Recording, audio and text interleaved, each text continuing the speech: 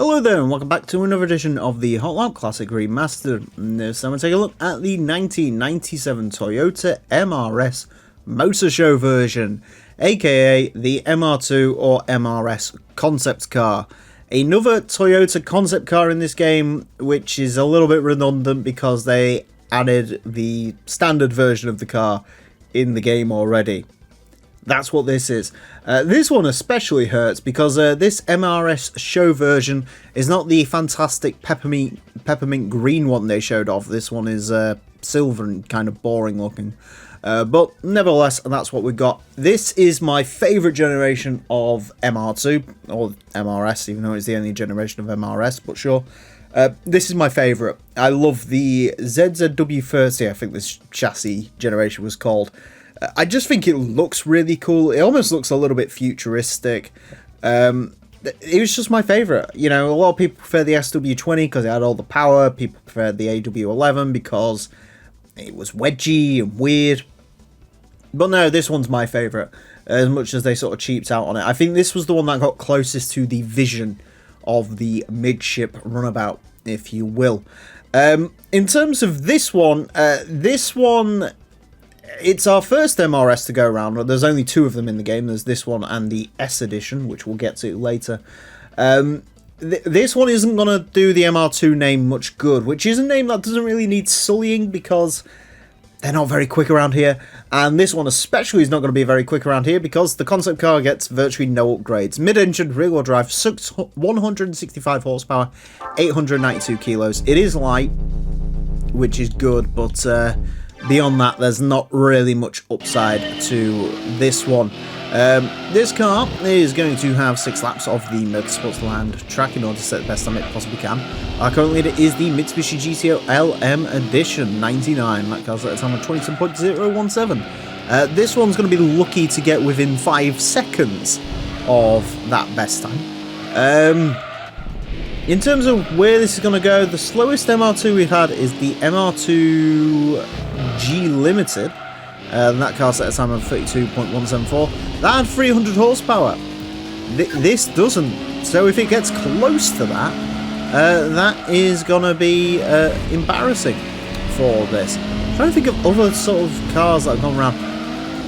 82 Corvette, 32.6. I don't even think this is going to get into 32s.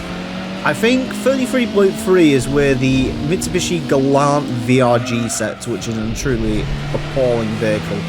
If this can get close to that, no wait, the VRG towings are 32.5. Looking down, AutoZam AZ1, 33.340. We can probably do that. There's a lot of cars that are going to be quicker than this. Fortunately, MR2 fans, I think this is the slowest it's going to get. Admittedly, I haven't got much hope for the 99 production car, the S Limited either, but I'm hoping it does a little bit better than this probably will. This has mid-engine car issues, which, well, obviously all mid-engine cars have, but this one amplifies those issues that I talk about every time I drive one of these, where the front end sort of wanders off and understeers because there's no weight to really push it down. They're not particularly good in the bumps. They are very controlled in the bends, which is good. They need to have an upside, and I suppose that is an upside. But yeah, on the whole, they're not particularly fantastic. 32.620, that is actually quite quick. Maybe that Galant is in our sights on this one. It's just trying to get it to behave through corners like that. And the other thing with this as well is because it's such a slow vehicle, it's trying to maintain momentum for as long as you can. Because if you sort of drop momentum, you're going to have a torrid time trying to pick it back up again. The gearbox is really sweet in this though. The ratios are excellent actually for what we're doing today. In case you're wondering, out of the two Toyota concept cars, the Celica also makes absolutely no power, and that has done better than this, so that's something. That's set like a 31.7. So this one's definitely slower than the two. Admittedly, that still equals more like 200 horsepower, whereas this is obviously not. And that also was front-wheel drive, which this also isn't, which is admittedly a benefit around this course. Anyways, obviously we crashed on that final one, but even then, it's still not as slow as that Subaru 360 around there. 32.515, it's actually quite respectable. That is quicker than I was expecting this to be. That actually puts it right around some interesting names, so yeah, not bad for the little MRS, considering it has a power deficit. Like, there's no getting around that. I mean, you can see there, 114 kilometers an hour. That is about 70 miles an hour. That's quicker than I was expecting this to get up to, but not by much, admittedly. Yeah, 32.515 will place this into 369th. Nice place. Goes in between the Honda CRX Del Sol VGI and the Galant VRG Touring, so lots of Vs in this sort of section of the leaderboard. It is quicker than an 82 Corvette. It's quicker than the Altec's AS200, which admittedly that had an awful gearbox in it. Quicker than a Vivio, quicker than the Honda Z Turbo, which is kind of a beat. In fact, this is, in case you're curious, this is about 3 seconds quicker than every Honda Beat we've had. So there you go, stick that in your pipe and smoke it. Slightly slower than the Mini Cougar XR7, Mini Cadangan. I mean, it's slower than the Cappuccino, but not by much. I mean, it's worth remembering cars like the Cappuccino, the Del Sol, it beat the Corvette. All of these cars have, like, more power than this. So, this is essentially just a normal car that's sort of been put back a bit, whereas these key cars can sometimes weigh up to 200, 300 kilograms lighter than this. And they're still not as quick. So, I'd class that as a win for the little MRS Spider. And the interesting thing as well, another interesting thing to put on top of this, is it's only about 0.3 down on the MR Spider and the MR2G Limited. It's only 0.5 down on the MGF. It's only half a second off of that, and the MGF had double the power of this, basically. So, it's not bad. I mean, this with some more power, it could be good. So that is, I suppose, a good sign for the S Edition MRS, which I am looking forward to driving at some point in the future. The 1998 Dodge Neon ACR, the Advanced Circuit Racer, is here. I don't think that's what it meant. I think it was American Club Racer. Anyways, Neon, it's back. We had the Neon RT a long time ago, and now we have the Neon ACR, and out of the two, this one's my favourite because it's more boring looking. This is the 4-door saloon. The RT is a 2-door coupe with sporty racing stripes, whereas this one, as much as it's a American Club Racer spec, it's it doesn't look very racy. I'll be honest, it looks like a Neon. This generation of Neon is my favourite. Actually, no, tell a lie, I'd probably prefer the Fiat Tipo generation that came in like 2016. But out of the real Neons, this one's my favourite because the second gen's a piece of trash. Absolute, complete, one of my least favourite cars to ever exist. Well, as this one, I don't mind as much. It actually looks kind of cool. Maybe that's the Need for Speed Underground 1 speaking, but yeah, Neons. I mean, these cars get taken the piss out of, but the thing everyone seems to forget is the Neon was quite a revolution when it came out in America. And when this is a revolution, and this is what revolution looks like in America, it really shows you what was going wrong in the American auto industry since about 1973. Anyways, front engine, front wheel drive, 287 horsepower, 1,035 kilos. Actually pretty strong statistics. So, yeah, this might turn out to be quick. It feels a lot quicker than that MRS did last time out, I'll tell you that for free. Anyways, the Neon is going to get 6 laps of the Motorsports Land track in order to the best time it possibly can. Our current leader is the Mitsubishi GTO LM Edition 99. That car set a time of 27.017. As much as I would love the Neon to beat it, it's not going to. Maybe if there was one day a Neon LM Edition, maybe if A-Spec can add that, or Spec 2 or something. Something can add the Neon LM Edition and get that in the game, so we can have a go in that. But no, this is the regular Neon, so regular Neon stuff. On its first flying lap, it did beat that MRS. I don't want to keep bringing up that MRS. To be fair, I'm sort of joking about that MRS, but that MRS was pretty quick. In case you're wondering, the Neon RT set a time of 31.164. It's in a very big sort of clump of cars that have set 31.1s. So if this can get somewhere in that ballpark, I'll be happy. It feels nippy enough to get sort of close. I don't know if this is going to be quite as quick as the RT. RT carried the race mod, in case you was wondering. One of the very cool additions to GT2 Plus that I like a lot is if you was to racing modify this Neon, it'll turn it into the 4-door version, 31.337, on its first proper lap. That's pretty quick. Yeah, if you were to racing modify this Neon, in the base game it turns it into a 2-door, whereas in GT2 Plus it'll actually keep it as a 4-door, which I think is cool. It almost warranted running it again with the race mod, because the race mod on the Neon is fantastic, but then again so is this purple colour, which I like a lot. I also personally think the Neon works better as a 4-door saloon than it does as a 2-door coupe. It feels... I'm going to speak some sacrilege as a big Honda fan. This kind of drives like a couple of the Integras we've had, in that it makes an awful lot of power to the front wheels and isn't all that controllable. It feels very scatterbrained in the way it drives. It's quick, there's no doubt about it. Just trying to get any form of lap time out of it is difficult, because it just makes lots and lots and lots of power. I'm going to try and go a bit more controlled for this final lap.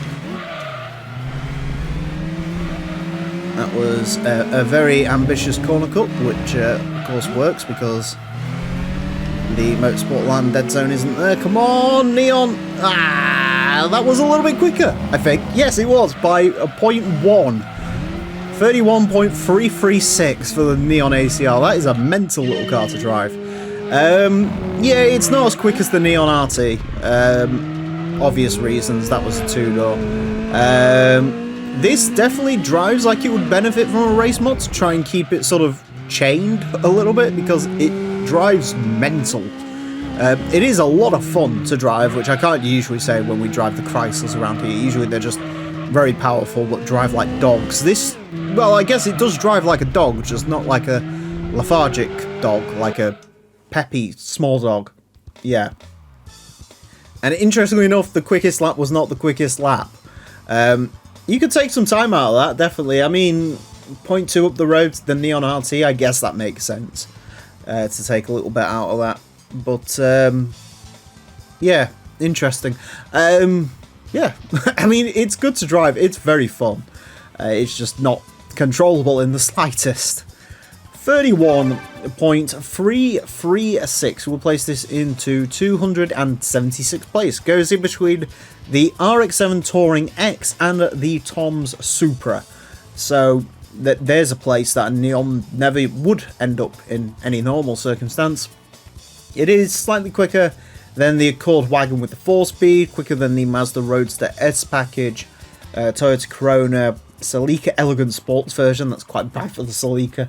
Quicker than the AW11 2000 GT. Slightly slower than the Celica ST202, Alcione, a lot of sort of Supras and Celicas and stuff like that. Yeah, it's just wild to drive. It really is just very wild to drive. I would recommend the RT if you're going to sort of take it for some serious usage, but if you want the best looking one, it is very obviously this, the mighty ACR, the 1997 Mugen CRX Pro 3. Another Del Sol, another CRX Pro, because of course there's the Pro 2 and the Pro 3. This was a car that was very hard to find any form of information on, including what year this was actually produced. In the end, I went with 1997. Every sort of documentation I've looked at says 97. So I'm assuming this is 97. Might be wrong. You might have been able to sort of make one of these with Mugen bits, or this was a show car, or I have no idea. What I do know is this does look very cool in the sort of forest green paint with the stripe going down the side of it. The Mugens, whether they look good or not, is always subjected in the front grille on this one. It is a little bit heinous, but they always look cool, no matter what. And the Del Sol's a big win in my book. I like a Del Sol, and we've had several of them go around the track, and they've been pleasant, not quick. So we'll see how the Pro 3 does. The Pro 2 CRX also wasn't very quick, as we'll get into. No CRXs ever managed to break out of the 32-second bubble, but maybe this one will. We will see today, apart from the LM edition, come to think of it. Anyways, front-wheel drive, 248 horsepower, 1,048 kilos. Those are very Del Sol-like stats, so yeah, here we go. The Mugen CRX Pro 3 will get 6 laps of the Motorsports Land track in order to the best time it possibly can. Our current leader is the Mitsubishi GTO LM Edition 99. That car set a time of a 27.017. The CRX Pro 3 not beating that. In terms of where this is going to go, quickest Del Sol we've had is the Del Sol SIR. That's at a time of a 32.006. And that was a non-race modded 95. The 92s are going to run race mod because they are better statistically, well as these ones. Well, I say these ones. The 95s aren't, and this one technically would be a 95. The CRX Pro 2 set a time of a 32.042, yeah, that's sort of the state of CRXs. CRXs not quick around here. They don't really have the power to be quick. Although 32.117, if this can somehow find 0.1 of a second, this will be the first CRX to break the 32-second barrier. And it would also be one of the very few cars on the leaderboard that actually is quicker than its standard variant, because most cars standard variant is quicker than the modified ones. We spoke about this before. Modified cars at the start of the game are great, 32.012, nice. Modified cars at the start of the game are great. The problem with the modified cars is they don't have as much top-end tuning as the standard cars can, and obviously most of the time they don't have race mods, so they aren't quite as good as their standard versions when they're fully upgraded. But obviously, I think, to be fair, the Pro 3 is more of a visual kit than anything else, so yeah, maybe not in this case, but in most of the cases it's usually better to you know, use these cars. Not from standard, obviously they're better, because otherwise there'd be no point of having the tuned version of it. But yeah, the actual upgrade ceiling isn't quite as broad. And that's kind of true for the Del Sol. Obviously you don't have the racing mod that the other Del Sols have. And I think the power on this 248 is slightly less than it is from the normal SIR. That was a very slow last corner. I was shocked by how slow I came off that. This definitely can be the first CRX to break into the under 32 seconds, which for almost every other car would not be an impressive thing. We saw a Neon do it last time out. But no, this is new unbroken ground for Del Sols. If we can get a good line into this final corner, which we don't, but we might be able to power it. Wow, wow, that wasn't set up, that wasn't scripted, that just happened. Fantastic, excellent, brilliant, awesome. I mean, I suppose it's quicker than the SIR. That is very hard to say in quick succession. Wow. I have no words. The worst bit is we've had a car that's done a 32 dead, so this is slower than that, but wow, yeah, Jesus Christ. Brilliant. the best. Apparently, Sector 3 just fell apart. It just doesn't have the torque to pull it through Sector 3. Of course, it could break that elusive barrier in the same way I'm sure the CRX Del Sol SIR could probably have broken that barrier as well. But yeah, brilliant, ridiculous. Oh dear. A 32.001 will place this into 336th place. It is 1,000th of a second slower than the Nissan Pulsar Serie VZR, and it is 5,000th of a second quicker than the CRX Del Sol SIR. It's quicker than the Mirage SDRX, the MGF, the CRX Pro 2, the Jaguar XJ Sport. Okay, these aren't very impressive cars to be beating. Yeah, they're just not very quick. You know, we've spoke before, naturally aspirated cars don't really lend themselves to have particularly good lap times around here unless they're mental, like the Neon or the Integra. And as well as that, you know, this doesn't quite have the power, so it's a little bit dog-eared in that aspect. But it does look very cool, and it's produced a classic Hot Lap Classic moment there. Brilliant. The 1991 Toyota Celica GT4, the ST185, our fourth and final generation of this Celica. We've had the RCs, which were not as good as they probably should have been, and the front wheel drive one that did fine. That was an ST182. So yeah, this one is supposedly statistically slightly worse than the RC, so we'll sort of see how this gets along. So that's the reason it's got the race mod. Obviously the ST185 RC didn't want the race mod because the rally car has the same race mod as that, because the way the rally cars work in this game, or the arcade mode rally cars I should say. Well, this one has the race mod on it because this one doesn't have a rally car equivalent, and this one also has some sort of very out of place yet slightly cool looking aftermarket alloys to sort of go with it. It doesn't have the rally style wheels that the rally car RC did, so yeah, interesting looking thing.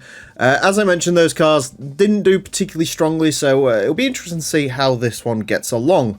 Statistically, it's pretty alright. Four-wheel drive, 380 horsepower, 1,196 kilos. Those are sort of slightly better than average stats for this course. So, yeah, we'll see if the standard GT4 is better than the GT4 RC. This car is going to get 6 laps of the Motorsports Land track in order to set the best time it possibly can. Our current leader is the Mitsubishi GTO LM Edition 99. That car set a time of 27.017. The GT4 Celica unlikely to beat that.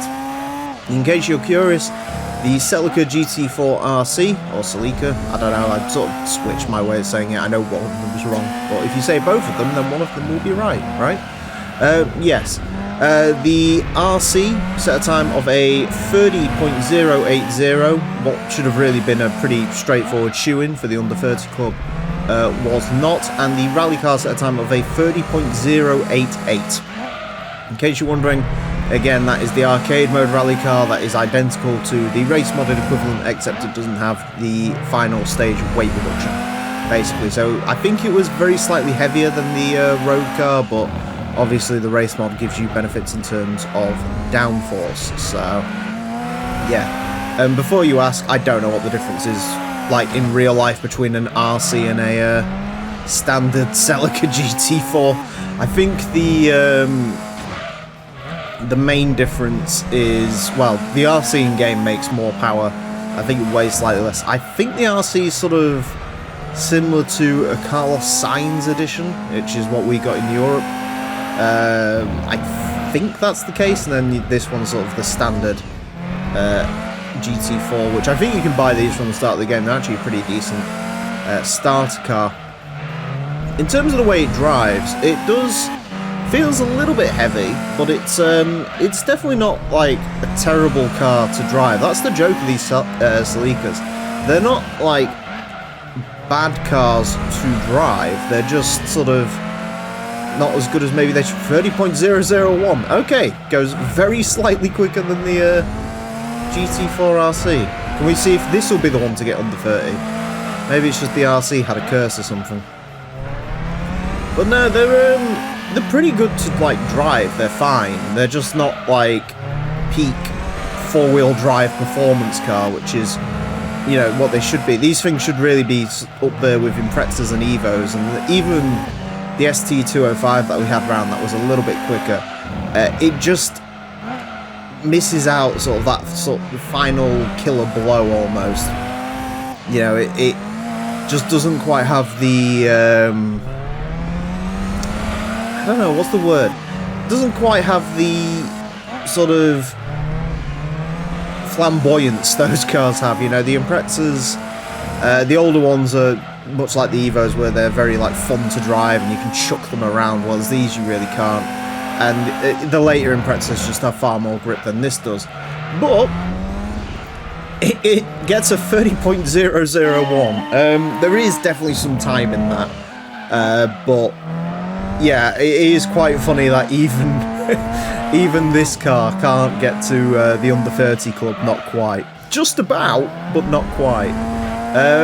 From what I remember from the RC, it was very understeery. This doesn't quite drive as sort of bad as that. There's also, I suppose, the passage of time makes this a little bit quicker, I guess. I'm not really sure. What I do know is the fastest time was not the fastest time. So yeah, there's definitely a little bit of time in there. Admittedly, if you sort of put all those sectors together, I think you're only about 0.1 up. Which admittedly would get this car a lot further up the leaderboard, because we've got a lot of cars that are set at 29.9, but either way, I will definitely take that. A 30.001 will place this into 124th place. It is, and probably will continue to be, the quickest car to not get in the under 30 club. Although if a car gets 30 on the dot, that'll be interesting, but I doubt that's going to happen. Goes in between an RX-7 Type RB and the Legacy Touring Sport RS, quicker than the R33 drag car, TVR Chimera, and then of course the aforementioned sleeker RCs. I do think this drives better than those cars. I think that's probably the reason it's quicker. Again, I don't remember, I swear the RCs had a little bit less weight, but I could be wrong on that. But this does just seem to drive a little bit more, what's the word I'm looking for? It's just better. You know, I won't try and find a fancy word. It is just better to drive than those cars are. So, in a very strange case, I would actually say probably go for the more base model than the RC. We've seen it a couple of times in this series. Obviously, with cars like the Alfa Romeo 166 and others. I can't quite think of them right now, but I mean, some of the roofs, for example, you know.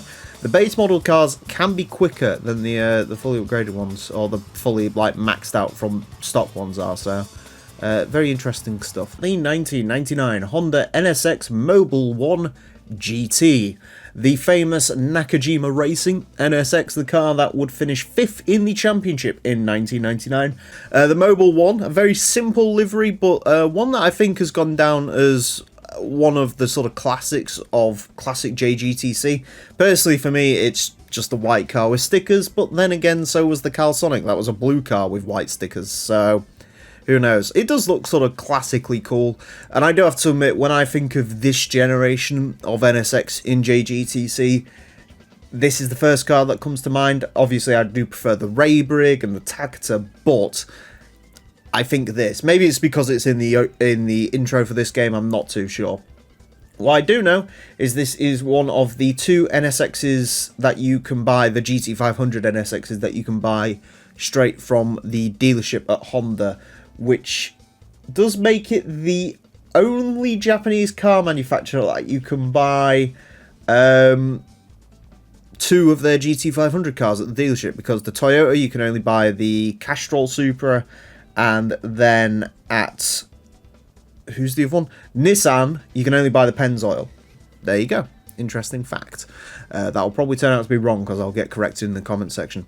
Anyways, GT500 NSXs, we've had quite a few. Statistically, they are all the same, unless it's the 98, which is worse. But this is a 99. So, mid-engine, rear-wheel drive, 617 horsepower, 1,180 kilograms of weight.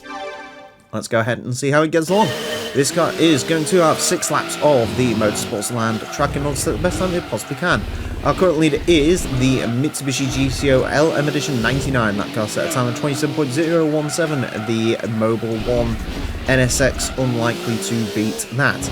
In terms of where this car is going to go, well, the quickest JGTC car we've had is the STP Taizan Viper. That car set a time of 27.999. This car is not going to be beating that. And the quickest GT500 NSX we've had was the Takatar. That set a time of 29.558. Now, as mentioned, all of these cars are statistically identical aside from the 98, so it more is a test of how good I am at this track. That's usually the way to do it. So yeah, obviously, if you was to be completely scientific, there you go, 28.515. Interesting. Yeah, if you were to be completely factual, if you will, you'd probably only run one of these cars. You'd only run one GT500 NSX, you'd only run one GT500 Supra from the 99 season, and you'd only run one of the R34s, but I'm going to cover every single car in the game, and this is one of those cars, so gotta cover it. Not that I'm particularly displeased in this case, because the NSX GT500 car is quite a nice thing to drive. You have to be a little bit careful with it, because it definitely takes no prisoners, but if you can get the hang of driving this thing, it is a very nice car to drive. That naturally aspirated engine just gives it very consistent power delivery. It doesn't sort of snap or have any sort of weird oversteer moments, as long as you're sort of careful in it. For me, it's my favourite of the GT500 cars to drive. It's this and the yeah, definitely this, and then that Viper as well, because the Taizan Viper is just a handling machine. But yeah, this car is very nice to drive. The Supras and the Skylines have turbocharged motors, which can cause them some issues in regards to like turbo lag, and they can get a little bit wayward. So, especially the Skylines. So I do prefer the NSXs when it comes to driving them around. As evidenced by, I think every single time one of these NSXs have gone round, it's been quicker than the last one to go around. Which does tell you something. So we are, what are we? Officially 0.015 ahead of the previous record for one of these cars. So yeah, I don't actually know which one of these cars was the highest finisher in 1999. I know the Raybrig is going to be the last NSX GT500 car we cover. Spoiler alert, I've still got the Castrol Mugen car to lob around, but I think the Raybrig's going to be the last one because it's the coolest of all of them. So, yeah. There's a little bit of time in that. Not like a massive amount, so I can at least be happy with that.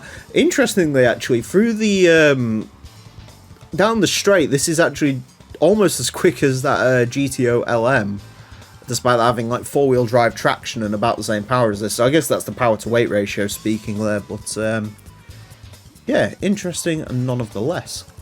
A 28.382 will place this into 25th. Goes in between the Mazda RX-7 GTC LM Edition and the Wedsport Celica. It's quicker than the Altezza LM Edition, the Storia rally car, the FedEx 300ZX that we had go around, and as I mentioned, I don't think you'll see it actually because there's a lot of cars between it, but it is about 0.015 up on the Takatar. So yeah, a good shout. Again, it's not as good as that Taizan Viper, but I don't think anything's getting close to that, because as it turns out, I thought that car was like, I literally never driven the car in the game before, but a lot of people in the comment section said that car's just known for its amazing traction. It's also worth pointing out that this car is 0.6 quicker than the 1998 version. Now, if we were to run the 98 version today, that gap would probably be closer, but it's still you know, very factual that the 99 cars are quicker than the 98, so something to bear in mind. The 1999 Peugeot 406 sedan. Perhaps one of my favourite Peugeots of all time. It's definitely up there. I mean, there's a lot of good 90s Peugeots, and the 406 is very much up there along with the 306 and the 106. I love this thing. I think it looks superb. Apparently they drive really nice. They're just good cars. And weirdly, you can say that for a lot of the French saloon cars of the time, apart from maybe the Laguna, because, you know, I'd want one of these. I love the Citroen Xantia. You know, they made some great saloon cars, and this was definitely one of them of all time. Interesting to note in this game, the 406 sedan is not a V6. I, for the longest time, always thought this car was the V6 because this game has the 3-litre 406 coupe. But no, it's actually a 2-litre 16 valve in-game, which is weird considering it has obviously the BTCC inspired race mod, and cars like the Mondeo and the Laguna, they're the V6 versions, the top of the line, as well as for some reason the 406 isn't. Which is a bit bizarre, but there you go. Maybe they were trying to differentiate a little bit, I'm not too sure. What I do know is this one, not one of my favourite BTCC liveries of all time, I've got to be honest. I was never a big fan of this sort of gold and green SO livery. I know a lot of people were, but for me, I much preferred, it might be worth Googling this, the 1996 BTCC 406, which was red and had like a little blue stripe going up the side of it saying 406. That is my favourite of the 406 BTCC liveries, and obviously we don't talk about the 2000s cars. But yeah, so I get why this one's a classic, I get why people like it, but for me it's a little bit sort of too 90s, and I do prefer the red.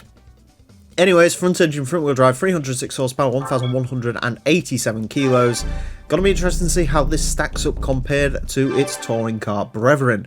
This car is going to get 6 laps of the Motorsports Land track in order to set the best time it possibly can. Our current leader is the Mitsubishi GTO LM Edition 99. That car's at a time of 27.017. The Peugeot 406 sedan is very unlikely to beat that, and if it did, I would eat my fault.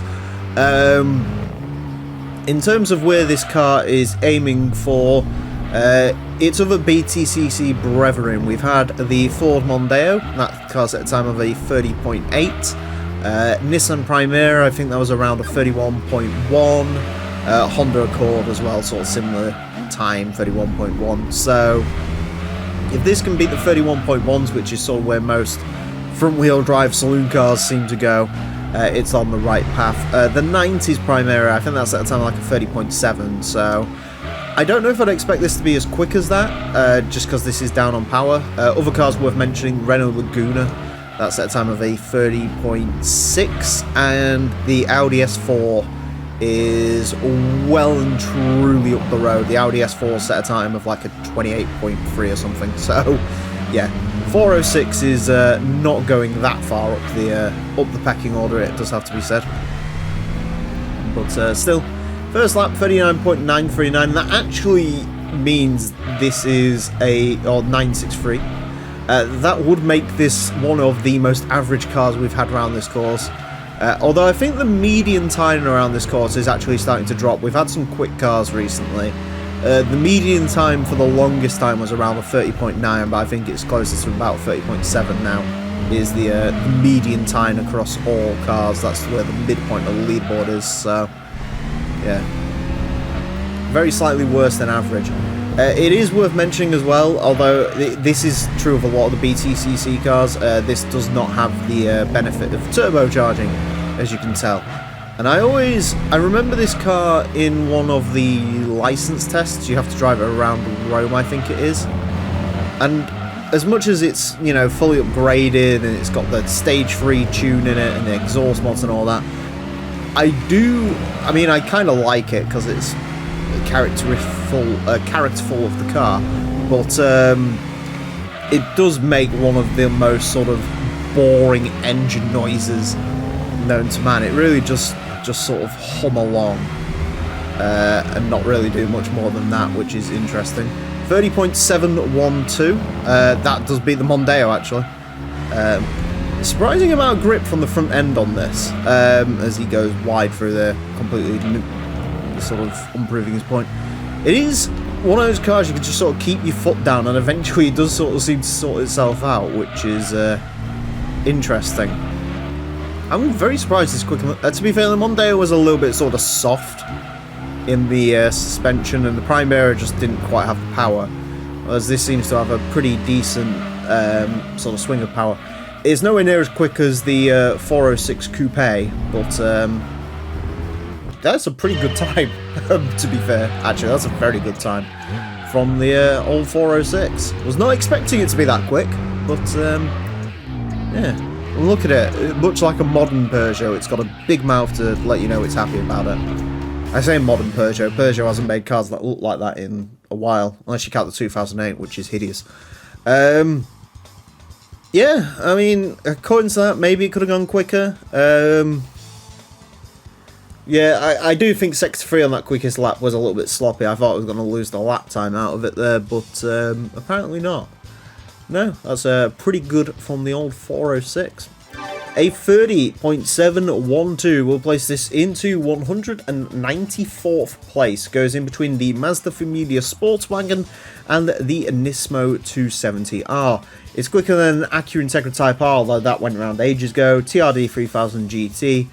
Quicker than the quickest standard MX-5 we've had, which is interesting. Quicker than the Lancia Y, Mugen S2000. As I mentioned, it is just under 100th of a second quicker than the Mondeo. And again, it's up the road from... the Accord was tested forever ago, so maybe don't count that one, because the Accord's going to come around again soon. And hopefully avenge itself. Me being a Accord fan, but there you go. Laguna's not too much further up the road as well. I think the Laguna's the quickest of the BTCC base cars we've had, as long as you don't include that Audi.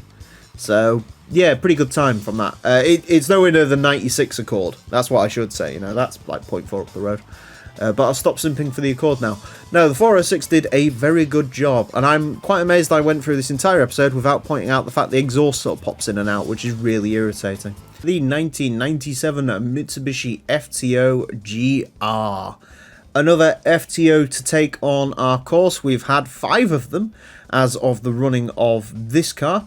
We've had the FTO GR from 1994, the GPX 94, the GPX 97, and of course the Mad LM edition. So after this, it's just the GP version R to go.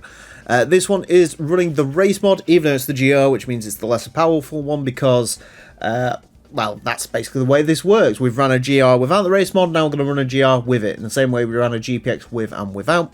And also partly because this one comes in green, which I think makes it look exceptional, because if you know me, if it comes in green, I want it. And in the terms of this car, it's basically the channel branding colours, so how could I not? Looks fantastic. And the FTOs have gone pretty well around here, so hopefully it'll be a pretty decent car to drive to boot. Front engine, front wheel drive, 257 horsepower, 1,026 kilos. So relatively okay stats for this track. Not massively exciting. Anyways, this car is going to have 6 laps of the Motorsports Lounge track in order to set the best time it possibly can. Our current leader is the Mitsubishi GTO LM Edition. That car set a time of a 27.017. The FTO GR not beating that.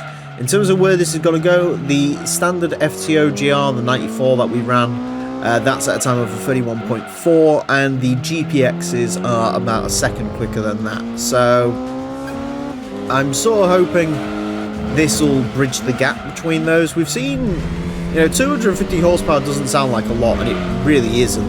But we have seen sort of 250 horsepower cars go really well around here. We've seen stuff like the Fiat Punto GT and the Lancia Y, so potentially the GR could be quicker. Another reason this is running race mod is because I think the GRs look strange, because they don't have wings, which means they look sort of a bit odd when you see them. 31.468, that is... okay, not quite. I thought that was like exactly the time the other GR set, but that was a 31.479, so already a marked improvement from the previous car. But no, the The FTOs, I mean, Mitsubishi around this course has been pretty domineering, it does have to be said. You know, with the likes of the GTOs and the Lancers, but there you go, 30.8. But the FTOs, you know, they're nothing to sleep on. These cars have been very quick for front-wheel drive cars. You know, even the quickest GPX sits with a 30.3, which is far above average around this track, so they're definitely very good cars. I suppose the only Mitsubishis that have really been duds around this course are the Mirages, which are not quick cars, which is weird because Mirages, you know, statistically this and a Mirage are pretty close together, and if you're cross-shopping them in GT2 you might, you know, be fooled and think, oh, I'll go with the Mirage is cheaper, so, you know, I'll get a couple more upgrades out of it.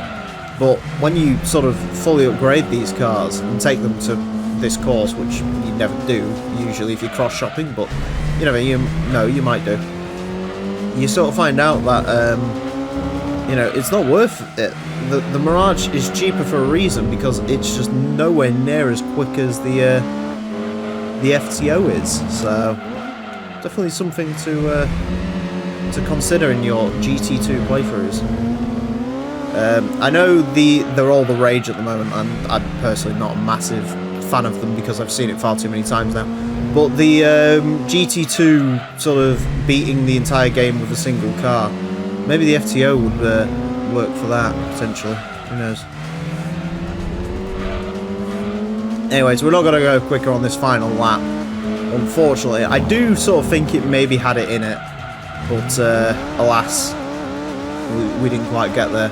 But still, a very good time from the FTO. Yeah, it's a good car. It's just a good car to drive. That is sort of the crux of it. Is it's just a nice, honest car to drive. So yeah, yeah. There's a little bit of time in there. I did think there would be. It's, I mean, mind you, that's only sort of fractions in there. Maybe it could have gone a little bit quicker. I don't feel like that was the tidiest lap in the world, to be honest with you, but I mean, it was good enough, so we'll take it. A 30.832 will place this into 211th. Goes in between the Honda NSX and the Citroen Saxo. Quicker than the Dodge Copperhead, the Roof CR4, the Citroen Zara.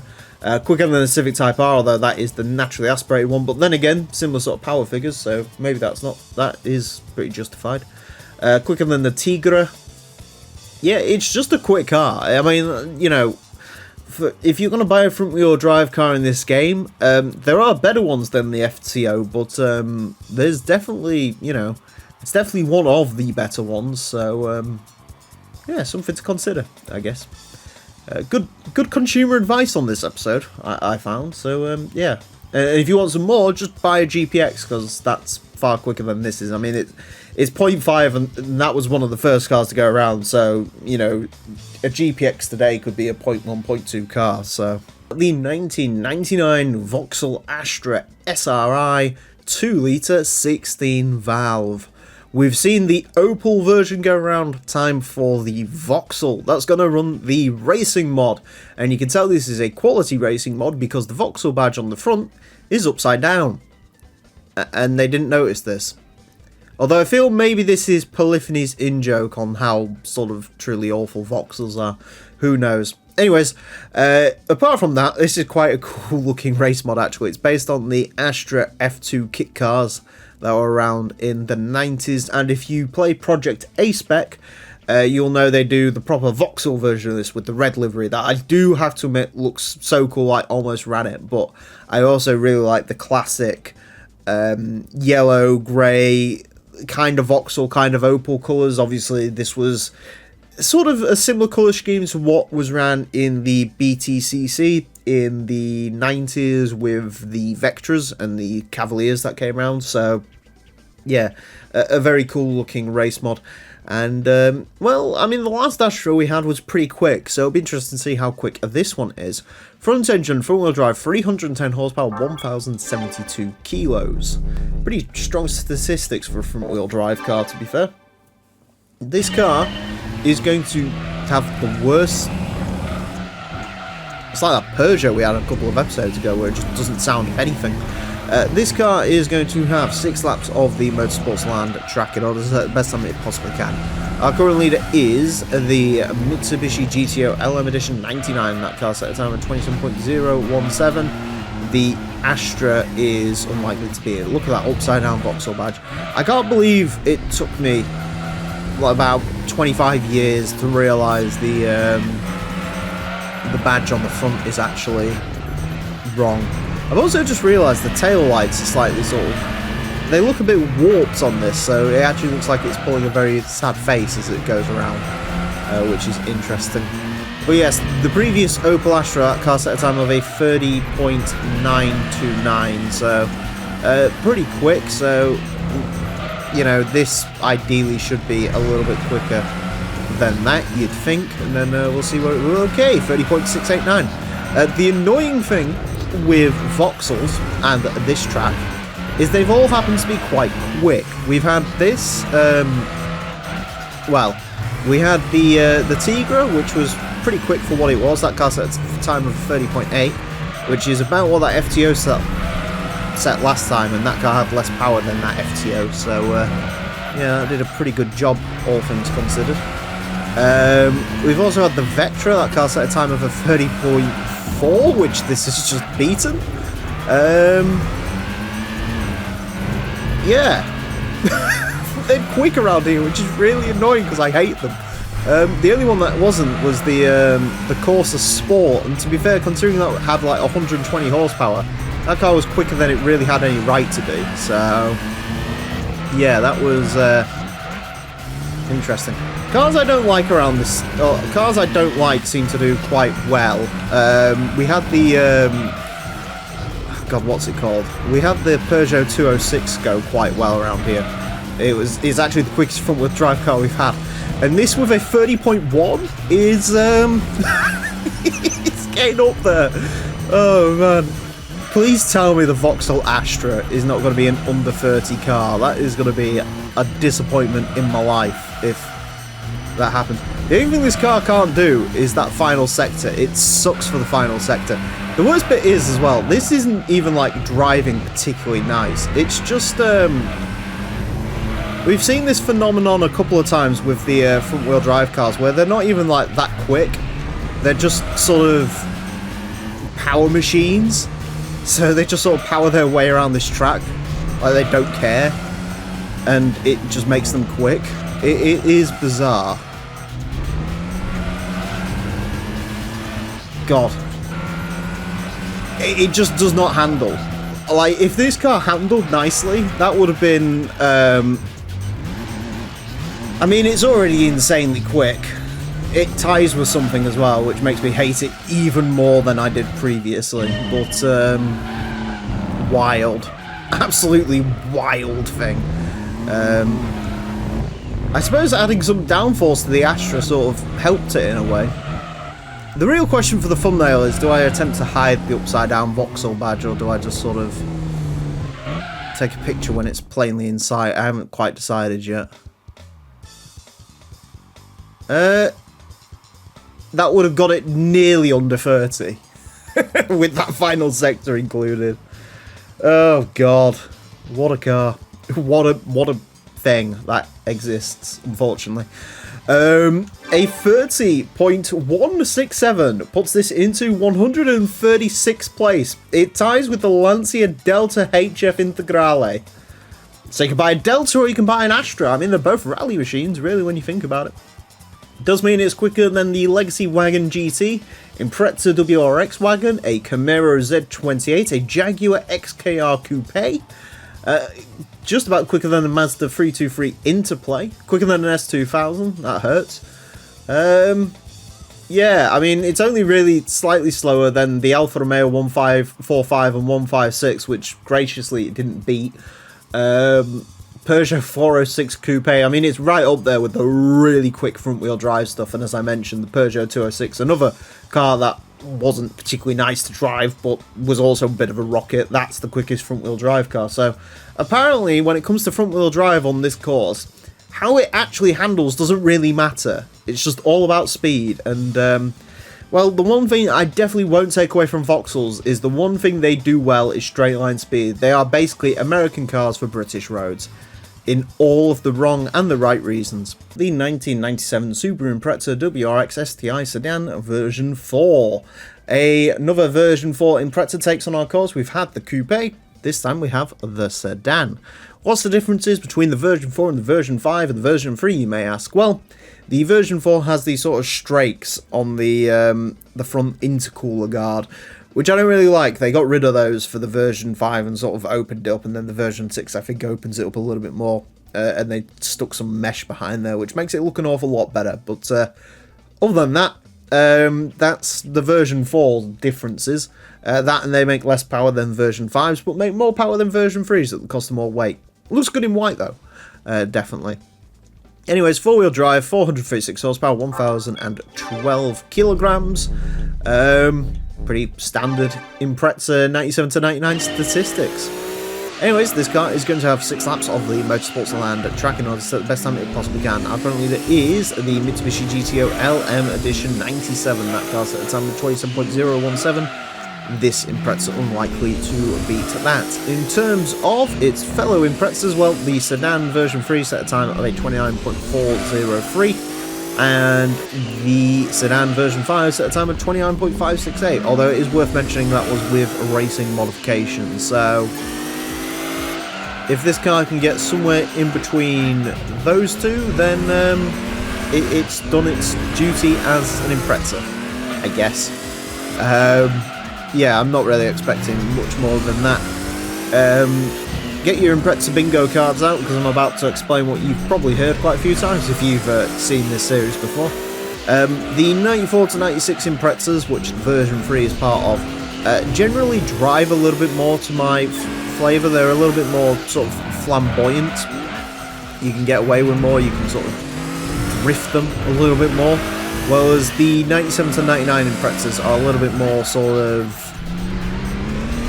definitely more grippy, but of course that comes at the cost of not being able to quite sort of dance around corners the way you'd like to, and of course understeer, which is a bit of a problem for these later Imprezas. So 29.193, that's pretty much what we was asking out of this, so we'll take that. But yeah, so I generally prefer driving the 94s to 96s, but the 97 to 99s seem to go a little bit quicker. He says, I haven't had a 99 Impreza around here yet, actually, so maybe the 99 will be, you know, either really bad or really good. I can't quite decide that. That's going to go on the grass, and I don't want to get a best lap on the grass, so we'll go for a bit of a run-up, which... I saw a great comment the other day where it's like, get your Hot Lap Classic bingo cards, the run-up, which gets built up and then it turns out to be no quicker than the actual lap the car came from. And, yeah, you're probably not wrong there. But, yeah, we'll see. You know, maybe this will be the lap. Maybe this will be the one. As Limp Biscuit once said.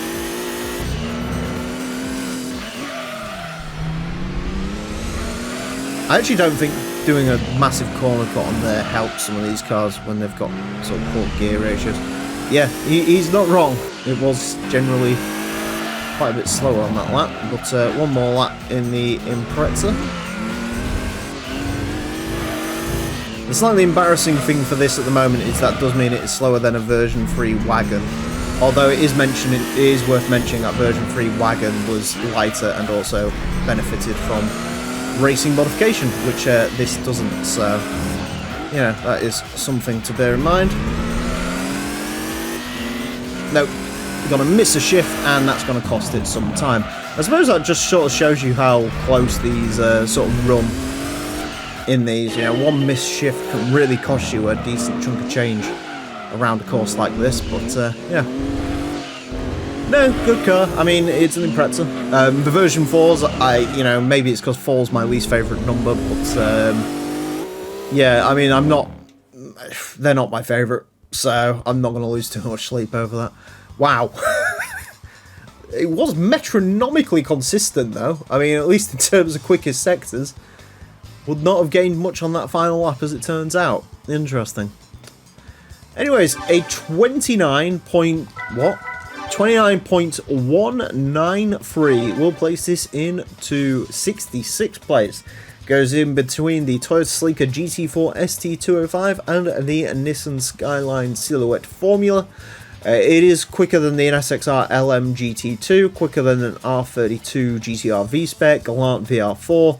I mean, it's a quick car. It is 0.2 up the road from the version 3 WRX STI, which also didn't run racing mod.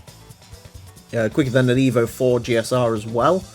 But yeah, slightly slower than the Wagon version 3 Impreza, but again, that was running racing modification. I think racing modification does sort of help these Imprezas, especially these later ones with the weight issue. So, but as I previously mentioned, between 97 and 99, all these cars, they share racing modifications, which is a big shame. Unlike the other ones, that's all they share, but they're different colours. Well, these are just, they're all the same basically. So, you know, you'd get bored of seeing the same version 4 and version 5s running the same race mod and stuff like that. So, yeah, something to digest. The 1998 Daihatsu Storia X4 rally car. Not to be confused with the Daihatsu Storia rally car, this is the X4 rally car, the arcade mode special. And being the arcade mode special means this is actually based on the road-going Storia X4. Of course, as you all know by now, arcade mode rally car is what this is, and these cars are exactly identical to the standard cars. They just come with some pre-built upgrades. And if you fully upgrade them, they are the same as the standard car, except they can't have stage 3 weight reduction for some reason. So this is essentially a race-modified Storia X4. And as a result, unlike the Storia rally car, it is not particularly entertaining stat-wise. 4-wheel drive, which is consistent, 198 horsepower, 774 kilos. While the Storia rally car has about 460 horsepower and weighs pretty much the same. So, yeah, this one's not going to be shooting to the top of our leaderboard with a 28.4, but you never know, maybe it will. The one disadvantage to running the rally car as opposed to the race mod is the rally car only comes in this white and red, similar to the standard rally car. Well as the race modded X4 comes in a whole multitude of colours. There's lots of them. In fact, you saw them on the CX 2-wheel drive. There's greens and yellows and purples and stuff, but no, we only have the basic red to deal with in terms of this car, which is a bit unfortunate. Anyways, this car is going to have 6 laps of the Motorsports Land track in order to set the best time it possibly can. Our current leader is the Mitsubishi GTO LM Edition 99. That car set time of a 27.017, this car unlikely to beat that. Of course, once upon a time, the Storia rally car was the car that held the lap record around here. Actually held it for quite a while as well, from what I remember, but yeah, those days are long gone. That car set a time of 28.4. This one, well, the standard X4 set a time of a 31.429, so if this can get sort of vaguely around that time, then it wins, I guess, question mark. If it doesn't understeer into a wall like that anyway, or if I don't understeer into a wall like that. The standard car set a time of a 31.430, the 2-wheel drive set a time of a 30.998, so I'm gonna suggest, I mean, to be fair, I was sort of thinking this would be very similar to the X4 in terms of timings, but that first lap it actually did a pretty decent job with its 31.629, so who knows, maybe. Looks like a car that's very dependent on the gear shifts, because yeah, transmission on this is short and I would say sweet, but yeah, not quite. Got a bit confused with the Ghost there. That does happen sometimes. It's I have a bit of a love-hate relationship with the Ghost on this track. Sometimes it's very helpful to sort of understand where you're sort of going wrong or where you were quicker on a lap, and also, I mean, it's quite useful for the sounds it emits as well, because it lets you know sort of how close behind it is. But also, through certain corners, when you're sort of like right on top of each other, it does make it a little bit difficult to gauge which car you are. 31.185, that's good. We got a lap time in for this one. Yeah, in case you're wondering, strangely enough, the X4s are actually slower than the standard versions, even though the X4 is actually like quite a mental vehicle. It has like a 700cc 4-cylinder with a turbocharger, whereas the standard cars basically use Toyota Yaris engines. But the upshot of it is the X4s, like fully upgraded, they're not quite as quick as the standard Storiers, so it usually works out better to go with the standard Storiers. And it is one of those cars as well, which the two-wheel drive version is probably worth having over the four-wheel drive, because the four-wheel drive, you know, at a certain point just adds weight to a vehicle, because it doesn't really need four-wheel drive controllability, so the front-wheel drive's better. In my case, I'd recommend the CX two-wheel drive over the Storia X4. But either way, there we go, 31.185. That does tie it. I hate a tie. I really hate ties in this series, but it does tie it with perhaps a very unlikely vehicle, but still. Yeah. Decent to drive. I mean, it's 180 horsepower. It's not going to change the world, and it's not really going to be a difficult car to throw around. Interestingly, that Sector 2 on that first lap was the quickest. And there had actually been a decent chunk of time in there as well. Interesting. But no, we'll take that. A 31.185 puts this into 264th place. It ties with the Nissan Fairlady Z version R 2x2. Which is a car you'd never dream this would tie within a million years. Of course, when a car gets a tie, the car that set the time first gets the advantage in the leaderboard. But it does mean it is quicker than Alfa Romeo 155, worryingly, quicker than the Acura NSX, quicker than a Fairlady Z Twin Turbo, quicker than the Aston Martin DB7 Volante, and the Vauxhall Vectra SRI. So, embarrasses a lot of cars there, which is interesting. Yeah, these Storiers are they're quite stoic little fighters. I mean, it's not much slower than the Dodge Neon RT, Chrysler Phaeton, MX-5 1.8 VS. Yeah, they are pretty good cars. There's no denying. It is worth mentioning though, the CX two-wheel drive is about 0.2 quicker than this. So there you go. The 1999 Audi TT LM Edition.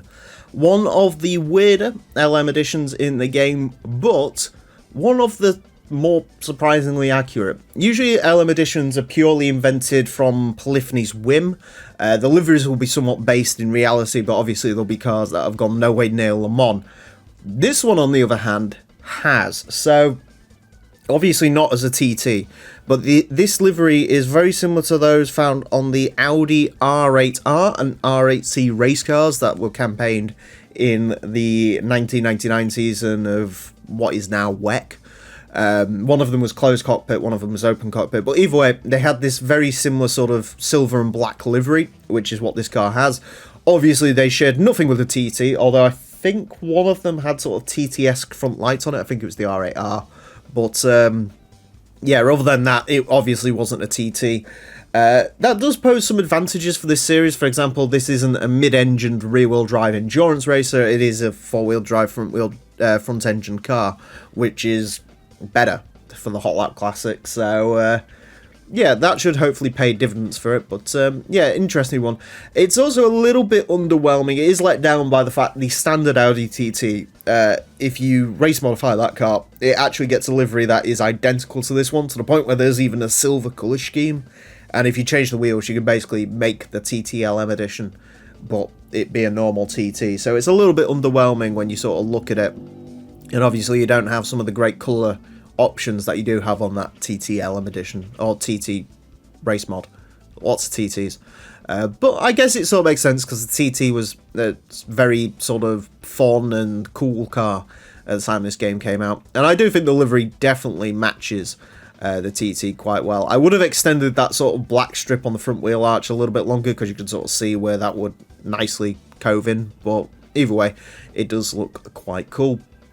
And statistically, it does look quite good. Four-wheel drive, 552 horsepower, 970 kilograms. Pretty good stats for this series, and it's quite a small car as well, this, so that should pay dividends for this track, but we will find out. It's going to have 6 laps of the Motorsports Land track in order to set the best time it possibly can. Our current leader is the Mitsubishi GTO LM Edition 99. That car set a time of a 27.017. The TTLM Edition, we'll see. I personally, as much as no one in the comment section, apart from one guy right at the start of the series, has pointed out 27.508. Yeah. No one else, apart from this one guy at the start of the series who watched the original run of the Hot Lap Classic, shout out to Apex GT4, but he said, where's the Mad TTLM edition? That would be a fun one to spank around here, because it was a very quick car in the previous series. And indeed, he was right. It was a very quick car in the previous series. And can it measure up to the GTOs and FTOs? Well, it's stomping on the door of them right now. 27.069. Will the first car to ever go under 26 be an Audi TT? Can this become our new track champion? Like I say, it is very similar to the FTO in a lot of regards, this. Obviously, the FTO... people have hypothesized that the FTO could be quicker than the GTO. I think they're right, I just don't think the FTO is controllable enough. I think this is a little bit nicer to sort of pilot and drive around. And so this is why my money's more on this than on that car. I definitely think this is nicer to drive. Ooh. That was a very slow final sector. 26.690. Yep. I mean, what do you even say? What do you even say? And that was with a runoff on the grass as well. Yeah. Yeah. I had a feeling this was going to be quicker. Can I get a good final lap out of this? Like I say, I do... Maybe taking that wider line out of that last corner was actually better. Usually I try and take as tight a line as possible out of there, but yeah, maybe not in this case. A little bit on the grass, but I don't actually think that affected it all that much, if I had to guess. And then obviously a good leap through there. Good corner cut round there, just gets the power down instantly. So one of these cars you don't have to take a wide line out of there, and then, yeah, around the final corner. Wow. I told you this might be quicker. I had a suspicion, and it turns out I was right. That's the gauntlet. That is the gauntlet. TTLM edition. A car no one would have expected. I don't even think this video will get that many views, because I don't know how many people sort of know of the TTLM edition's existence, but it has arrived. It has certainly arrived. Yeah, it could have been a fraction quicker through Sector 3, but either way, I'll take it. I mean, the speed in this thing is enormous. The acceleration is redonkulous. And it's just a good car to drive. Like, it does everything well. You know, maybe I honestly, I prefer the controllability a little bit more of the GTO compared to this, but it's not by much. Like, it's, I think ultimately, you know, this is one of the quickest cars. I think perhaps this car's downfall compared to some of the other LM editions would be overall straight line speed, and that's why it's not really considered in the greatest list of Gran Turismo cars, but for this track, you can't really argue with it. And, yeah. I think now, you know, I was a bit skeptical when people were like, oh, the FTO, oh, the GTO, that'll be the quickest thing until the Pikes Peak cars show up. unless something just completely blows this out of the water and I'm not expecting it, this should now be the gauntlet for the Pikes Peak cars. We are under 26. No, well, we're not under 26, but we are under the 27 seconds, which has been a big barrier in this series for a long time. First it was the 28s, now it's 27s, now it's, you know, the 26 barrier, so... But even if the Pikes Peak cars do beat this, do not expect them to be that much quicker. 26.690 goes to the top of our leaderboard. It is 0.3 up on the GTO LM edition. It's 0.4 on the FTO. It's 0.5 on the other GTO LM edition. For the first time in, I think, almost 200 episodes.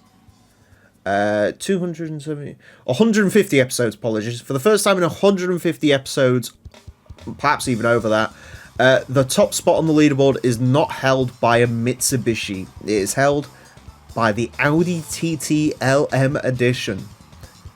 I don't know how many of you were expecting that, but not a great deal many. Anyways, that is it for this edition of the Hot Lap Classic Remastered. I do hope you've enjoyed. Join me next time when I'm driving something, well, that isn't going to beat this car. It's not a Pikes Peak car, sorry to break your heart, but they're coming, but can I beat this? That is going to be the question, because I think that is an insane lap time. The 1995 Mitsubishi GTO SR, aka the 3000 GT.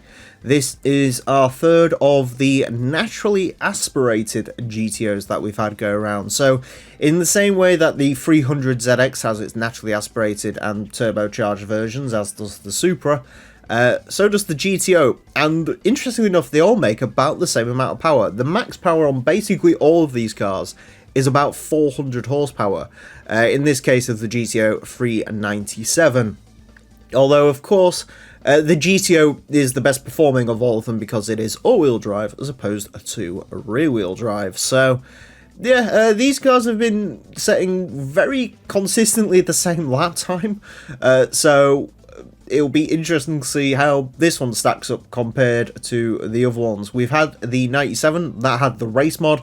This one does not, so I'd expect it to be slightly slower than that. But also, how much difference does race mod really make when you haven't got that much power to begin with? I guess we'll find out.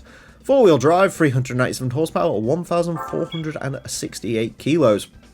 It is also worth mentioning, I tried to specifically target the red on this car, and that took a long time to find one in this specific colour, because I wanted all the GTOs to be different colours. So, you know, we had a blue one, now we've got a red one, I think we've had a white GTO as well, so, you know, I really wanted to get all the colours, and we've had a Timberland green one as well, I think.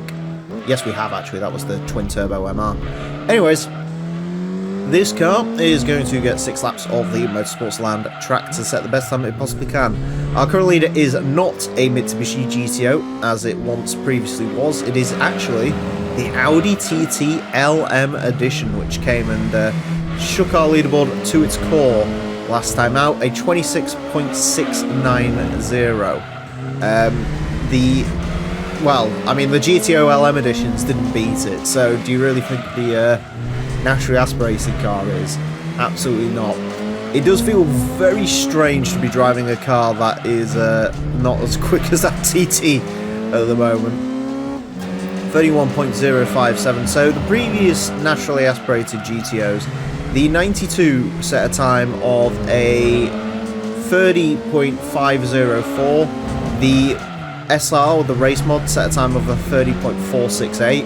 I do think this car gained some weight between the first gen and this gen, so I do think this car might end up being the sort of slowest of all three of them, but we will find out through our extensive testing here on the Hot Lap Classic. Just sort of got to try and get used to driving something that does not have the amount of power or grip that the TT had. So, but no, this is still a very good vehicle. I mean, as I've spoken in the intro, if your choices are between a naturally aspirated Supra 300ZX or this is the one to go for. At the end of the day, you know, the GTO gets mocked for its weight, and I can understand why, and this does feel like a heavy car, there is no doubt about it. But it is, you know, better to have, I mean, all of those cars are heavy. The 300ZX is, even with full weight reduction, are only like 100 kilos lighter than this. Supras, I think, weigh about 1,200 kilos. So you may as well go for the benefits afforded by four-wheel drive as opposed to chasing some invisible power figures. 30.666, there you go. That's a time for the ages there. And the worst bit is I don't think we're actually going to be any quicker on this lap, so 30.666 it'll probably end up being. Yeah, I think as I sort of alluded to, I think the 92 is a little bit lighter. They all make roughly the same power, so I would go for the 92 personally. I think this 97, you know, it's definitely not bad. It's a pretty good car, but, you know, 0.2 on race modification. Bear in mind, race modification does reduce the weight of this quite significantly. I think it helps. I think it definitely helps, so... Of course, the car that sets 666 is also in a very fetching shade of red.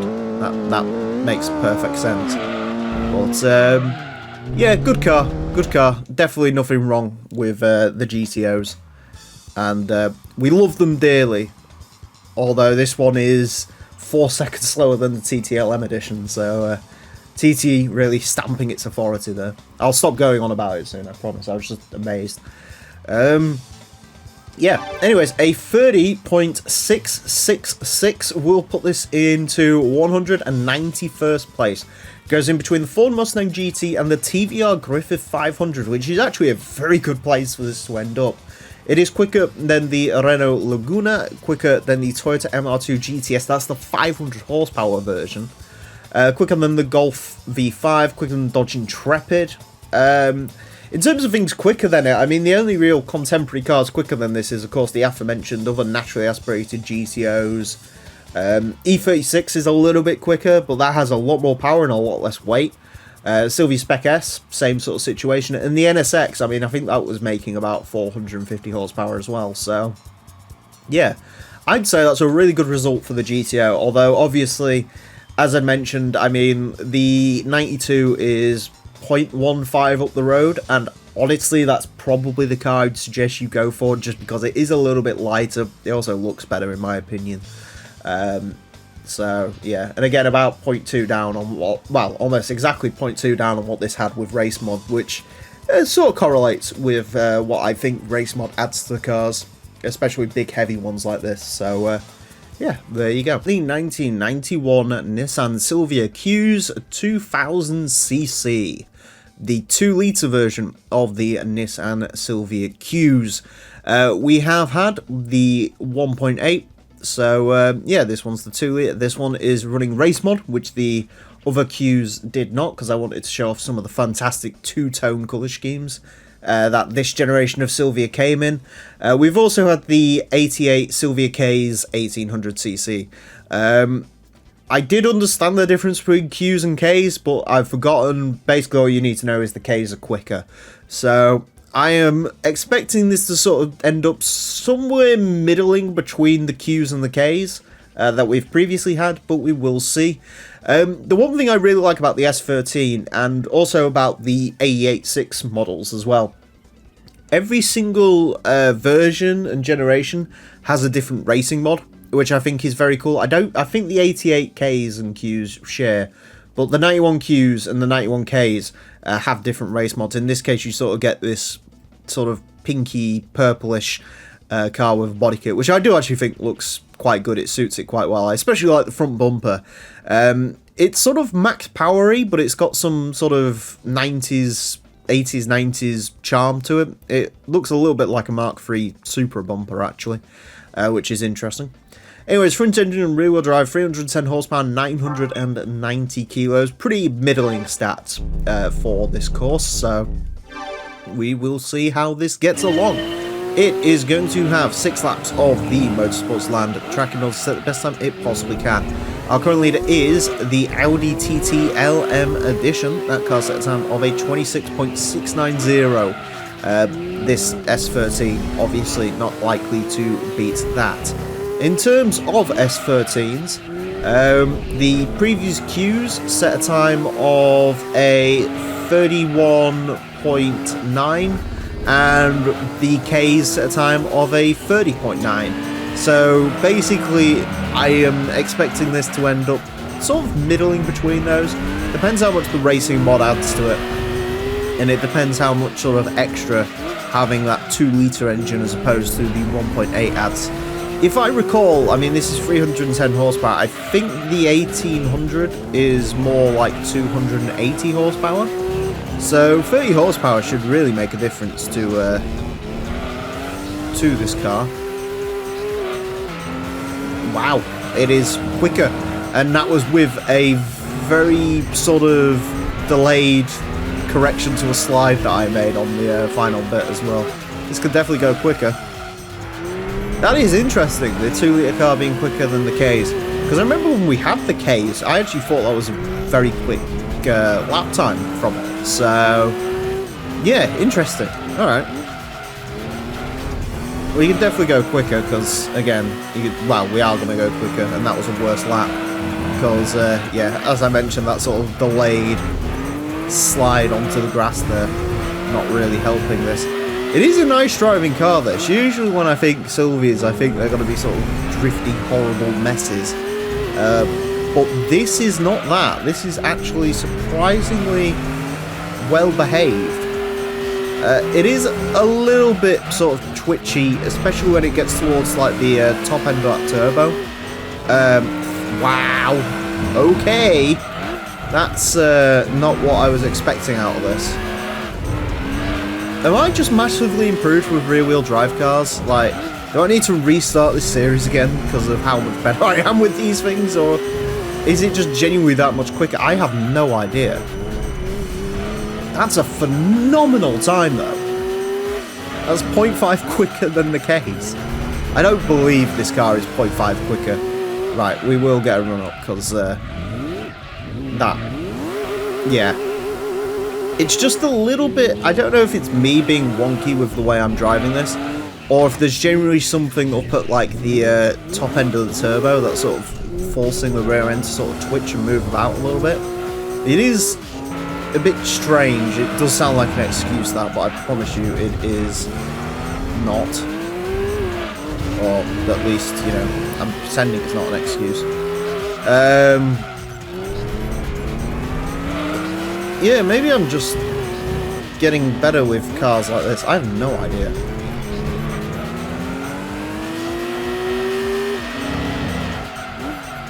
That is not as good of a run out of there as I wanted. Damn. Yeah, that could go a little bit quicker, I think. That's just insane, though. I don't know why this is that quick. That makes absolutely no sense to me whatsoever. I have no idea. Alright. Well, that's one for the history books, I guess. God. It's 0.5 quicker than the Ks, which should be quicker than this, because I think the Ks made about 350 horsepower. Or maybe that's it. Maybe this is sort of the power sweet spot of the S13. And perhaps the Qs is a bit lower weight, so maybe that's the trade-off. I'm not really sure, to be honest, but I'm very confused. It could have gone quicker as well. Oh god, I don't know what's going on with me at the moment. I sort of seem to be turning into a driving god, which is a bit weird. I'm not used to it. Yeah. A 30.424. We'll place this into 166. I have no idea why it's that quick. It's only slightly slower than a Toyota Aristo. It's quicker than the Clio, quicker than the Accord SIR, quicker than the Prelude SIR, quicker than the Audi A4 Avant. It's quicker than the naturally aspirated GTOs. I don't know. I literally don't know. It's 0.1 up on the Spec R Silvia, which had about 400 horsepower. I really don't know what's going on there. I'm very scared of that. I don't want to be improving that much this late into the series, because it means there's going to be a whole lot of cars that people are going to be like, you should rerun this, you should rerun that, and it's like, oh god. The 1996 Nissan Silvia Q's Aero. Another Silvia Q's for our course, and another S14 to take on the course. These cars have not been great initially. I mean, I seem to be improving with them over time, because the first S14 we had and the quickest S14 we've had are about a second away on the lap time leaderboards. But either way, I'm not a massive fan of these S14s. They are very drifty cars to drive. The S13s are a little bit more sort of well behaved, and the S15s just sort of have the power to get around it. But in this case, I'm not too sure.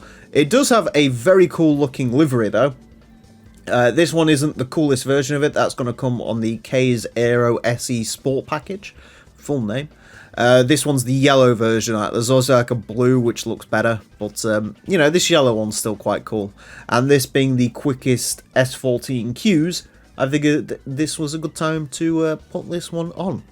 Anyways, front engine, rear wheel drive, 343 horsepower, 1061 kilograms.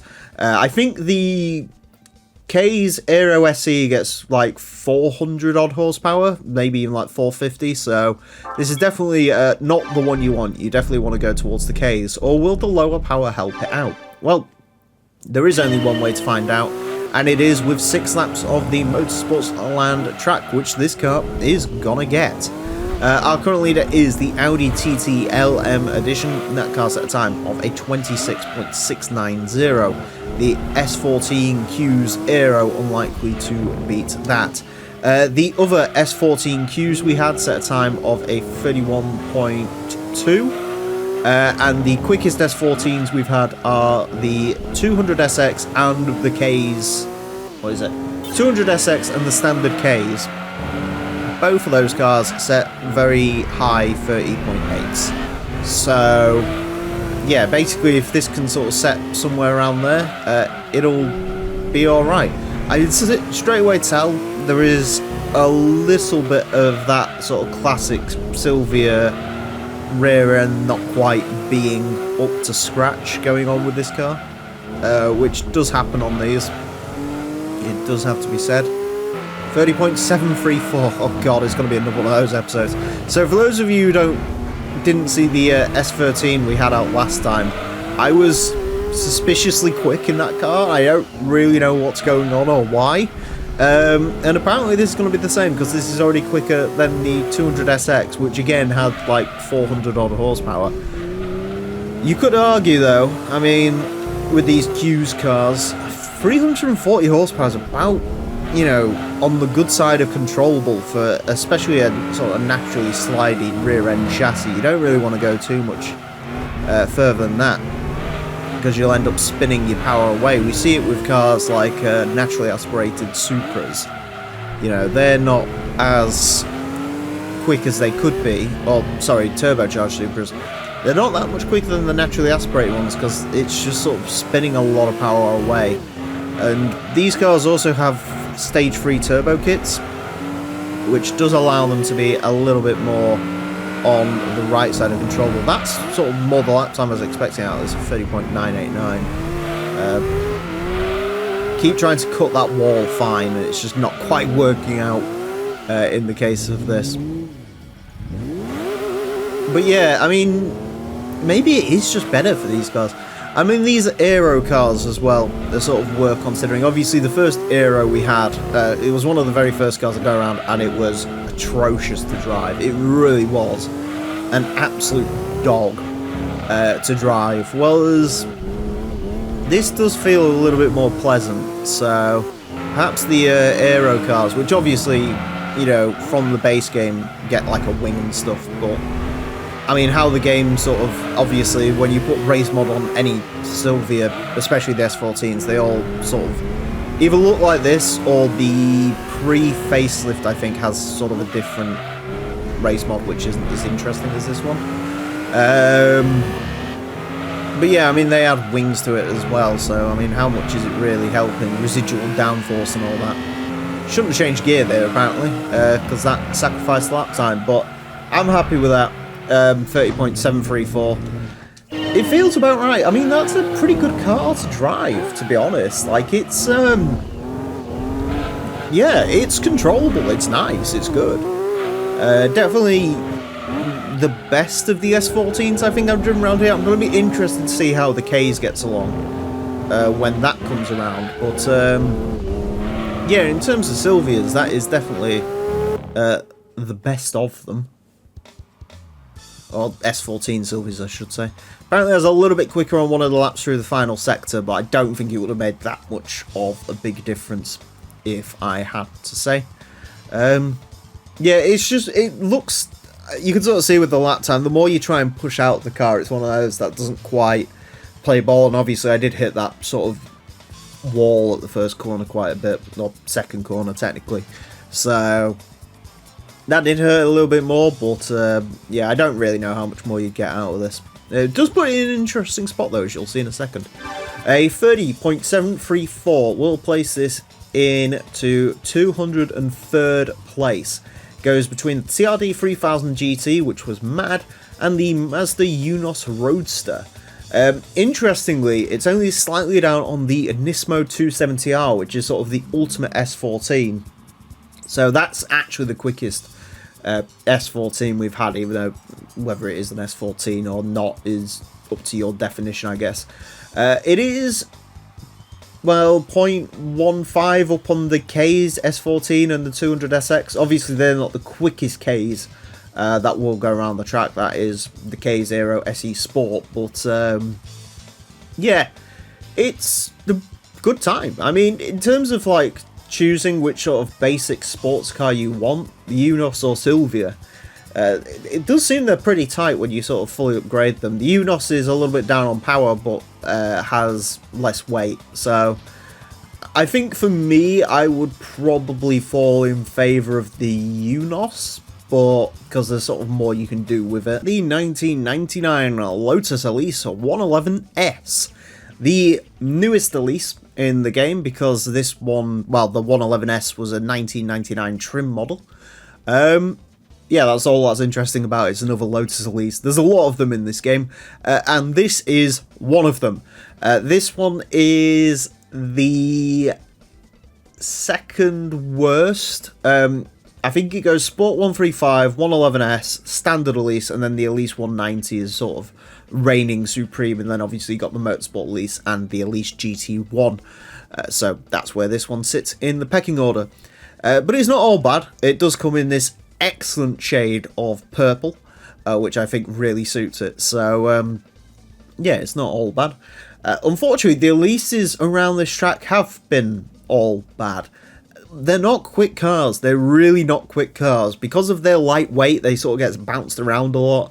They're quite tricky to handle, and ultimately, even at their best, they're not massively quick. So, we'll see which one, no, we'll see where this one falls, but I haven't got massive hopes for it.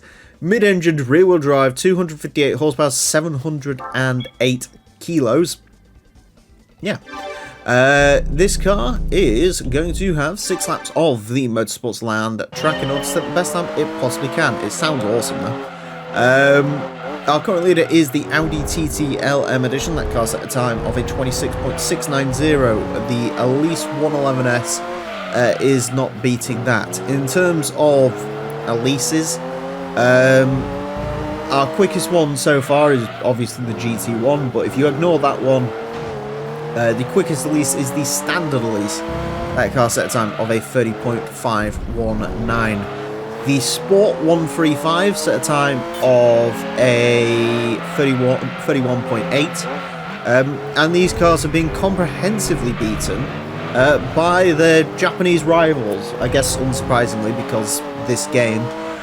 Tommy Kairas are absolutely dominating these cars. I think the ZZS set a time of a 30.7, and the ZZ3 was even quicker than that, so yeah, a bit of a sort of sad one for the Elise. They do look cool though. I love this first generation Elise. It is a very cool car. probably my favourite generation of Elise. I try and be ironic and say the last Elise is the best Elise. But I think by the time of the last Elise, they'd sort of really just become Exeges and not the other way around. You know, before it was the Elise and then the Exige was the crazy version of it, and then it sort of by the end seemed like the Elise was sort of the has-beens, the Exege's sort of shiny track weapon. So yeah, a little bit sort of down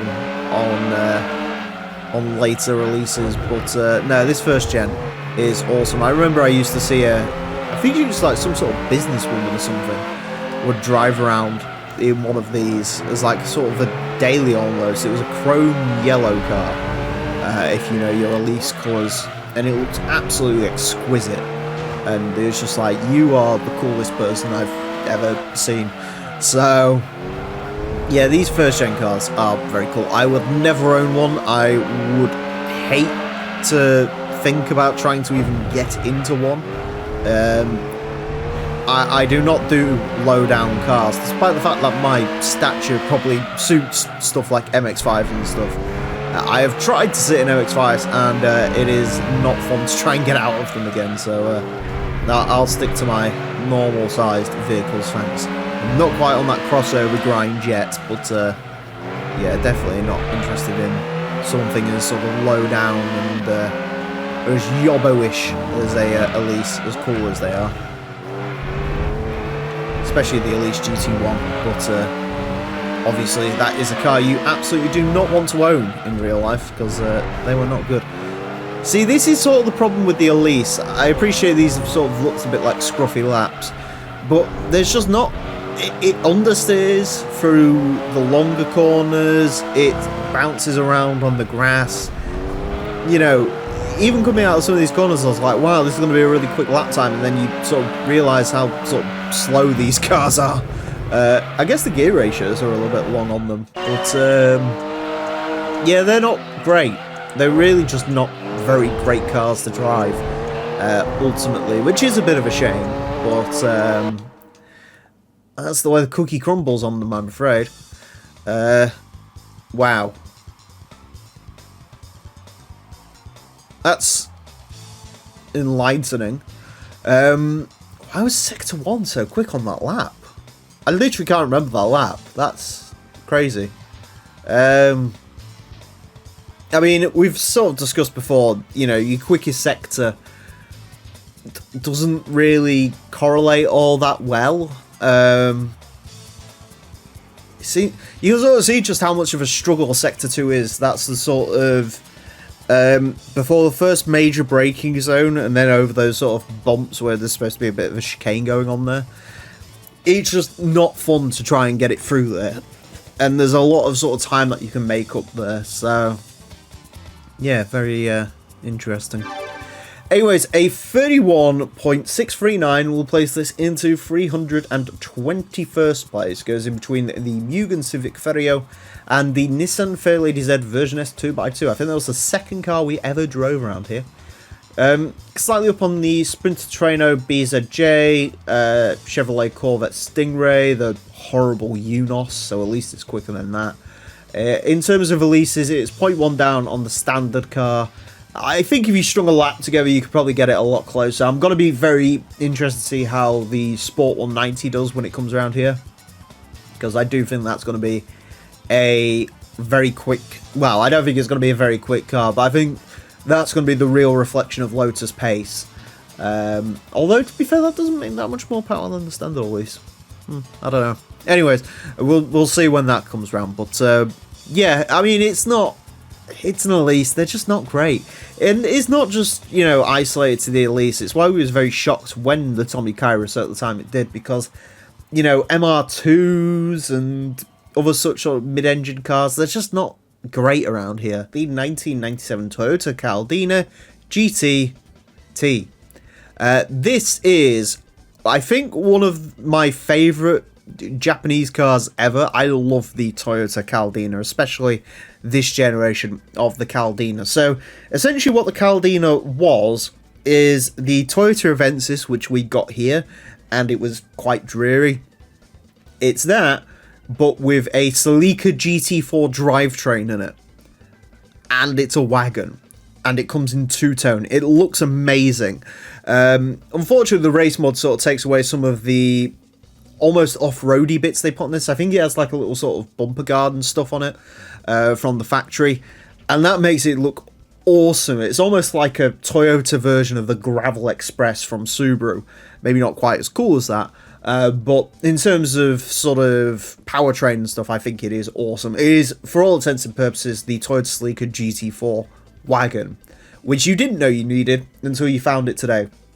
This was a car that, you know, I never really gravitated towards much, and then so when you grow up and then you actually find like a real picture of this and then find out what it is, you're like, that is amazing. So yeah, and I think this sits in sort of the truly unique part of GT2 that I really like, where, you know, obviously you've got your Impreza wagons and so on, but there's also your really obscure wagons like the Caldina and the quick version of the Forester, even though it's technically not a wagon, and the Mazda 323 S-Wagon. You know, you've got a lot of these sort of weird and wonderful wagons that don't really get a lot of representation these days, and maybe better off forgotten by history in certain cases. But yeah, I just love it. I love this Caldina. I would dearly love a Caldina real life. I'd need a garage to probably stop it like rotting itself to death, but I would love one of these things. Anyways, this one does come with a sort of kind of boring race mod, which sort of takes away from it a little bit. It does say Caldina on the side, which is cool, and it does come in green, which is cool, but it's sort of very nonchalant. It's nowhere near as cool as something like the Subaru Foresters or the 323 S-Wagons race mod, but it's still quite cool. Four-wheel drive, 381 horsepower, 1,229 kilos. Is this going to be quick? It really does depend on the gearbox, because I think these were all automatics. I could be wrong. Anyways, this car is going to get 6 laps of the Motorsports Land 5-speed. That's probably an automatic. This car is going to get 6 laps of the Motorsports Land track in order to the best time it possibly can. Our current leader is the Audi TT LM Edition. That car set a time of a 26.690. This car unlikely to beat that. In terms of what the Caldina is targeting, we've had the Mazda 323 S-Wagon. That set a time of a 30.7. We've also had the Subaru Forester, which set a time of a 29.4 or something ridiculous. I don't think the Caldina is quite going to be on the level of that. I suspect this is going to be quicker than the 323, but I don't think it's going to be quite on the level of the Forester. I think this is going to be a tricky sell into the under 30 club as well. I just don't think it's going to have the gearbox or the handling to really get it into there. And statistically, it's not all that impressive, but or I could be totally wrong and it could get 30.119. Alright, we might get into the under 30 club with this then. I hope we do. That would be very cool for me. And the Caldina. The other thing I've noticed about this car is it has the smallest plate holder I've ever seen. Look at that indent on the boot lid. It just looks like a tongue. It looks like it's very happy. It's happy to be showcased on the Hot Lap Classic. We need more cars that are just happy to be here. 29.623. Alright, maybe it is going to get close to that Forester. I mean, yeah, I don't really know where it's going to go from here. I don't think it's going to be quite as quick as the Forester. Admittedly, the Forester statistically also wasn't all that interesting. I think that also has an automatic gearbox in the STB, which is the version of the game. So, yeah, interesting. One sort of interesting point to note on this is not only is this beaten lots of Celica GT4s, which all shows you how sort of bad those cars have been. Admittedly, this being a 97, I think is more based on the ST205. So, I mean, the ST205 is the one decent Celica we've had go round. So, I guess that makes a little bit more sense. But, yeah. It's also quicker than the Nissan Sunny, or the Pulsar, and the Mazda 323 GTR. So, quicker than sort of two proper rally-bred vehicles, which is interesting to say the least.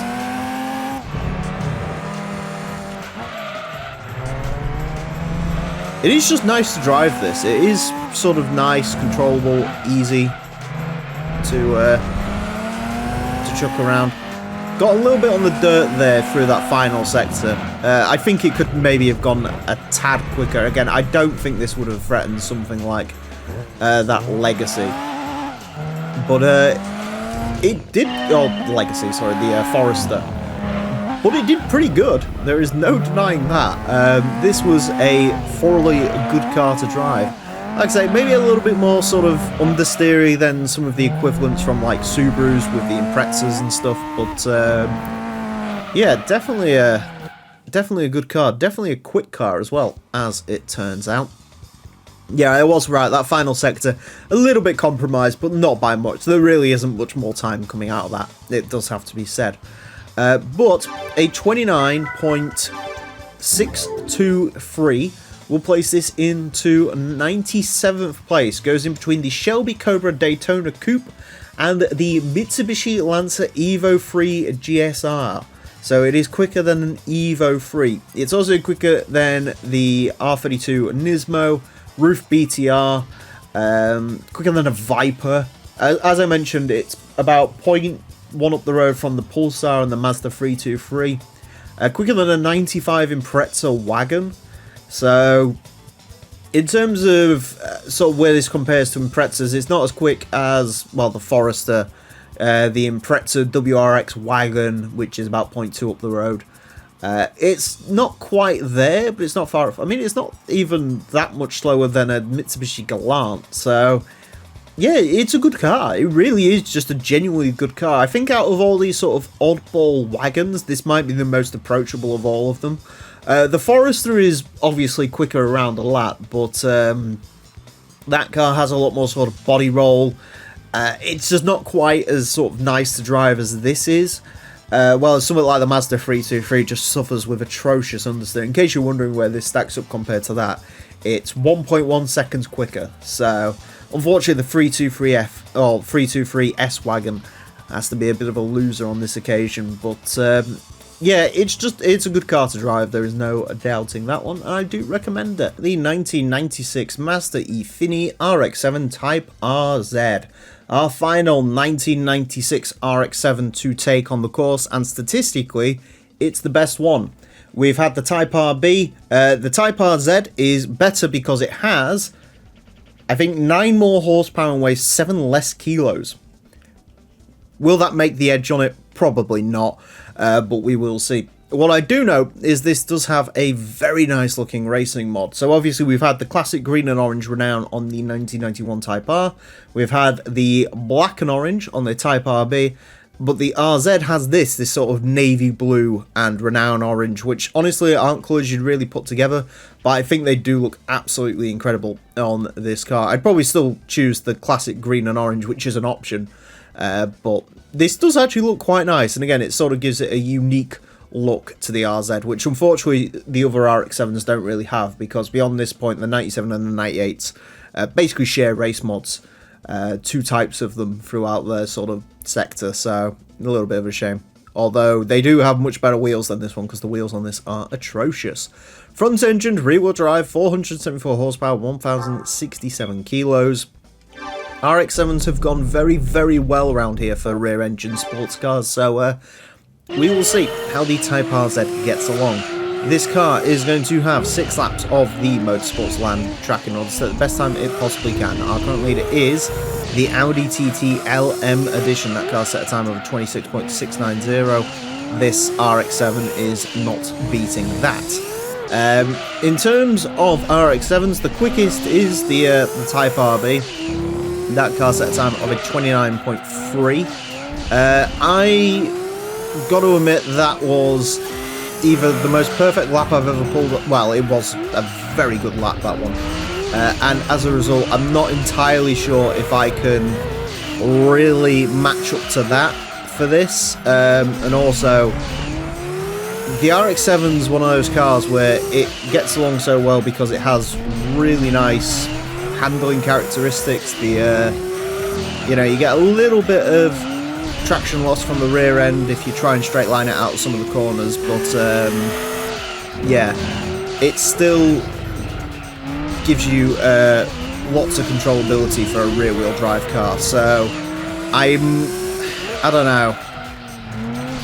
Will the extra power and slightly less weight sort of mean that rear end isn't kept under control as much? Who knows?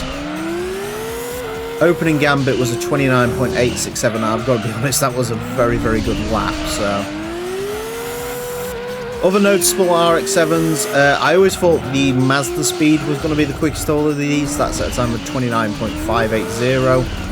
That was a terrible sort of run through there. Yeah, that's at a time of a 29.586. Sorry, not 580. And the Type R 1991's at a time of 29.734. Hopefully this can beat that, because it would be a bit of a sort of weird shape where we end up with the best, or yeah, the best pre-facelift RX-7 being beaten by the original sort of FD, if you will. Although that did only have about 430 horsepower. Yeah, I'm in two minds on this one. It feels pretty good to drive. It feels like an RX-7 to drive, which is obviously all you can really hope for. But yeah, right, we will get a bit of a run up there, because that's I don't know what to do about that. The last corner has tripped up RX-7s a lot. I mean, the Type R could have got a much quicker lap time, but it got tripped up by that final corner. Yeah, I don't know. We'll see what this can do on its final run. Get your Hot Lap Classic bingo cards out if this turns out to be a bit of a crap lap.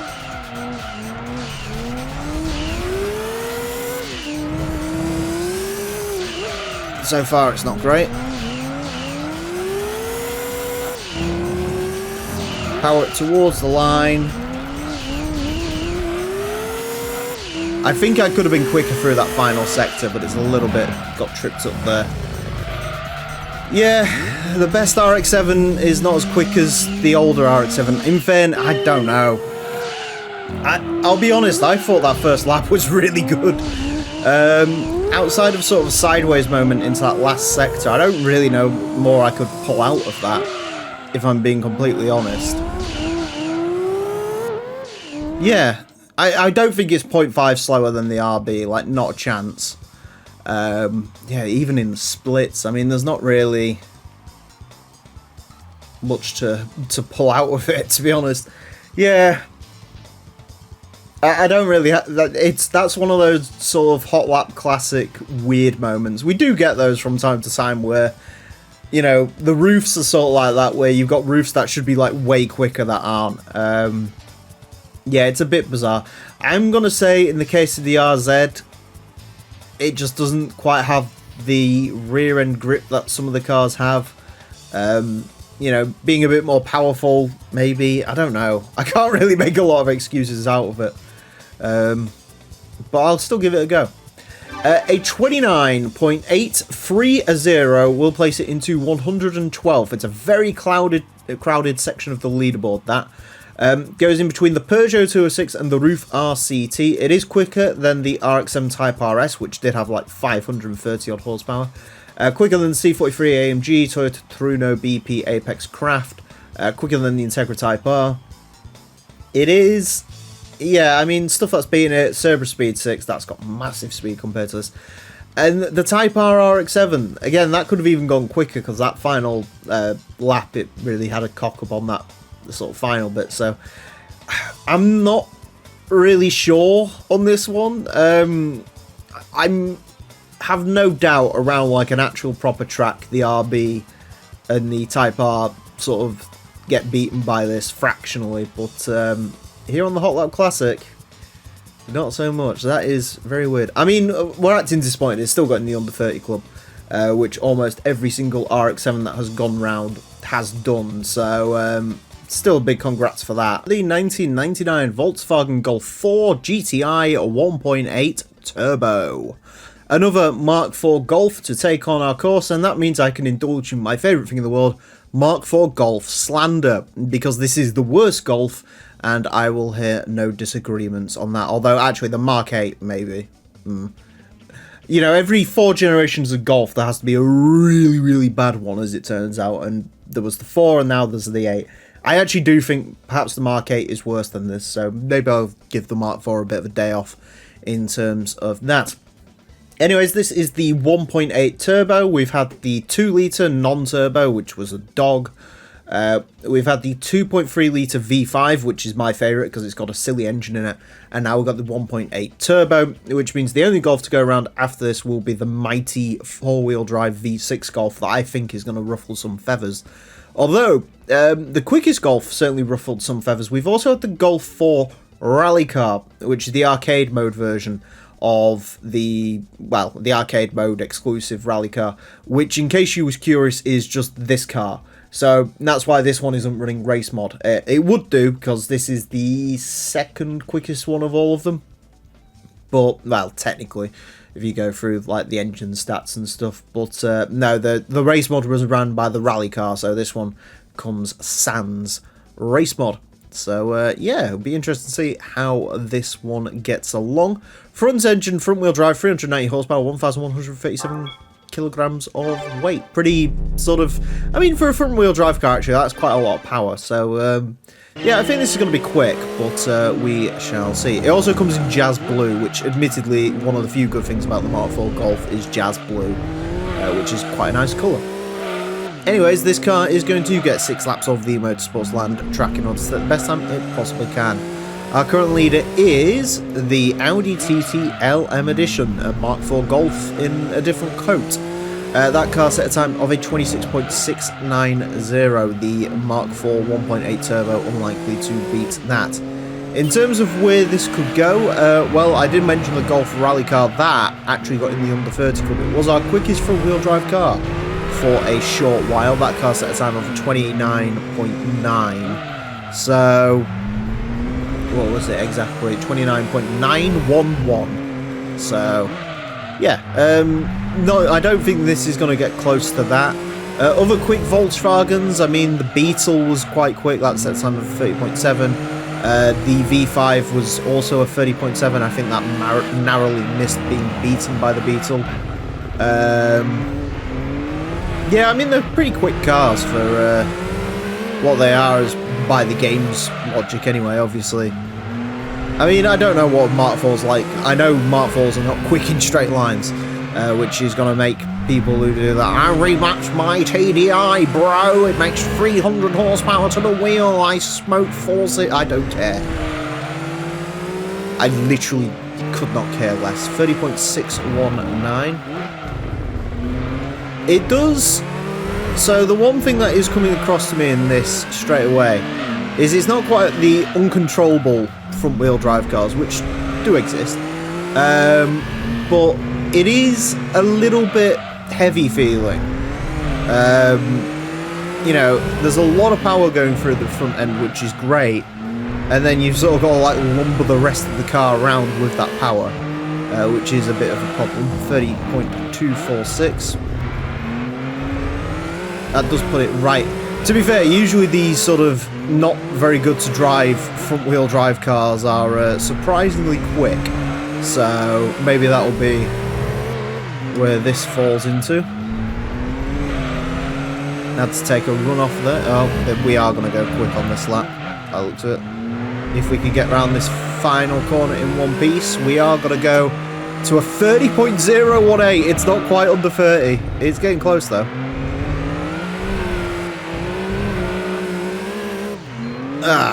Yeah, there's definitely some time to be made up. This is one of those cars where it's just easier to straight line the jump, apparently, than yeah. I will say, actually, in terms of speed traps, this is about 15 k's behind what the RX-7 was last time out, so it's not even sort of straight line performance. It's making up most of its time through the corners, which is interesting.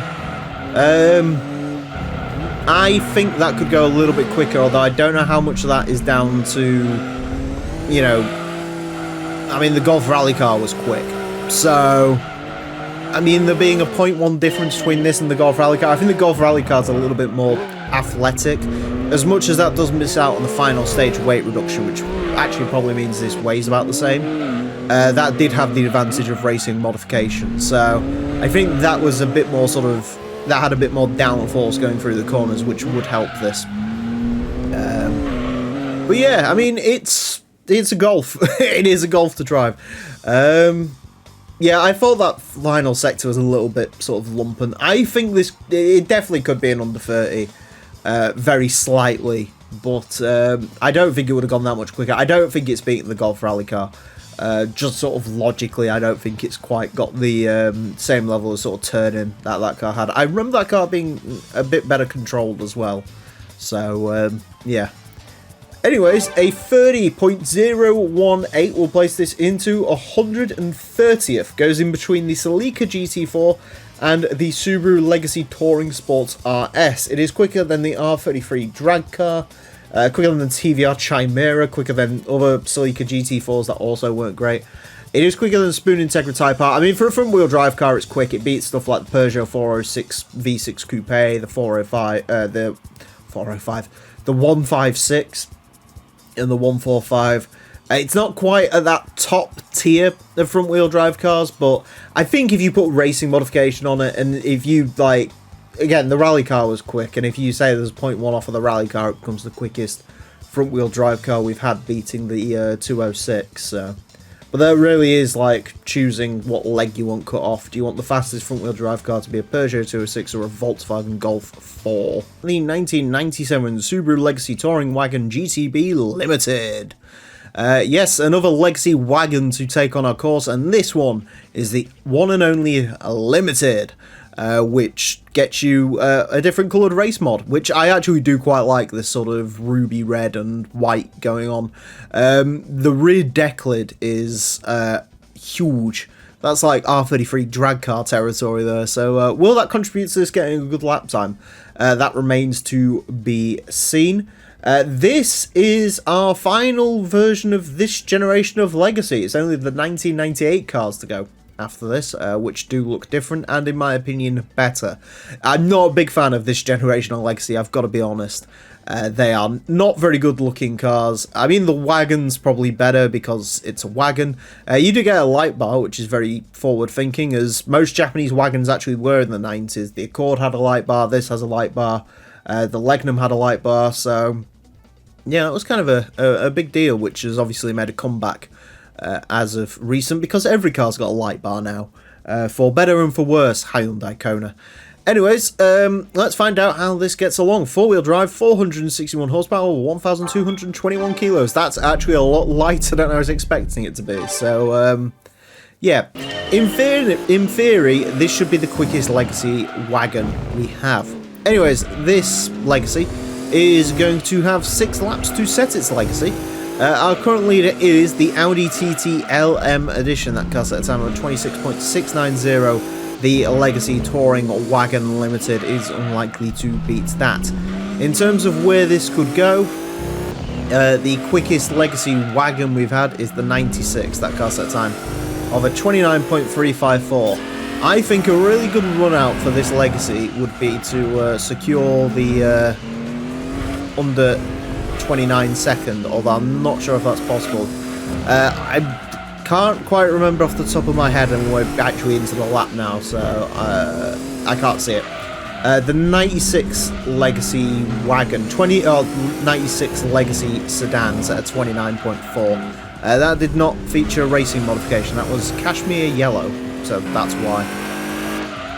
I'm sorry, if a car comes in Cashmere Yellow, that takes precedent over a silly racing mod.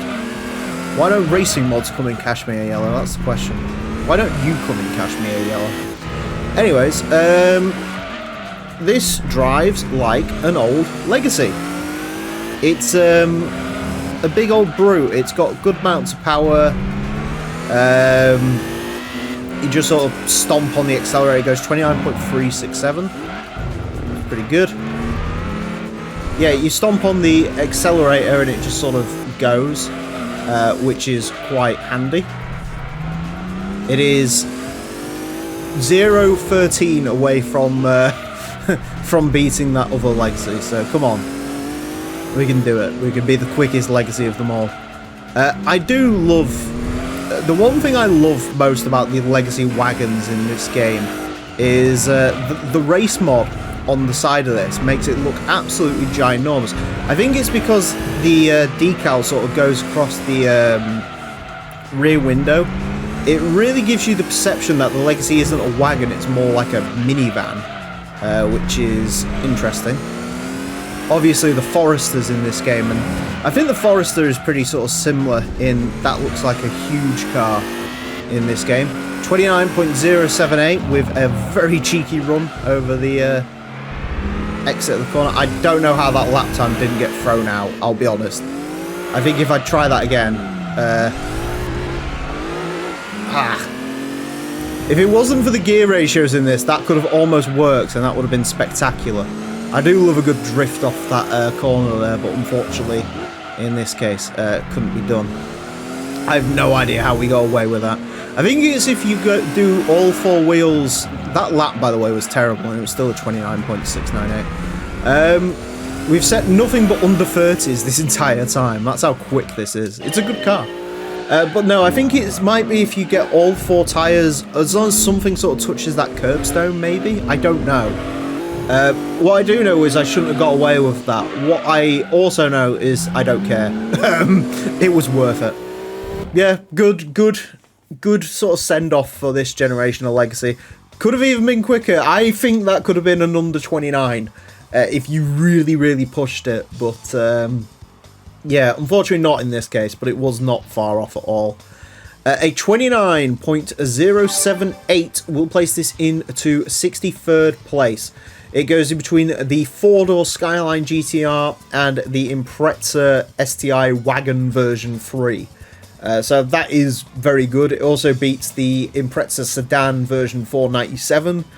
So it's quicker than... I think it's quicker than all the 97 Imprezas we've had. Which is good. It doesn't beat the 98 Wagon, which is quicker than this, but still. That is something. I mean, cars similar to it. It loses out slightly to the WRX STI Sedan version 2. The R34 Skyline, if it had gotten into under 29, it would have been very close between the R34 and this, which is just mad to say.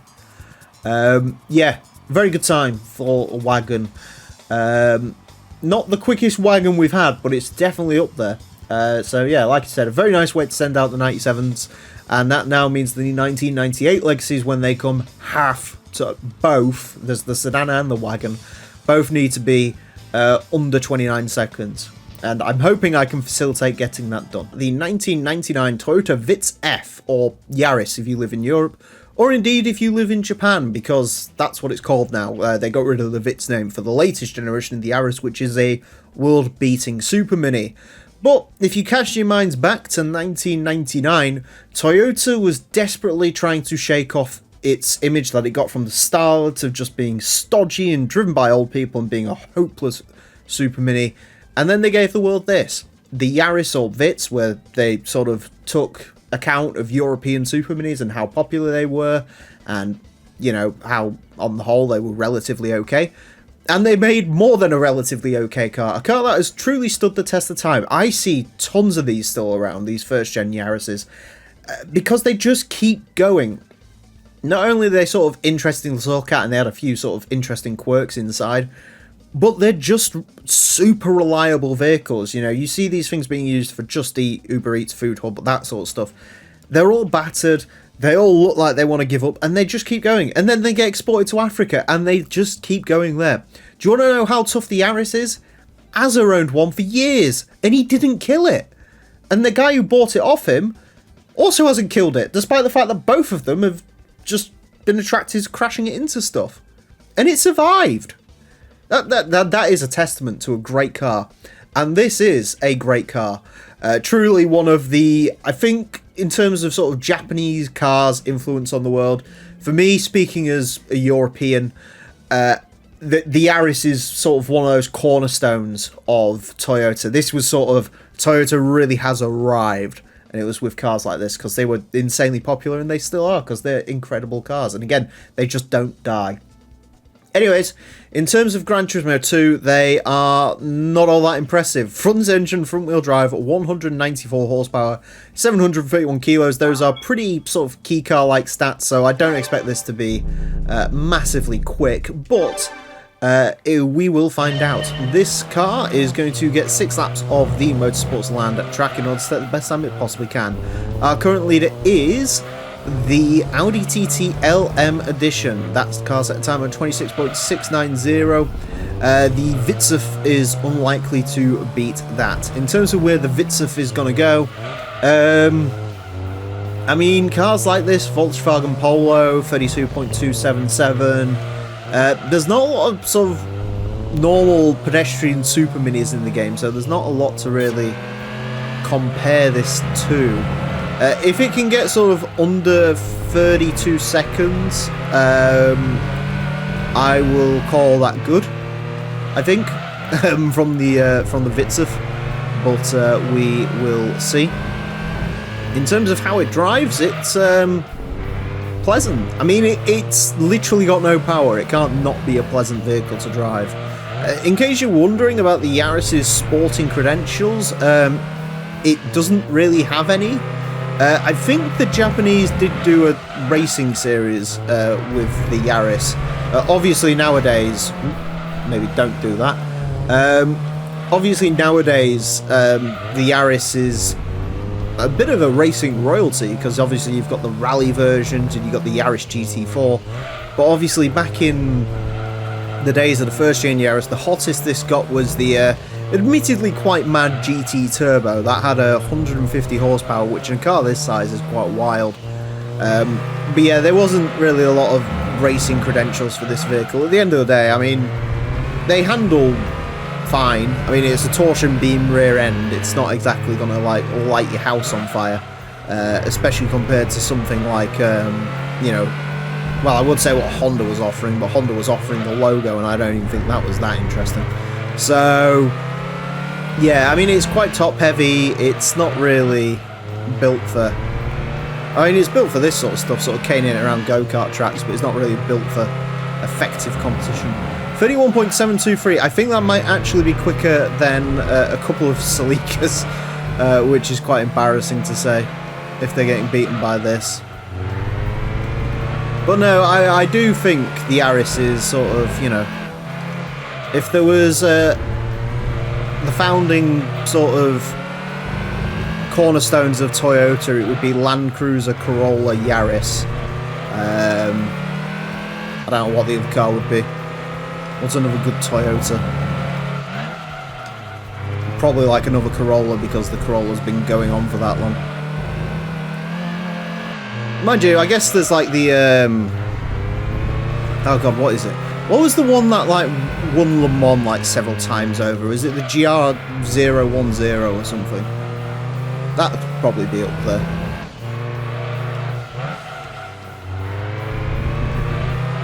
We're going to go a little bit quicker on this final lap at 31.490. Actually, quite impressive. And that sort of felt like it could have gone a little bit quicker, actually. That is a really good time from the little Vit/Yaris. It's still weird calling it the Vits, even though it says Vits all over it. But yeah, quite a good time. I love the headlight covers as well on the race mod. It's attempting to be angry. It isn't, but it's attempting it. Yeah, that could have... Wow, actually, that could have gone quite a bit quicker. I think there's... Is there 0.2 in that? I'm not convinced it would be that much quicker, because that really is like Toyota Celica territory, but still, that is very, very quick. A 31.490 will place this into 309th place. Goes in between the Mitsubishi FTO and the Mazda Roadster A-Spec. It is quicker than the Celica GTR. It is quicker than every Lotus Elise, barring the GT1. It's quicker than the Renault Megane Coupe. Quicker than the Lotus Elan. Quicker than the Mazda Demio GLX, although there are Demios that are quicker than this. It is quicker than the Nissan March, which is, again, sort of another Super Me, which apparently I forgot about. It's also quicker than the Starlet Galanza that we've had go around. So, I hate the Starlet Galanza, so I'm happy for that. I mean, the stuff that's beating it, I mean, you can't really say a lot. I mean, it's stuff like the Mitsubishi FTO, which absolutely should, Acura Integra, which again should, the Mini Cooper Rally thing, the Nissan Sunny. Admittedly, the Sunny was sort of very unexpected as well, but no, that is phenomenally quick. It does get beaten by the Daihatsu Sirion, though, which is interesting because, of course, the Sirion and the Vitz/Yaris are sort of stable mates. So, yeah, apparently a Daihatsu Sirion is still going to serve you better, but yeah, you can't argue. That was quite impressive from the old Yaris. The 1999 Ford Focus rally car. One of the weirdest rally cars in Gran Turismo. Not because it's the Focus, because this is an absolute legend of the WRC scene, but because of this livery. For some reason, from its introduction in GT2 all the way to its final outing in GT6, the Ford Focus rally car always wore this livery. Well, the white and blue version of this, because they got rid of this blue and white, which I prefer from the later games. But it's always worn this sort of visage of this livery, which is the Ford Focus test livery from the 1999 season. Not the iconic Martini livery, which you think of anytime you think of the Focus rally car. Why they did this, I'm not sure. Was it something to do with the Colin McRae games? Was it because they wanted to differentiate this from the Lanciers, which also wore the Martini livery and were fine, they just censored it? I'm not really sure.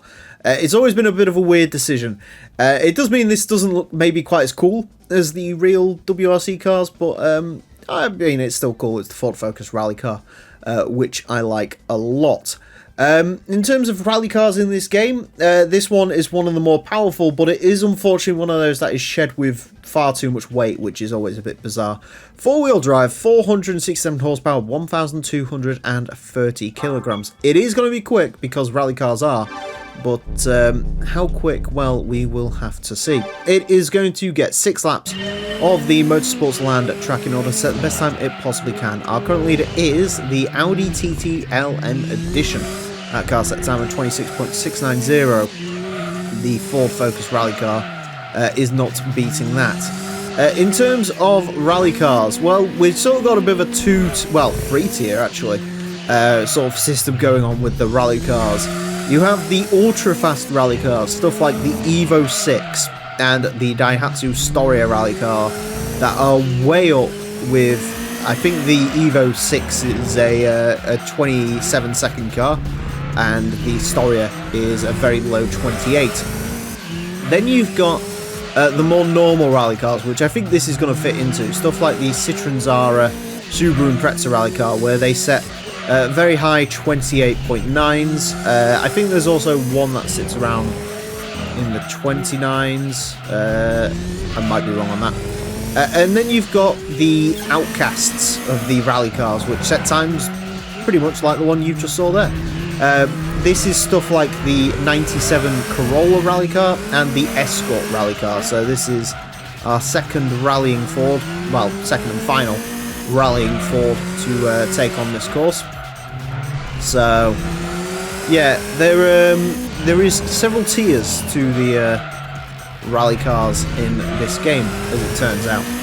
So we'll see how this one stacks up. Obviously, weight is a bit of a problem. The other problem the Focus may face is it is a little bit top heavy for a WRC car. You know, you'll notice the really quick stuff. Well, the Storia doesn't really count because that's quite a high car as well. But, you know, the Zaras and Evos and Imprezas are all quite sort of low slung. The Corolla wasn't, which obviously makes it a little bit more of a target for this car. Oop. Yeah, lost it through there. It really is going to be a do or die. This doesn't... It feels a lot quicker than the times I'm getting out of it. So, there's definitely some lap time on the table. It does suffer from the sort of typical rally car issues where there is quite a lot of body lean in this. Obviously, the suspension isn't tuned. It's just, well, these come with fully customized suspensions from the offset, but obviously they're tweaked to allow for dirt driving, which does mean they're pretty controllable over the lumps and bumps of this track, but does mean there's a couple of issues in terms of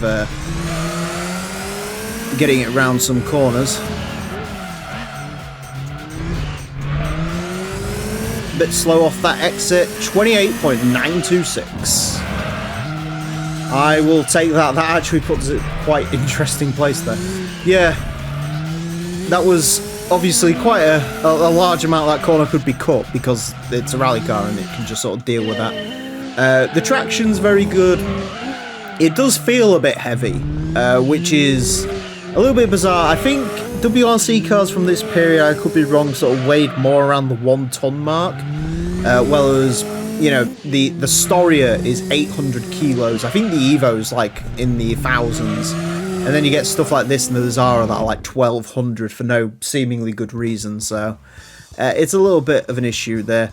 I did think Sector 3 was a bit slow, if I'm being honest, though. There's a little bit of time in this one. It does have to be said, but still not a bad effort. And not a bad effort considering where it ends up. A 28.926 will place this into 54th. You might notice that it is 2 thousandths of a second off of the 1997 Impreza rally car, and it is very slightly quicker than the Zara rally car. So it goes right in the middle of that sort of second tier of rally cars, which I find very, very interesting. It does mean it beats out the 1998 Castrol NSX, the Elise GT1, the Chaser LM, the R34. It beats that.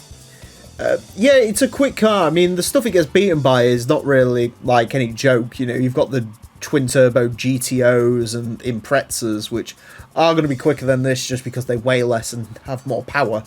That's usually the way that goes. But no, that is very, very good from the Impreza rally, from the Focus rally car. I do think it could have been a little bit quicker. Again, I think that sort of last little, like Sector 3, I was just trying to get it home. I could have been a little bit more liberal there. I'd maybe got it into 29.8, but I don't think it would have been like that much quicker, if I'm being honest. The 1995 Tom's TO20.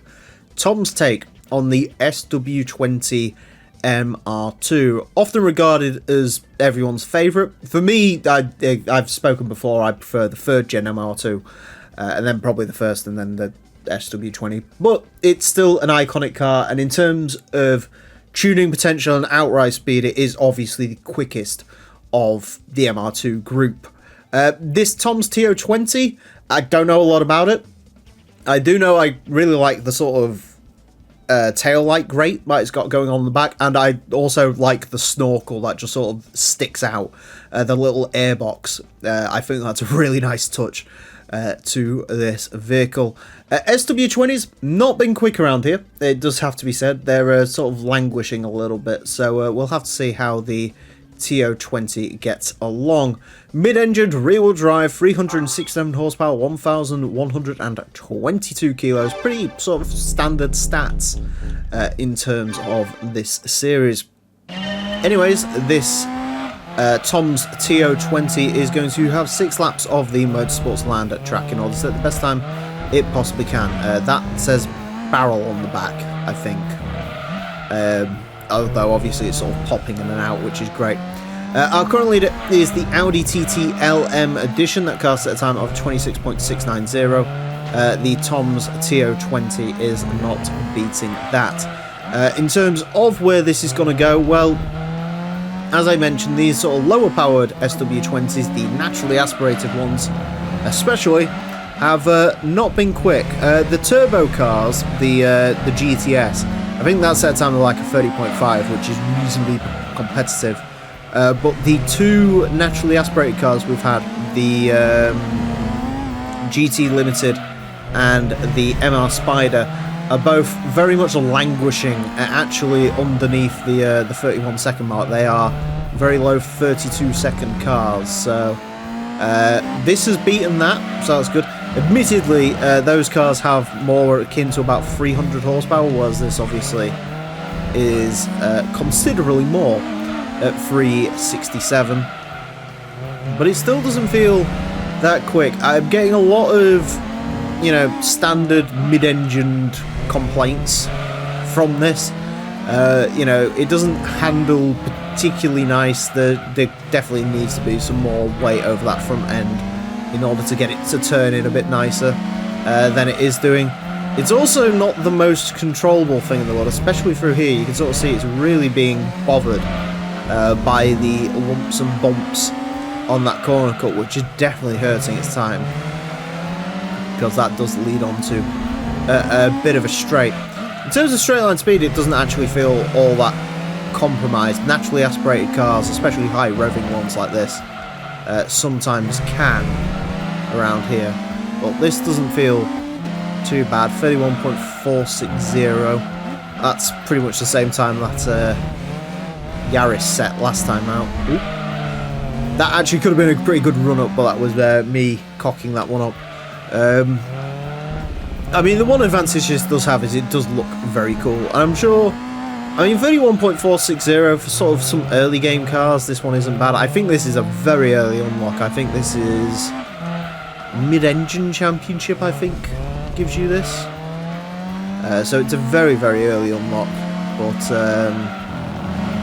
yeah, I think mid-engine challenge actually gives you both of the pre-tuned SW20s. Final lap for this car then. Hopefully it can do pretty well. Send Tom's out in a bang as well, because this is our final Tom's car. Yes. The Chaser is a TRD, which we've still got a couple of those to go, but this is the final ever Tom's to go around the track. 31.245. Considering what this car is, and considering there was a lot of struggles in getting that around the course, that ain't bad, actually, from the Tom's TO20. I'm going to say all of that time was made up by the snorkel that this car has. The snorkel funneling air into the engine just made it explode on that final lap. But no, I mean, it's just sort of normal mid-engine. The tyres really clip through the fenders. That's going to be a big problem for getting a thumbnail. I'll probably have to take it from that angle. Times are really all over. There is some time in this, then. There really is some time in this. But, yeah, I don't know. It just does not... We have this conversation every time I drive a mid-engine car, but they're just not good to drive. Like, that's sort of the bottom line of it, and it can affect them like that. So, yeah, not great. But, again, considering the other sort of naturally aspirated cars are, like, not even touching 31 seconds, I'd say that's a pretty good run out for the TO20. Anyways, don't do that. A 31.245 is going to place this in to 283rd place. It ties with the Nissan Primera 2-litre TE, and as we've discussed before, when a car sets a time, it is the car that set the time first that gets to have priority in the leaderboard. It is fractionally quicker than the Mercedes-Benz A160, which is not doing what I just said any justice. Quicker than the Prelude, Sylvia Q's, sorry. It is quicker than naturally aspirated Supra and the old GT Turbo Limited, so that is actually pretty good. It's quicker than quite a number of sort of decent cars there. It's even quicker than the Tom Supra, and that has like double the power that this does, although that's the reason it's slower. It is a very crowded sector of the leaderboard here. In terms of like cars that sort of compared to this, Acura NSX 31.2. That car suffered from a really dodgy gearbox, but I mean, it's not bad. It's not bad. It's pretty... For a mid-engine car on this course, especially these sort of mid-range ones, that's pretty good. The 1998 TRD 2000 GT. You might be asking yourself, didn't you cover this car last time? No, that was the completely different Tom's TO20. This is the TRD 2000 GT. That is very different, although unfortunately comes in exactly the same colour. Yeah, I mean, by the game's definition, it's a different car. Obviously, this one has more power, which we'll get to in a second. Visual differences. This, unfortunately, does not have the fantastic snorkel, but I actually really like the body kit on this thing. I think it looks sort of similar to the standard GTS's, but I think that sort of front bumper is different, and I really like it. It does very much look like an imitation Ferrari F355, which is nothing but a good thing. to be honest. I think it does look absolutely exquisite. Probably the best looking MR2 in the game, as much as I would like the snorkel. But yeah, I mean, this one obviously is turbocharged, or at least I hope it is, looking at those power figures.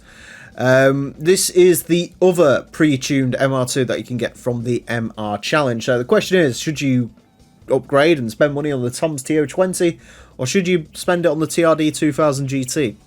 Looking at the power figures, you'd say the 2000 GT, but power isn't always helpful around our track, so we will find out today which one is better. Genuine consumer advice is about to happen for a game that's 26 years old. Anyways, mid-engine rear-wheel drive, 514 horsepower, 1,148 kilos. Very scary stats for a mid-engine car, if I'm being honest.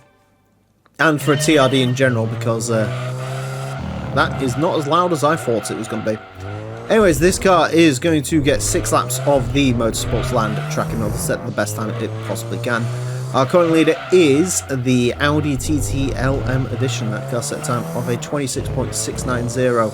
The TRD 2000 GT unlikely to beat that. Now, as much as we're joking around about the Tom's TO20, this should be quicker. Even on this opening lap, it should definitely be getting close to it.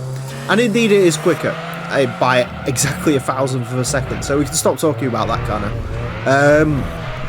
In terms of where this could go, the MR2 GTS, which is the only other turbocharged MR2 that's taken on the course yet, that's at a time of a 30.693. So if this can get somewhere near there, that would be good. This makes a little bit more power than that car did, but that car had a racing modification and this one doesn't. So that should make a bit of a difference. The one thing I am quite blown away with, I don't know if it's because it's just got more power and it can just sort of power around its limitations. This drives a lot nicer than that TO20 did. The TO20 felt sort of a bit compromised. You know, typical mid-engined car worries. The front end didn't really turn in all that well. You know, it's very sort of skittish over the bumps. This is definitely as skittish, but this does crucially weigh a little bit more, which I think is sort of helping it a little bit. And again, it's sort of got big turbo, so it can power out of a lot of problems. But the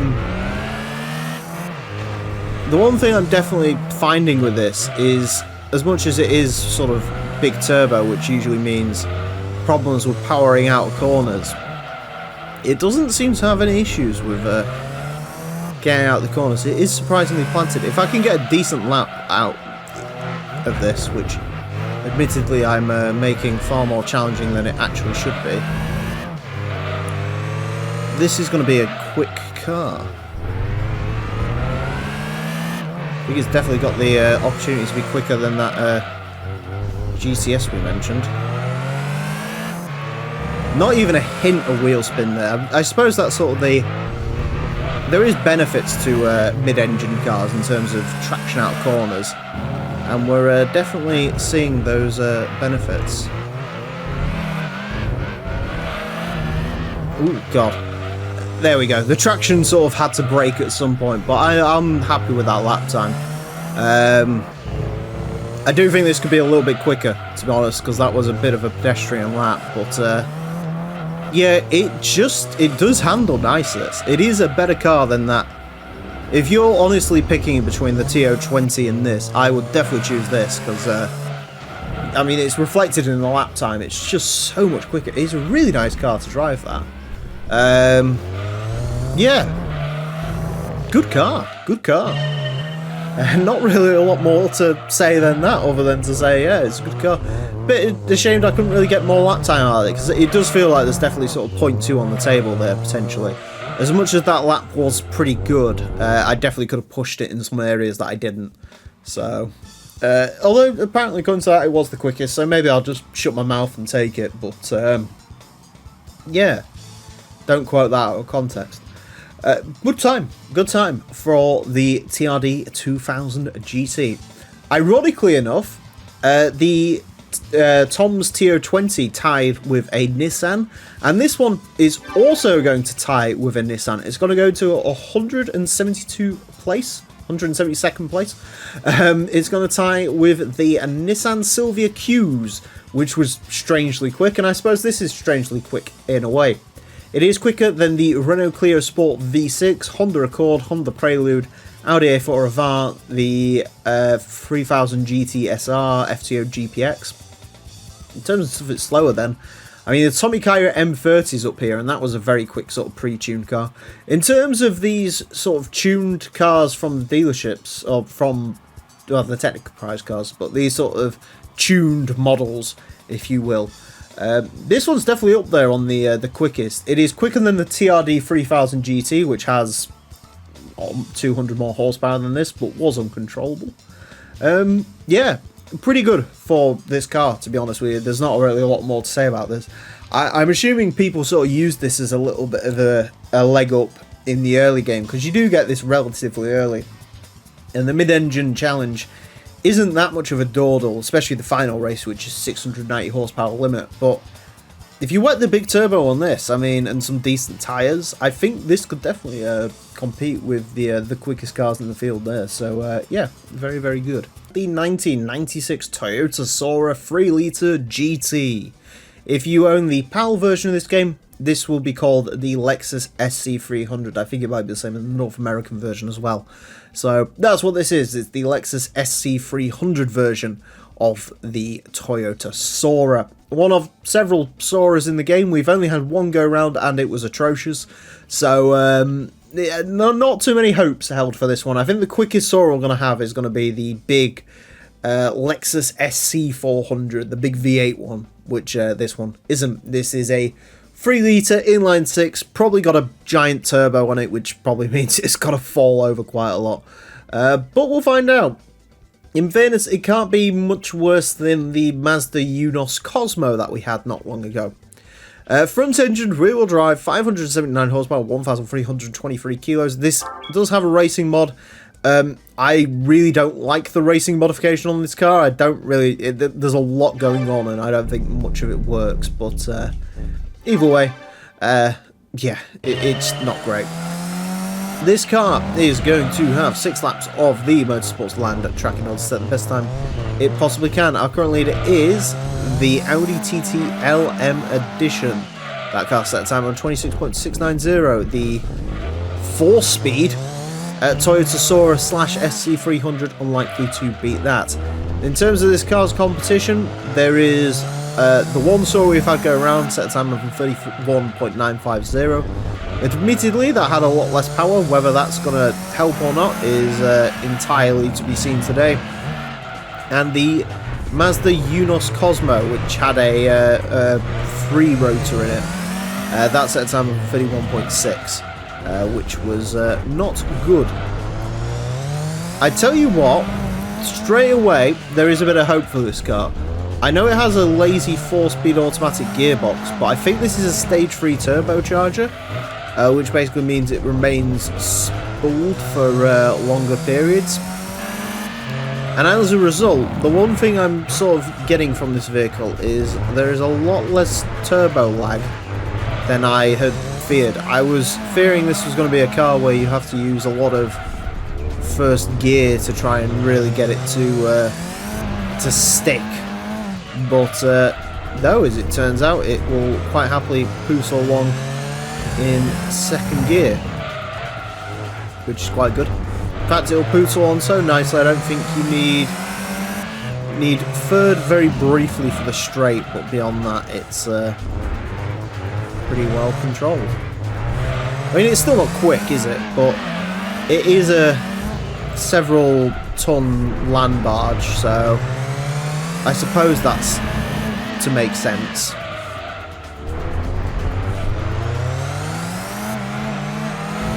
A little bit of wheel spin there, which isn't ideal. Maybe a short shift into third would help it a little bit there. I'm not too sure. It is setting pretty consistent lap times.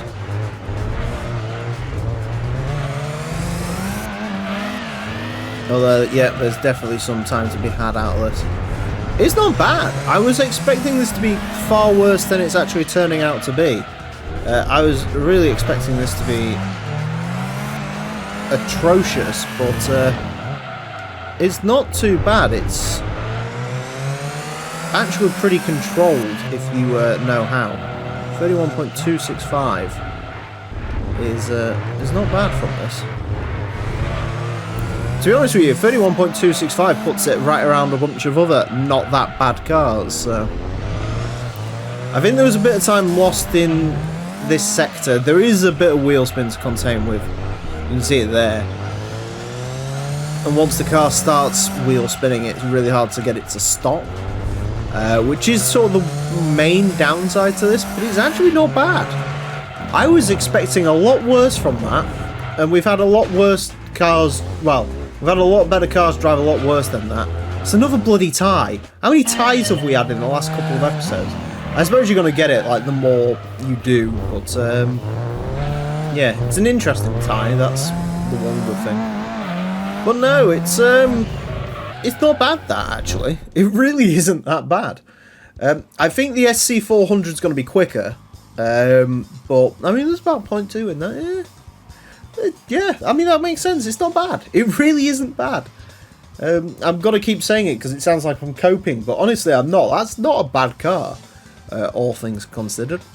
31.265 puts this into 289th place. It ties with a naturally aspirated Toyota Supra, which is very interesting because they're very polar opposite ends of the scale there. It is slightly quicker than the Supra GT Turbo Limited, quicker than the Celica GT4, quicker than the Subaru Alcione, which is kind of comparable to this in that sort of land bargey Japanese vehicle. It is several tenths up the road from the Unos Cosmo, both Unos Cosmos in fact, because the more powerful one was slower than the two-rotor one. And yeah, I mean, about 0.7 up on the previous one. Again, that made about 410 horsepower. This being quite heavy, that does make sense, because you do need a bit of power to move a car that's as heavy as this, and yeah, it has the power, so yeah, a pretty good result from the Sora. I am genuinely quite impressed. That it was not as bad to drive as I thought it was going to be. The 1992 Roof BR4. Our final GT2 Plus exclusive Roof. The Roof BR4 is a car that was not in the base game. It is one that was found in the files and restored thanks to PES2K, and the BR4 is a roof-tuned 911 Turbo with a four-wheel drive conversion. We've had the BR2 go around, which is the two-wheel drive version of this car, and it was very, very quick indeed, actually, for a two-wheel drive roof. It was phenomenal, so I'm interested to see how the four-wheel drive version gets on. Although it is a little bit down on power compared to our normal sort of roof programming, which does sound a bit weird to say when it has 567 horsepower, but those are the ropes. So be interesting to see how this one gets along. Four-wheel drive, 567 horsepower, 1,294 kilos. So yeah, for a roof, actually not the best stats in the world, but the proof is in the pudding. We will see how this gets along. It is going to have 6 laps of the Motorsports Land track in order to set the best time it possibly can. Our current leader is the Audi TT LM Edition. That car set time of 26.690. I mean, with a racing mod and about 100 more horsepower, the BR4 might have been knocking on the door of that, but I don't think we're going to get a roof that goes that quick, but we will see. In terms of target times for this car, a 29.1 would put it on par with the BR2. Four-wheel drive roofs have been phenomenally quick around here. The quickest being the BTR4 3.8, which set a time of a 27.9. That was actually sort of knocking on the door of some of our quickest cars we've ever had. So, be interested to see how the BR4 gets along. Roof Turbo R 28.4. BTR2 28.3. This doesn't have the out-and-out pace that some of those vehicles have, so that potentially could let it down, but we'll see. Obviously it doesn't quite have the power of those. But I will say something to you, this is a beautiful thing to drive. It really is. It's got really good consistent power delivery, it doesn't try to spin its wheels, turn-in's really good. This is, to be perfectly honest with you, this is like the ideal sort of Hot Lap Classic car in the way it's driving.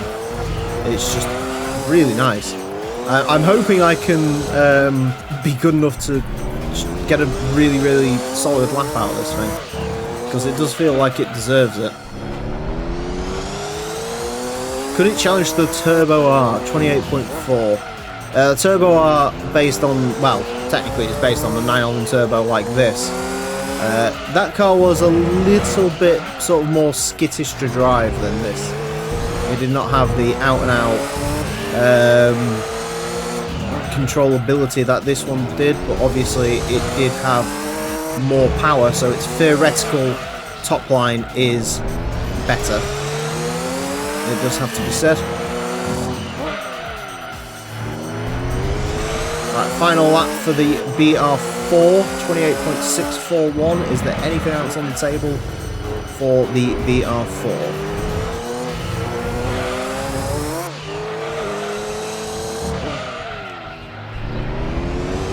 Honestly, if this doesn't go any quicker, it's not the fault of the car, it's the fault of me, because, yeah, this could go a little bit quicker. I have no doubt. It drives fantastically, it really does. This is a properly good car to drive this.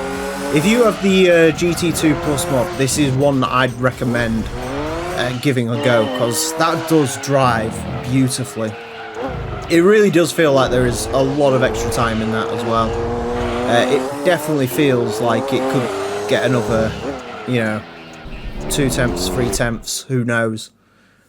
But yeah, I mean, quickest time. It doesn't say that in the lap times. I think, if I'm being honest, it's a car that's very easy to get to the ceiling off of. We've seen this before with cars that drive as well as this. They're really, really good at laying down the gauntlet straight away. You can see 28.688, and the final time wasn't that much quicker. They're really, really good at reaching the limit quickly and letting you get to that limit. It's just trying to push them beyond that limit for a little bit more time. That's when it starts to fall apart a little bit, and that's sort of what I feel with this. Personally, it does feel like it could be a little bit quicker, but is that a false dawn? Is that, you know, am I really sort of operating at the absolute limit of this, and what it really needs is just a little bit more power? I don't know. But what I do know is it's still very, very quick indeed. A 28.641 will place this into 40th. Goes in between the CLK race car and the Subaru Impreza Coupe WRX Type R STI version 4. It is quicker than the CRX Del Sol, quicker than the RX-7 GT300 car, quicker than the Opel Calibra Super Touring car, quicker than a GT1 race car. It is an ultra quick vehicle, this. I mean, stuff that beats it: TVR Cerber LM edition that ran our leaderboard for a while, Jaguar XJR15. You know, above this is when you get into your really serious sports cars and your Evos that just sort of dominate this. So yeah, really good. And I mean, in terms of four-wheel drive roofs, it's the slowest, but it isn't by a lot. And if something like the CTR2 Sport drives as well as that does, which is our only other four-wheel drive roof to go, I think that car could get very into the 27s, if not more. But we'll have to wait and see. The 1997 Nissan Pulsar Series VZR N1. Fun fact, the Pulsar Series VZR, the standard version of this, not the N1, is the least viewed episode of the Hot Lap Classic. You people really do not appreciate the Nissan Pulsar / Almera, so we'll give this one a go. I'm going to be interested to see if this one does any better. This one is the N1, which I think in reality just strips some weight out of the standard VZR. But in the case of this game, it also gives it a little bit of a boost in power. Hence why it's running the race mod, which I think is a bit of a shame, because one of the cool things GT2 Plus does is it adds the original version of this car, which has sort of side graphics on it, which are very cool. Whereas in the base game, it's just sort of a white Pulsar / Almera. So, unfortunately, we don't get to see those. But we do get to see the racing mod, which is fine. It's very green. Bits of red in there as well. I mean, it looks alright, but it's not like a peak race mod or anything like that. I probably would have preferred the side decals, but we've got to give the Pulsar a fighting chance, because this was not a very quick car the last time it went round, which might also be another reason it wasn't very popular. Anyways, front engine, front wheel drive, 268 horsepower, 981 kilos. Those are pretty middling stats for a car going around this course, so we'll find out how it does. It is going to have 6 laps of the Motorsports Land track in order to set the best time it possibly can. Our current leader is the Audi TT LM Edition. That car set a time of a 26.690. The Pulsar N1 unlikely to beat that. In terms of places for this car, the Pulsar, the previous Pulsar, the standard VZR, set a time of a 32 dead, 32.000. So, yeah, we'll see how the N1 gets along, whether it's any quicker or not. This, in case you're wondering, despite being a Nissan, which they're usually pretty good around this course, the Pulsar is one of those cars, well, not the GTIR, obviously, because it's the four-wheel drive one, but the standard Pulsar is one of those low-end front-wheel drive cars. There's quite a few of these in the games. Stuff like the Mitsubishi Mirage, Astis, and some like the lower-end Integras and stuff, where these are not as quick as you'd probably think they would be. You know, based on the statistics, 268 horsepower, I mean, you know, we've seen cars like the Spoon Integra show up with stats that aren't too dissimilar to this car. It was a little bit lighter and a little bit more powerful, but like not by a great deal amount. And it was a lot quicker than this is turning out to be. That was an almost under 30 car. Whereas by the looks of it at the moment, the N1 31.829 is just sort of struggling to keep its head above water. I mean, the Nissan March 31.5 I think it was, so yeah, not great for the Pulsar. I don't know what it is about this car. It's just not, you know, it's the same with the Mirage Astis. You know, they make about 250 horsepower for a front-wheel drive car. I mean, we've seen stuff like the Fiat Punto GT. You know, that's set like a 30.3 with stats that are like far worse than this. That has like 218 horsepower and weighs, I think, about a ton. And that's still like far quicker than it turns out this is, strangely enough. So I'm not really sure what's going on there with that. I don't know. Just some cars aren't very quick.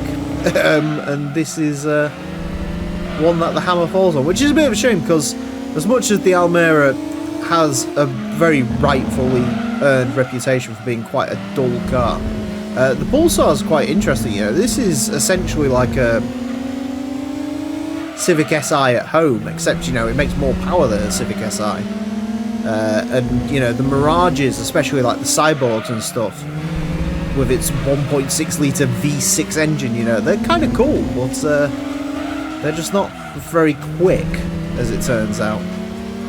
And this one is going to be not very quick. It's not a bad time of 31.6. It is, you know, 0.4 up the road from the standard car, but given the statistics of this, yeah, it should be quicker. It really should be quicker. So, yeah, a bit of a strange one on the old VZR N1. I also don't like the front grille, but that's a different topic for a different day. Yeah, it could have been quicker around that final sector. To be fair, I know that's saying there's like 0.25 in this. I don't think it's going to go that much quicker. I think there's a 0.5 in this maybe, but you have to really drive to get that. And it's just not it. Yeah. 31.607 will place this into 329th place. Goes in between the Toyota Starlet Galanza and the Toyota Sprinter Terreno. It is slightly quicker than a Mugen Civic Ferio, Lotus Elise 111S, the Fairlady Z version S. That was one of the very first cars to go around. Quicker than an Avenger. But I mean, it's fractionally slower than a Nissan March, it's slower than the Mazda Demio GLX, slower than the Renault Megane Coupe. It's like 0.1 down on the Toyota Vitz, which is like a car class completely foreign to this. That only has like, that doesn't even have 200 horsepower, so yeah, a bit of a bizarre place. Again, it's just not a very quick car, and that's just sort of the meat and potatoes of it, which is a bit of a shame, but unfortunately that's how the cookie crumbles. The 1967 Chevrolet Corvette Stingray 427 Coupe. Do you know what we haven't had for a while? A classic muscle car. And so here is a classic muscle car, and this race mod makes it look even more wild than it does from standard. I'm not a big C2 fan. I can understand the appeal, but for me, I don't think it's a very good looking car. I know that's going to be controversial. But this race mod, I mean, it looks bizarre. You got the hood scoop that's got about 1 million vents on it. You've got rear intakes, several of them. It's, you know, you've got gills everywhere. It is a very bizarre looking race mod, topped up with some truly atrocious wheels as well. And the side exit exhaust that sort of glitch all over the place and give the car a bit of an unfinished look. As does the wheel position. The wheels seem a bit too far forward as well. Sorry if you couldn't see that before. I don't know if that's a bit of an illusion because you got some like sort of half wide body going on the rear there, but yeah, not too sure on that one. Anyways, I'm not expecting this to be good. The last Stingray we had, the 69 Stingray, actually not a bad car, and it's the second quickest classic muscle car we've had. It's that and the Camaro, so Chevrolet's got a good track record, but I don't think this is going to be adding to it. Front-engined, rear-wheel drive, 639 horsepower, 1,315 kilograms. Actually not the worst stats in the world, to be honest. So, if this was going through a modern drivetrain, I'd have more faith in it, but it's going through a 1967 Corvette, so I'm not expecting greatness from this, as it drifts everywhere. Anyways, this car is going to have 6 laps of the Motorsports Land track in order to set the best time it possibly can. It is drifting literally everywhere. Our current leader is the Audi TT LM edition. That car set a time of 26.690. The Stingray unlikely to beat that for very obvious reasons. What this car should be targeting, the 69 Stingray set a time of a 31.657, apologies. So yeah, it should be beating that ideally. It has, I think, about 200 more horsepower than that had. That did also have racing modification like this does, but yeah, that seems to be a bit of a, yep, there you go, it is quicker, 31.569, and that was with a bit of a mess in that final sector as well. Right, gotta go wide into that corner, that's one of the key features there. Yeah, no, I don't know if it's because they have race mods, which a lot of the other muscle cars do not have access to. But, yeah, usually these, Chevrolet sort of ruling the roost. I think we've still got a Shelby GT350 to go, which the GT350 should, in theory, be quite a good handling car. So, I mean, granted that's more of a pony car than a muscle car, but I don't care. So, I mean, in terms of like the classics stuff, that should be pretty well up there. But, yeah, we will see. It's that rear, it just gets a bit distressed on the rear when you're coming around that corner, which is a bit strange. Definitely a bit strange.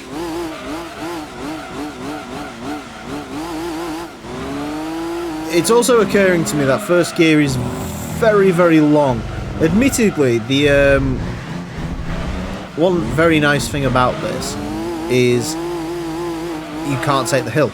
No, the one very nice bit about this is because it's naturally aspirated and it makes a ton of torque, you really can just sort of set and forget in second gear. It does drive a little bit, ironically enough, and this is going to sound very strange. I'm going to need another run-up, great. It does drive a lot like a Supra. Bear with me. It has the sort of giant turbo lag spike that Supra's got, just in a naturally aspirated engine. So like you'll see at 4,000 RPMs, it's just sort of all that run up, by the way, for absolutely nothing. That is gonna be the quickest lap. I don't really know how I managed to weasel a lap that good out of this, because it is not a good driving car, this. Yeah, you'll sort of see, I can show it off because we're almost at the end now, but sort of 4,000 RPM onwards to the sky. It just drives like it's got turbo lag. It is not a nice car to drive, that. It's an atrocious car to drive. You can tell it's atrocious to drive because it does my least favourite thing in this entire series. It gets a tie. Another tie. We've had loads of ties recently. Yeah, there's time in it. That final sector on that sort of second lap was a bit sloppy, but I honestly thought I might be able to do a little bit better. But it turns out I can't. It just isn't very controllable on the throttle there. So yeah, bit of a weird one. Anyways, a 31.569 will place this into 324th place. It ties with the Megane rally car, which is weird. It's slightly quicker than a Nissan March, the Unos Cosmo 2 rotor, 306 rally car, a Lan S2. It is slower than a Mazda Demio, and a Lotus Elan PT Spider. It's not a good car. It's a classic muscle car. What do you want? The only thing that's really important is it is about 0.1 up the road from the 69 Stingray, which has less power but is a little bit nicer to drive, and it's still like half a second down on that Camaro. But again, the thing with that Camaro is that has, I think that wasn't even really making that much over 400 horsepower. It was just nice and controllable, and this isn't. So yeah, those are the way the cookie crumbles sometimes, and the cookie in this case has been stuck at 4,000 RPM and just wheel spins everywhere. The 1999 Vauxhall Tigra 1.6i. We've had the Opel Tigra go around a while ago. This time it is the turn of the Vauxhall. And because it's a Vauxhall, it is wearing the racing modification, and thanks to GT2 Plus, there is a bit of a bug that happened with the Vauxhall cars fixed. So in the terms of the Corsa and the Tigra, both of them were missing turbo kits in the base game. Now in the case of the Corsa, as we've seen when it went round the track sans turbo, that hurt it greatly, because that car only made about 120 odd horsepower. In the case of the Tigra though, not so much, because the Tigra, interestingly enough, I think it's the only car I've seen that actually does this. It has the same amount of power naturally aspirated and turbocharged. So NA Stage 2 will take it to 240 horsepower. The turbocharger takes it to 240 horsepower. So I guess this is going to be the battle of which power delivery is best. And obviously it's wearing the race mod. In terms of the Tigra, unlike every other sort of Opel / Vauxhall in the game where the race mods are identical, in the case of the Tigra there is actually a bit of a palette swap. So if you see the Opel Tigra race mod, that is white and yellow, well as this one is white and blue. So anything that was yellow on the old Tigra is blue on this one, including the wheels as well, which I think is a fantastic touch. So yeah, it's a very simple race mod. I mean, it literally just says Vauxhall and Mobile 1 on it, but it's still quite a cool one, although it's a weird place to put the Vauxhall logo considering it's right over the door handle. Anyway, it's front engine, front wheel drive, 240 horsepower, 920 kilograms. It certainly isn't the ice race car, that is to be said. Anyways, the Tigra will get 6 laps of the Motorsports Land track in order to set the best time it possibly can. Current leader is the Audi TT LM edition, that car set time on 26.690. The Vauxhall Tigra, God this is difficult, is unlikely to beat that. In terms of where this is aiming for, a 30.860, which actually was surprisingly quick from the naturally aspirated Sans Race Mod Tigra. That's where it's aiming. So I would suggest on that there's probably, on a car of this power, probably closer to about 100th of a second in the 10th of a second, sorry, in the race mod, and then the turbo could help it, could not. I mean, I'm not really too sure. I do remember the naturally aspirated Tigra was a bit of a dog to drive around here, and it does appear even its turbocharged cousin is also quite sliding. The way I describe this car is it drives like it's got far more power than it actually has. We see unruly front-wheel drive cars a fair bit around this track, and the ones that usually are, they're quite justified, you know, stuff like the Volkswagen Golfs and the Ford Cougar, the Dodge Intrepid, some of the really powerful Integras. You know, they don't really, well, especially in the case of the Integra, doesn't weigh all that much, and it just sort of seems when you press the loud pedal, you're going to get oversteer, and it's sort of going to drag itself into corners. This drives like that, but like a light version of that, because obviously this has not got mammoths worth of power, it's only got 240 horsepower, so it just has little slides. But of course the problem with that is the less power you have, you know, going sideways in something like a 700 horsepower Dodge Viper GTS isn't ideal, and it will cost you lap time, but it will cost you significantly less lap time than going sideways in something like this will. I'm going far too late on the brakes into that first corner. I just keep following the ghost. I need to stop doing that. It is a bit of a habit, you'll notice, on this series. I am an absolute... I do it in, like, it's not even just this series. I do it in, like, if you've ever raced... Well, none of you probably have, unless any of you were from the old BTCO league. I seem to just pick up the driver habit of whatever's in front of me, and that also happens in this series with following the ghost around, even though the ghost is literally me. So yeah, minimize the sliding out of that corner, which we did. Can we get a good final sector to the line? It is a wow, okay. That shouldn't have been that quick. Oh god, it's one of these. Fantastic. Well, it's another Vauxhall that's just inexplicably quick. First it was the Astra, which was like almost an under 30 competitor when it didn't have any right to be. And now the Tigra is setting 30.3s when it realistically probably should have set like a 30.5. But there you go, them's the ropes. Apparently, according to the splits, it could have been even quicker. It did have a really good run out of that sort of little chicane bit towards the start of the lap. Yeah, it is interesting. Second lap, was that the quickest one for a while? Yeah, that was the Ghost for a while, so going... Maybe I only went slightly wide and I was going like far too wide because I was trying to beat the Ghost into the corner, I'm not too sure. But either way, that's a shock.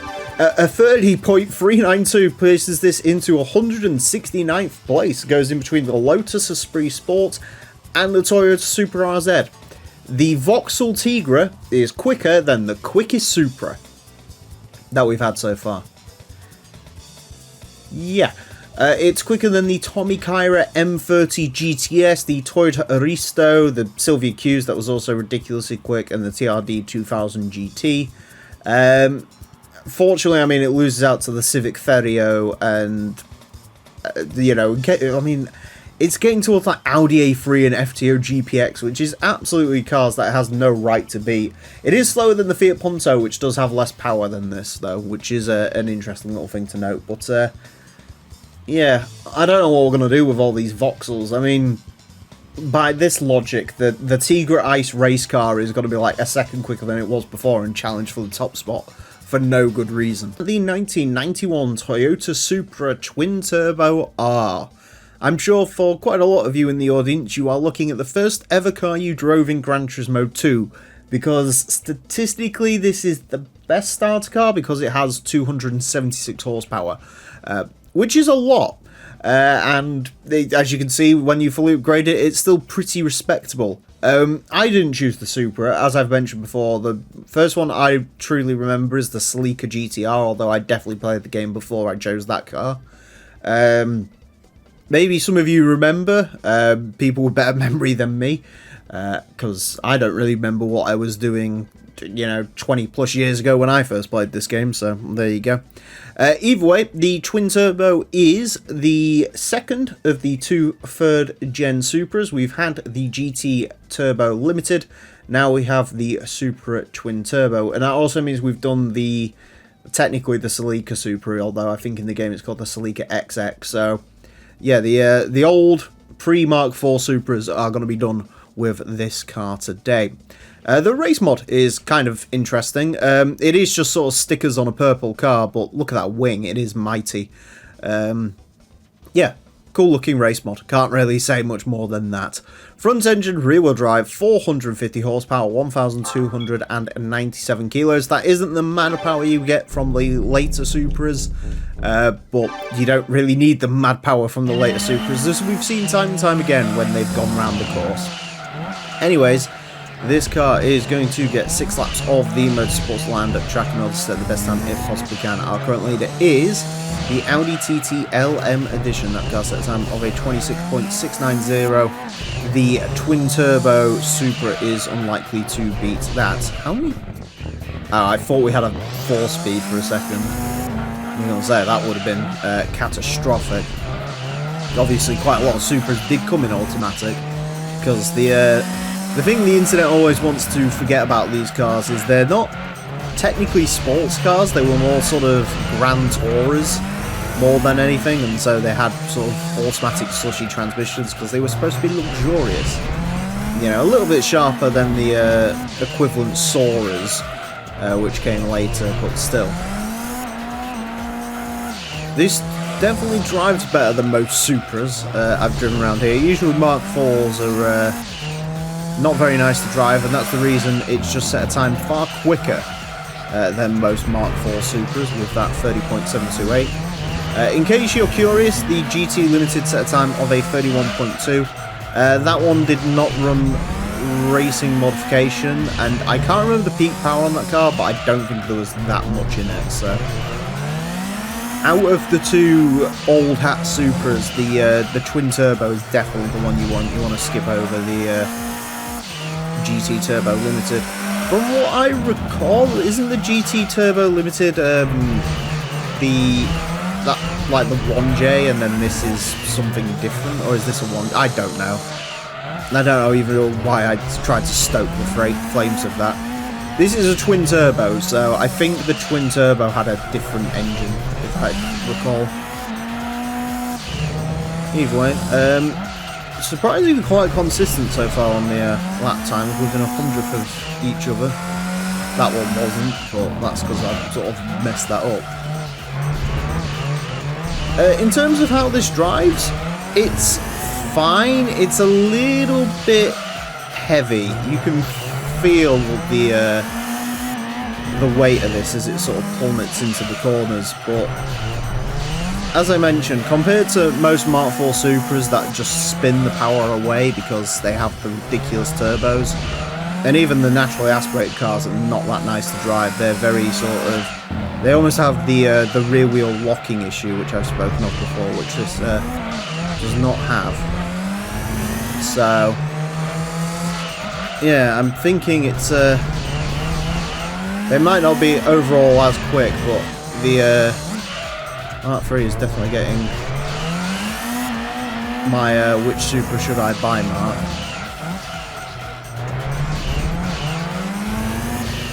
Not quite quicker on that final lap.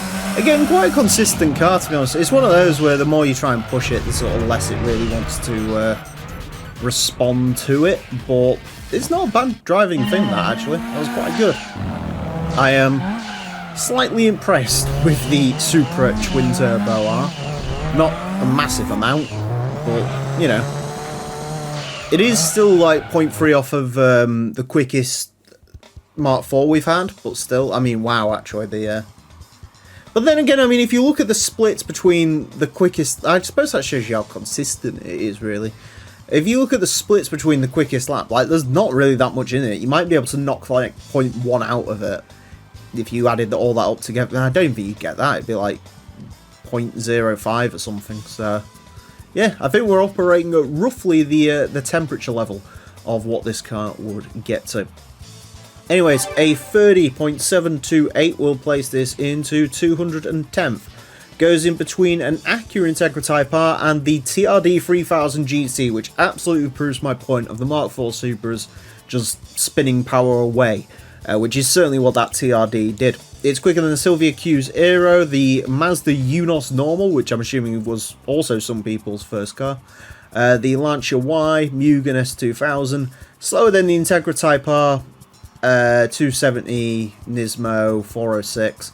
I mean, as far as sort of rear-wheel drive performance cars goes, that's pretty mid-pack. I mean, in general, throughout the series, well, this is our 429th car, so the midpoint is pretty much around here.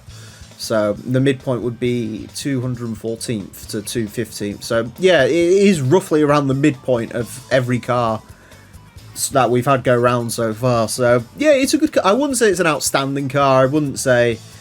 You know, I mean, maybe you could beat the entire game with this. I think there's races with a power limit lower than 276, though. But it would be a contender for that sort of challenge, because I'm sure it can keep up with the best of the best machinery on sort of normal tracks. But around here, again, it's mid-pack. There's obviously better starter cars that we've had go around. That's going to be an interesting thing to sort of look back on. What was technically the quickest starter car, but yeah, this gets beaten by the 323 Interplay, I know that instantly. The 1991 Tommy Kyra M30 GTS R, another one of the pre-tuned Tommy Kyra Skylines, the GTS R. We've had the standard GTS, which is based on the R31, and this time this is the GTS R based on the R32, even though the highest trim level from Nissan of the R31 is the GTS-R, and they never did a GTS-R in the R32. Confused? Good. Yeah, I mean, I suppose it makes sense because Nissan wasn't really using the GTS-R name at this point, so sod it, shove it on a Tommy Kyra. Weirdly, because this is the GTS-R, it is rear-wheel drive. You'd expect the tuned R32 Godzilla to be all-wheel drive, but I guess either Tommy Kyra made that and they just couldn't be bothered to add it into the game, or it's a case of Tommy Kyra couldn't quite get the recipe right until they got to the R33. I'm not too sure. But being rear-wheel drive does make it a bit more interesting and a whole lot more scary for me, because looking at those power statistics, we've got GTR power going through the rear wheels, which, yeah, I'm not really looking forward to. But the M30 GTS was good to drive, so you never know. Front engine, rear-wheel drive, 659 horsepower, 1,157 kilos. That's actually quite light for a Skyline, so, yeah, I mean, that sort of adds to my concern here. Anyways, the M30 GTS-R is going to get 6 laps of the Motorsports Land track in order to set the best time it possibly can. Our current leader is the Audi TT LM Edition, and that car set a time of a 26.690. The Tommy Kyra M30 GTS-R unlikely to beat that.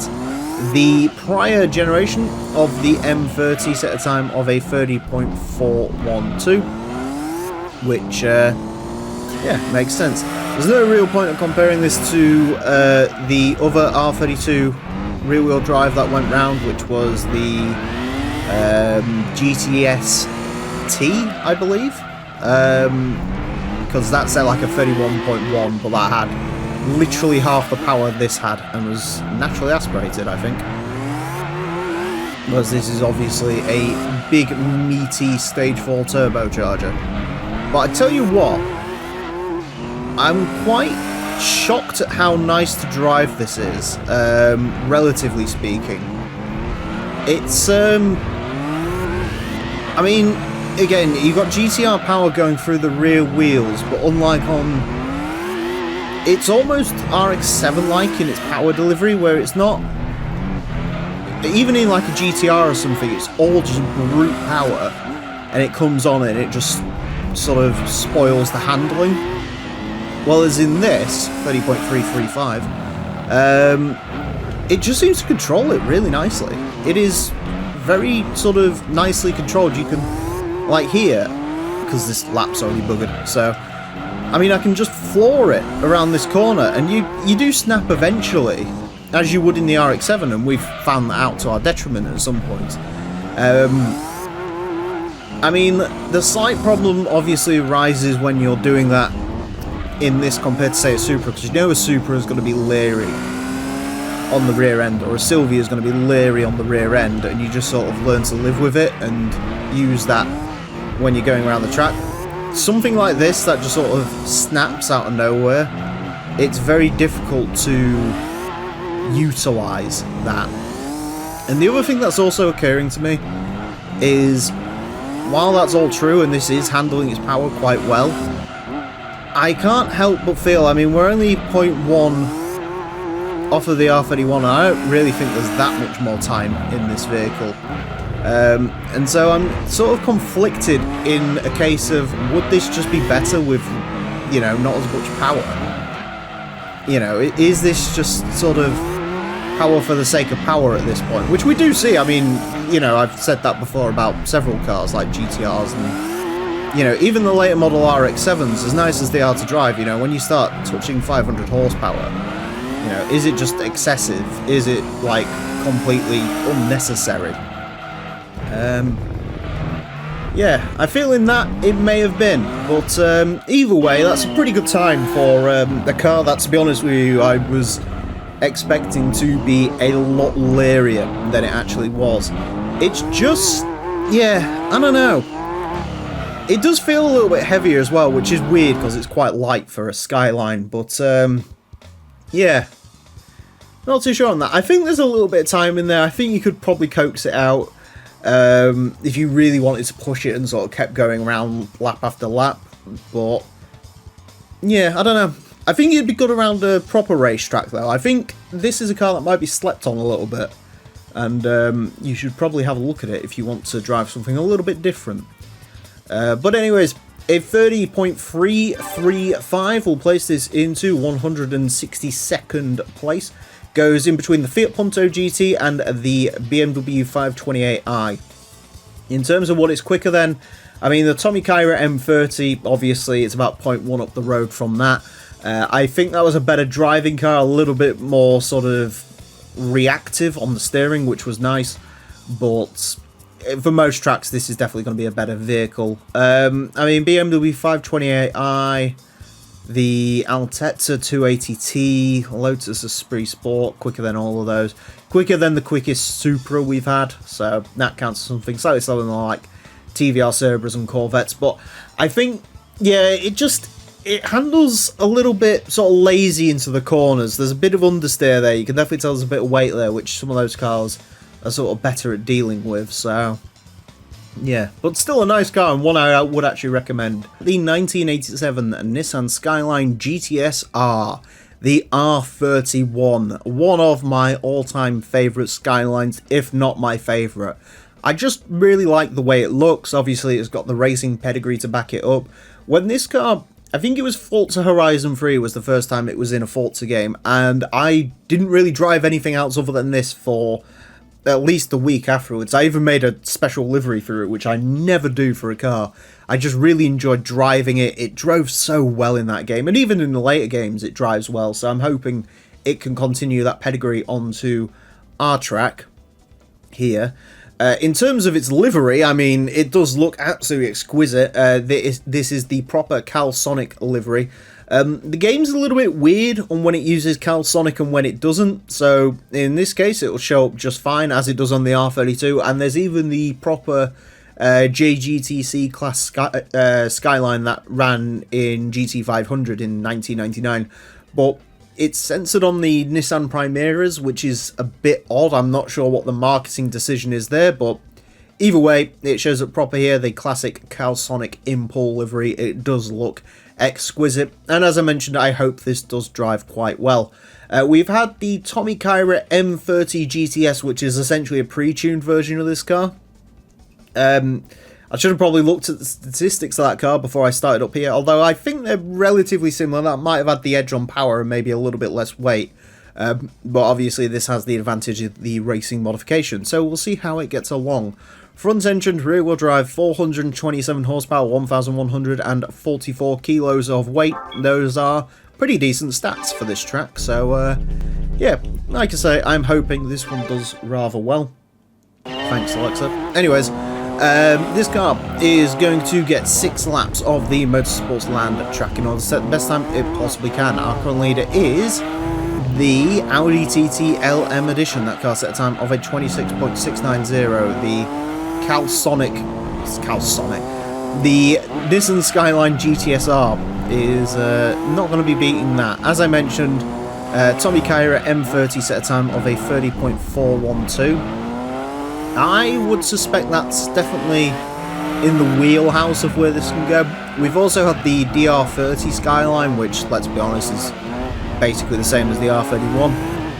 That set a time of a 30.7. From what I remember, that car had a bit sort of a wayward rear end, which this thankfully does not. This actually seems remarkably controlled.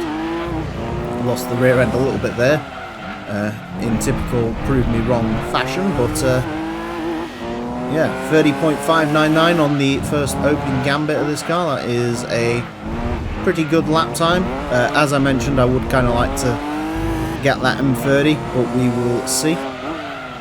We also had a technically we had a GTSR out last time, but that was not this GTSR. That was an R32, which this is not, as you can tell by the fact this doesn't weigh. Well, actually, I can tell why that M30 GTSR didn't weigh all that much last time either, to be fair. Alright, 30.653.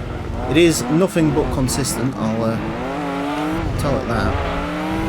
Got away with a good corner cut through the tyre barrier there. Sometimes that doesn't work and it invalidates your lap. Other times it'll spit you out at a wrong angle. And then every now and again you can just get away with it, and we definitely got away with it there. Through the final corner, 30.226. Alright, there we go. We have beaten the GTS now. I don't think we're going to get close to doing much better than that. So, yeah, I mean, we'll enjoy these final few laps. I will say, this is a phenomenal handling car. It really is just nice to drive this. It's, you know, nicely composed. It's not even, you know, even comparing to the RX-7s is a bit rough, because this has, like, way more traction than those even have. You can lose the rear end a little bit. I mean, obviously, it's still, at heart, an old sports car. But, yeah, it's nice. It's just nice, easy. Very consistent, as you can sort of see with the lap times and how close I've been to my ghost the entire time around. Yeah, just an all-round good car. There is no real denying on that one. So yeah, we'll take that. 30.226. Very good lap time from, again, a very good car. There's not a lot to really complain about there. In terms of this, you know, maybe a little bit more power, maybe a little bit less weight could have helped it out, but you know, would that have spoiled the handling, because it is just a very nice handling vehicle. Yeah, we'll see on the splits. I mean, there's a little bit of time in it, apparently. I could definitely see there being a little bit of time. I don't think there's too much. I think the beauty of a car like that is you can sort of see with decent consistency with the lap times as well. You can really get in a rhythm with it, and it won't go much beyond that. There isn't, you know, 2/10 to find there. It really is, like, that's probably the limit of what this can do, but it's still pretty high limit, so can't really complain all that much. A 30.226 will place this into 151st place. It actually goes Surprisingly close to the Honda S2000, which is another car I would describe exactly like this. It's just a very nice, compliant, rear-wheel drive car that you can drive to its limit. It is quicker than the Nissan Fairlady Z version S Twin Turbo, quicker than the Evo 2, quicker than the RX-7 Type RSR, quicker than the Lexus GS 400. Does lose out slightly to the freakishly quick Mazda 323 Interplay, Jaguar XKR Coupe, Camaro Z28, but that's all like serious power stuff that is above it. I mean, in terms of sort of simple rear-wheel drive cars, there's not a lot sort of upwards in this power band, really. It's just a good car. It just really is just a good car, and that's really the best way to describe it. The 1991 Nissan Skyline GTS-T Type M. The R32, a rear-wheel drive R32, and this one is turbocharged. Unlike the previous rear-wheel drive R32 we had, which was the Type S, this is the full-fat Type M. Hence why it's wearing the race mod, and it is a pretty mediocre race mod. It's going to be this, and there is also the Skyline GTS4, because there is an awful lot of R32 variations in this game.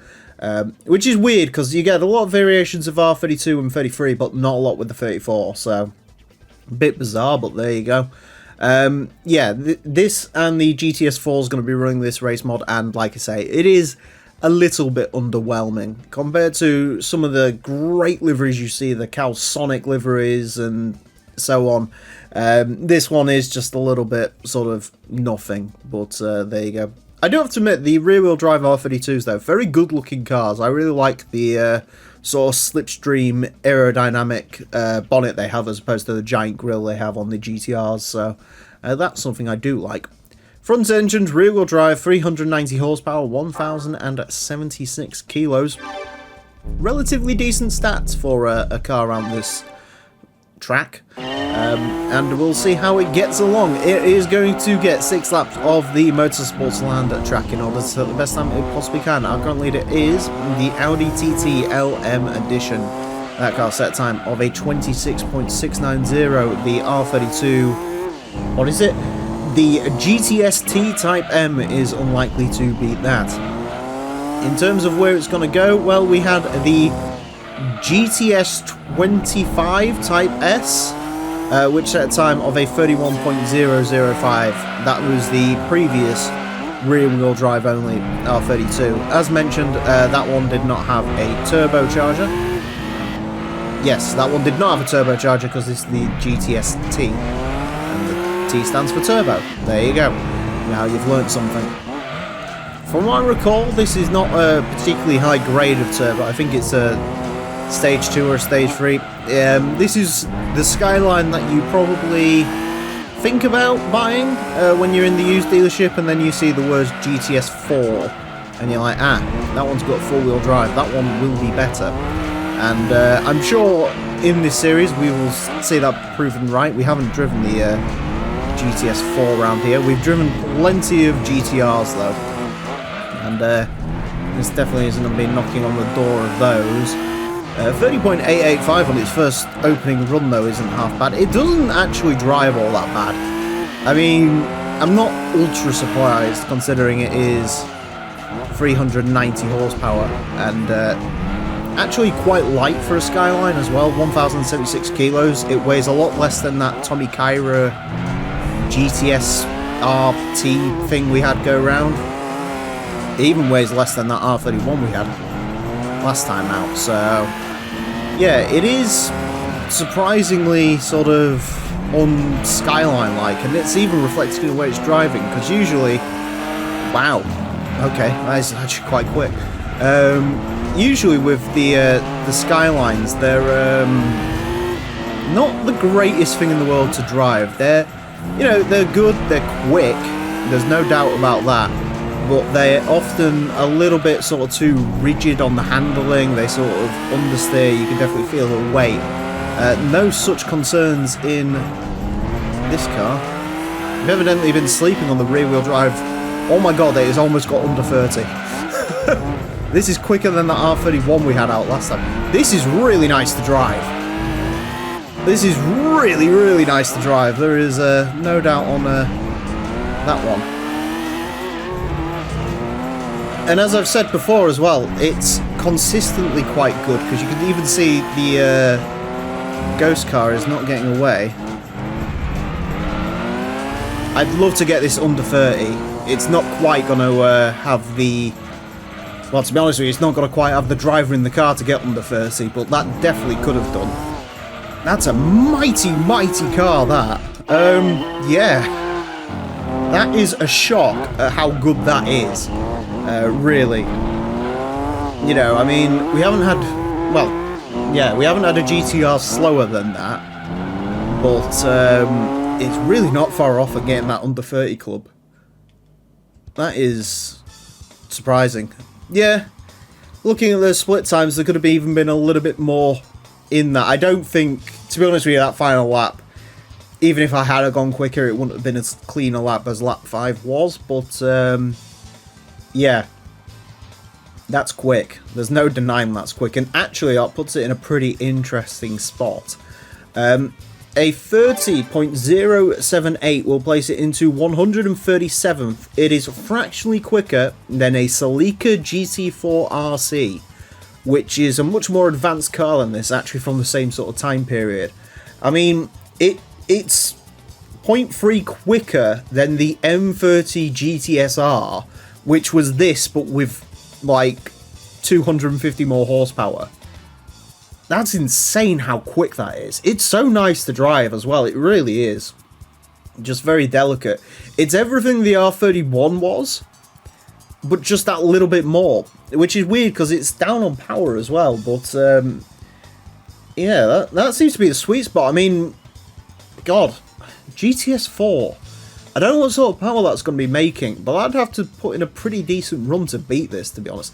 If you want an interesting statistic, that's only 0.2 away from beating the Tommy Kyra R, which is a tuned version of the R33 GTR.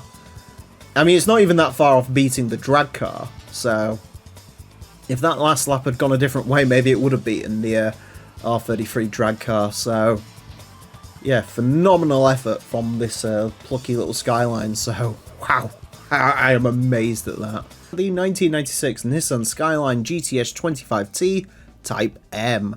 Another rear-wheel drive R33 to take on the course. We've had the naturally aspirated one. Like last time, it is the turn of the turbocharged variant, which does come in this quite cool looking race mod. The R32 we had last time had quite a boring race mod. This one has shapes and cool stuff going on. If you use the default colour scheme on this, it pays homage to the Unicia Jex JGTC cars, but I've chosen this silver and blue livery just to be a little bit different. So yeah, it does look quite cool though, and statistically, yeah, it should be quite cool as well. Front engine rear-wheel drive, 441 horsepower, 1,161 kilos. If you're keeping track at home, that means this has 50 more horsepower than the R32 from last time, but it does weigh 100 kilograms more, so is that going to hurt it? Well, when the naturally aspirated version of this car came round and compared to its R32 brethren, it lost, so it'll be interesting to see if the extra power can help it out this time round. Let's get on to the track. This car is going to have 6 laps of the Motorsports Land track to set the best time it possibly can. Our current leader is the Audi TT LM Edition. That car set a time of a 26.690. The Skyline GTS 25T Type M is unlikely to beat that. In terms of a benchmark, well, the naturally aspirated version, which ran without race mod, that set a time of a 31.120, the GTS 25 Type S. So it was slower than its R32 companion. Is this going to be slower than its R32 companion? Well, I mean, if it is, it won't be through lack of trying, because that R32 was phenomenally quick last time out. That car set a time of a 30.078. If I'm being honest, I'm not expecting that level of performance from this, especially given its weight disadvantage, but we will see. as we lay down the gun on the first lap. 30.415, that's still very quick though. That is still ferociously quick from the R33. And there's definitely a chance to go quicker as well, because we're capitalising on that slide into that bend. I am straight away noticing this is not the not as nice to drive as my R32 was last time, which I am now in love with. Yeah, this is a little bit more... I don't think it's so much even the weight, it's the extra power you can really feel in this, and it sort of makes it a little bit less stable. It's a little bit less friendly to take into the bends. The other thing this has got going on is it does feel... I've spoken about this before. If you sort of turn while braking, it almost feels like the brake bias is switched to the rear, which isn't super uncommon on high-power rear-wheel drive cars, but it does feel a little bit weird. For 30.206. I'd love for this to embarrass one of the R33 GTRs, because they have not been super quick, or at least some of them haven't. Hence why I still think the quickest R33 is actually the four-door saloon, strangely enough. Is still the quickest of all of them. But we're going to get one final lap. If we can shave 0.1 off and get it to match the R32, that would be something. I don't quite think it's got the nicety to do it, but then again, nice driving cars sometimes do well around here, or not so nice driving cars, I should say. I've definitely seen that before. To the line. 30.056. It just pips it. It just pips it. That is... wow. I wasn't expecting that, to be honest with you. Yeah. Again, it's not as nice to drive as that R32. It's not bad, though. It really isn't bad. I think we are definitely approaching the sort of power limit of the chassis. I think if this had GTR power in it, it would just be awful. But as it stands, yeah, that's that ain't bad. Could have gone quicker as well. I mean, I have no doubt that could have gone quicker, slightly. Apparently Sector 2 was really good on that lap, so yeah, I could see it going a little bit quicker, but either way, we will take that, and that does actually put it in a very interesting place once again. A 30.056 will place this into 136. It is fractionally, and I mean fractionally, by 4,000th of a second slower than the R33 drag car, which really is the complete polar opposite when you think about it when it comes to Skylines. The drag car is big and heavy and has all the power in the world and four-wheel drive, whereas this is more sort of light and nimble.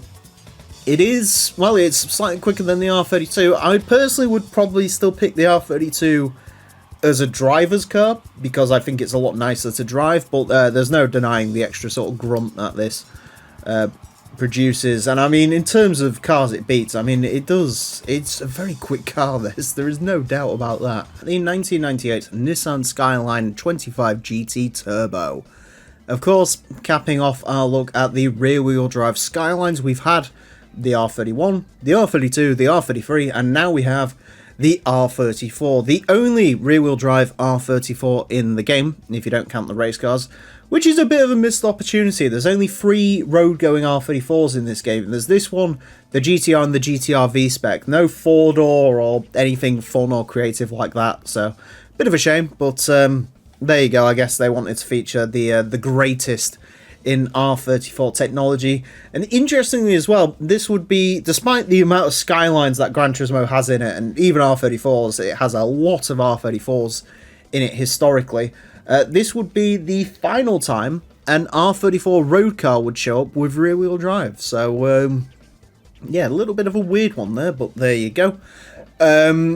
Yeah, this livery, I think it's based off something that ran in Super Tycoon, very similar to the liveries that you can get on the standard GTRs. You do get 2 colour options with this though. You get a teal and you get this fantastic deep purple that I went with. I think on the GTRs you sort of get a couple of options in terms of race mod styles, which you don't get extended to the 25 GT Turbo. But if you ever want to identify one of these, you get this giant front splitter and the unique grille, which is interesting. It does look a lot different in sort of stock form to a standard R34 GTR, but when you put the race mod on it, it does look a little bit more R34 GTR-ish.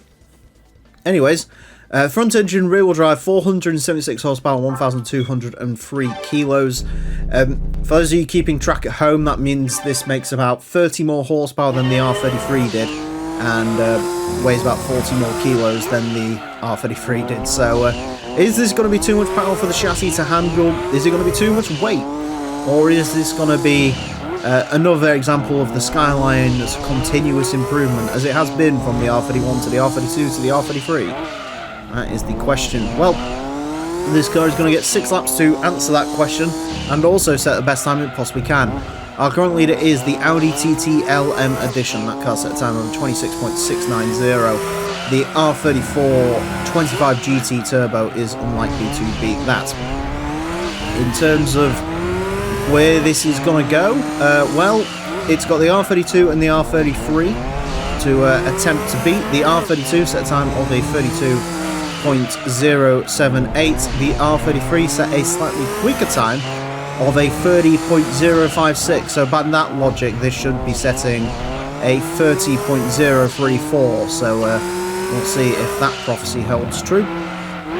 On its opening gambit, a 30.639, which is reasonable. In terms of handling, I mean, I'm not super surprised, but it does handle a lot more like an R33 than it does the R32. The R32 was a real handling god. I love that car. Super controllable. You could do whatever you want on the rear end, and it would just grip and give you the power whenever you wanted it, and it was glorious. The R33, a little bit more sort of wayward than that, and then this is sort of the culmination of that, where this is a little bit more wayward than that. I will say this does feel a little bit lighter on its feet than the R33 did, which is something to note, but obviously, yeah, not really. It's a lot less like my natural driving style, where I do like a little bit of understeer but all the traction in the world, whereas this is probably more like to a natural racer's sort of talent, people who enjoy rear wheel drive and, you know, chucking the car into corner and letting the rear end sort of catch up with it and doing it that way. I don't really operate like that, so yeah, a little bit weird for me. 30.210, final lap then for the R34. Give it everything. Let's see if we can go quicker than that. Yeah, it's not quite I don't think it's as good, personally, as the previous two cars. I will be honest, it's a lot less like my driving style than those cars. Coming to the line, 30.210.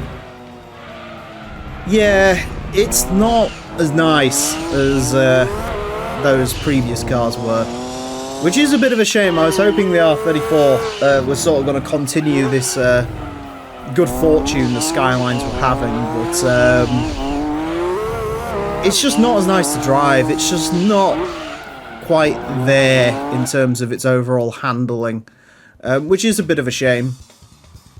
God, those lap times are quite something to look at.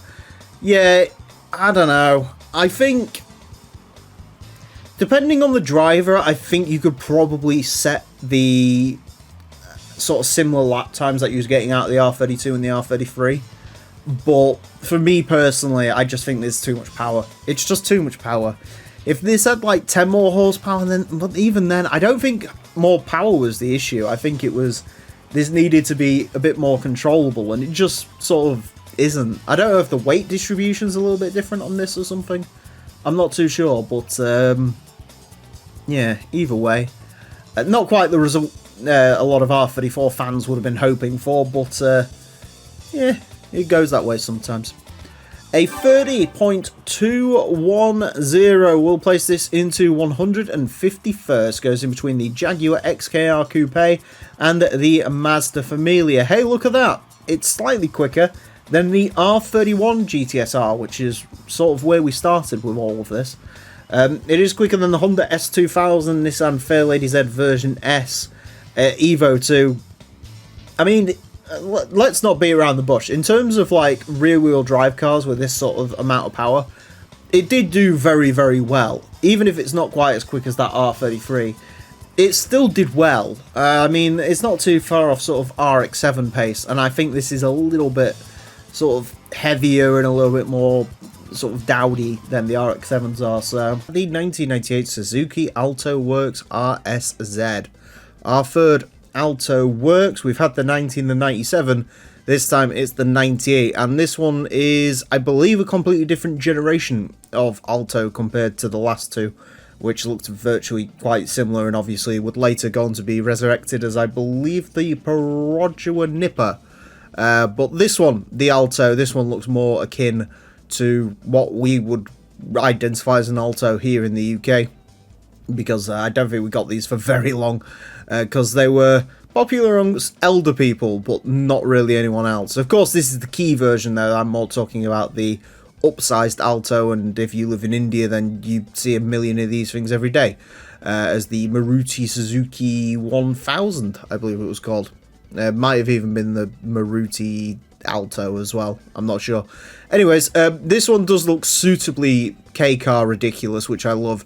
You've got a massive bonnet scoop, you've got sort of a double layered spoiler going on there.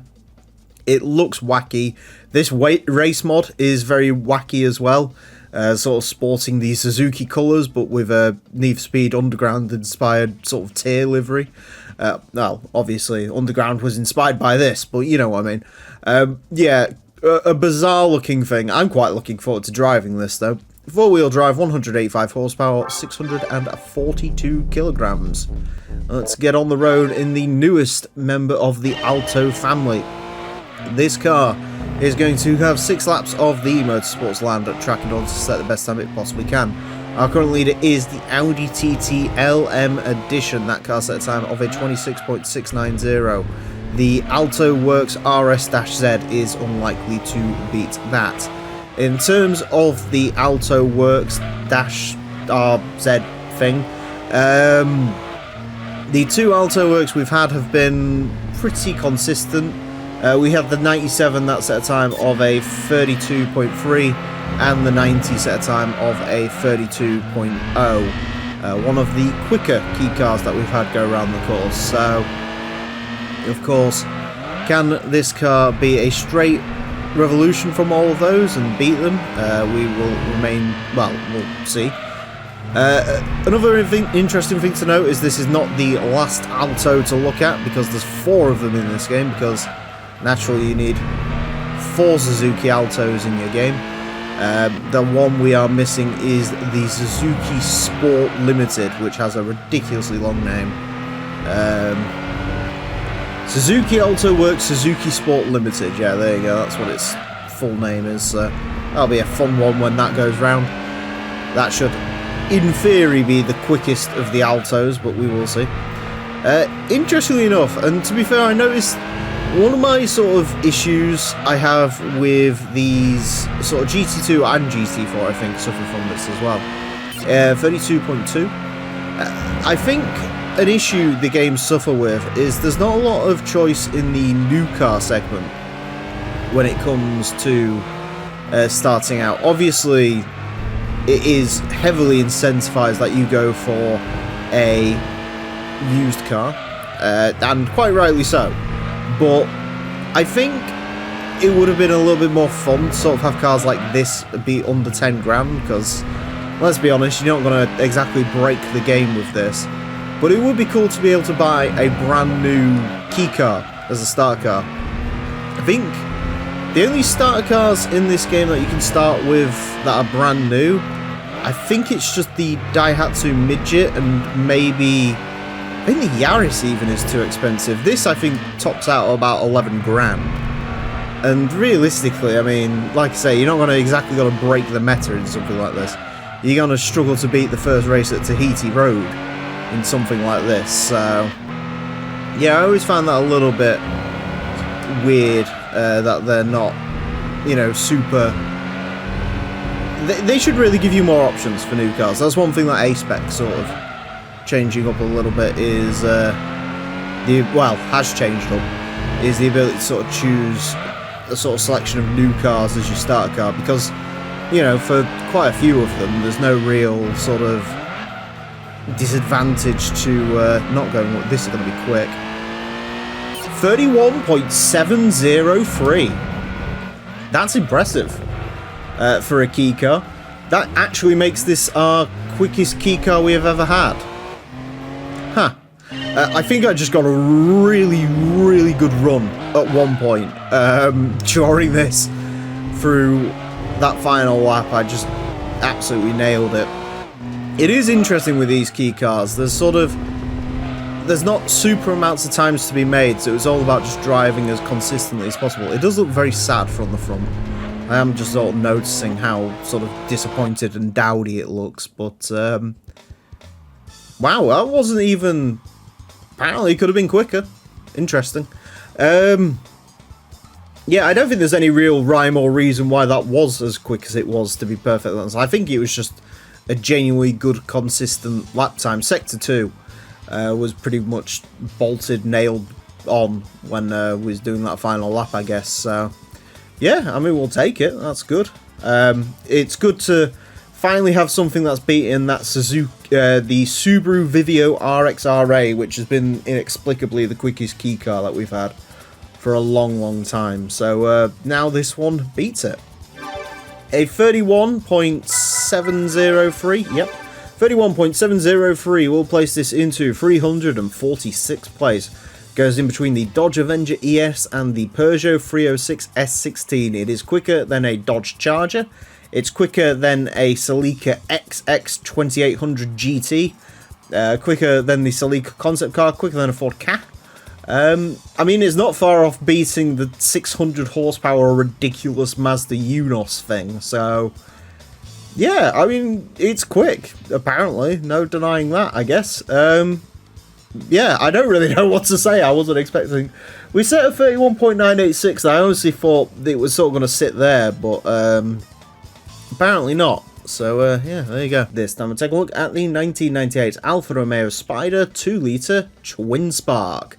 Many of you, when you think Alfa Romeo Spider, will probably think of the original Spider that went on for years and years and years, cruising through the Italian hilltops. Other people, like me, may think of the Alfa Romeo Brera, which got a convertible version, which is one of the most underratingly beautiful cars ever. It just looks fantastic.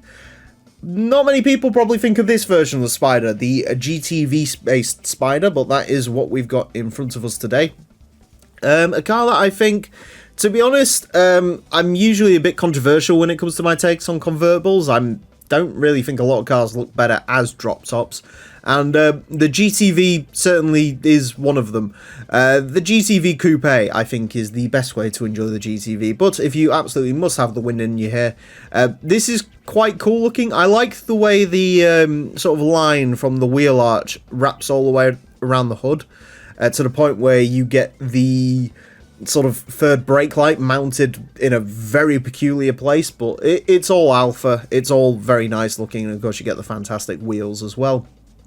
In terms of how this is going to drive, well, it's GTV based, and the GTV is one of the quickest front wheel drive cars we've ever had, and Alfa Romeos with this engine just seem to be quick, so that does bode well for the Spider, but obviously we are a little bit sort of down on rigidity, and I think we're down on power as well compared to a standard GTV 2-litre twin spark. Front engine, front wheel drive, 356 horsepower, 1,219 kilos. Does come in this fantastic purpley blue colour. There's lots of fantastic Alfa Romeo factory colours. Of course, many of you may say it should be red, but people say that about Ferraris and they're wrong. Anyways, This car is going to get 6 laps of the Motorsports Land track in order to set the best time it possibly can. Our current leader is the Audi TT LM Edition. That car set a time of a 26.690. The Alfa Romeo Spider is unlikely to get close to that. Now, in terms of where this is going to go, the Twin Spark Alphas, as I mentioned, are very quick. The slowest one we've had, and this is because it was majorly down on power to be fair to it, was the Alfa Romeo 155. That car set a time of a 31.1. But other than that, it's all been pretty good. The 166 set a time of 30.8. 156 set a time of 30.1, sans the race mod. The 145, 30.1. And the GTV, one of the quickest front-wheel drive cars we've ever had. That car set a time of a 29.919. That was, apart from the GT300 JGTC car, which I do often forget about when I'm saying fastest front-wheel drive cars for obvious reasons, because it's kind of cheating. Yeah, the GTV was, I think, the first ever front-wheel drive car to bust into the under 30 club, so yeah, interesting. Also interesting to note is this is our final 4-cylinder Alpha. From here on out, it is all 6 cylinders. So that's good, I think. Depends how sort of front-end heavy those cars can be. I'm surprised. I don't know if the Spider sort of didn't have the V6 available until later on. I know this is one of those cars that, you know, realistically, in Gran Turismo doesn't really serve that much purpose because, well, you can't get the wind in your hair sat in your computer chair, can you? Or on your sofa, as some people may. But unless you're trying to sort of do the law-friendly Spider and Roadster Cup in either way, I still think there's probably better cars for that. But this stuck around in Gran Turismo for a while. It was in GT4 as the 3-litre V6 model, so it stood the test of time. I'm not complaining. More Alphas is not a bad thing, but always a peculiar one. And again, it does make me wonder if the V6 sort of came along with the GTV's mid-cycle refresh.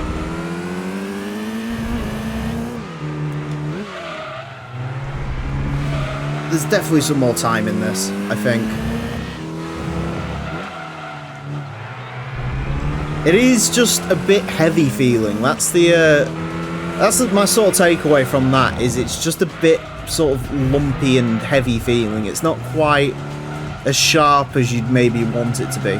That certainly isn't a half bad time though, 30.584, but yeah, I don't know what gearbox was in that. I wonder if, surely it's not an automatic, but yeah, you know, maybe a little bit let down by the weight and potentially by my driving as well a little bit. Mind you, I suppose the splits don't lie. Yeah, it's not as good as a GTV, is it? I mean, again, I'm sure this is down on power compared to stuff like the 145 and the 156, because they have close to about 390 horsepower, as well as this with its 356 isn't quite there. So yeah, a little bit sort of down on power, I think, and again, it weighs a lot. There's rigidity issues in there, but it's still a quick time, don't get me wrong. A 30.584 will place this into 198th place. Goes in between the Lotus Europa and the Lotus Esprit, which is interesting. It's quicker than the Nissan Silvia Spec S, RX-7 Savannah, the NA B-Spec Roadster, which is sort of similar car, so fair enough. Quicker than the E36, quicker than a Mustang GT, slightly slower than the Lancia Stratos, Lexus IS200, Silvia Spec R, Tommy Kyra 3. I mean, yeah, I still think that's reasonably impressive. It's quicker than the Mugen Integra Type R. Yeah, I still think that's pretty impressive considering sort of what it is. The 1998 Mugen Accord Wagon. Another Accord Wagon to take on our course, and hopefully this one will be good. I like an Accord wagon. Unfortunately, the Accord wagons that we've had thus far have all been 4-speed automatic, so they've been a little bit strange when it comes to taking on this course. I'm hoping this one is going to have a 6-speed, and I'm also hoping the Accord SIR 98, which we haven't had go round, is also going to be a 6-speed. The two we've had have been the 96 Accord wagon, which, despite its transmission, actually did surprisingly well, mainly because it had race mod and a lot of power, more than this.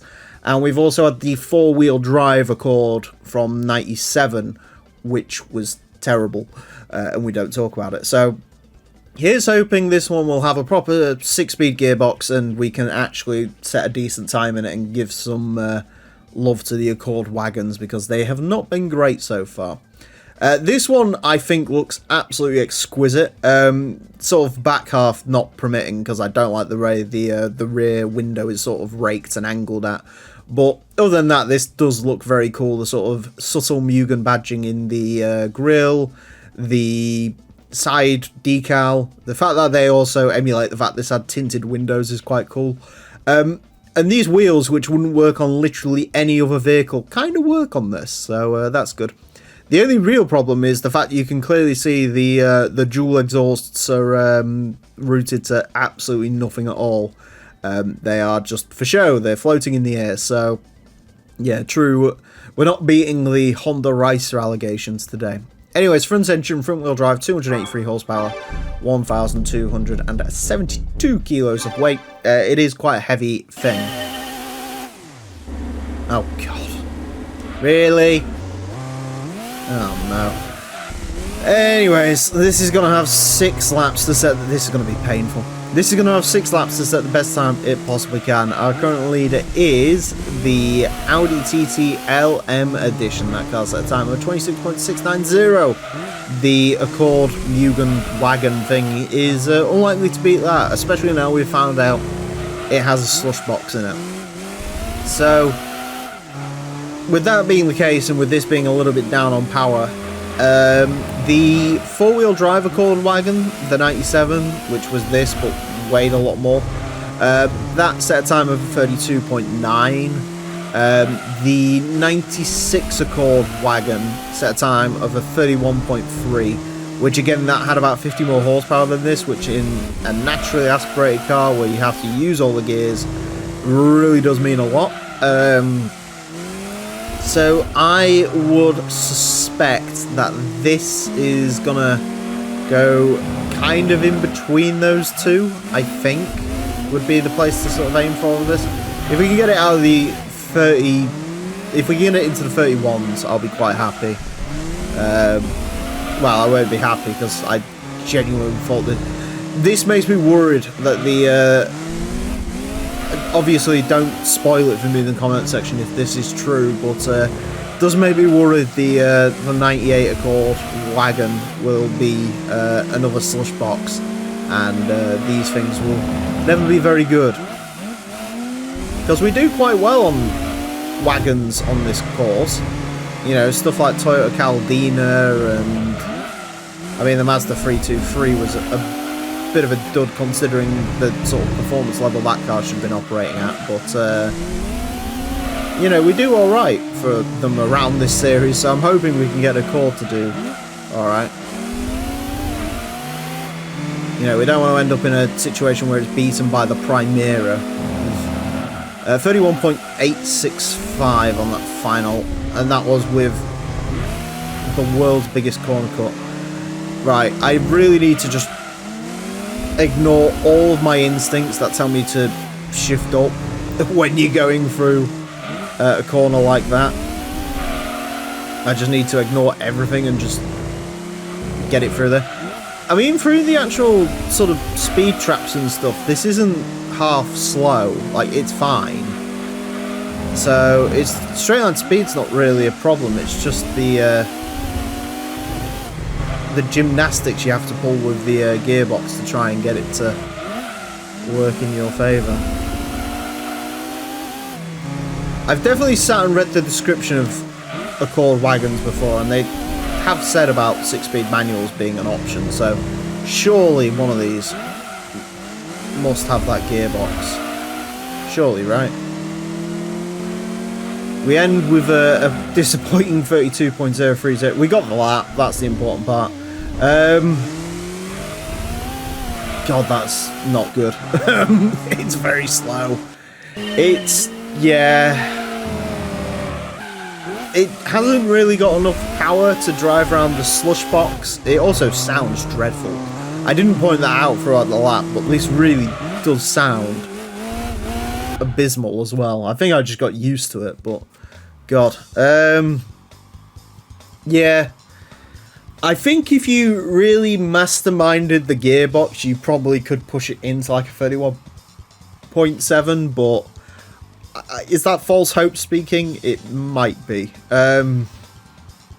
Yeah, it's just not quick, is it? That's the bottom line of it. It's just not quick. A 31.865 will place this into 360th place. Goes in between the Toyota Sprinter Torino and the Honda Integra SIRG. That does sound impressive, but those cars went round an age ago. It is quicker than the Subaru Vivio, quicker than the Ford Taurus, so that's good. That's one sort of equivalent car it's bumped off. Quicker than the BMW 840 Ci, which is good. Loses out slightly. I mean, to be fair, it only loses out slightly to the Nissan Stagea RS4V, and that had four-wheel drive and 450 horsepower. It also had a terrible gearbox, but, I mean, in terms of, like, cars with this sort of gearbox, that's not bad. The 1997 Mitsubishi Mirage Cyborg ZR. The Mirage Cyborg. Another one to take on the course. We've had the 92. This is the updated 1997 model. Some of you may recognise this, if you're from the UK, as the Mitsubishi Colt, which is what it was sold as here. And, yeah, I think I've only ever seen one, and it was within the last couple of years, and I was like, huh, that existed. I thought that was just a Japan thing, which probably tells you how well they sold. Maybe they did better in Japan. There was like a Mirage Cup and stuff, I think, so they can't have been sort of too dowdy. Not a terrible looking thing. I mean, I prefer the front end. The rear end's a bit strange, but if you wanted a sort of hottish hatchback in the 90s, this was definitely an option. I think these cars are famous for having the 1.6 litre V6 engine as well, which is the smallest displacement V6 ever put into production, I think. So, yeah, that's something. I mean, you can have that, you know. It's something to sort of brag against when you meet your friends in the Nissan Almera Pulsar GTIs and the Honda Civic Type R, which probably is going to trounce all over this, but never mind. That is an option. Mirages are slow around this course, so I'm not expecting greatness from this, but statistically it doesn't look too bad. Front engine, front wheel drive, 237 horsepower, 945 kilos. They're not terrible stats. I mean, the power's a bit on the low end for... Jesus Christ, that is a noise. Anyways, this car is going to have 6 laps of the Motorsports Land track and build to set the best time it possibly can. Our current leader is the Audi TT LM Edition. That car set a time of 26.690. The Mirage Cyborg is unlikely to beat that. Mirages. The quickest one we've had couldn't even get out of the 30 club, I believe, unless we've had another one since then. Yeah, quickest one stands off the top of my head at 32.020. The previous Mirage Cyborg, the one that would later go on to be the Proton Satria, that car set a time of 32.3. So, I mean, if we can beat a 32.3, if we can get under 32 seconds and go to places no Mirage has been before or since, that would be the dream there. But we will see. Yeah, I swear we had a Mirage set like a 31.9, but I literally can't see it on the leaderboard. Other things to sort of compare this to, the Pulsar, not the N1 that we had recently, I think that is out of reach. But the original Pulsar VZR we had, that set a time of 32 dead. That was not running racing modification. This does have a racing modification. Which I didn't really talk about, but it's sort of a Evo light colour scheme, which is kind of cool, I guess. 32.211. Yeah, God, this is slow. It does not feel like it's a 200... I mean, we had that Suzuki Alto not long ago. That had 185 horsepower. Admittedly, that weighed 300 kilos less than this, but that felt far more sprightly than this does. I think taking the wider line there actually helps, because you need all the run out of that corner you can get. 120 kilometers an hour is not super quick. 32.078. Clip the wall though, which didn't help. Okay, a 078 will not be a tie. For some reason I got it into my mind every car is set at 32.078, but if that's the final lap for this, then no. But come on, I mean, quickest Mirage, 32.020. Admittedly, I think the Astis get like an extra sort of bump in power compared to the Cyborgs, so yeah. Come on, Mirage, let's do it. We got a good run out of that final sort of bend, giving it all the run up that it could possibly want. Could have been a little bit tighter on my cut there. Again, wide line, more power. Does it help it? Apparently so.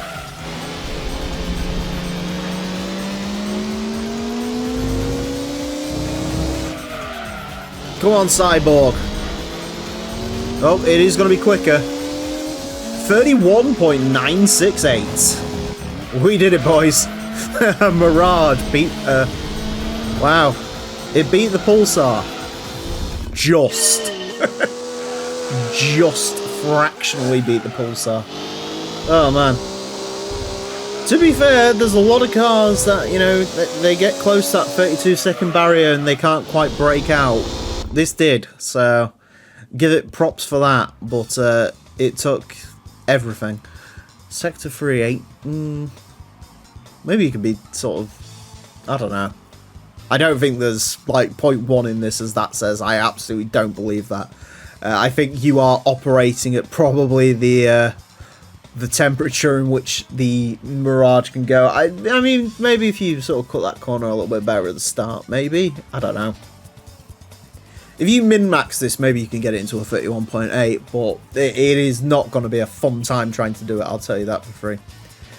Anyways, a 31.968 will place this into 368th. Goes in between the BMW 840 Ci and the Nissan Silvia Q's 1800, which is a weird place to go. It is fractionally quicker than the Nissan Pulsar, fractionally quicker than the Mugen CRX Pro 3, CRX Del Sol. Beats the previous quickest Mirage we had, the Asti RX. There is still one more Mirage Asti to go, so maybe that'll win it back for the Mirage crew, but I somehow doubt that will happen. Greatly doubt that will happen. So yeah, I mean, it's not great, is it? I mean, there's no way around it. I can't really beat around the bush. The 1992 Honda NSX Type R. The Type R version of the NSX comes to our course, hoping for a little bit of redemption, because the NSXs, they ain't been quick around here. So it's time to see what the Type R can do.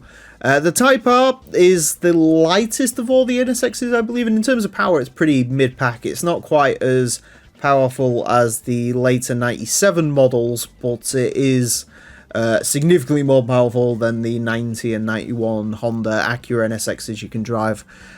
These aren't quick because mid-engine cars don't do particularly well around here, and naturally aspirated cars often struggle.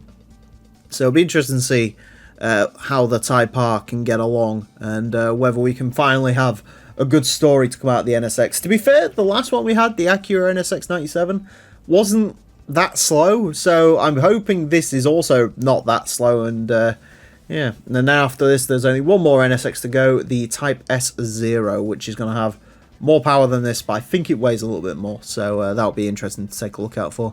Mid-engined rear-wheel drive, 429 horsepower, 1,050 kilos of weight.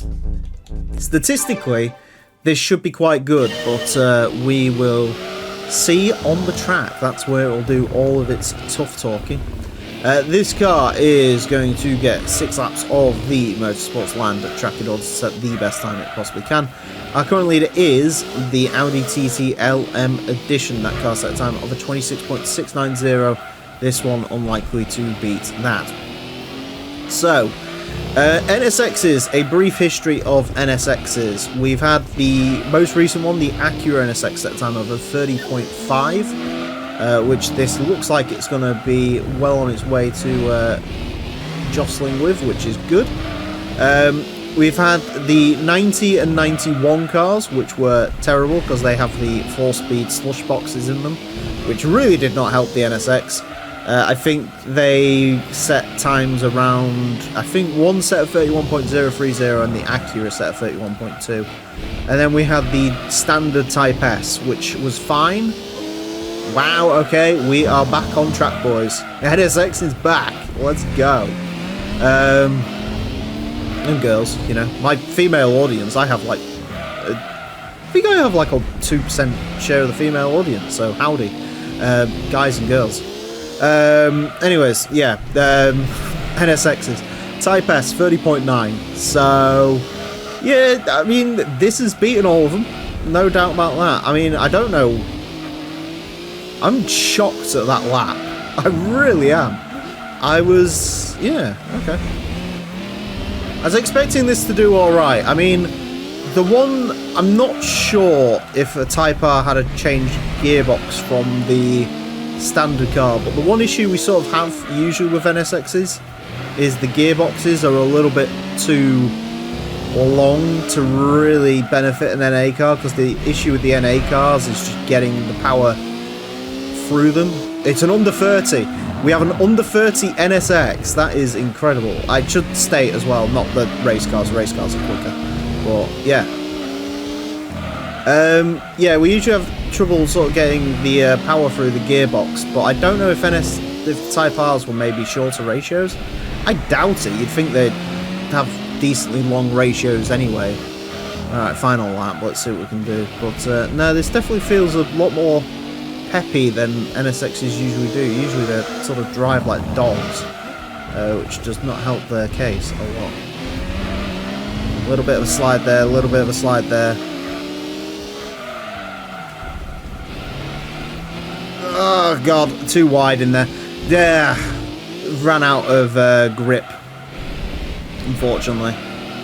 Definitely ran out of full-on front-end shove there. But I tell you what, I think there's a little bit of time in that. I definitely think there's a little bit of time in there if you used to really min-max it. And to be honest with you, that's not half bad time from the NSX. We finally have a good story with the NSXs. It took a long time. I was really worried because, you know, admittedly they'd started getting a little bit better and started beating stuff like Supras and 300ZXs, but now we really are beating 300ZXs and stuff. The only thing really quicker than this is, wow, there's a lot of time in that. Oh man. There's a lot of time in that, apparently, according to that anyway. I mean, we didn't really get close to that sector on any of the other laps, so I'm not too sure how hard to believe that. I definitely think it's a 29.8 car. If you really sort of kept pushing it, I think it could be. But, yeah, that's very impressive, actually, from this. I was not expecting that. So, yeah, maybe not all hope is gone for the NSXs. A 29.945 was that what it was? 29.945 will place this into 129th. Goes in between the Impreza Wagon 97 and the Stagia 260 RS Autech. It is quicker than the Z28 30th Anniversary Camaro. It is quicker than the ST185 GT4. Quicker than an R33 drag car. I mean, in terms of stuff slower than it, it's only fractionally slower than the Venturi Atlantique, and again, I think it sort of has the time to get up there with that. Yeah, that's a lot more impressive. That's a lot more like it. That puts it a lot better in contention with RX-7s. Like I said, we'll see what the Type S Zero is like. I'm hoping if that's got more power and sort of similar weight dynamics as this, that could be a sort of 29.7 car. I think at that point we sort of claimed the NSXs have been redeemed for their earlier misperformances. The 1969 Ford GT40 race car, the legendary GT40 race car, of course decked out in the classic Gulf colour scheme with some slightly mismatched wheels that aren't the same colour as the Gulf, but I appreciate the effort and I still think it looks awesome. Perhaps not as legendary as the road car is in this game, and indeed around this track the road car is an absolute legend. I don't think the race car is going to be quite as quick as that, namely because the road car is basically this without the stickers and also power upgrade, so it can make 660 horsepower I believe to this 499. But this car, I mean, is still impressive in its own right. You go into the GT All-Stars event and this thing will beat the GT1 race car and the Elise GT1 and a bunch of other sort of high-end race cars that are 30 years newer than this, and this will still cream them all. So it is an interesting one, certainly a legendary car to the franchise, and of course it'd keep doing that even into the PS2 era. So yeah, it really did punch above its weight. So we'll see how much further it can punch today. Mid-engine rear-wheel drive, 499 horsepower, 998 kilograms, which is a very, very good power-to-weight ratio. So, like I say, I am expecting this to be quick when it gets its 6 laps of the Motorsports Land track in order to set the best time it possibly can.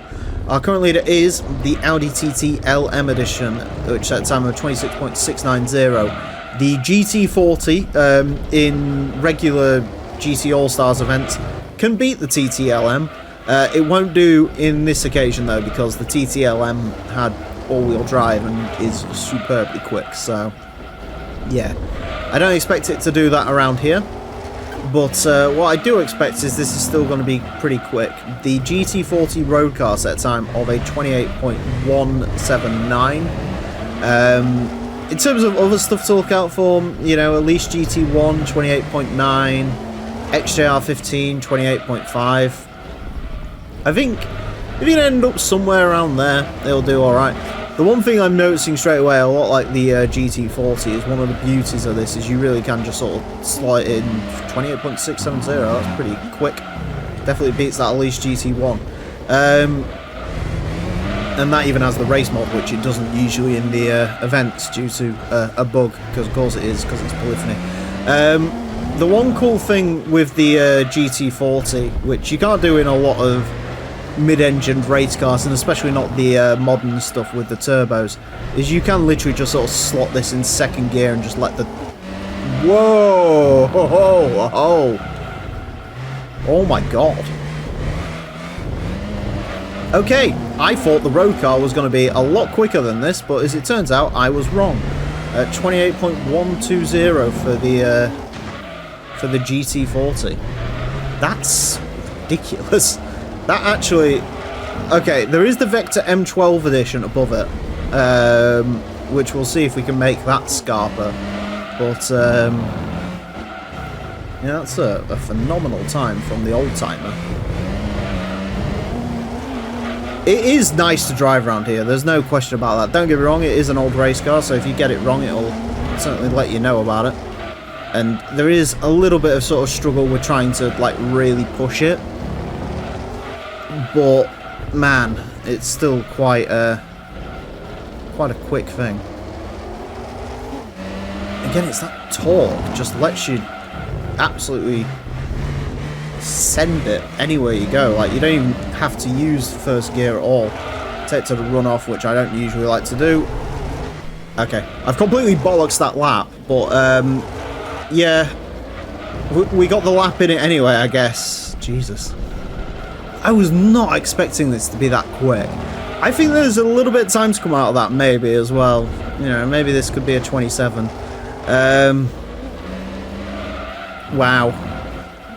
Again, it's another fast Ford, and, you know, Fords around this track are pretty quick, usually.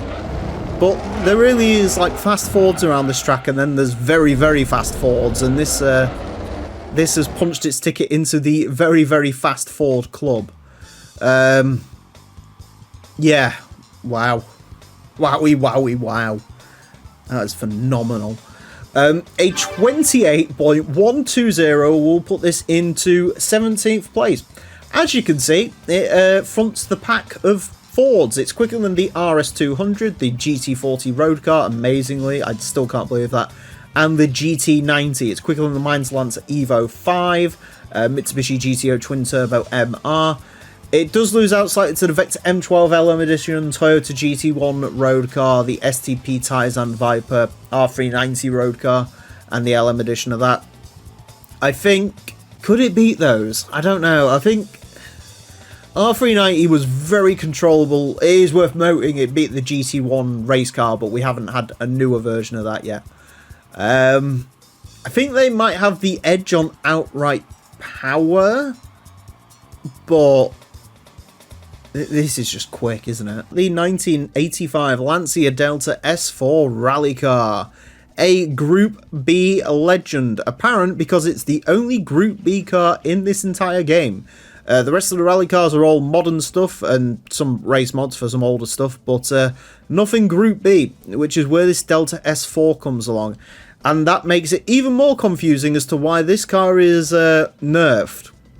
So a lot of race cars in this game have overstated stats. The GT500 cars putting out over 700 horsepower, GT300s putting out 450. A lot of the WRC rally cars putting out 450 horsepower.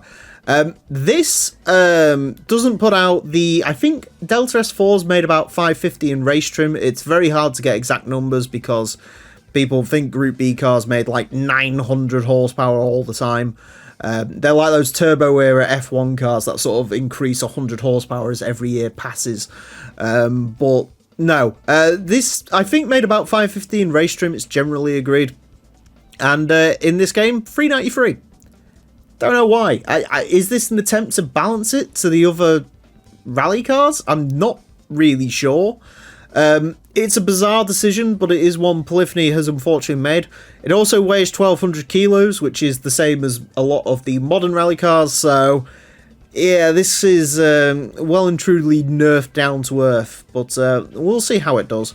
Four-wheel drive, 393 horsepower, 1,200 kilos.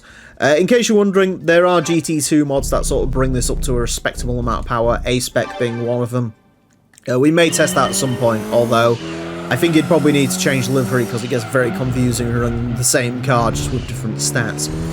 Anyways, this car is going to get 6 laps of the Motorsports Land track and mod set the best time it possibly can. Our current leader is the Audi TT LM Edition. That car set time of 26.690. The Delta S4 rally car is unlikely to beat that. In terms of Delta S4 rally car, so rally cars are split into a bunch of interesting groups. So we have, I've spoken about this in the recent Focus episode, we have the sort of top tier of rally cars, which set times of very low 28s and sometimes 27s, stuff like the Opel Tigra Ice Race car, the Daihatsu Storia rally car, stuff like that. Then you have the sort of more normal modern stuff, which seems to be where most cars fit, and this with its nerf stats, possibly, although 393 horsepower is a lot less than some of the modern rally cars are making. That's where you'll find the Focus rally car, the Zara rally car, and the Impreza rally car, all sort of centered around a 28.9 lap time. And then you get the sort of slower stuff, the Corolla rally car, the Escort rally car. They set times at 29.5, so 29.773 on this sort of first. Yeah, God, this does not drive very nice. So advantage. Also, I did notice in the screen that is definitely a huge sort of roof intake thing going on there. In terms of the way this drives, it is a lot less wobbly than modern rally cars. The suspension seems stiffer, which is nice, definitely. Does make a change. But I am noticing this is heavy feeling. Very heavy feeling. I mean, it weighs 1,200 kilos, which is a lot, but it's also, strangely for a rally car in this game, it is mid-engined, which I think is contributing to the understeer that I'm feeling coming out of some of these corners. I was on dirt there slightly, which is going to hurt this lap a little bit. Yeah, it sort of understeers, it feels quite heavy. This definitely needs more power into it if it's going to be... I think this with like 540 horsepower would be an absolute rocket ship, but with its Dawdy 393, it is not quite there. 29.672 is all she wrote. Admittedly, running on the dirt there, I mean, even if it costed 0.1 of a second, that's still the slowest rally car we've ever had. Or slowest sort of actual rally car, not the not counting the arcade mode stuff. Yeah, it's just disappointing, which is a real shame because I love this car. I love how nutty it is, but yeah, I mean, you can see through there, it just... the front end doesn't get enough turn in. It doesn't feel all that quick. It's not very nimble on its feet. It's, yeah, apparently there's some time in it, but it doesn't feel like it from where I was, I'll tell you that for free. Yeah, that's not a good car to drive, that. That's really not a good car to drive. What a shame. What an absolute shame. 29.672 will place this into 105th place. Goes in between the Roof BTR2 and the Nissan Skyline Calisonic GT500. It's quicker than the R32 GTR, quicker than a Viper GTSR, quicker than a Type R Infiniti RX-7, quicker than a Nissan Pulsar GTIR, which I guess is some consolation, slower than the Evo 3, Toyota Caldina, Cobra Daytona, a lot of Skylines. It is the slowest rally car we've had. The previous slowest rally car was the Escort rally car, which also went an age ago, and I think if I redid that, I could probably get it more like 29.2, but this just isn't good, man. I don't know, maybe, is it just me? Have you driven this car in this game and you think it's amazing? Let me know in the comment section, but the 1971 Lotus Elan S4 Sprint. Another old Elan to take on, of course. We've had the S2. This time we have the updated Sprint model. I do have to say, I'm not usually a fan of this Elan. I've always treated it as a bit of a joke car, especially in Forza where it's really small and you could roll it over and stick silly engines in it. But this race mod does look absolutely phenomenal. You've got the classic white underbody, you've got the sort of gold accents, and then it comes in this ridiculous blue colour scheme. There's several cool colours for this. I was going to go with the purple. Now, I also sort of toyed with going for the British Racing Green, which unfortunately deletes the white bit. But I think I made the right call with this dark blue with the white stripes. It looks impeccable as it sits right now. Unfortunately, Elan is not a good word when it comes to this track. Neither of the Elans have done particularly well, if I'm being honest. So, I mean, we'll see if third time's the charm, but I do doubt it. Front engine rear wheel drive, 213 horsepower, 618 kilos. It is very, very light, but that's usually the undoing of the Lotus cars. Anyways, this is going to have 6 laps to set the best time it possibly can. Our current leader is the Audi TT LM Edition. That car set time of a 26.690. The Elan S4 Sprint is not beating that. In terms of Elans, the quickest was the front wheel drive one, which admittedly I think if I drove nowadays I could probably get a better lap time out of it. That set a time of a 35.534, and the Elan S2 set time of a 31.595. So that's what this is gunning for, 31.595. I can't quite remember the statistical differences between the S2 and the S4. I want to say the S2 was lighter, which could play in this car's benefit because Lotuses, being as light as they are, usually have a lot of trouble with corner cuts. We're not that much. I'm a bit scared because we're not that much quicker, and it was a 34.188 on that first run. 33.360. Oh god, we're gonna have to really work for the lap time in this. Maybe I need to use first gear more potentially. We'll set this lap in as a banker lap, and then we'll discuss what we're gonna do about gearing. So the problem Lotuses usually have around this course is they have a little bit too little weight to really get the front wheels turned in, so they suffer surprisingly from understeer. They also don't like going on the grass, which is a common issue with them. Yep, I am going to have to use first gear, great. I hate that. And unfortunately, yeah, they're just not very quick at all, which is a shame because I quite like a Lotus. And you expect a Lotus to do... I mean, if you said drive cars around go-kart track, you'd sort of think Lotus would be one of your top picks for that, but not in this series, as it turns out. Not in this series at all. I maybe should have rode first gear a little bit more throughout that sector. I don't remember having to do this for the other car. Was the other one turbocharged? It was so long ago, I genuinely don't remember. But, yeah, unless I'm thinking of the Elises.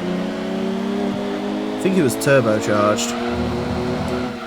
Which, obviously, would help me quite significantly through these bits.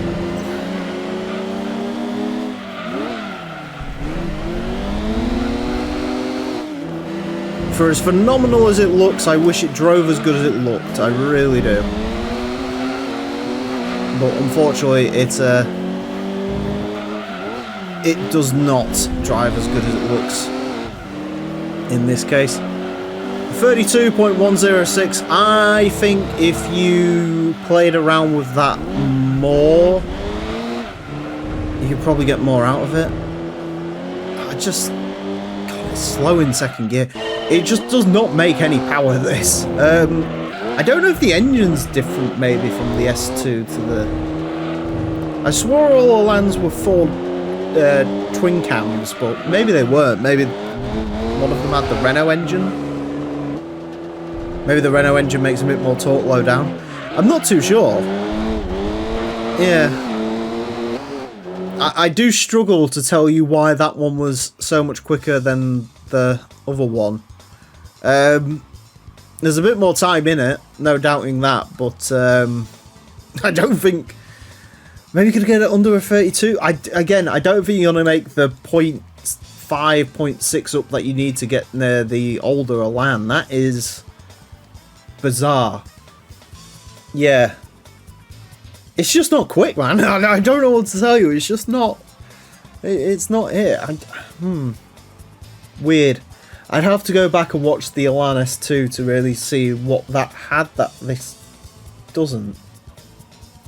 It's just a bit bizarre to me, that.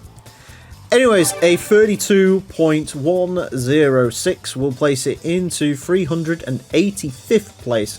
Goes in between the Suzuki Alto Works RSR and the Toyota MR Spider. It is quicker than a Wardrobe, the Toyota Chaser Tora S, Daihatsu Terios Kid, the MR2G Limited. But it's slower than the Unos Roadster, which at least the other Elans have beaten. Yeah. Again, I don't really know what to say about that. It's just not very quick. The 1995 Subaru Alcyone SVX S4. The second of the SVXs takes on our course. We've had the version L, which definitely did take an L. Now we have the S4 to see if it is any better. I think it is a little bit more powerful and a little lighter than the version L, and as such it runs the racing modification, which is weird. I'm not used to seeing racing SVXs. It's sort of the last car you'd ever really want to take racing, especially from the Subaru stable. But it does look quite cool. This bright purple is the most offensive colour it comes in, so naturally I'd pick that. I think the version L has this race mod, but there's some sort of different colour schemes, so something to bear in mind if you're looking for a specific one. The last SVX we drove around here was not very good. It was incredibly understated. These all have 4-speed automatic gearboxes. They are naturally aspirated because it's the 6-cylinder that I don't think they're used in any other vehicles. So, yeah, don't expect a lot from this. I know it says Subaru, and I know the stats make it look like this could sort of maybe touch the under 30 club, but trust me, this won't. 4-wheel drive, 389 horsepower, 1,358 kilos. Let's go ahead and get ourselves on track.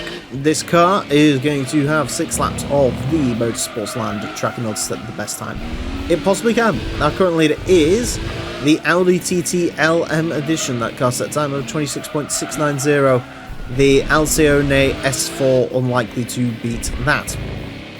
Definitely having to use first gear a lot because of that 4-speed gearbox.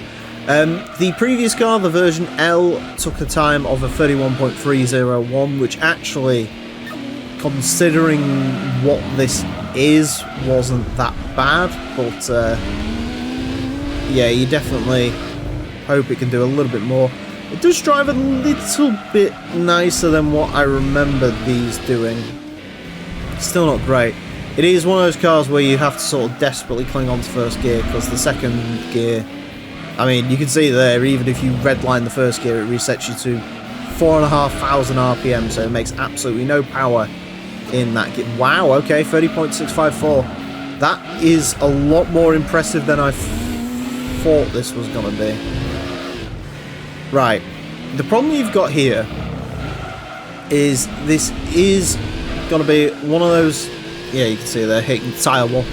This is going to be one of those cars where trying to get more time out of this is probably going to result in failure, so I'm going to imagine this is probably going to be the quickest time it sets. I can't believe that, though. It's 0.7 quicker than the version L.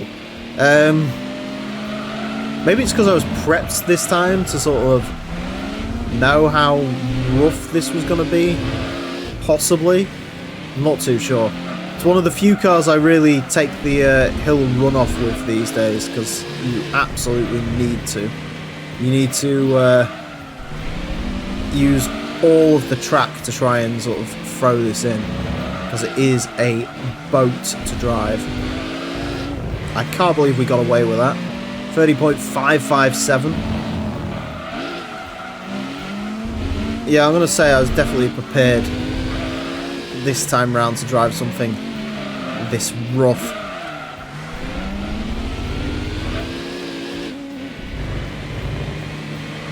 God, I'm sorry if this is not riveting commentary, because this is... You just got to really remember where you are. Ah, God. Right, okay, we'll go for a run-up, because that lap was going to be a flop. As you can see, it's just sort of very understeery. It is a pig to drive. It really is. I love the... Just before we get the comments, by the way, I love the SVX. I love its bizarre styling and its weird windows, and the fact that it made absolutely no sense for Subaru to sell such a vehicle. Probably would make even less sense today, like, but back then it definitely didn't make sense.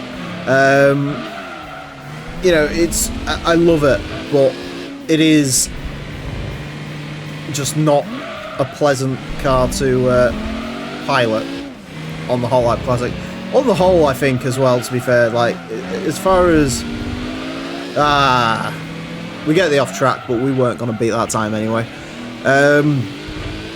Yeah, as far as cars around here, it's just not built for this track. And to be honest with you, like, if you're going to choose a race car, or like a coupe to build into a race car in the game, there are far, far, far better choices than the Alcione SVX S4. But yeah,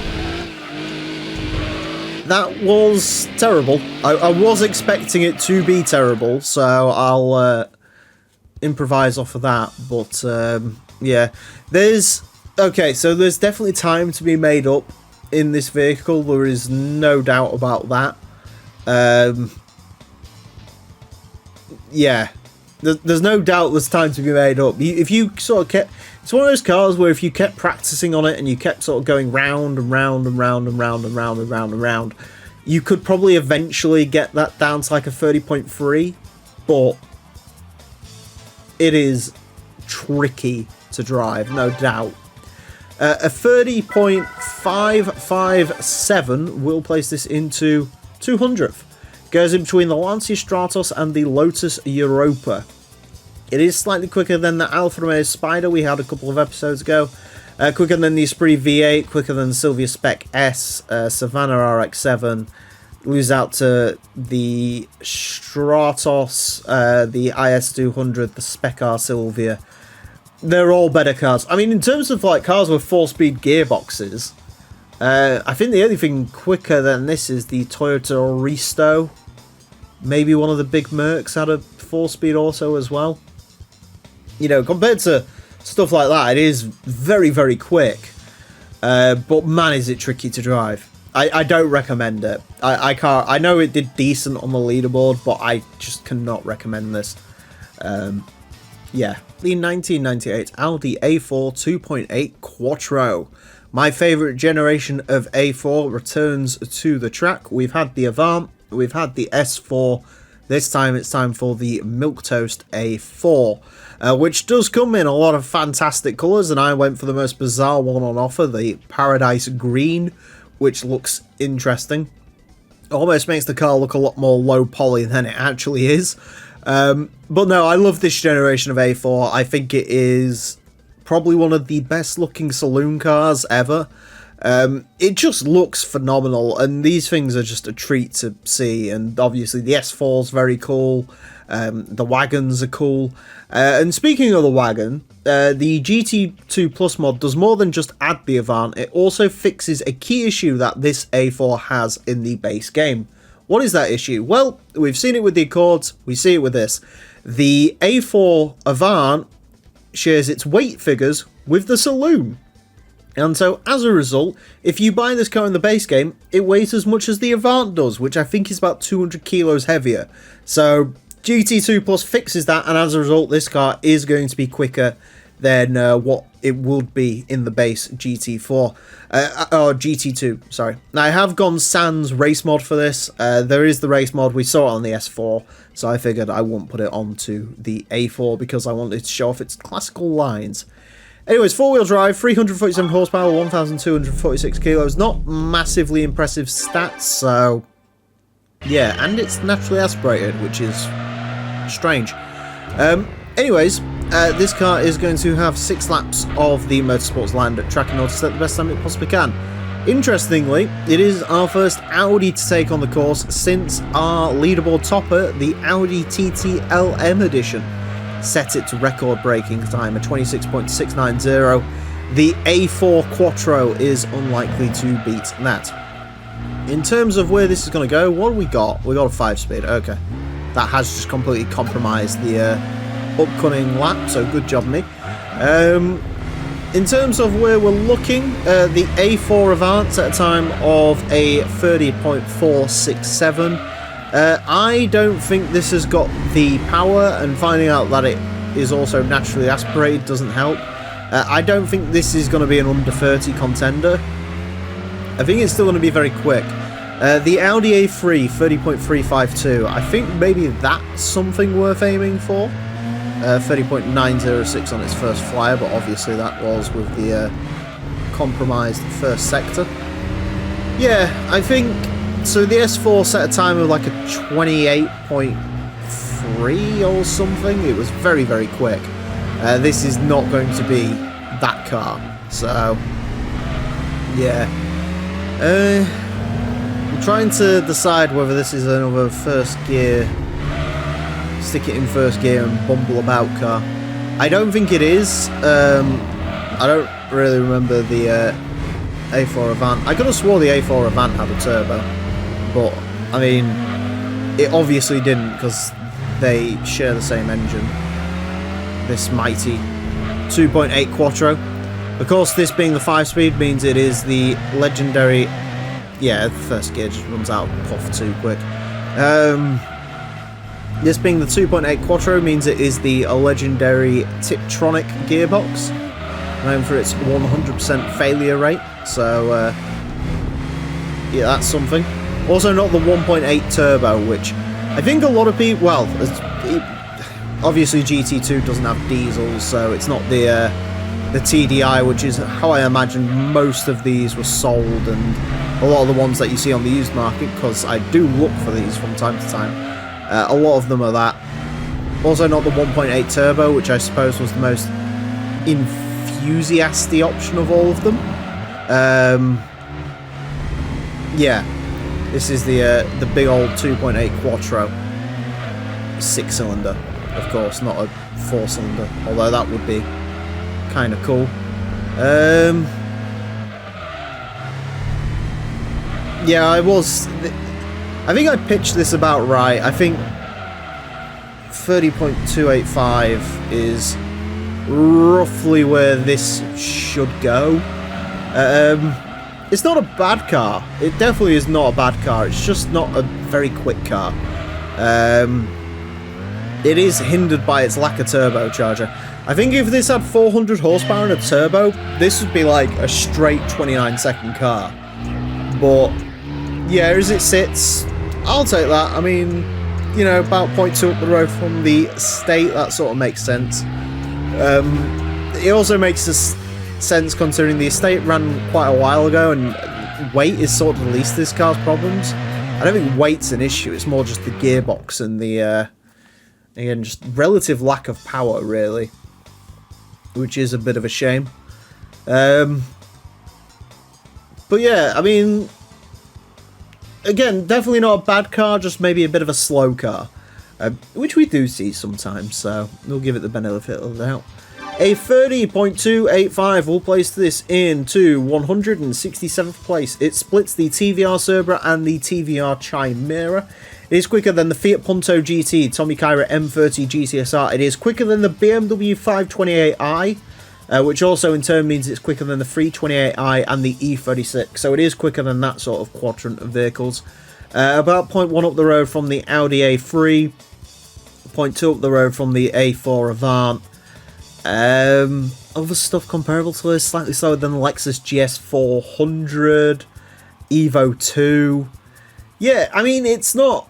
Again, we know the issues with this car. The gearbox is a little bit soggy, which it was in the S4, and it doesn't have the power of the S4 to really get around it. So, I think, again, honestly, even if this was like a turbo or it had 390 horsepower, I think we'd be looking at an under 30 club contender. But, yeah, as it sits, it's just a little bit down on power, but still definitely not a bad vehicle. The 1998 Nissan Stagea 25T RS4V. This is our final Stagea to take on the course, somewhat anticlimactically. It is the base model for the game. It's not the base, obviously, but it's, you know, the lowest rung of Stagea, because you've got the RS4Vs, and then you've got the Ortex, and then the Nismo one. So this one is the lowest on the rung, so I don't expect this to be breaking any Stagea records, but it should still be interesting. We had the 97 RS4V go around. That had race mod on it purely because it's the lightest of all the Stages, but still, that was a very not good car to drive. I remember it well. It had a 4-speed auto. It had like 450 horsepower, and it just did not have the power to make up for how bad the gearbox was. So I'm hoping this one with a little bit more power is going to be a bit nicer, but we'll see. It does look very cool. I am a big fan of the Stagea. It is a wagon in the truest sense, like the old Volvos and the old Mercedes, where there's no attempt at style.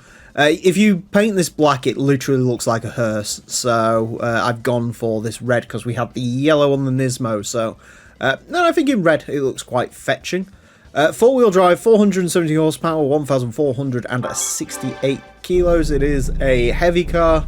And despite those stats, it's not going to be an under 30 contender, at least if the RS4V is anything to go by.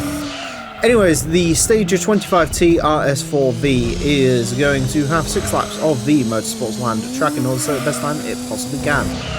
The gearbox is terrible. Our current leader is the Audi TT LM Edition. That car set time of a 26.690. The Stagia RS4V is unlikely to beat that. In terms of the Stagia RS4V, the 97 set time of a 31.787. We are going to have to use first gear for a couple of bits of this track, which seems to be a common theme. I mean, cars with dodgy gearboxes have sort of been the theme of the last couple of episodes, I think. So hopefully we'll drive something next time that actually has a proper gearbox in it. That's my goal. A bit slow off that corner there. Could have been a bit quicker. I mean, it drives sort of like how you'd expect. So the key thing to do with the Stagia is rule out that part of your mind that's going, it's a Skyline wagon. Because it does not drive like a Skyline wagon, it drives like a very heavy 4-speed automatic dog.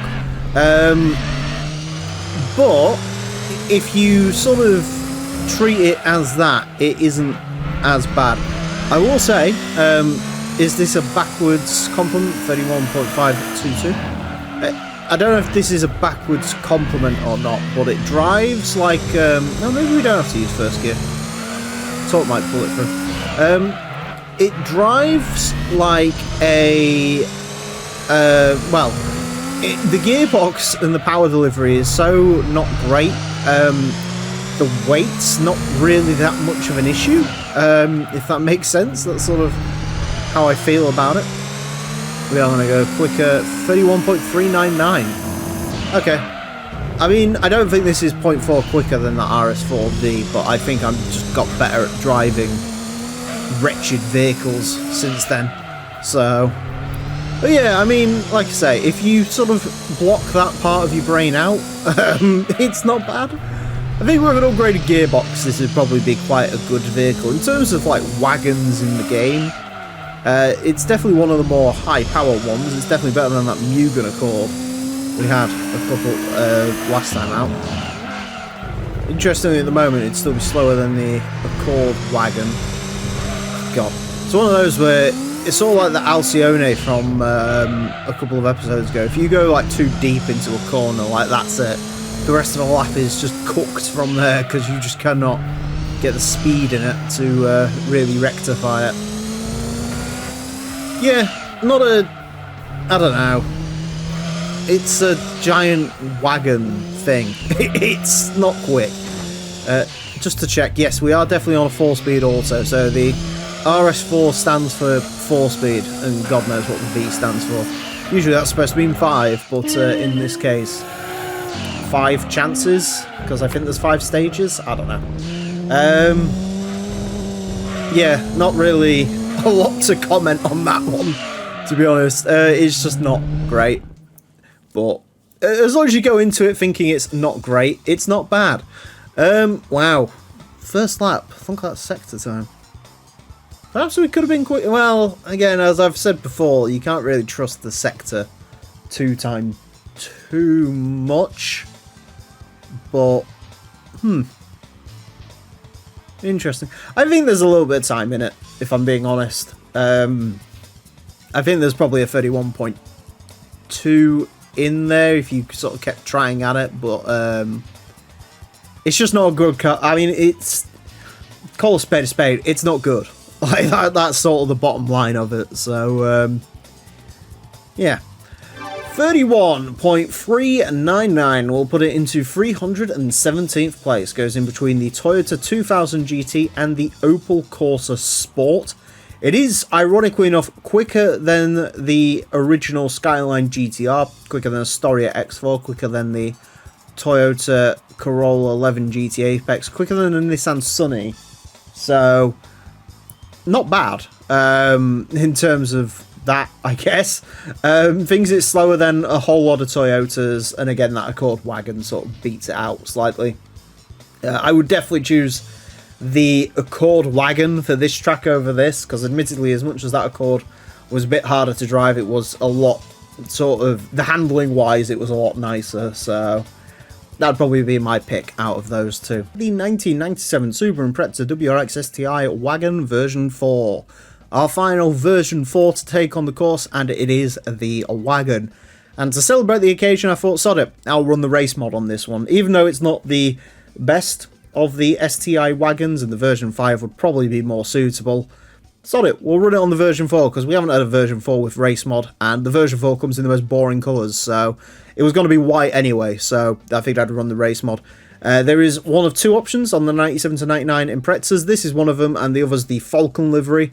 I was going to go for that, but for some reason, at least on the version 4, I'm not sure if it's the same for the other Impreza wagons, the sort of spotlight covers, the fog light covers, don't change colour, so they were white, which looks very odd, so I went for this livery, which I think I also used on the version 5 sedan, which is actually, to be honest with you, as much as I like the Falcon livery, this one's probably my favourite. I mean, it's my colours, I can't not dislike it. Anyways, it's going to be nice to drive a car that actually doesn't have a dodgy gearbox or anything weird going on, or at least I hope it doesn't. Four-wheel drive, 436 horsepower, 1,135 kilos of weight. This car is going to get 6 laps of the Motorsports line of track in order to set the best time it possibly can. Our current leader is the Audi TT LM Edition. That car set a time of 26.690. This car is unlikely to beat that. Immediately starting off with a sick drift. In terms of where this is gonna go, the Subaru Impreza WRX STI Wagon version 5 set a time of 28.9. The version 3, which had race mod, the version 5 did not.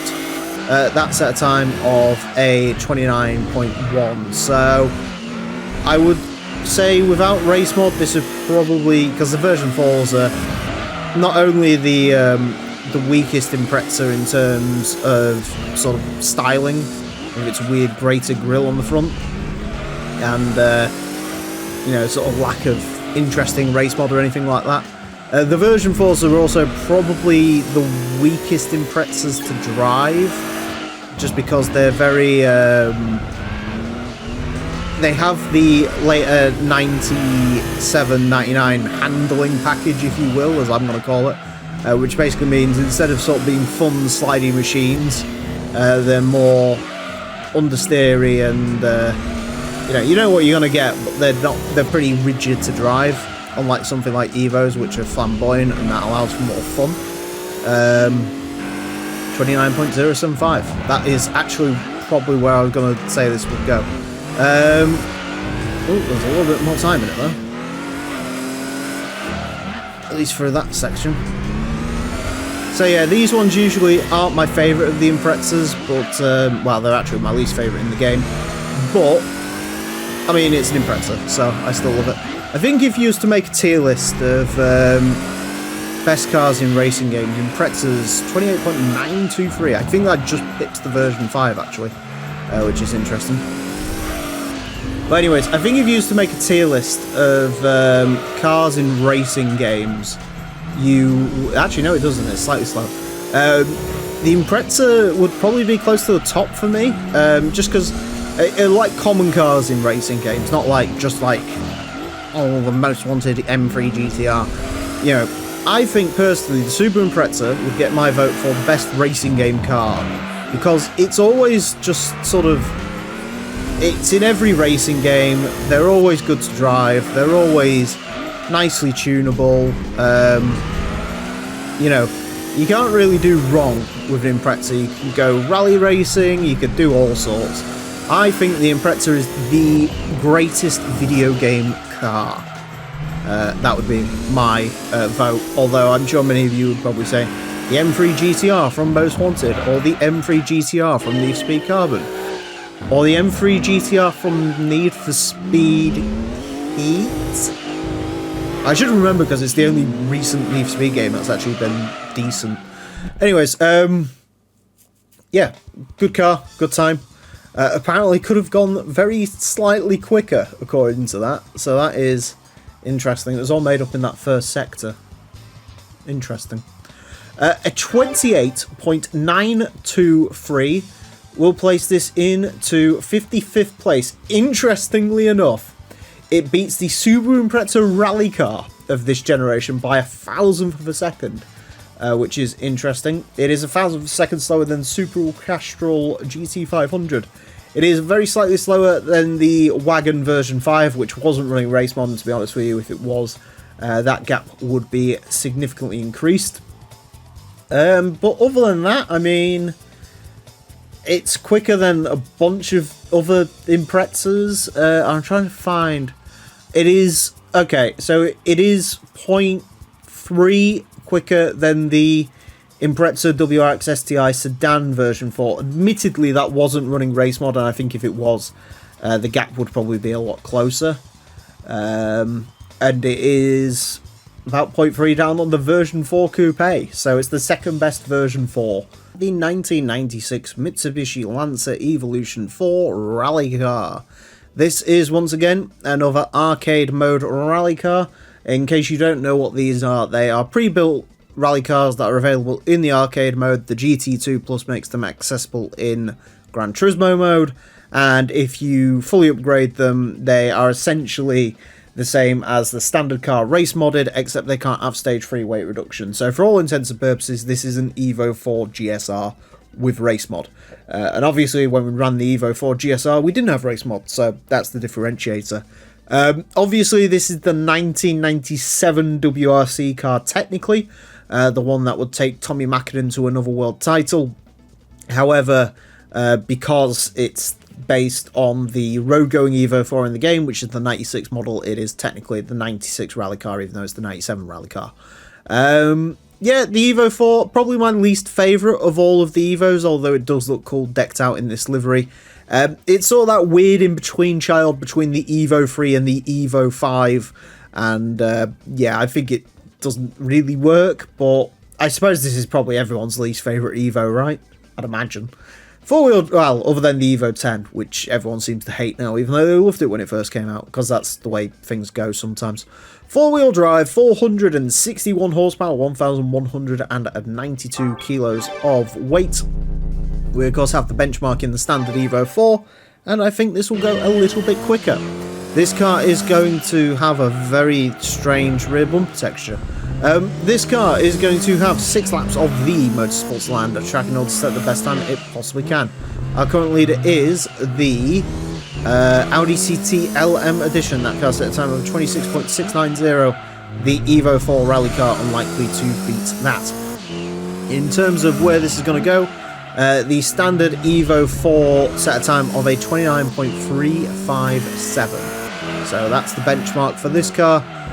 It should be quicker than that because, for the most part, the Evo rally cars have been quicker than their road-going brethren.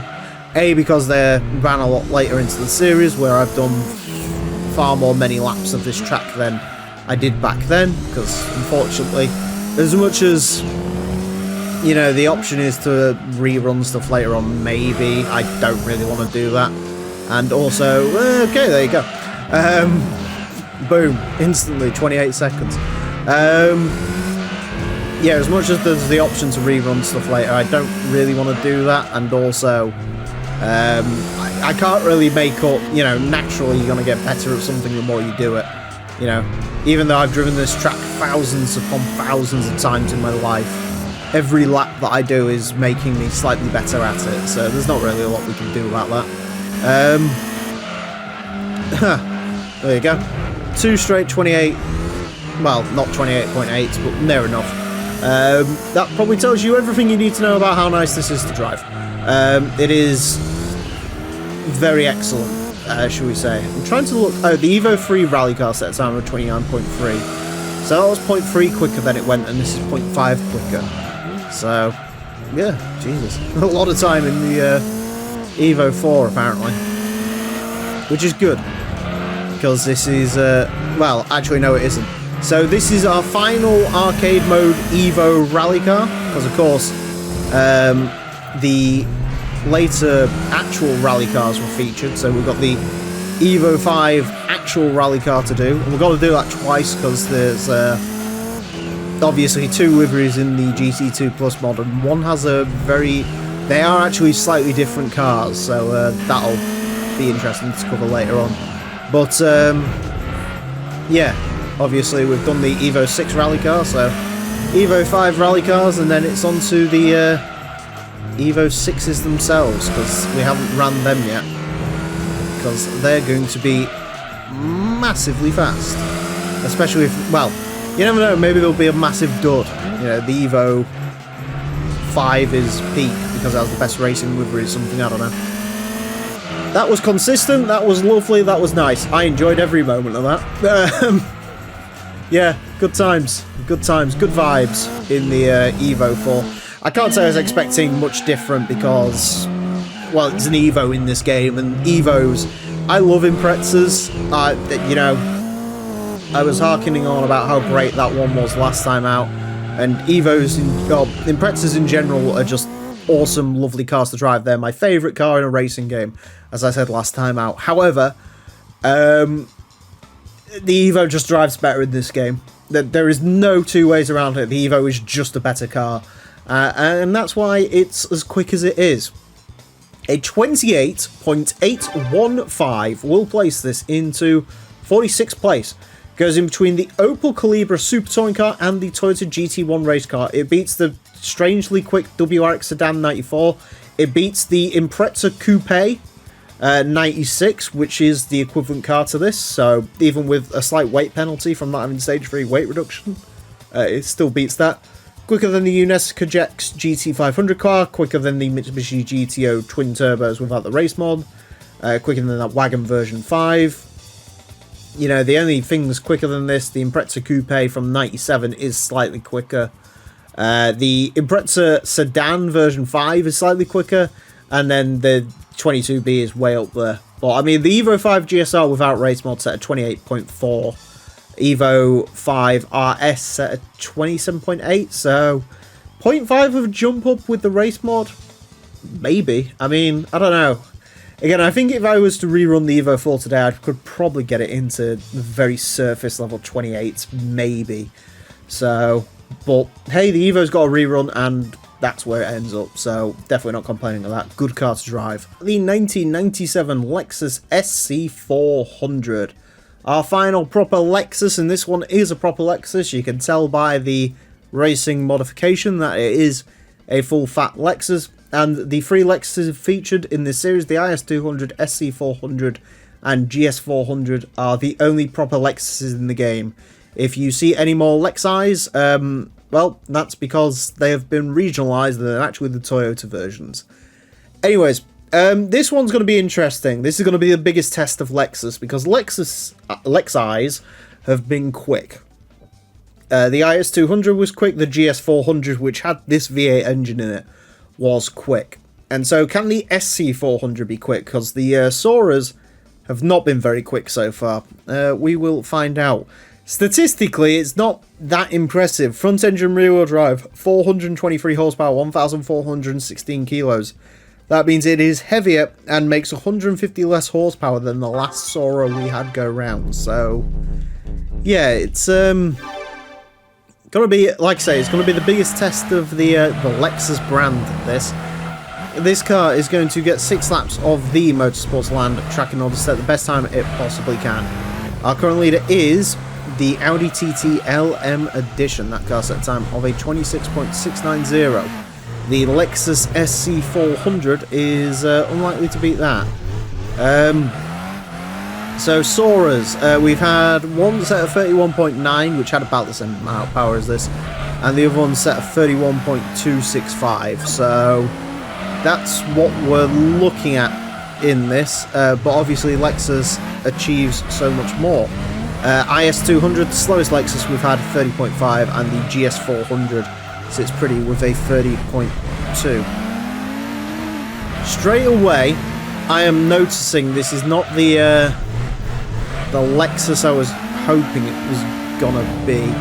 It is very...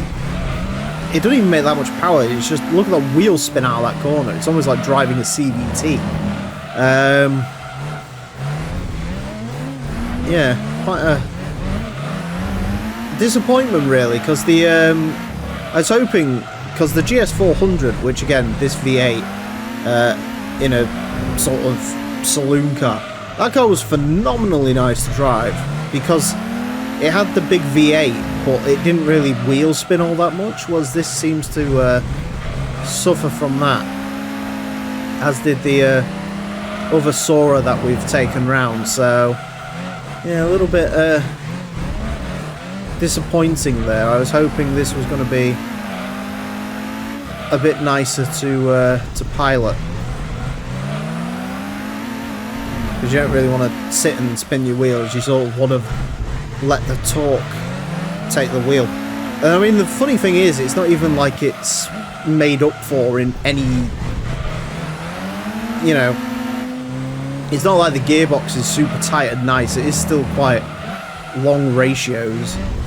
Perhaps they need to be longer to suit the character of this V8 a bit more, but I mean, I don't know how much sort of higher you want to go, or lower, higher, I don't know. How much sort of worse you want to make the gear ratios to sort of make this drive better. Yeah. So, unfortunately, do not let the last Lexus sully your reputation for the brand, because they've been very good around this track. It's just this making the SC400 good is apparently a step too far for even this beautiful V8 engine to cope with. Not going to go any quicker on that final lap. 31.538. Yeah, I was hoping for a bit more, if I'm being honest. Well, I was hoping for a lot more. I know the SC sort of, the Soras are not very good around here anyway, but I was sort of hoping that would be, you know, a bit of a standout almost, and it really was not. You can hear how much you're sort of having to tap the throttle to stop it from letting go through certain corners. I knew that wasn't going to be the quickest lap. There's more time in that. It's just awful to drive, if I'm being honest. I think if you really tried at it, you could probably make that match that 3-litre GT that went round. That was definitely possible to be on that level, but God, it's terrible. It really, I mean, even the, 123 kilometers, you lose time on the straights because it hasn't got that much power, and you lose time through the corners because it's just too busy spinning its wheels. Inconsistent sector times are kind of the mark of a bad car. Again, if you sort of tied all those together, there's 0.2, definitely, but yeah, it's just a bit wretched to drive, to be perfectly honest. Not a good car. What was it? A 31.538 will place this into 338th place. Goes in between the Lotus Elan 1.6 and the Mazda Demio, both of which are better cars. It beats the Renault Megane Rally Car, Corvette Stingray Coupe, Nissan March. It beats both Unos Cosmoses, which were terrible cars, so at least it's quicker than that, but about 0.3 down on the 3-litre GT and slightly up on the, what was the other one we drove? The VV 2.5 GTT VVTi. It's quicker than that. So, yeah, just unfortunately, like I say, don't like that solely Lexus, because Lexus has been a very good brand around this track, but everyone has one dark secret, and in their case, it is the SC400. The 1971 Nissan Fairlady 240Z, the HS30, the genesis of the Nissan Z car, a car that would go on, and in the case of the Z34, on and on and on and on, because that car took forever to be replaced. But no, this is the very first, perhaps the most attractive of all of the Z cars, although you can't really tell too much with this one because it's got covered headlights thanks to this sort of crazy looking race mod, which I think is based on one of Nissan's race cars, but in this colour scheme and pattern it looks a little bit like the Jaguar from Austin Powers, or at least that's what it reminds me of. It also has, I think that's supposed to be an NGK Sparkplugs sponsorship, but it kind of just looks like a very not pleased face on the side as well. And there's logos and stuff popping in and out. The PS1 really being throttled by the artistic direction of this race mod, apparently. But no, this is a very cool car. I like the original Z car. As these went on, they sort of became a bit more lumpant and, dare I say, American. And of course, then you end up with stuff like the Z31, which was a terrible, terrible vehicle. But nope, this one is good in my book. And statistically, it should be pretty good. Front-ended rear-wheel drive, 324 horsepower, 901 kilo. Easily the least heavy of all of the fair ladies that will go around our track. Anyways, this car is going to get 6 laps of the Motorsports Land track in order to set the best time it possibly can. Our current leader is the Audi TT LM Edition. That costs that time on 26.690. The Nissan Fairlady 240Z is unlikely to beat that. In terms of where this can go, a car of similar sorts of vintage, a couple of years older, but still, it'll be a decent benchmark. The Toyota 2000 GT, that car's at a time of a 31.397, so that is what the Fairlady is going to aim to beat. Fairladies have been a bit of a mixed bag around this course, usually falling victim to their weight and just having far too much power in certain cases. But the last few of them haven't been bad, and of course the best one we've had has been the GT500 GTS 300ZX. That was a very, very quick car indeed. 30.743. Okay, this is also a very, very quick car, as it turns out. Absolutely destroys that 2000 GT. I can't say I'm too surprised.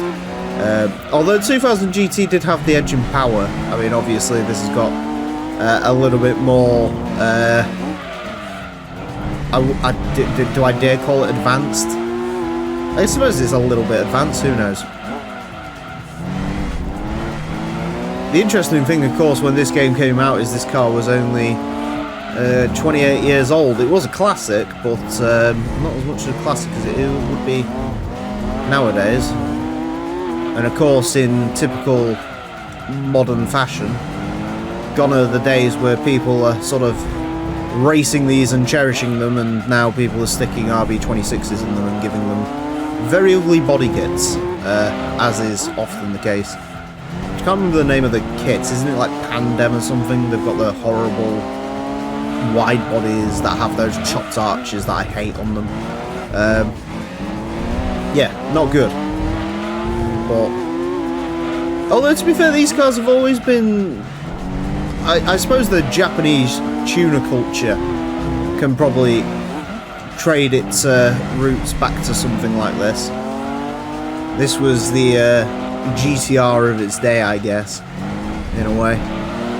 Nissan did make the Skyline, but the Skyline was always more of a luxury coupe, well as the Z cars were supposed to be a little bit more sporty. Of course, that has changed in recent time. I say recent time, like the GTR's actually been...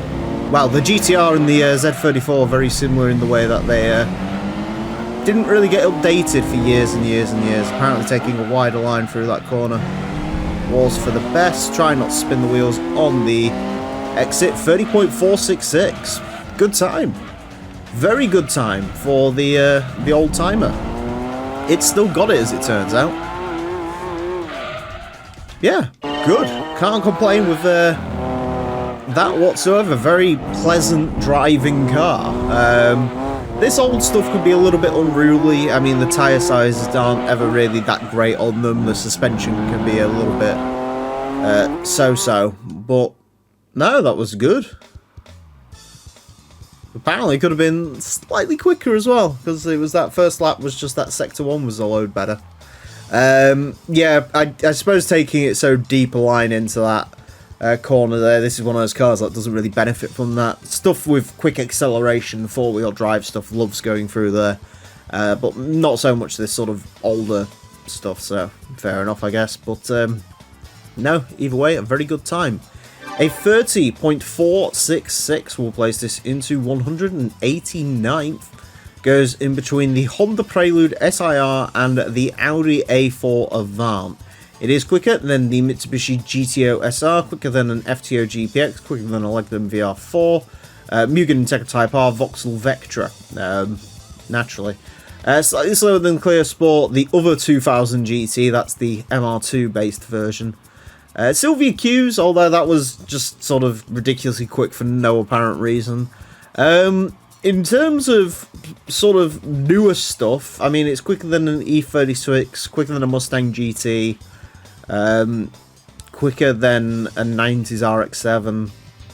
I mean, it's yeah, it's a decently quick vehicle for its age. I mean, even without the age, that's just sort of a very quick car. So, no, good job to the fair lady Z. The 1997 Dodge Copperhead LM Edition. Also known as the Concept Car LM Edition in the base game, because Polyphony had to change the name from Copperhead to the quite ambiguous Concept Car because of a complaint made by the guy from ZZ Top who had a hot rod called Copperhead, which, bit of a ridiculous lawsuit, but there you go. The Copperhead LM Edition. This is a bit of an unsung hero of the first two games that got dropped by the wayside. Namely because the car never came to fruition, and I'll be honest, it's not that interesting anyway. Yeah, but this was, you know, in the first two games, this was a license prize. The base car was a license prize, and then the LM Edition was a prize car in GT1 for one of the events. Although that was just like a purple version of this with yellow wheels, and I think it had more power than this. Whereas the LM Edition by this game had sort of got its own body to an extent, which basically consists of different wheels, a hard top, and this spoiler. Fun fact as well, you can also race mod the standard Copperhead and get this exact model, and it comes in a few interesting colours. I didn't race mod the Copperhead when it ran around the last time because I knew it was going to run the LM Edition at some point, and it looks identical, so to avoid confusion, there you go. Front engine, rear wheel drive, 534 horsepower, 900 kilograms. Those are interesting stats for an LM Edition. That does mean for a rear-wheel drive LM Edition, it's slightly down on power, but it is very light, which means I can imagine this is going to be quite chaotic to drive around here. Anyways, this car is going to get 6 laps of the Motorsports Land track in order to set the best time it possibly can. Currently, it is the Audi TT LM Edition, which actually statistically isn't too far away from this. Although that obviously has 4-wheel drive, which helps massively. That car set a time of 26.690. The Copperhead LM Edition is unlikely to beat that. In terms of where this is going to go, Viper GTS set a time of 27.9. Other cars comparable to this, I mean, what have we got? We've got the TVR Tuscan, maybe? I mean, that was a road car, so not an LM Edition. That's at a time of 29.3. I don't think this is going to get anywhere near something like the Viper STP Tizen, 29.086 on its first run. This is all about controlling it, I think. That's got to be the key to this car's... Well, it's the key to every car's success, technically, because I'm the one driving it, but just how stable is this really going to be? That is going to be the hot topic question, because this definitely feels like it could snap on you if it so desired. TVR Cerber LM Edition 28.6. Admittedly, that was not... I did not want to go in first gear there. Although, full slide, and we actually managed to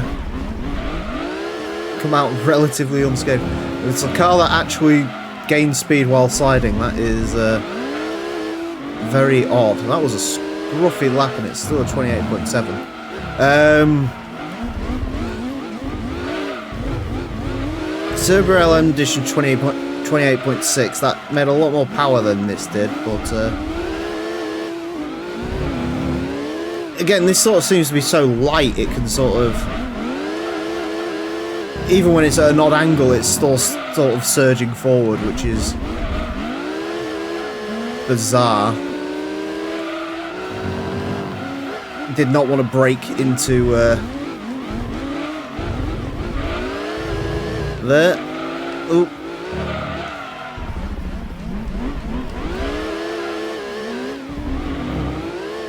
This hasn't really had a clean lap. It is very difficult to drive, as you can hopefully see. So, yeah. Not the cleanest of laps. I think, to be honest with you, strikes me as one of those cars. If this went, like, super early in the series, this would have set, like, a similar time to that Viper GTSR, I think. It would have been, like, a 29.7. But fortunately I know a little bit more with throttle control this time round. That is a difficult car to pilot around here. There's definitely some time in it, no doubt about that. Yeah, as I suspected, sort of the splits are all over the place. I think you could easily get a 28, well, not easily, but I think you could probably get a 28.4 out of that, I would think would be the ceiling for it. But it's tricky to drive. You can actually see in terms of the splits, like straight line speed, it's almost as quick as that TT. But yeah, I don't. Yeah, I think there's 28.4 if you got everything perfect to a pixel, but it's going to be a challenge to do that. It really is. So yeah. A 28.730 will place this in to 43rd place. Goes quicker than the CRX Del Sol LM edition, quicker than the RX-7 RE Memia, which was basically the complete opposite. It's a very nice car, just not a lot of power. Quicker than the Opel Calibra Super Touring car. Slightly slower than Impreza Coupe, Roof BR4, the CLK race car, the Cerber LM edition, XJR15. Again, I think there's probably some room to get a little bit more out of this and beat those, but also if I had to guess, I probably said the same thing about those cars as well. So, yeah, reasonably quick. I don't think it's on the level of some of the other LM editions, even stuff like the Cerber. I don't think it's quite there, but yeah, not a... Well... It was a pretty torrid time, but a very quick car, no doubt about that. The 1992 Honda CRX Del Sol VXI. A car that goes by many different names depending on which region you're in, because Honda and their inability to stick to just one name for trim levels is truly remarkable. To be perfectly honest, Honda just... They even, you know, they change it up every year, even here in the UK, it sort of gets changed up every generation of car, it seems. They'll change the trim names, and then obviously in places like America you have like the Touring, and then in Japan you have all these different acronyms, and it's interesting to say the least. This car looks fantastic in this livery. Of course, this is the Jax Racing livery with a bit of a palette swap. The yellow is ousted in favour of the orange, and you've also got the purple instead of the green. Jax livery, one of my favourite racing liveries of all time, and I love the fact they've even put the little Del Sol on the side of it as well. We'll see the full correct colour combination on the full fat SIR, but this is the VXI, which means no VTEC in this one. Front engine, front wheel drive, 187 horsepower, 918 kilos. Actually, surprisingly heavier than the 240Z and the Copperhead. So, interesting. Anyways, this car is going to have 6 laps of the Motorsports Land at track and odds to the best time it possibly can. Our current leader is the Audi TT LM edition. That car set a time of 26.690. The Del Sol VGI is unlikely to beat that. VXI, sorry, VGI is the 95. And speaking of that 95 model, that car set a time of 32.511. So can the VXI do any better? In theory, it should do. It does have the racing mod, although on something as unpowerful as this, does that really matter? And it also has the advantage of less weight inherently, because in case you're curious, the 95s are just worse 92s, basically, which is probably why in later Gran Turismo games, they didn't even bother putting the 95s in, and it was 92s only. So there you go. That is your Del Sol history lesson, 32.750 on its first run, which isn't bad, although we'll see if we can get anything more out of that. It is sort of nice to go back to a car which is relatively non-complicated after driving the Copperhead from last time. Although, of course, the issue in a car like this, as I've spoken about many times, is it's all about maintaining the pace in something like this, which can be the difficult part.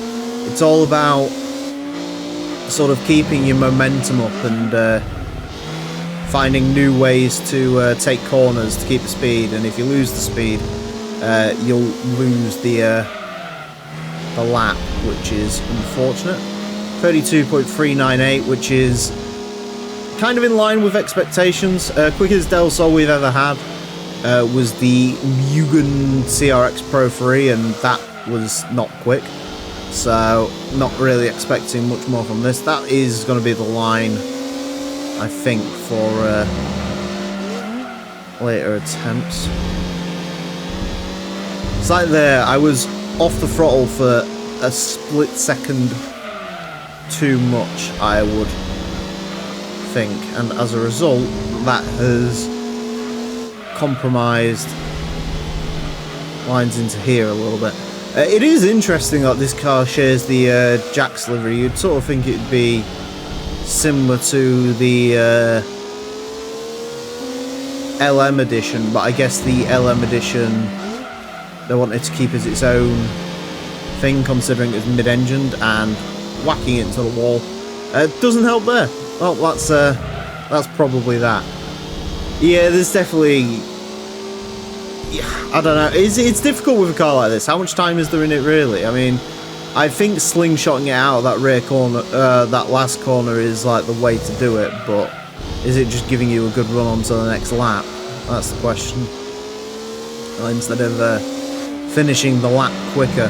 But either way, pretty sort of, it's a time.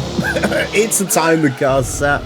I wasn't expecting that much out of it, and it is as uncomplicated as a rice pudding, really.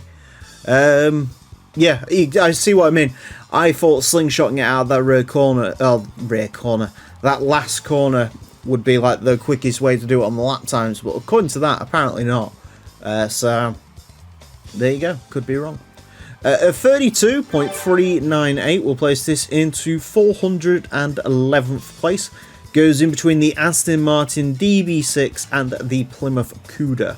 It is quicker than the Suzuki Cappuccino, quicker than the Daihatsu Move SRXX four-wheel drive, quicker than the Mini Kadangan, quicker than the Mini 1.3, and as I mentioned, about 0.1 up the road on the standard VGI. It is still about 0.4 down on the non-race modded SIR and CRX Pro 3, so I guess all the pressure is on the CRX Del Sol SIR.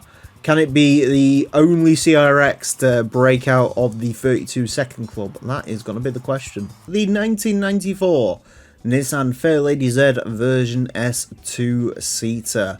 Our final 1994 Fairlady Z. I know, it felt like ages and ages and ages coming, but we're finally at this point where this is the final 94 Fairlady Z. But there's still more Z32s to go around, but this one is the last of the 94s.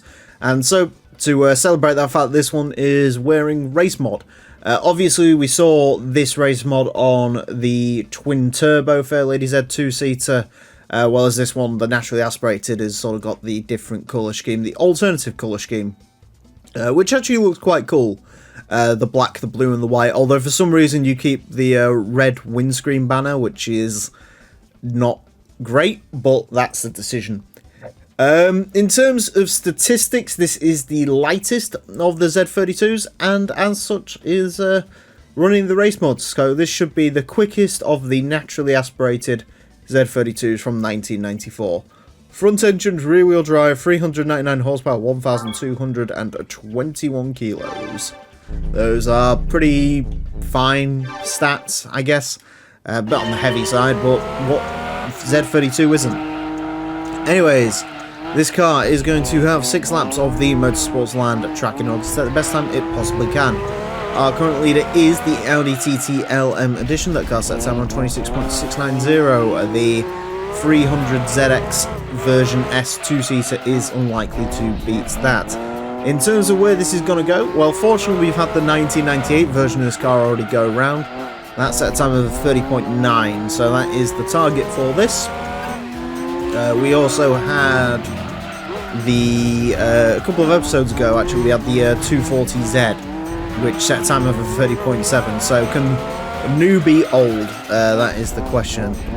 Lately, these things have been going a lot better than they used to be. I don't know what to put that down to. I don't know if it's me getting better with the throttle, or if perhaps driving so many of these makes you better at driving them in general. Who knows? But yeah, they seem to be having a better time. 30.751, there you go. They seem to be having a better time of the track as of recently. Of course, shown off by that twin-turbo car. There's also the possibility, which I haven't really considered, because I don't really think it's the case, but I could be wrong here. This could be just a car that benefits a lot from having racing modification. Just to sort of give it some more downforce and obviously take some more weight out of it. 30.533. We actually got helped out. This has got that weird, I've spoken about this before, it's got that weird sort of almost rear wheel locking, which sort of sends the rear end into a spin on the brakes. Actually helped us on that occasion, which I don't think it's ever done before, so yeah, interesting. But no, I think this could be a car that's potentially really helped out by its racing modification. That is definitely a possibility. To drive, it's alright. I mean, these are 300ZXs in general, I mean, especially compared to something as unruly as like the Supras. These aren't too bad, really, to drive in the grand scheme of things, but yeah, I mean, there's obviously, you know, it's not anything compared to like the 3000 GTs or anything like that, but they're not like atrocious driving cars, I guess. There's definitely worse cars to be driven in this game, I'll tell you that, compared to this.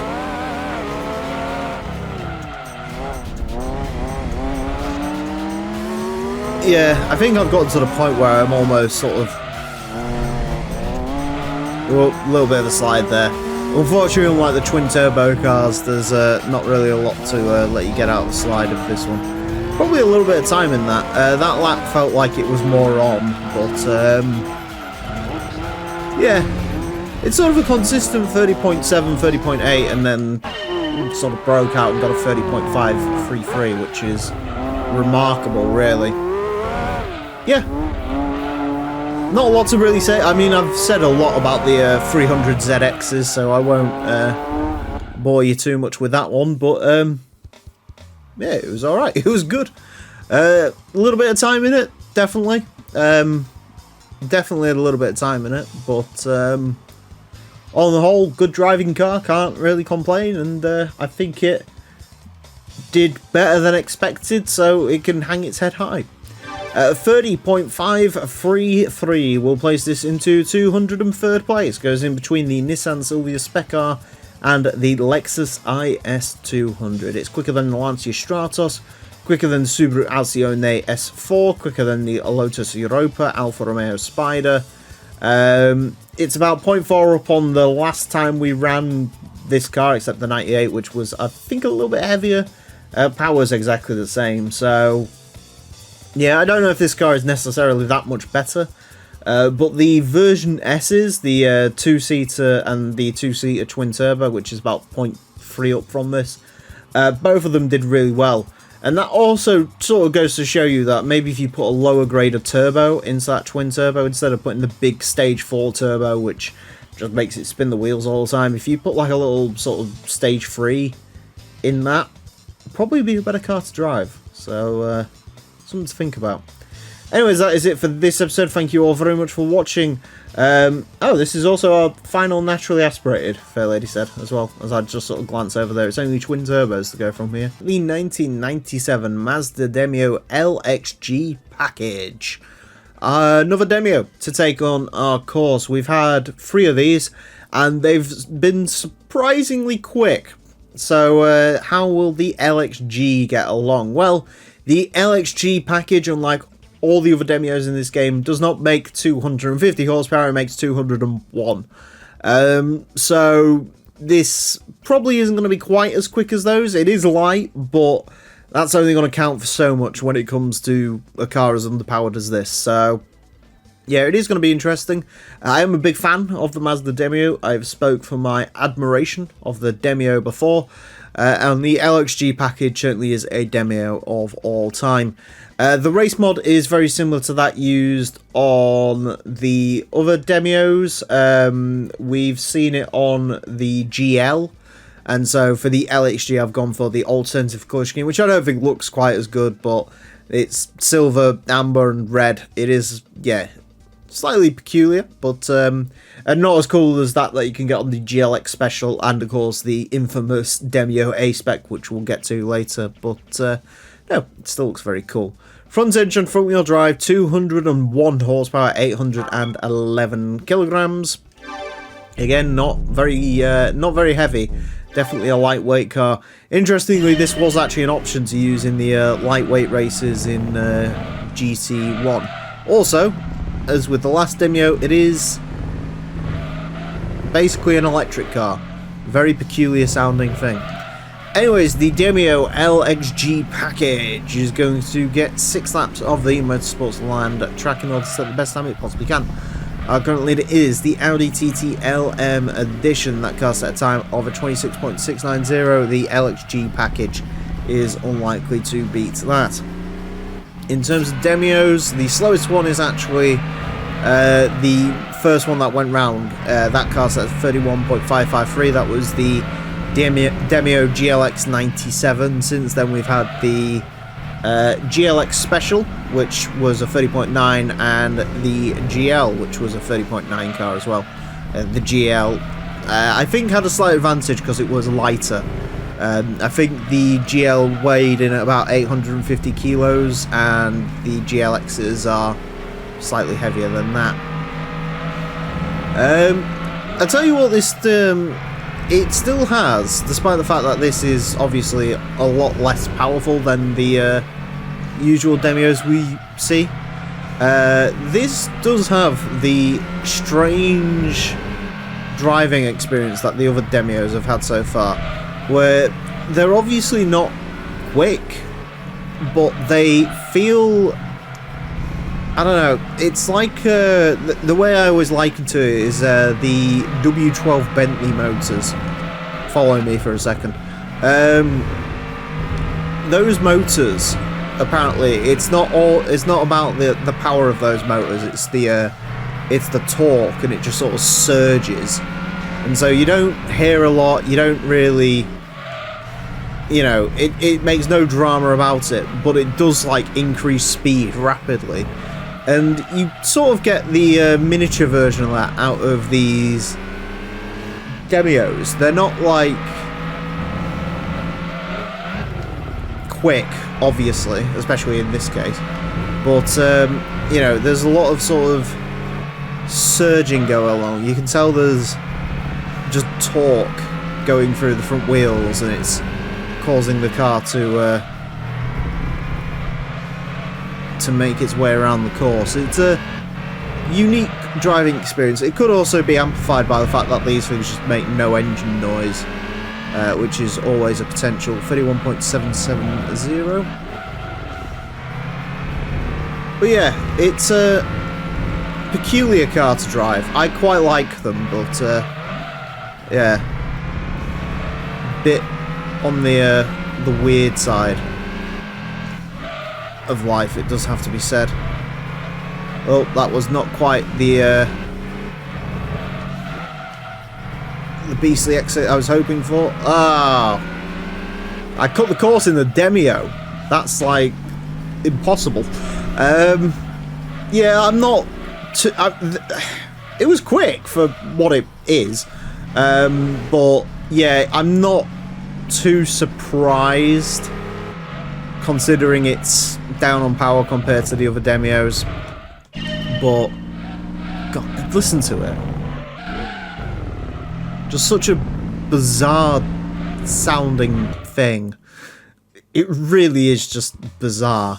28 point. Okay, maybe there's some time in that. Maybe there's not. I think there may be 0.1 in there. That wouldn't have improved its standings much at all in the leaderboard. I don't think it's going to come close to even the GLX, which again, despite being the first one around, and obviously me being a little bit quicker at the course now, as evidenced by the other demos doing quite well. Yeah, I don't think it's quite on that level, but that's definitely not bad. I mean, we've seen cars with a lot more power do worse than that, so yeah, not too bad.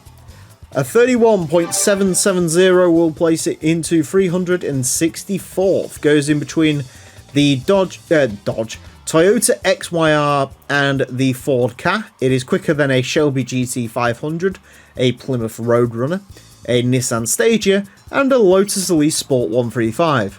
I told you it wasn't all that bad, being this side of the leaderboard. It is beaten slightly by the XYR, and the XYR should really count as lucky stars that it wasn't thrashed. The Supra Celica, the Dodge Charger, Peugeot 306, and that Alto RSZ.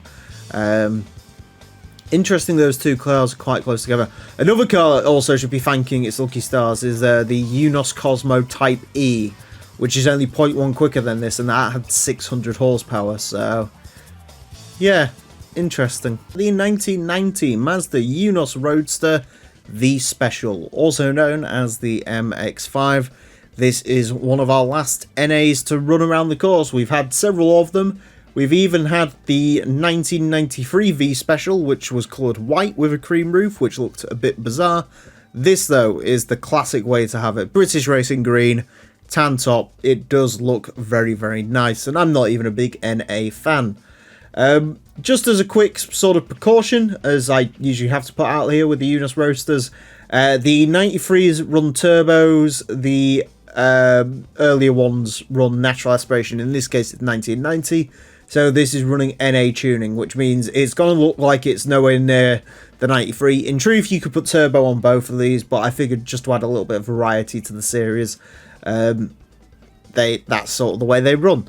So, and also, none of the V Specials ran racing modification, because essentially they are the heaviest of all of the Unos Roadsters / MX-5s, and they're all basically the same, these cars. It is worth noting, though, the 1.6 litre is in the S Special, while this has the bigger 1.8 litre, which was also in the standard Unos Roadster. So, yeah, that's sort of going to be comparison between those. Admittedly, this should probably be a little bit slower than that car, but that car was ran a long time ago, so it'll probably be very slightly quicker. Front engined, rear wheel drive, 208 horsepower, 910 kilograms. It just looks right in this colour combination, I think. Stunning colour combination. And again, I'm not an NA person, I do have to be honest. Anyways, this car is going to get 6 laps of the Motorsports Land track and odds to the best time it possibly can. Our current leader is the Audi TT LM Edition. That car set a time on 26.690. The Mazda Roadster Unos V Special is unlikely to beat that. In terms of where this is going to go, the standard Unos Roadster set a time of a 32.088, the S Special set a time of a 32.233, and the turbocharged V Special set a time of a 30.9, which was 0.3 slower than the racing modified turbocharged normal NA that we had go around. And I'm not just saying normal to be vague, the genuine trim name in this game of that car is normal. So that is why I'm referring it to as the MX-5 normal, because genuinely that's what the game calls it. 32.248 on its first prospective lap time, which isn't too bad. They're okay cars to drive, these. A little bit I did sort of notice this on the opening lap. A little bit less front-end grip than maybe you would expect out of such a car. I would probably expect quite direct turn-in from an MX-5, because handling's kind of what they're famous for. Because, let's be honest, they're not famous for out-and-out power, because look at it. But, yeah, a little bit on the understeery side of things, it does have to be said, but other than that, not a bad handling vehicle. I think these are best enjoyed with turbochargers. That is my sort of read on the situation, having driven the turbos, having driven non-turbos. I would say plump for some extra credits, go for the turbo. This is going to be a 31.906. Alright, there you go. As I mentioned, a little bit quicker than the car that had ran previously, so we'll take that. But yeah, other than that, they're alright. They're solid, dependable, definitely low-end sports cars. There's no denying that. You know, I don't... I mean, I could be wrong. I suppose with the turbo ones, perhaps. But I think if you have these cars naturally aspirated, there's no giant killing performances you're going to be able to pull off with them. You know, it is 208 horsepower at the end of the day, and there's only so far you can go with 208 horsepower.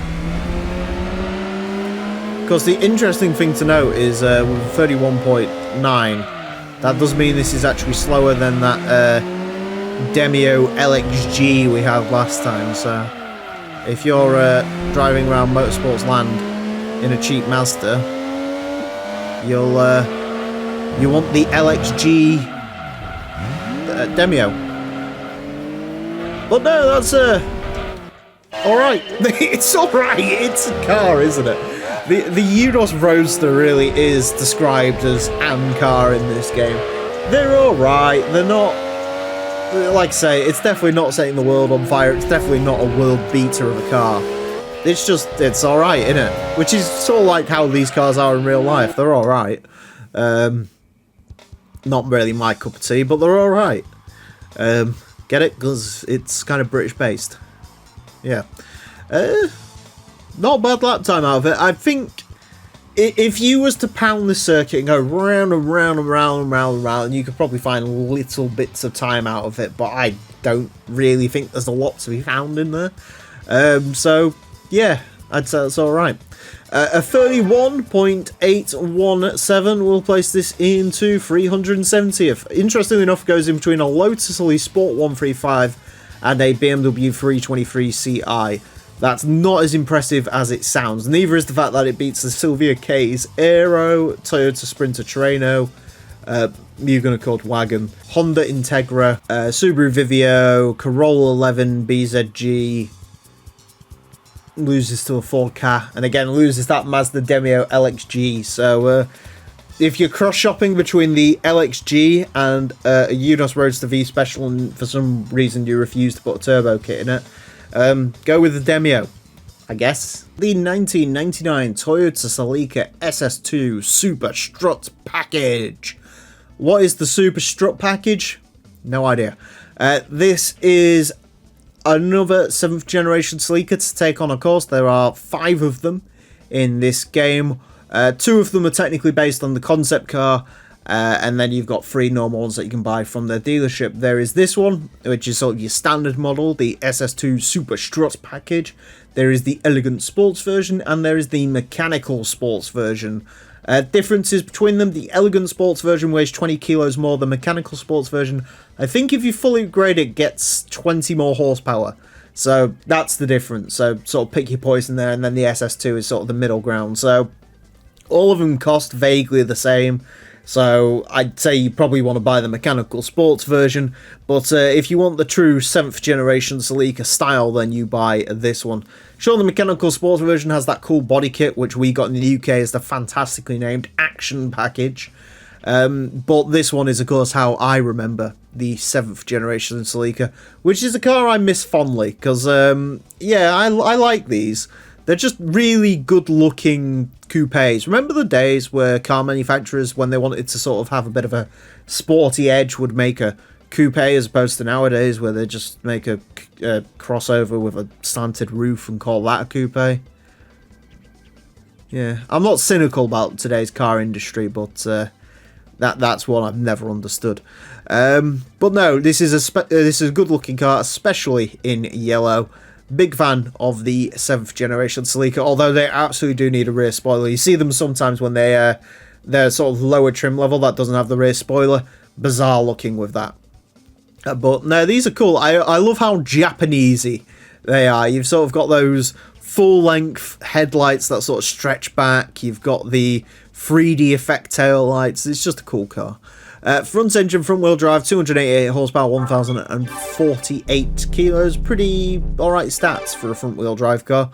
Although, as we have seen, Celicas have not done particularly great around here. The Celica SS2 Super Strut package is going to get 6 laps of the Motorsports Land track in order to set the best time it possibly can. Our current leader is the Audi TT LM Edition that costs at September 26.690. The Celica has already blown its chance of beating that when we had the Celica Rally Car 99, which is technically based on the concept car. That actually led our leaderboard for a while, so that was cool. In terms of... wow, that was actually a very quick first lap. And you'll see why in a second. In terms of the other 7th gen Celicas, we've had the XYR concept car, which admittedly made absolutely no power at all, so don't really consider that, and this has beaten that already on its first lap. And the Elegant Sports version set a time of 31.376, which on this car's first lap out, it almost beat, so... yeah, I don't know. Celicas usually aren't very quick around here. Driving this one, I can see why. Don't get me wrong, it is pretty quick off the get-go, but this drives like... we've seen this from Integras and, dare I say it, the Tigra, where it doesn't necessarily feel like you've got much control over the car. It feels like everything is going on the front end, which, I mean, it is front-wheel drive, so it does make sense. But it feels like absolutely none of the rest of the car has any weight to it. It needs like the Top Gear cement block handling package adding to it. At least that's what it feels like, because it's very wayward. You can get drifts out of a front-wheel drive car in this game with full power on, which is not normal, in case you're curious. So, yeah, in case you're curious, that's not how cars handle, ideally. Oh, this is going to be quicker though. 30.706. Wow. That's quick, man. Celicas are usually trash around this course. Hence why the Elegant Sports version set like a 31.3. And that was just as much of a dog to drive as this. Admittedly, if this can get that, I don't think the Elegant Sports version is truly 0.6 off. I think evidently I'm having a more on day with this car, and by the looks of it, that lap time was a bit of a fluke, because it looks like trying to get that lap time again out of this is going to be a bit impossible. But no, good for the Celica. These are usually overshadowed quite heavily by... oh, well, there you go. That's that lap over with. So we'll do some celebratory drifting. As you can see, I can just sort of... yeah. Not really supposed to be able to do that. That's a bit of a handbrake, but still. Yeah. Alright, that's a lot better than I anticipated. Yeah. Bizarre. Again, like I say, I honestly... don't get me wrong, the Elegant Sports version was a dog, but I don't think it was enough of a dog to be 0.6 down. I think that's just a very good lap time for the Celica. But I'm not going to complain. I'm a big fan of the 7th gen, so if the 7th gen wants to be quick, then she do be quick. Yeah, that was pretty much perfect lap time, I think. Yeah, that was like as close to a perfect lap as I can probably get, so I'm going to attribute that to the reason why this is so much quicker than the Elegant Sports version as opposed to anything else. But yeah, good. A 30.706 will place this into 223rd place, which means it's almost about the average of the leaderboard. Average of the leaderboard is 227 at the moment. So it goes in between the Mazda Familia S-Wagon and the Peugeot 406 sedan. It is quicker than the Nismo 270R, quicker than the 95 Acura Integra Type R, quicker than the Supra Twin Turbo R and the 3000 GT. Slightly slower than a Dodge Intrepid and a Golf V5, but both of them had mega power. Yeah, that's quick. That is, for me, that's where the Celica should always have gone. Just Celicas have never been that quick around here. The quickest front-wheel drive Celica before today was the SS3, the ST202, which set a 30.893, which wasn't bad. And actually, that's about 0.5 quicker than most Celicas have been. But yeah, all right, we'll take that. We'll definitely take that. The 1994 TVR Griffith Blackpool B340, our second and final Griffin to take on the course. We've had the 500, this time we have the Blackpool B340.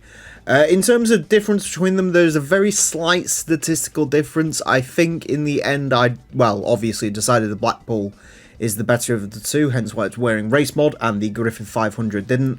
I think this makes very slightly more power and weighs a little bit less from what I remember.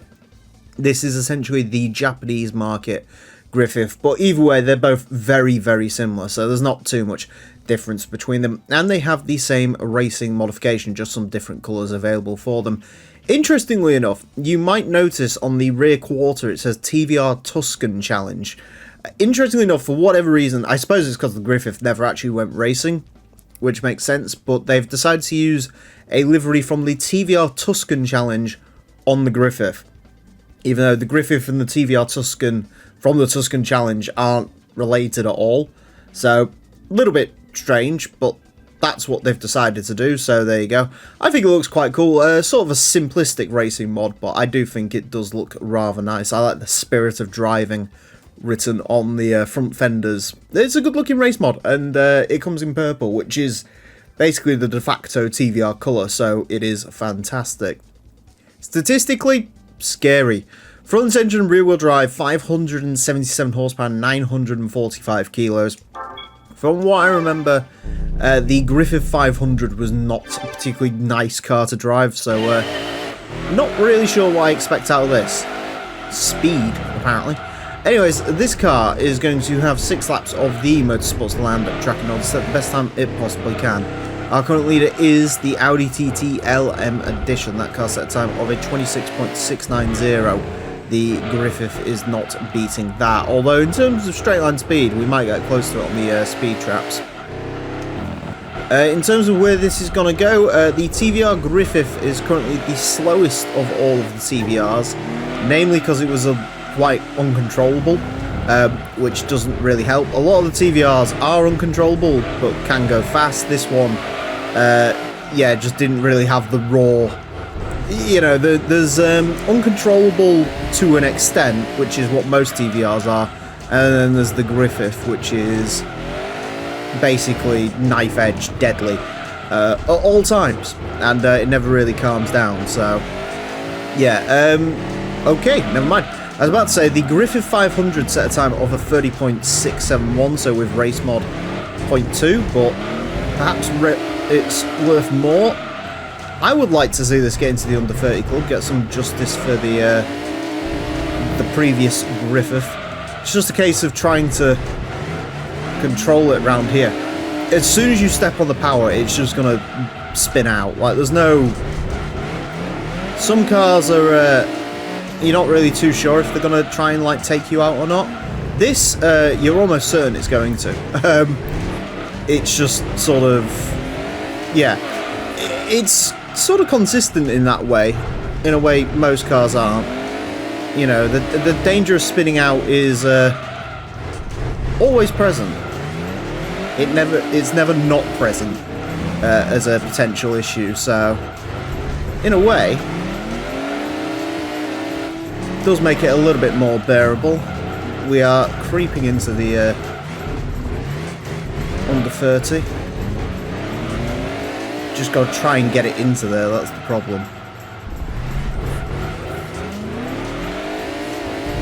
it's definitely possible if you nailed like the perfect lap. It's just trying to, because it's like even trying to find ways to lighten the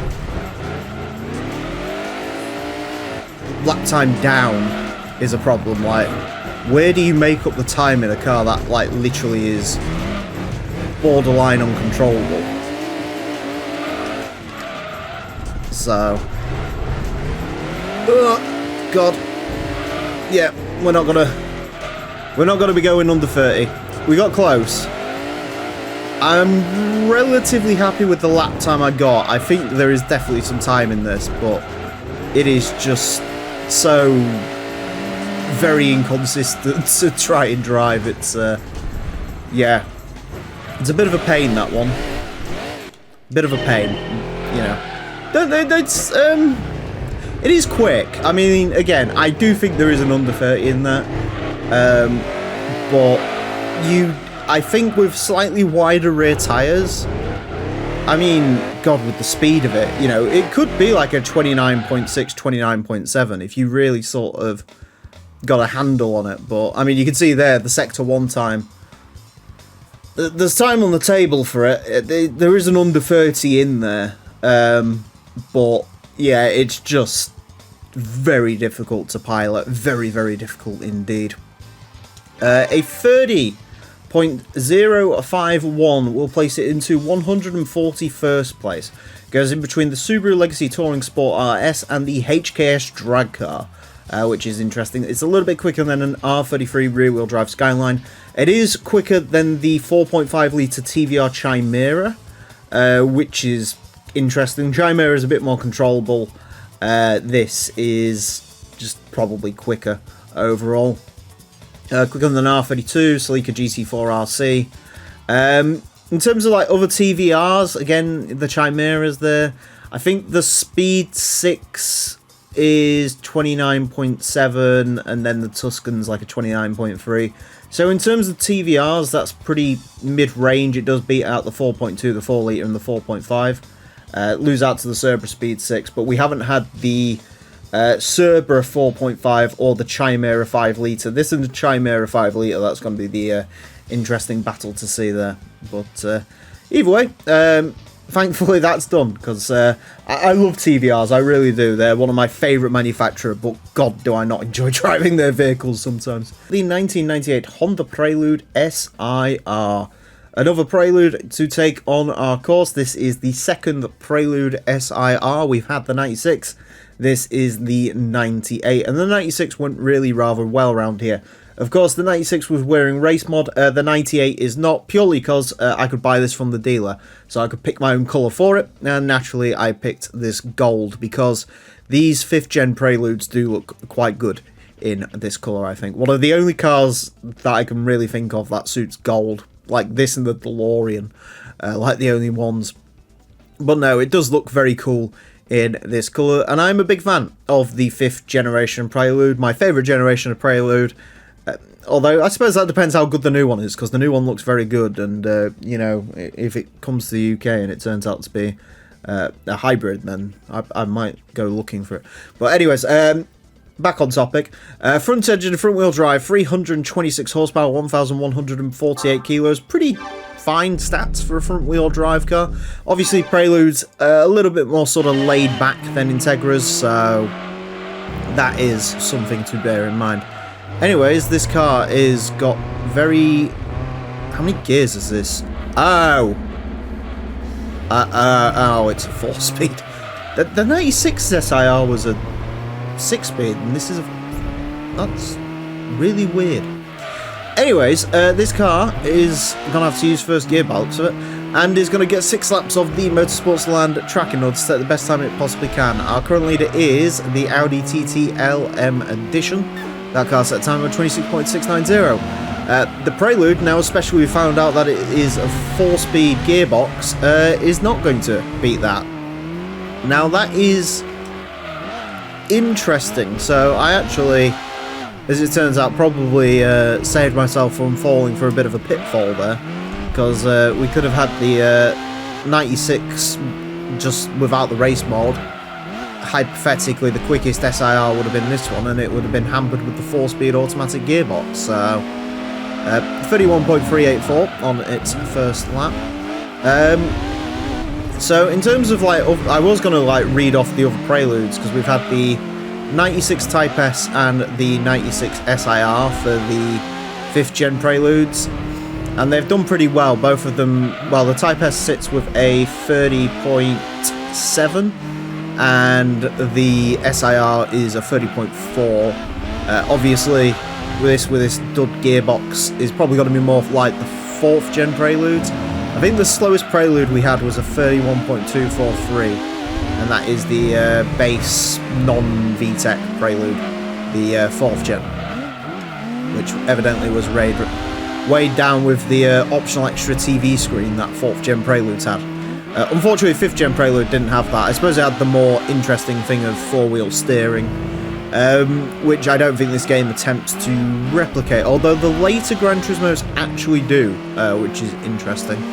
GT4, I think, is the main one that's coming to mind that actually replicates 4-wheel steering, although if you put the fully customised suspension setup on a car with 4-wheel steering, which is stuff like the Celica, I think there's a Corona or something that has 4-wheel steering, and then obviously the Preludes, they have 4-wheel steering, but you can take that off if you change the suspension setup. So don't change the suspension setup if you want 4-wheel steering. Although I still imagine fully upgraded suspension is still probably quicker than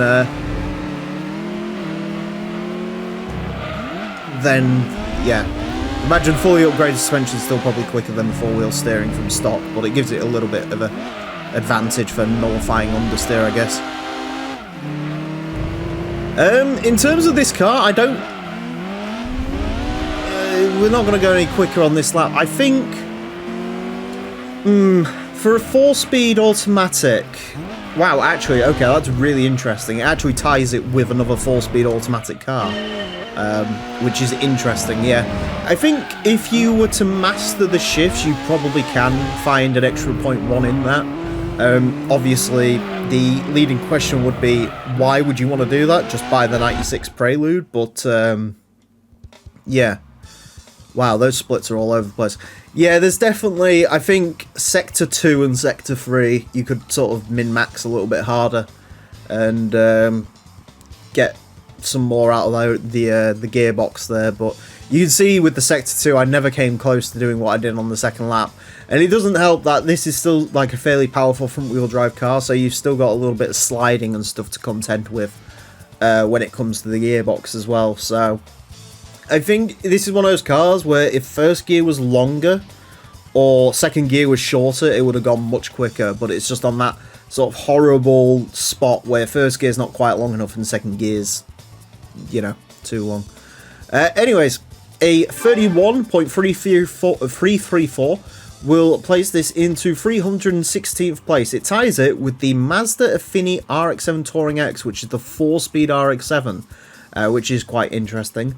Another interesting car that it is very close to is the Honda Accord Wagon SIR, which also had a 4-speed automatic gearbox. Admittedly, the 4-speed auto in the Accord was a little bit longer, and I think if this car had that gearbox, it would go a bit quicker, but even still, there's actually more 4-speed cars here as well. There's the Subaru Alcione SVX version L and the Toyota Sora 3-litre GT. So, yeah, I think, obviously, like, it's probably the worst Prelude, unless the SIR S-Spec also has the 4-speed gearbox, but not a terrible time considering what it's lumbered with, I guess. And at least it looked cool, and it really did look damn cool. The 1998 Acura Integra GSR, another Integra to take on our course, although this is actually the last of the non-Type R Integras that we've got to go. The 1998 Integra GSR. This is also the only GSR/SIR-G, as the Honda version's called, to run the racing modification. In this case, it is the same racing mod that's on the 98 Integra Type R, but not the 95 Integra Type R, as we'll see later on. So yeah, it's a cool looking racing mod. I think it's based off of one of the challenge cars from an American series that basically ran stock cars, and the Integra was one of those vehicles. We're also going to be seeing this race mod on the 98 Acura Integra Type R when that comes to this course. Front engine, front wheel drive, 290 horsepower, 1,079 kilos. Pretty alright stats for a front wheel drive car, and on the whole, Integras have been alright when it comes to this course. In the case of Type Rs, they've been very good. Anyways, the Acura Integra GSR is going to get 6 laps of the Motorsports Land at track in order to set the best time it possibly can. Our current leader is the Audi TT LM Edition. That car sets out on 26.690. The Acura Integra GSR, I almost said SIRG because, again, Honda, is not going to beat that. In terms of where this is going to go, well, the last two GSR/SIRG we had set very similar lap times. They set 31.4s. I think they're actually within about a tenth of each other, so I am expecting this one, because racing mod, which sort of gives a little bit more weight reduction and obviously to an extent downforce, although how much downforce you really need on a car such as this is negotiable, I guess. But I am expecting this to be a little bit quicker. Usually I say race mod adds about 0.2 to a car's sort of overall time around the track depending on the car. So I'm going to say, yeah, about a 31.2, 31.3 maybe if this race mod doesn't add too much to it. I definitely think, on the whole, having driven quite a few of them around this track now, if you are going to get an Integra, you definitely want to go get the Type R. I know that's sort of cliched to say, but it is a sort of proven fact. The Type Rs are significantly quicker than the standard car.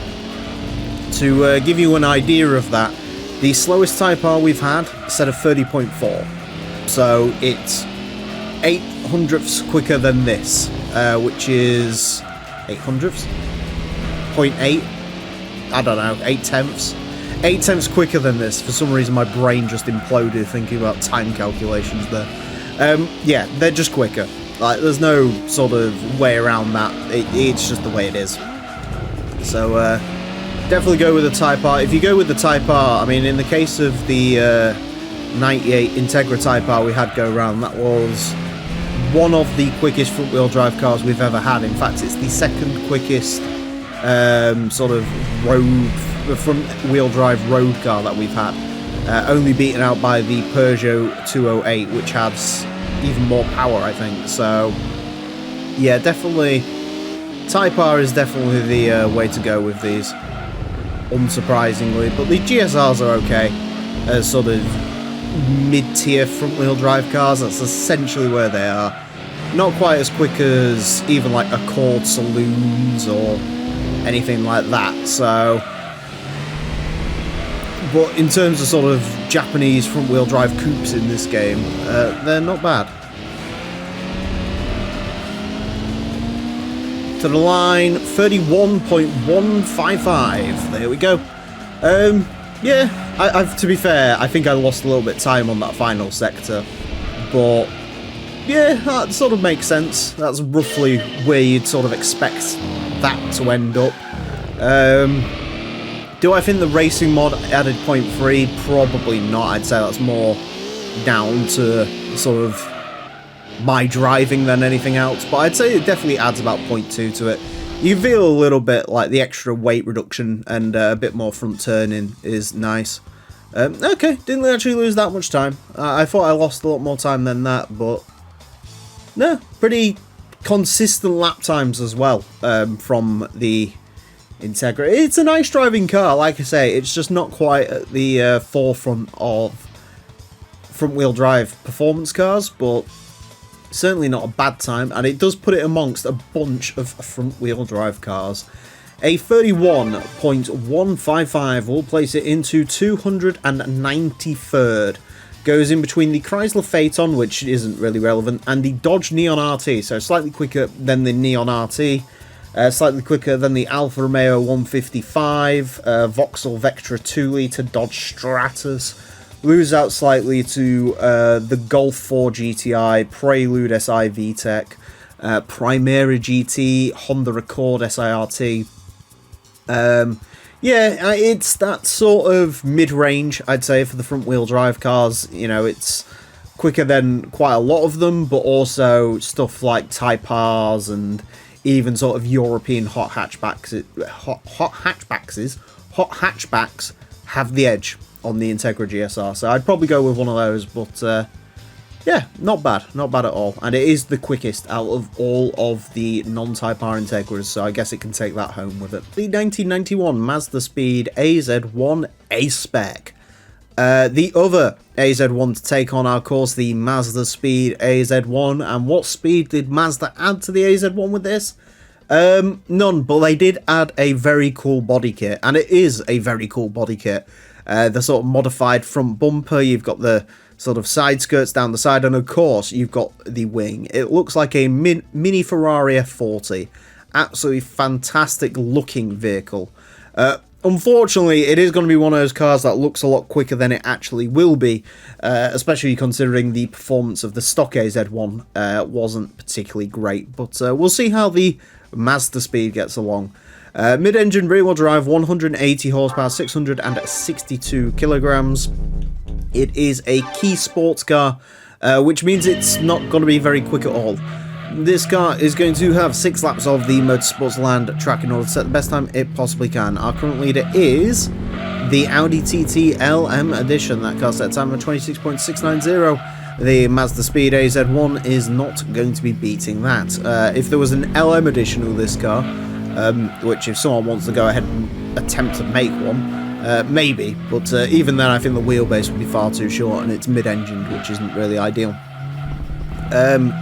In terms of key sports cars, of course the car this is going to be mainly aiming for is the standard AZ1 that set the time of a 33.340. So, I mean, my guess around the normal track is there isn't too much sort of time difference between these. I want to say the Mazda Speed could be lighter, but I might be wrong on that. But either way, I'm sort of expecting the Mazda Speed to be very slightly quicker on this occasion. In case you're wondering how the AZ1 sort of does compared to the other key sports cars in the game, well, the AZ1 is, well, the current AZ1 on the leaderboard before this one goes around is 1 second slower than the Suzuki Cappuccino, which basically seems to rule the roost. But it is 2 seconds quicker than the Honda Beat, which is quite remarkable. In case you want that sort of gap visualizing, that is the difference between about 1st and 30th on our leaderboard when you compare it to something like the TTLM edition. So yeah, there's quite a remarkable difference between the Beat and the AZ1. The main reason for that is the Beat makes a lot less power than the AZ1. So yeah, that's sort of the downfall of this. 33.067. Not a terrible lap time, actually. That still means it doesn't beat any of the wardrobe key cars. In fact, I think the only key cars it's currently beating with that time is a Daihatsu Mira, a Mitsubishi Minica PJ, and of course the Beats, basically, because the Beats are the slowest thing. Oh, and the Daihatsu Opti Club Sport as well, because we can't forget where we came from. The car that very famously held the lowest spot on the leaderboard for quite a while. Another thing to note with the AZ1 is because it's mid-engined, and despite it making like no power whatsoever, there is still a fair amount of understeer to contend with in this vehicle. It's not actually that nice to drive, if I'm being perfectly honest. Especially sort of corner cutting, you get thrown off by the bumps, and that seems to be impacting vastly sort of how quick I can be through certain parts of the track. But yeah, it's just a little bit on the understeery side as well, which is not ideal, really. Oh, well, that would have been a cool corner cut, but unfortunately no quicker. But 33.067, I'll take that for the little AZ1. It's, like I say, it is an improvement on the time that it did set previously. It kind of looks like one of those little handheld vacuum cleaners. Or, like, maybe this is where, like, GM got the idea for the Dust Bunny vans. Weird. But, yeah, that's not a bad time. I think if you sort of kept going round and round and round, you might be able to get it to poke its head into the 32s, but I sort of doubt that. They're just not very quick, and it gets sort of bumped around a little bit. It's not the ideal car for this course, TLDR basically, but still not a bad time. A 33.067 will place this into 440th place. Goes in between the Suzuki Wagon-R Turbo RT-S and the Acura Integra LS. It is quicker than the Silvia Spec R D-Rite, which is basically a stock Silvia. It's quicker than the Plymouth GTX, it's of course quicker than the previous AZ1, quicker than the Vauxhall Corsa Sport and the Nissan Cubex. In terms of key cars, it's quicker than the Daihatsu Mira, Suzuki Servo, Minica PJ, All the Beats, Honda Life, one of the moves in the Opti Club Sport. So, yeah, and then you're basically at the bottom of the leaderboard. So, not all that impressive in the grand scheme of things, but it is an improvement on what the previous AZ1 set out. So, I mean, you can't ask for much more speed than that from the mighty Mazda Speed AZ1 A-Spec. The 1994 Honda Beat version Z. Our final key sports car. We can finally beat them off the list because it is the turn of the Honda Beat version Z, the third and final Beat to take on our course. And as a result of that, because all the Beats are basically identical, this one is the best one we are going to drive around. So this one is, well, ideally, going to be the quickest of all of the Beats because it has a turbocharger, which the original Beat and the version F did not have, but the Mugen Beat did have the turbo, and this also has the race mod, which the version F also had. But on the version Z, it comes in cooler colours, including this red and white, which does look very cool, like a mini Viper almost, which, yeah, it does look very cool. I like the fact it's a Beat on the side of it, but the Beats have not been able to beat very much at all around our course, and I don't suspect this one's going to really set the world on fire, even if it is the quickest of all of the Beats. Mid-engined rear-wheel drive, 130 horsepower, 678 kilos. That makes this one of the least powerful cars that ever will go around our course. Anyways, to find out just how slow the Beat version Z is going to be, it is going to have 6 laps of the Motorsports Land tracking odds at the best time it possibly can. God, this thing is slow. Our current leader is the Audi TT LM Edition. That car set a time of a 26.690. This car is not going to be able to set that in its wildest dreams. The quickest Beat is, unsurprisingly, the only one that came with the turbocharger. That is the Mugen Beat. That set a time of a 34.888. The standard Beat set a time of a 35.783. And somehow the version F, which is the naturally aspirated Beat but with race mod, was even slower than that. So this was one of the very few cars where, and to be honest with you, I can't be too surprised considering race mod adds downforce, which is the last thing this really needs. It did not add any lap time to it, so yeah. As you can see from the speed trap up there on its first lap, it didn't get over 100 kilometers an hour, so 0 to 60 in, well, it's not going to do, oh, there you go, 100 kilometers an hour. We managed to get it to do 60 around this track. Fantastic. Or 62, sorry, I should say, technically. Come on, Beat. So 34.88 to beat, 88888 to beat in this one, and I hate driving it.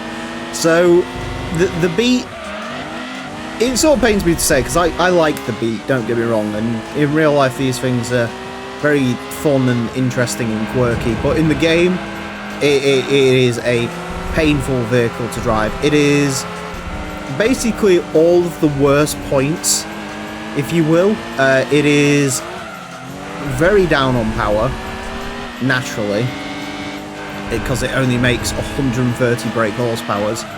It is very down on power. It is mid-engine rear-wheel drive, which is basically the worst drivetrain for this course. Key cars are just not very quick anyway. It really is just sort of the worst of all worlds, basically. And the worst bit is in this one is I don't even think the gearbox is particularly great. I've never noticed the beat running out of ratios, but apparently in this case maybe it is. I'm having to like use second a little bit. I was trying to see if I could take that without the brakes. The answer to that was no. Nope, brakes are important. Alright, final lap for the Beat version Z. Come on, Beat. Let's beat your previous time. Yeah, God, that third gear is so slow through there. Thing is, second gear doesn't even accelerate up to particularly fine levels. Oh, there we go. Saved ourselves a good amount of time there.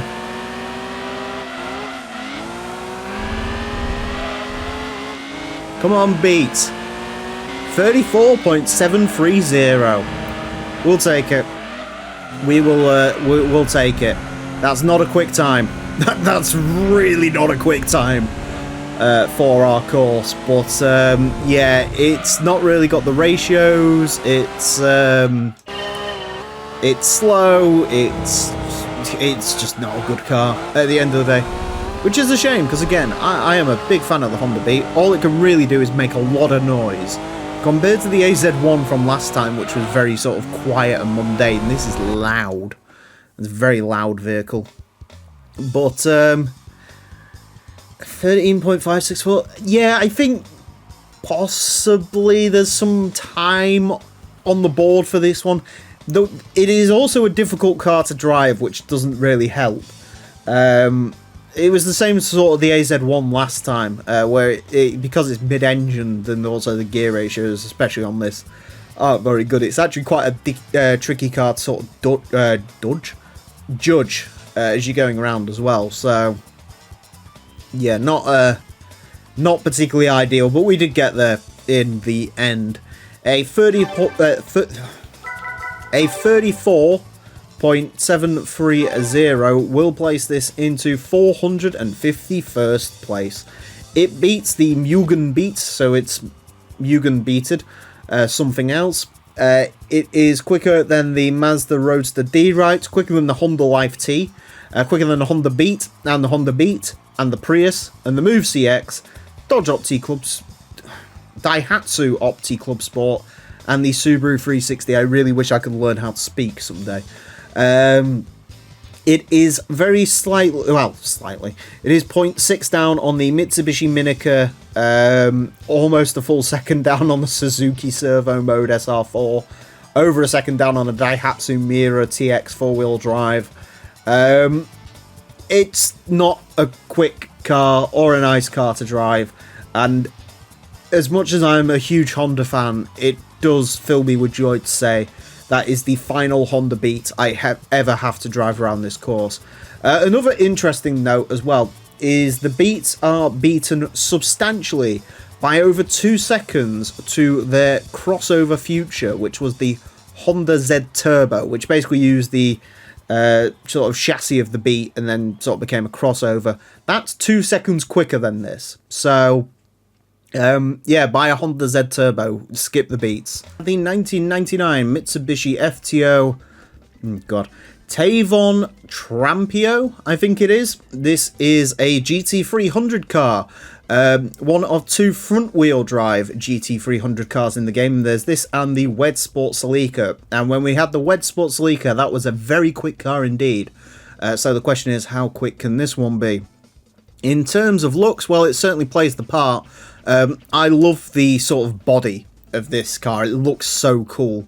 I like the LM edition. I've spoken about the FTO LM edition being sort of mad, but I think sort of looking at the two side by side, this one would be my preferred sort of body style. And indeed, even Polyphony thought that when they'd go on to create the FTO Super Touring car in the later games. I think that car wasn't quite as mad as the LM edition, which is a bit of a shame, but yeah, I would have sort of liked to have seen both cars sort of carry on the LM edition and then this carry on as the GT300 car, but they decided against that. In fact, GT would be very scarce on GT300 cars beyond this point. The livery on this, not as big a fan. White and blue does work. I'm not so convinced on the paint splatters. I'm assuming this is one of the companies sponsoring this is some sort of like Japanese Dulux or something. But yeah, still very cool looking, and I am very excited to drive it. The one advantage this has over the Wed Sport Celica is this is turbocharged, so that could definitely play some games in this as well. Front engine, front wheel drive, 384 horsepower, 960 kilos. Pretty good statistics all in all. Let's get on the track and see how it does. The FTO Tavon Trampio is going to have 6 laps of the Motorsports Land track in order to set the best time it possibly can. Now, current leader is the Audi TT LM Edition. That car's at a time of 26.690. This car unlikely to beat that. In terms of where this is going to go, well, the Celica Wed Sports currently sits in 28th with a 28.395. If this can beat that, this could potentially go for the full-on JGTC crown, which is currently held with the STP Taizan Viper. That car's at a time of a 27.999. So that's the benchmark for the Tavion. So far, this drives phenomenal. This is going to be a quick lap. Straight off the bat, no nonsense. What are we setting? 27.721. Wow. I said this was going to be quick. I was not expecting it to be that quick. Wow. To be fair, that was a bang-on lap. Yeah, the more you try and push this, I think I'm going to sort of fall into...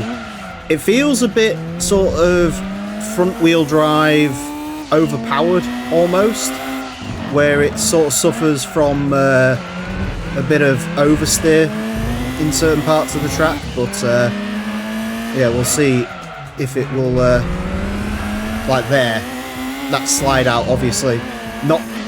It's front-wheel drive, so it's not spinning its power away or anything, but it's still not ideal.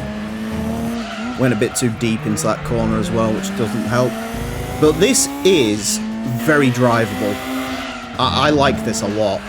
I mean, I was expecting to like it a lot because it's a front-wheel drive race car, which is basically heaven as far as I'm concerned around this track. The four-wheel drive ones with the big power, you know, they're nice, but the good thing about this car is it's got relatively small amounts of power, so it's not like ridiculously sort of hard to extract lap time out of it. It's just probably hard to perfect the lap, and it's especially hard when you hit a wall like that. Yeah, I had a feeling this was going to be one of those cars where just the more you try and push it, the harder it gets, but wow. I mean, it's done its job. It is the quickest JGTC car. Probably quickest JGTC car we'll ever have, in all honesty. See, even when I'm like trying to drift it, I still get a 30.250 in this. It is just phenomenally quick. Really is. Really just lovely car to drive. No complaints on that one whatsoever. I think my only complaint is looking at the leaderboard. I wish I was about 8,000th of a second quicker. And according to the splits, it could have been. Yeah, I think if I had nailed the braking zone on lap 4, I probably could have got an extra little bit out of it. But either way, I mean, I'll take that. That is a phenomenally quick car. Yeah, it's just bang on. Handling wise, it is absolutely bang on. Perfect. who knows? If this had more power, would it have ruined it, or would it have been even quicker? I'm not too sure, but it is a monstrously quick vehicle. A 27.721 will place it into 8th. It goes in between the Mitsubishi Lancer Evolution 6 rally car and the Mitsubishi Lancer Evolution 5 RS. It is quicker than a 22B. It is quicker than the R390 GT1 LM edition. It is 0.2 and a bit up on the Taizan Viper. I mean, it's half a second quicker than that Wed Sports Leaker. I think if that Wed Sport went around again, I could probably get it into the, like, very late, early 28s. But, yeah, I mean, stuff quicker than this. It is a shame. I think, realistically, this probably could beat the Opel Tigra rally car into 6. I don't know if it would have done much beyond that, but it definitely could have beaten that. But, yeah, those are the ropes sometimes. Sort of very crowded market there, but no, phenomenal. And it is only like 0.7 slower than the FTO LM edition, which had like 200 more horsepower than this, so does make you think, doesn't it? The 1997 Nismo Skyline GTR All-Tech version tuned by Nismo. Lots of Nismos in there. This is probably the coolest of all the Skylines in the game, in my opinion. It kind of looks like a four-door 400R. I don't think it's quite that, but it does look absolutely phenomenal. I am a big fan of the four-door Skyline, and yeah, this one being in yellow helps. It's the R33, which might be my favourite of the GTRs, although I do sort of switch and choose depending on the day. It is just a absolute beauty of a vehicle, and I'm hoping it does well. Track record on this is good because, ironically enough, the second quickest Skyline that we have on our leaderboard is the 4-door 40th anniversary.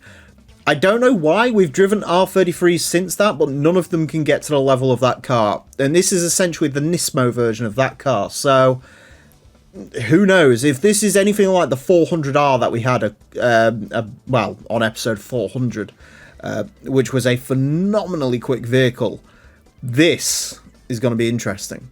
4-wheel drive, 646 horsepower, 1,388 kilos. Obviously, no race mod for the Nismo. It is down on power to the 40th anniversary as well, which is something worth bearing in mind. Anyways, this Skyline is going to get 6 laps of the Motorsports Land track in order to set the best time it possibly can. Our current leader is the Audi TT LM Edition. That car set time of 26.690. This one is unlikely to beat that.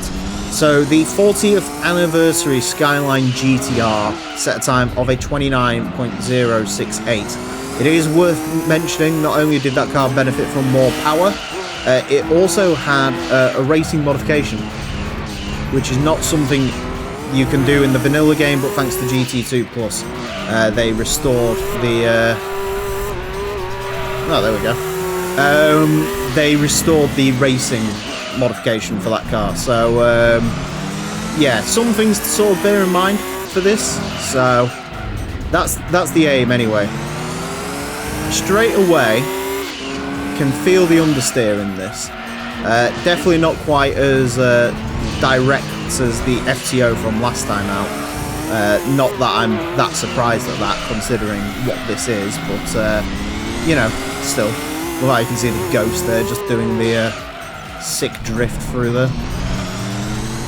So we've got the sort of typical R33 issue of gearbox is a little bit unresponsive in second, 28.810 while it's quicker. Alright, that was a bit anticlimactic because I didn't even think that was that good of a lap, but we'll take it. Yeah, this sort of typical sort of the 400R, I think. Was the 400R better in this aspect or what? I can't actually remember, to be honest. I think the 400R was better with the gearbox. This is a little bit more sort of standard R33 long ratios. It's not too bad, especially compared to some of these cars can get really bogged down. But that's also partly due to the ridiculous Stage 4 turbocharger that this vehicle has on it. which also doesn't really... I mean, it helps it be quick, it just doesn't really help it in terms of the turbo lag on the gears, so... Yeah, still, I think it's sort of telling that a Nismo with, like, 70 less horsepower is quicker than the one without it, so... Oh, a little bit on the grass there, but still. Gonna get the launch to the line. 28.793. A little bit quicker. Just that little bit quicker. I think if I didn't get on the grass there, to be honest with you, I could have even been a fraction quicker, but no, good cars to drive that. Like I said, gear ratio a little bit sloppy, bit understeery, but it is just all raw power, and once you can get that power to the ground, there really is like nothing that quite accelerates like that. Yeah, a solid car actually. To be honest with you, the sort of four-door 400R isn't too far off. Interesting. Alright, yeah, of course. Actually, why am I saying it's interesting? Of course, I know it was very slightly... yeah, I think I could... If it got on the grass a little bit at the end, I think there's probably about, what, 100th of a second in that, sort of going on the grass, but... no, definitely, and that's not too bad at all. I will definitely take that. And that does make this... If you count the 400R as a Skyline, it's the second quickest Skyline. If you don't, and you say, well, it technically hasn't got Skyline in the name, and this one has, then this is the quickest Skyline we've had. Excellent. I love that. 28.793. We'll place this into 48th. Goes in between the Opel Calibra Super Touring car and the Mitsubishi Lancer Evolution 4 rally car. It is quicker than the GT1 race car, quicker than Imprezas, lots of Imprezas, quicker than the 92 Mitsubishi GTO twin turbo. The interesting thing is, between, I don't know, 28.8 and 28.9, that is about 20 spaces on the leaderboard. So just that sort of one sort of pack of tenth of a second basically makes the difference between what side of the leaderboard it goes on, which is crazy. But no, it did really well there. Again, a little bit annoyed because I think this probably could beat that Calibra Super Touring car if I wasn't on the grass there, but you know, we'll accept that. The other interesting thing to note is this is the, let me just do the math on this, 1, 2, 3, 4, 5, 6, 7, okay, maybe it's irrelevant. It's one of the quickest cars without racing mod, but it's not in the top 10. So, but no, either way, very quick car, very nice to drive, and I mean, the best looking Skyline gets the best Skyline spot on the leaderboard. The 1997 Mazda RX-7 Type RZ, one of the rarest used cars in the game. Fun fact. Not that you would have noticed, because this is a 97 RX-7, which basically means it's like the 98s that you can buy in the dealership, but worse. Although technically, this is the newest of the Type RZs, because the 98s, it's only the Type R being the Type RS. They didn't do a Type RZ, apparently. What's the Type RZ? I think it's the stripped out version of the RX-7. It only comes in black, at least, well, it does in this game. I don't know if it did in real life, but that's the only colour it comes in this game. And so that's kind of cool. This one is running racing modification. All 97 and 98 model RX-7s have the same racing mod. There is some colour variations on certain trims, but this one there wasn't. We've seen this racing mod on the 1997 RX-7 Type RS, so this is the other versions that you could get, which is this sort of BP livery. I think this is a Super Tycoon livery, I could be wrong.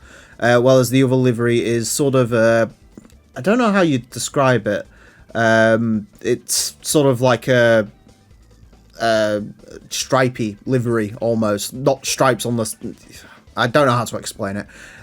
Anyways, you'll see that livery on a couple of the other RX-7s as we drive them round, and you'll probably see this one pop up again as well. Front engine and rear wheel drive, 532 horsepower, 1067 kilograms. RX-7s do pretty well around here Although it does have to be said, the later model RX-7s that have more power than the earlier ones, not so much, but we'll see with this. This car is going to get 6 laps of the Motorsports Land track in order to set the best time it possibly can. Our current leader is the Audi TT LM Edition. That car set a time of a 26.690. The RX-7 Type RZ unlikely to beat that. In terms of where this is going to go, the 96 Type RZ set a time of a 29.8, I think it was. The RS, which is the other 97 we've had to go around, that's also around the 29.8. Quickest RX-7 we've had is, ironically, of the 96 Type RB, which was supposed to be slower than the Type RZ, but for some reason wasn't. So, I suppose that's the way it goes sometimes. That's at 29.3. And the second quickest, well, we've also had the A-Spec, which was what should have been the quickest, but turns out that RB beat it. And also the Type R, the actual 1991, the original FD, that set a time of 29.7. So lots of weirdness with RX-7s, and I didn't realise this until I started building a couple of the 98 cars. They can have over 600 horsepower, so I've said before about the RX-7s being very sort of nicely balanced. You know, they're pretty good at keeping the power under control in a rear-wheel drive chassis in a way most sports cars aren't. Once we start getting to 600 horsepower, I mean, even here at 534, it is starting to feel like there's a limitation to how controlled that power can really be. So, yeah, we'll see going forward what that looks like. But so far, it's the... oh god. It's the grass. The grass is the scariest bit of all of this. Just trying to sort of keep it straight as it's going along. I think... I don't know. It's going to sound a bit weird, this, but I think because the older RX-7s are a little bit sort of nicer when it comes to putting the power down, they're not as likely to be sort of spinning the wheels as they go onto the grass, well as this is spinning the wheels as it's on the grass, and I think that's sort of not helping. That could be pure theory craft there, but that's my sort of suspicion when it comes to driving this. To the line, 29.809. I did miss a shift. Technically, I could have changed gear, but didn't. Yeah, that's... I mean, it's very slightly quicker than the 96, so we'll take that. I think there's probably a bit of time in there. You know, there wasn't exactly a clean lap in there, but it is getting more difficult to keep these under control. Evidently, these sort of 97 cars are a little bit harder to sort of keep on the true and narrow. So, again, I'm a bit worried about what comes later. I mean, according to that, there's no more time in it. I personally think there's probably like a 29.7 in there, if you've got everything under control. But, yeah, scary car to drive, that. Very scary. A 29.809 will place this into 120th. Goes in between the Audi TT Coupe and the Roof BTR Type 1. It is quicker than a Peugeot 206, so at least there's that. In terms of the other RX-7s, you can see slightly quicker than the Type RZ, quite slightly quicker than the Type RS97 that we had go around. In terms of RX-7s beating this, the 91 Type R, the Mazda Speed RX-7 A-Spec, and that Type RB are the only ones quicker than this. I would personally probably write that RB off. I think that just was ridiculously quick for no apparent reason. Although, to be fair, saying that, the Type R was going to be quick on its final lap. I think the earlier RX-7s are probably quicker, just because they spend less time spinning their power away. But obviously, we'll see as this series carries on whether that's going to be true. I'll probably end up eating my words, and one of the 98s will set like a 28-second lap time. But Yeah, I'll probably eat my hat when that happens. The 1997 Chevrolet Camaro SS. Our final Camaro to look at in this game. And speaking of looking at it, this race mod is one that I never knew existed. I don't think I've ever seen this before in this game. This is, yeah, the race mod for the Super Sport. I thought all Camaros shared the same race mod, the one that we saw on the 30th anniversary car. Just colour shifted because I think the 30th anniversary has sort of a unique design to it, which I think is based on like an IMSA race car. Well, as this, I'm going to guess, is based on one of the GM pace cars from the Indy 500. GM would supply pace cars to there, and they'd make sort of road-going versions of them. Most of them were absolutely heinous, and, well, judging by the sort of graffiti-style Super Sport font on the doors, this one is also heinous. Yeah, I think that's what this is. I'm not entirely sure, but that's what it looks like to me. Not so much a race mod, but it's quite cool, sort of understated. I'm kind of for it. This generation of Camaro, I've spoken about it before, probably one of my favourite Camaros, this or the third generation with the IROC Z. That one's very cool as well, but this Camaro, the later one's called the Catfish. This is definitely a Camaro I'm a big fan of, so which I don't usually say about Camaros, so it must be true. Front engine, rear-wheel drive, 622 horsepower, 1,333 kilos. They've been pretty darn quick around our course, so yeah, it'll be interesting to see how this one gets along. It's going to get 6 laps of the Motorsports Land track in order to set the best time it possibly can. Our current leader is the Audi TT LM Edition. That car set a time of a 26.690. This car unlikely to beat that. In terms of Camaros, though, they are insanely quick around this course, the 2 4th gens we've had. Well, actually saying that, even the first gen, the Z28 302, is easily the quickest of the classic muscle cars. And in terms of pure muscle cars, not obviously stuff like Vipers and Corvettes, these are absolutely destroying the Mustang. The 30th anniversary, bear in mind, was one of the first cars to go around. That's still got in the under 30 club. The Z28 that we ran later on without race mod, that's at a time of a 30.1, which is like ridiculous for a rear wheel drive coupe. So I'm expecting sort of similar times from this. The SS I think is the lightest of all the Camaros, but a little bit down on power. But, I mean, it's still got 622 horsepower, so it's not exactly like it's that far down on power. I think the Mustangs don't even get close to this amount of power. I think they're only getting about, like, 400, 500. In case you're wondering, by the way, one of my favourite things about the Camaro, I remember this from the 30th out of 29.861, wow. I remember this from the very first time I drove one of these in the Hot Lap Classic. The cool thing about the Camaro is you can just leave it in second gear and just let the torque. There's no point in using first. First is very long. And I suppose if you wanted to make like peak power, would be very usable, but you don't really need to. You can just let the torque pull the car around the corners. It is absolutely fine doing that. So that's my big plan for this one.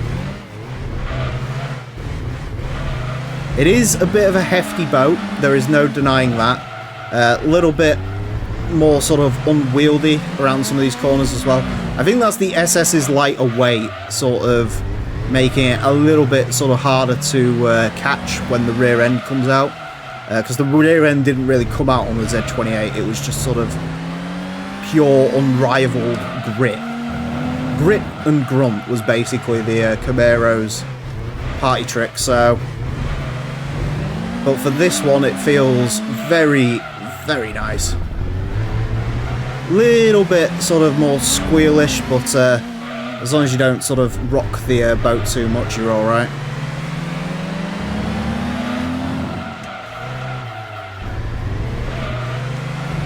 To the line, 29.475. Wow, from a rear-wheel drive coupe like this.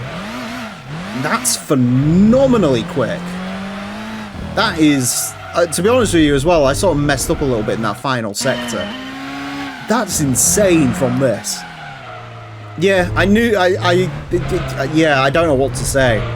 I mean, that makes this quicker than, I think, I previously sort of put the position of, as long as you like, sort of discount Vipers and Corvettes. This is now quicker than a Viper, and I mean, the previous Camaro was quicker than a Corvette, so this is now the quickest muscle car we've had go around the course, point blank.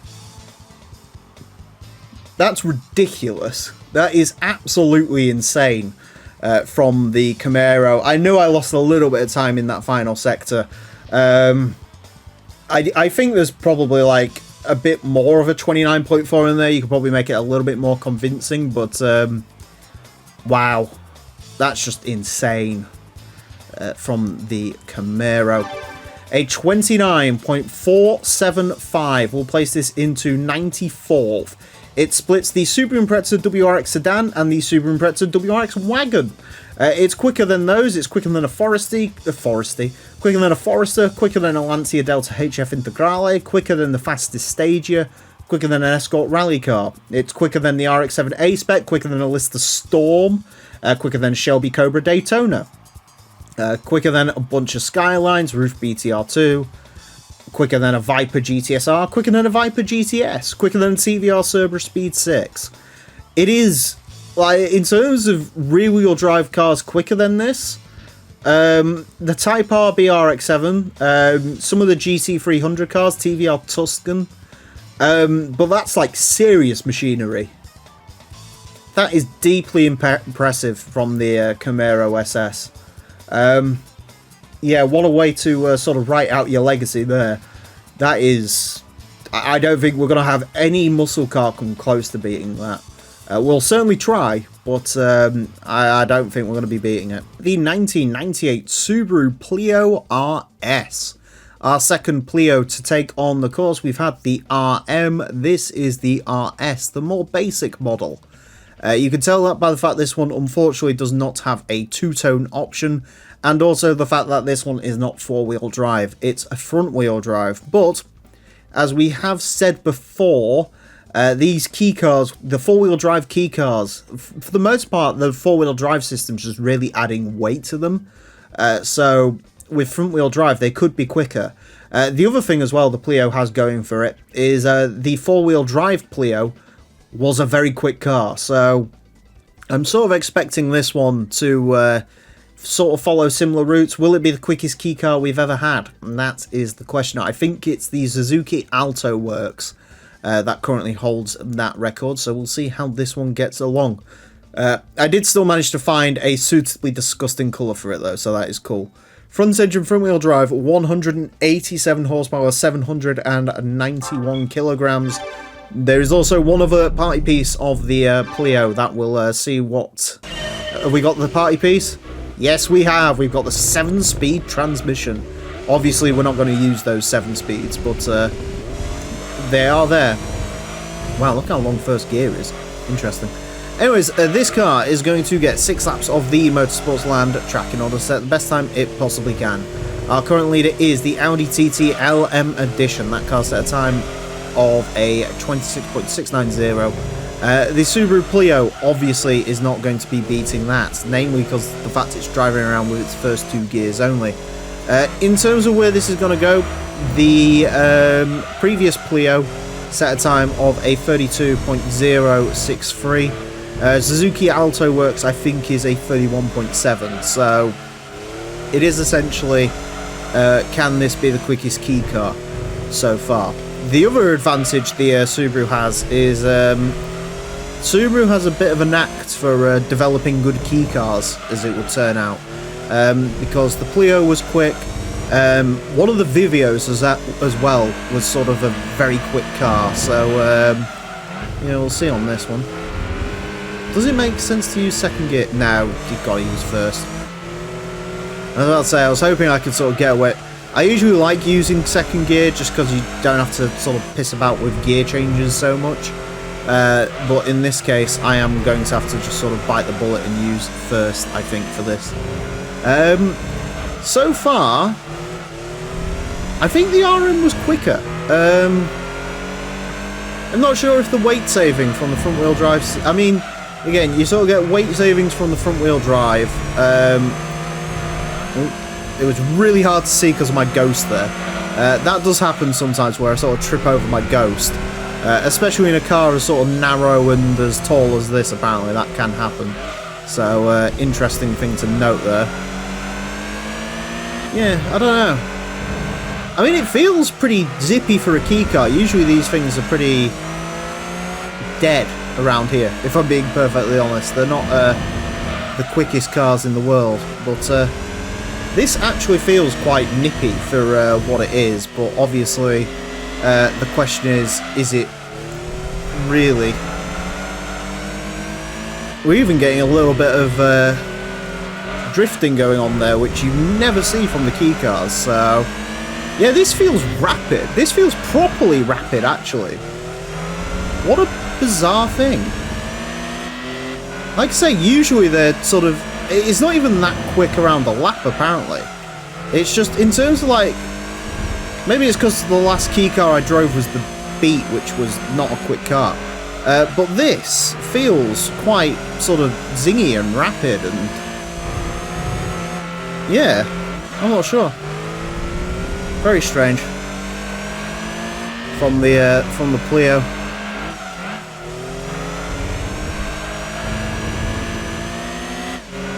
$31.694. It is the quickest key car, I think. Just got to double check on that Suzuki Alto. Yes, it does pit the Alto. That's a quick car, that. It feels lively. Honestly, like this. Like, you cannot do this in any other key car. I don't know what it is about the Plio. It just feels sort of playful, and that is the best key car I've driven in this series by far. Even if it's not the most controllable, as evidenced by that, it is easily the quickest of all of these I've driven. It does feel incredibly quick for a key car. What a bizarre vehicle. I kind of love it. Yeah. I mean, there's no denying it. It is just hugely quick. I don't know what to say about that. Key cars should not be getting in the 31.6s, but yeah, the Plio has. So Plight of the Plio is definitely on the cards. Good job. 31.694 will place this into 366, which doesn't sound like a lot, but it goes in between the Mazda Unos Cosmo Type E and the Dodge Avenger ES. It is quicker than a Dodge Avenger. It is also quicker than the previous quickest key car that we had, the Suzuki Alto Works RSZ. Quicker than the 306 S16. Quicker than the Dodge Charger. Quicker than several Celicas. Quicker than the Mazda Demio LXG package. Quicker than a Ford Ka. I mean, that is just... It's a huge amount of fun. It's hugely quick. I don't think I would recommend a key car more than this. This one's fantastic. Seriously, give this a go. I'm going to start factoring this into my GT2 playthroughs, I think. Usually when it comes to key cards, you know, you don't really care. You just sort of buy a Daihatsu Move because it's funny looking. Or the Wagon R. But, no, so far, the Subaru Plio fan club has a single member, and it's me. And I should get more of you to join me, because that is... hilarious. Also noted the fact that the car was using first gear predominantly for most of the lap, which no other car really does, despite this having 7 gears. Subaru, over-engineered, good. The 1999 BMW 323 Ti Compact. The Compact 3 Series, my personal favourite flavour of BMW 3 Series. Ask people what their favourite 3 Series is. Some people may say, oh, it's the M3 E46, or it's the M3 E46 from Need for Speed Most Wanted. For me, it is the Compact. Specifically the E46 Compact, but this is the E36 Compact, so I'll deal with this. I love it. It's just so strange looking. It is the most 90s BMW thing, to be perfectly honest. BMW wanted a compact car to compete with the hatchbacks that were taking vast amounts of sales volume in the 90s. And what was BMW's idea? Chop a very slight amount off of the back of an E36, call it the Compact, sell it for a little bit cheaper. And there you go. And that was BMW's compact car. Before the 1 Series, there was this. Naturally, this didn't sell anywhere close to what a 1 Series would later do, but it's still bizarre, and I really love it. I much prefer the E46, which is a bizarre-looking vehicle, and I'm all for it, where they sort of tried to differentiate a little bit more because, well, let's put it this way, BMW was actually developing, I'm not joking, they were developing a 5-door version of this. And they got all the concepts, and they did all the work for it, and then they took one look at it and went, why would you buy that over an E36? And so they scrapped it. And really, why would you buy this over a normal E36? I mean, I would, because it just looks a little bit more bizarre. And that's why I do in this game. But, yeah, strange vehicle. Kind of love it. Of course, in the base game, this is the only E36 available. There was going to be an E36 Coupe, which sort of got dropped during development. I'm going to suggest probably got dropped during development for this. But in the GT2 Plus mod, that's brought back into the game, and we've had that go around the track before, so how will this one get along? We'll find out. Front engine, rear wheel drive, 363 horsepower, 1,183 kilos. It is worth bearing in mind, this is using natural aspiration. The E36 Coupe we had go around had a turbocharger because this only has NA tuning. Anyways, to find out how the E36 Compact is going to get along, it is going to get 6 laps of the Motorsports Land track in order to set the best time it possibly can. Our current leader is the Audi TT LM Edition. That car set a time of 26.690. The BMW 323 Ti Compact, unlikely to beat that. In terms of where this is going to go, well, we have had 2 flavours of 323. We have had the E46 version, which this car has already beaten on its first run because that was not a very good car at all. And of course the E36 Coupe, which was a 323i for some reason. That car is the quickest BMW 3 Series we've currently had, set a 30.6. I'm not expecting this to go near that. In terms of cars equivalent to this, the BMW 328 Saloon, that had, okay, it's beaten the E36. Cool. I'll just go eat my words then, I guess. Compact superiority is what I'll rule on that one. Yeah, I'm sort of out of words for that. I'll take it because I love the E36 Compact, but yeah. Of course, no E46 Compact in this game because that came. I think that came in about 2000, 2001. So. Unfortunately, it wouldn't even register for normal mod inclusion. Unless, Nooster, if you're listening, you know, put it in Spec 2, mate. I'll pay you. I probably would, actually, because I love that car. I think, alright, this is like a weird thing. I remember, this probably shows you there was definitely something wrong with me as a child. The E46 Compact is one of the first cars I truly remember falling in love with.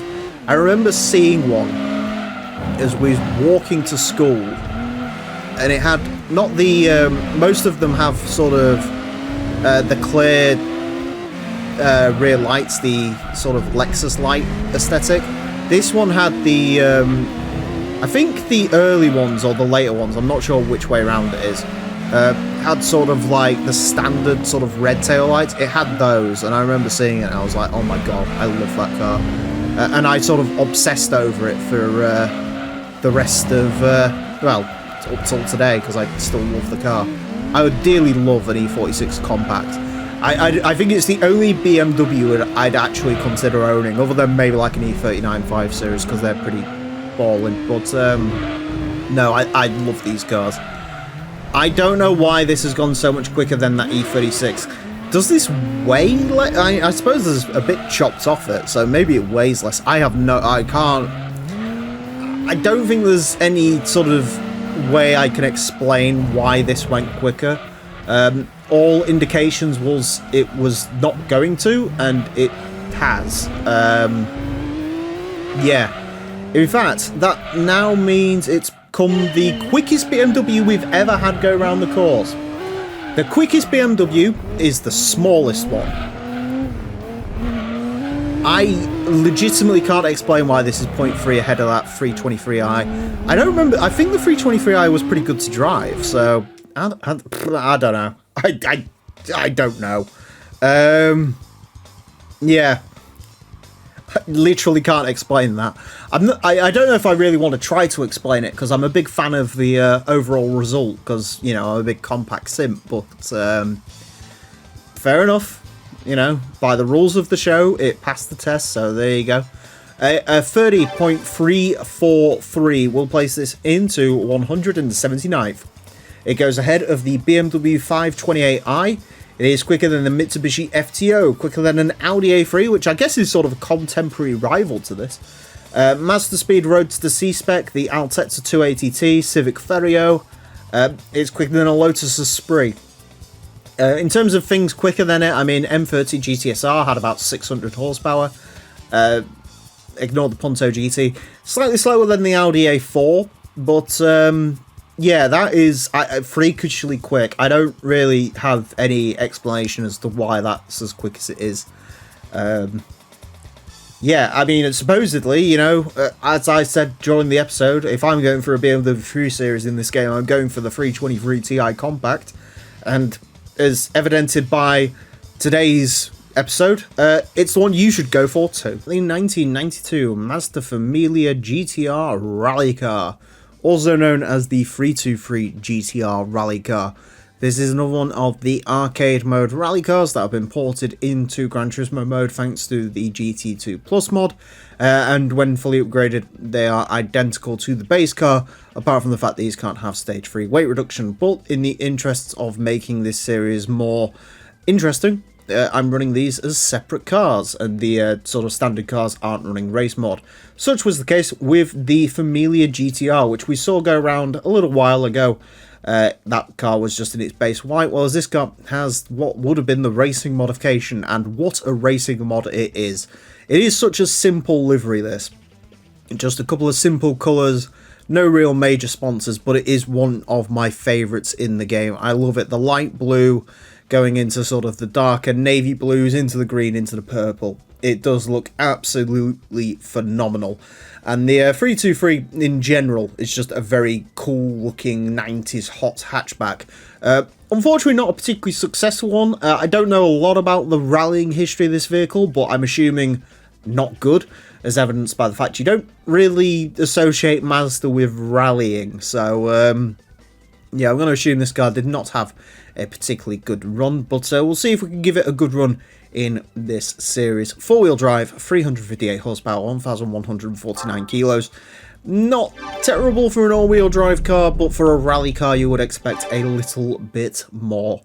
This car is going to have 6 laps of the Motorsports Land track in order to set the best time it possibly can. Our current leader is the Audi TT LM Edition. That car set time of a 26.690. The Mazda Familia rally car is unlikely to beat that. In terms of where this is going to go, the standard Familia GTR, well, fully upgraded, but you know what I mean. That car set a time of a 29.759.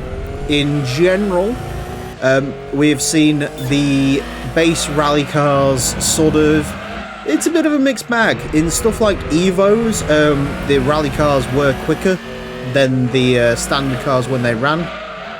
But in the case of cars like the Celica GT4 RC, we actually saw that car was slightly slower than the RC when it went round. So, yeah, it'll be interesting to see on this one which way it goes. So far, though, it drives pretty well. This is... So, the problem with these cars, this car is very similar to the Nissan Pulsar GTIR, which was obviously operated by Nissan around the same time in the World Rally Championship. And I think the game sort of reflects the challenges those cars faced compared to something like the Imprezas and the Evos. The Imprezas are sort of very sharp, that is very close to the time this car got normally. Interesting.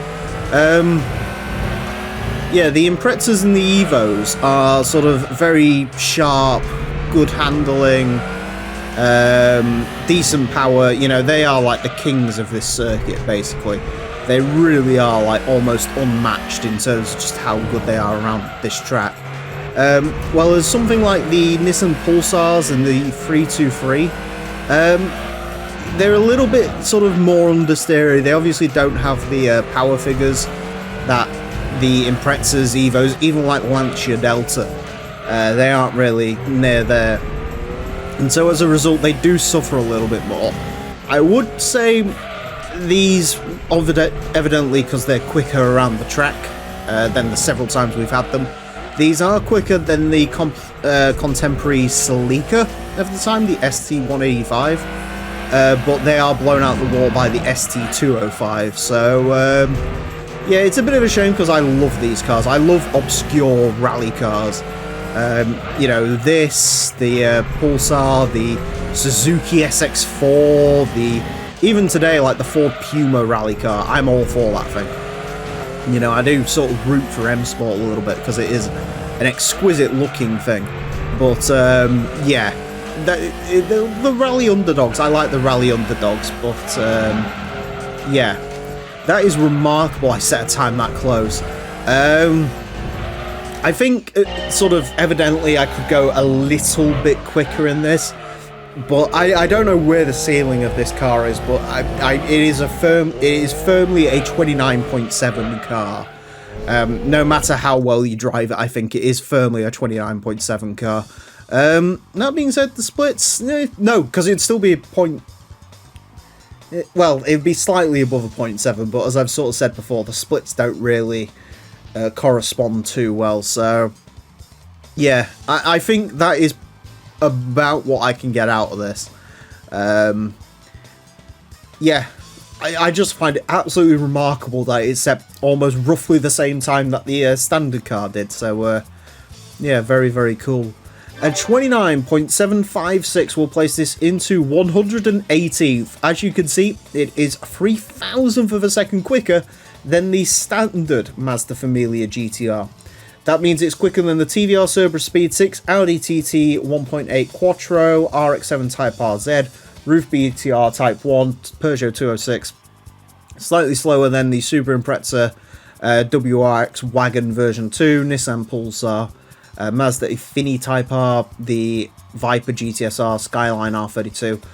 Slightly down on the Lancia Delta S4 rally car, and compared to stuff like Imprezas and Deltas and stuff, it's not really. It's, you know, a couple points down on those. So, yeah, but overall, I think that it's a pleasant driving car. It is a nice driving car. You've just got to understand its limitations. And I think for almost all situations, you will want to go for Imprezas, Evos, Deltas. But if you want to drive something a little bit different, this is definitely here, and it will look very cool doing it. The 1997 Nissan Skyline Cuore GT R33, as it says so very proudly in this car's logo. This is the final of the outdated JGTC cars to go around the course. We've had the 98 NSX, the 96 Supra, and after today we'll have had both of the 97 spec R33s. So this is essentially an identical car to the Zexal GT, so it really is a case of which one you prefer. I think they're even given out in the same event, which is interesting. Personally, I would choose the Zexal. I'm not a big fan of the livery on this, sort of black with a red logo on the car. Not really. I mean, the Zexal's not particularly interesting either, but I mean, that's white and blue, which is discussed with the FTO that we had a couple of episodes ago, is a better colour scheme for me, but no, this is exactly identical to the Zexal GT, and so are the stats. Front engine rear wheel drive, 680 horsepower, 1,200 kilos. It is worth mentioning that GT2 Plus has swapped all of the JGTC Skylines to a rear wheel drive, and these cars are generally less powerful, and I think they weigh slightly more as well than the equivalent 1999 spec Skylines, so you want to be choosing the 99 spec Skylines, but they are sort of harder to earn than these cars, so it sort of balances itself out a little bit. Anyways, The Kuore Skyline is going to have 6 laps of the Motorsports Land track in order to set the best time it possibly can. Our current leader is the Audi TT LM Edition. That car set a time of 26.690. The Kuore Skyline unlikely to beat that. In case you are curious, the Zexel Skyline is what we're gunning for. That's at 29.029. So these being identical cars should set identical lap times. Obviously, depending on how well I drive, and at the moment, evidently not very well. So yeah, that is sort of the goal of these. It is worth mentioning there is a third R33 GTR, the Unicia GX car. That is, as much as that is an R33, it's from the 1999 season, and as a result, the game treats that basically like it would an R34. So it's got the same power statistics as the R34 JGTC cars have, which isn't quite true to how that would be in real life, but that's what they did with them in game. So basically, if you want an R33 JGTC car, you want the Unicia GX car, is essentially the way that goes. But if you want to drive something a little bit different, maybe make your life a little bit harder, there is these cars. I say a little bit harder, like this isn't a 680 horsepower race car anyway, so I mean it's still one of the quickest cars in the game, so you're definitely not doing yourself a disservice by driving something like this. But yeah, it is worth bearing in mind, not quite as quick as the R34s.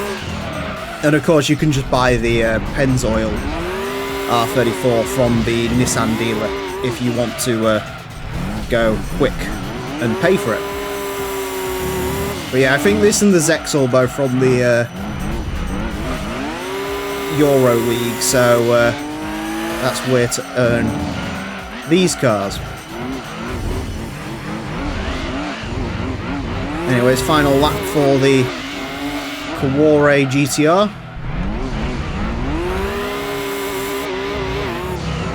Just sort of run second gear out there. When it's buzzing off the limiter, it's really hard to resist the urge to shift. 28.940, there we go. God, I hate driving stuff like this because it's just like, it does take your breath away a little bit, so I try to keep it on the straight and narrow. But yeah, I mean, that's sort of somewhat identical to the time we got out of the Zexel car, so you'll take it. This is a little bit quicker, but obviously with experience on this course, you would sort of expect that a little bit. But yeah, nevertheless, interesting one to bounce around in. According to the splits, could go quicker. Jesus, what happened on lap 4? Was that when I went for third? I don't... I suppose it's all about the wheel spin and sort of controlling the wheel spin out the corners and stuff, but... Christ. Anyways, a 28.940 will place this into 62nd place. Goes in the sort of field of rally cars that we've got going around there. It is slightly quicker than the Zara rally car, the Castrol Mugen GT 598, although I'd say that's probably a better car. The Elise GT1, Toyota Chaser LM edition. Things it's slower than a bunch of the rally cars. The GT 500 Supra, it is slower than that. And I do sort of believe that car would probably go quicker, as I do with the NSXs. Personally, for me, the Skylines are my least favourite of the JGCC cars to drive. They're just too much brutal turbo power. The Supras seem to have sort of bigger rear tyre whips, and the NSXs are just nicer to drive overall. So that's what I'd go for, but nevertheless, that was scary. The 1997 Daihatsu Opti-Club Sport 4-wheel drive. The return of a legend, the Opti-Club Sport. The car that was the slowest on our leaderboard for almost an entire calendar year has returned to the course, although this time it has 4-wheel drive. Is that going to help it? No. Yeah, I love the Daihatsu Opti Club Sport. It is a truly tragic looking vehicle from the front end. Is it a mustache? Is it just really unhappy to deal with life? Up to you to decide. But no, the Opti range is just, you've got this, which looks like it does. You've of course got the Opti Aero Down Beaks, which is a saloon version of the Daihatsu move, which is something you never wanted to know existed. So yeah, truly a fantastic range of vehicles, and I'm very excited to drive the Legend once again. Four-wheel drive, 84 horsepower, 633 kilograms. So pretty light for a four-wheel drive car, but still. The mighty Opti Club Sport is going to have 6 laps of the Motorsports Land track in order to set the best time it can. Our current leader is the Audi TT LM edition. That car set a time of 26.690. The Opti Club Sport is going to be lucky to get within 10 seconds of that. The previous Opti Club Sport was in 10 seconds of that. That set a time of a 36.663. So that's what the Opti Club Sport four-wheel drive has got to try and beat. We'll see if it can. Currently though, it is on track to not be the slowest vehicle we've ever had round here. Believe it or not, even on that first lap, it was still quicker than the Subaru 360, which is probably forever going to be our slowest car. I can't think of anything that's going to be possibly slower than the 360. The 360 was agonizingly slow. So, yeah, I mean, we'll see how the mighty Opti Club Sport does, but it's definitely going to be better than that. Up to the line, 36.971 is its first throwdown on the track. So, realistically, it's been exactly 460 episodes since we featured the Opti Club Sport two-wheel drive, so yeah, it'll be interesting to see if this can be any quicker. Have I actually gotten any better at driving key cars? Probably a bad car to choose as an example, because as I previously mentioned, the four-wheel drive on this is not going to be helping this car. I've spoken about this before, but these small key cars, four-wheel drive legitimately does not matter. It really doesn't, because there's no, there's no traction benefit to be gained, because let's be honest, this has 84 horsepower. It's one of the least powerful fully upgraded cars in the entire game. It is the Daihatsu Midget, I think, and I think that's it. This making 84 horsepower. I think, actually, tell a lie, the Prius can't get upgrades, so that doesn't count for anything. And one of the Daihatsu moves as well, the Daihatsu Move CX, which is also a permanent fixture at the bottom of our leaderboard. That also makes about 80-ish horsepower, I think. I think that might actually be 90. I think that might be a little bit quicker, so yeah, hold your breath on that one. Despite this though, this car is such a tragedy. I'm still getting slight hints of understeer from the Opti Club Sport four-wheel drive, believe it or not, which is ridiculous on a car that's this unpowerful. Don't change up, 36.905. Final lap in the returning Legend. God, this thing's slow. God, it's slow. It's slow, it's not particularly quick in the corners. I shifted to second, I shouldn't have shifted to second. That was a bad move, apparently. Go for the corner cut, come on, Opti. 36.803. I did miss a shift right in the end there.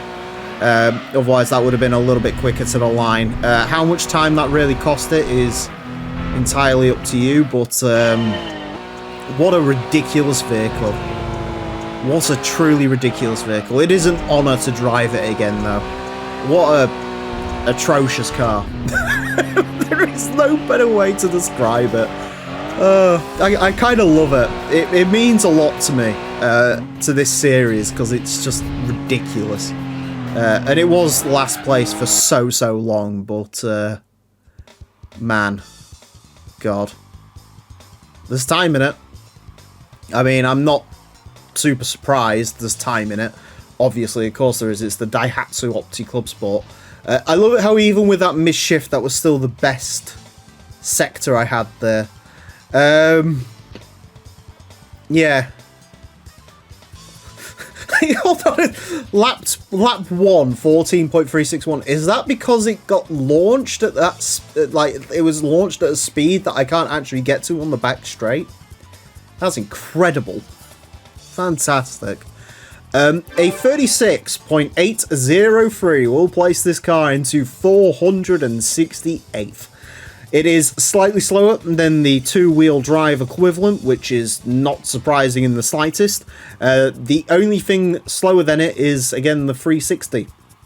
It is slower than the Daihatsu Move CX and the Toyota Prius and all the Honda Beats and the Honda Life and the Mazda Roadster D-Rights and all of your favourite failures. And this one is the best of them all. But no, an absolute icon to this series. Everyone praise the Daihatsu Opti Club Sport 4-wheel drive. The 1995 Nissan 300ZX Turbo.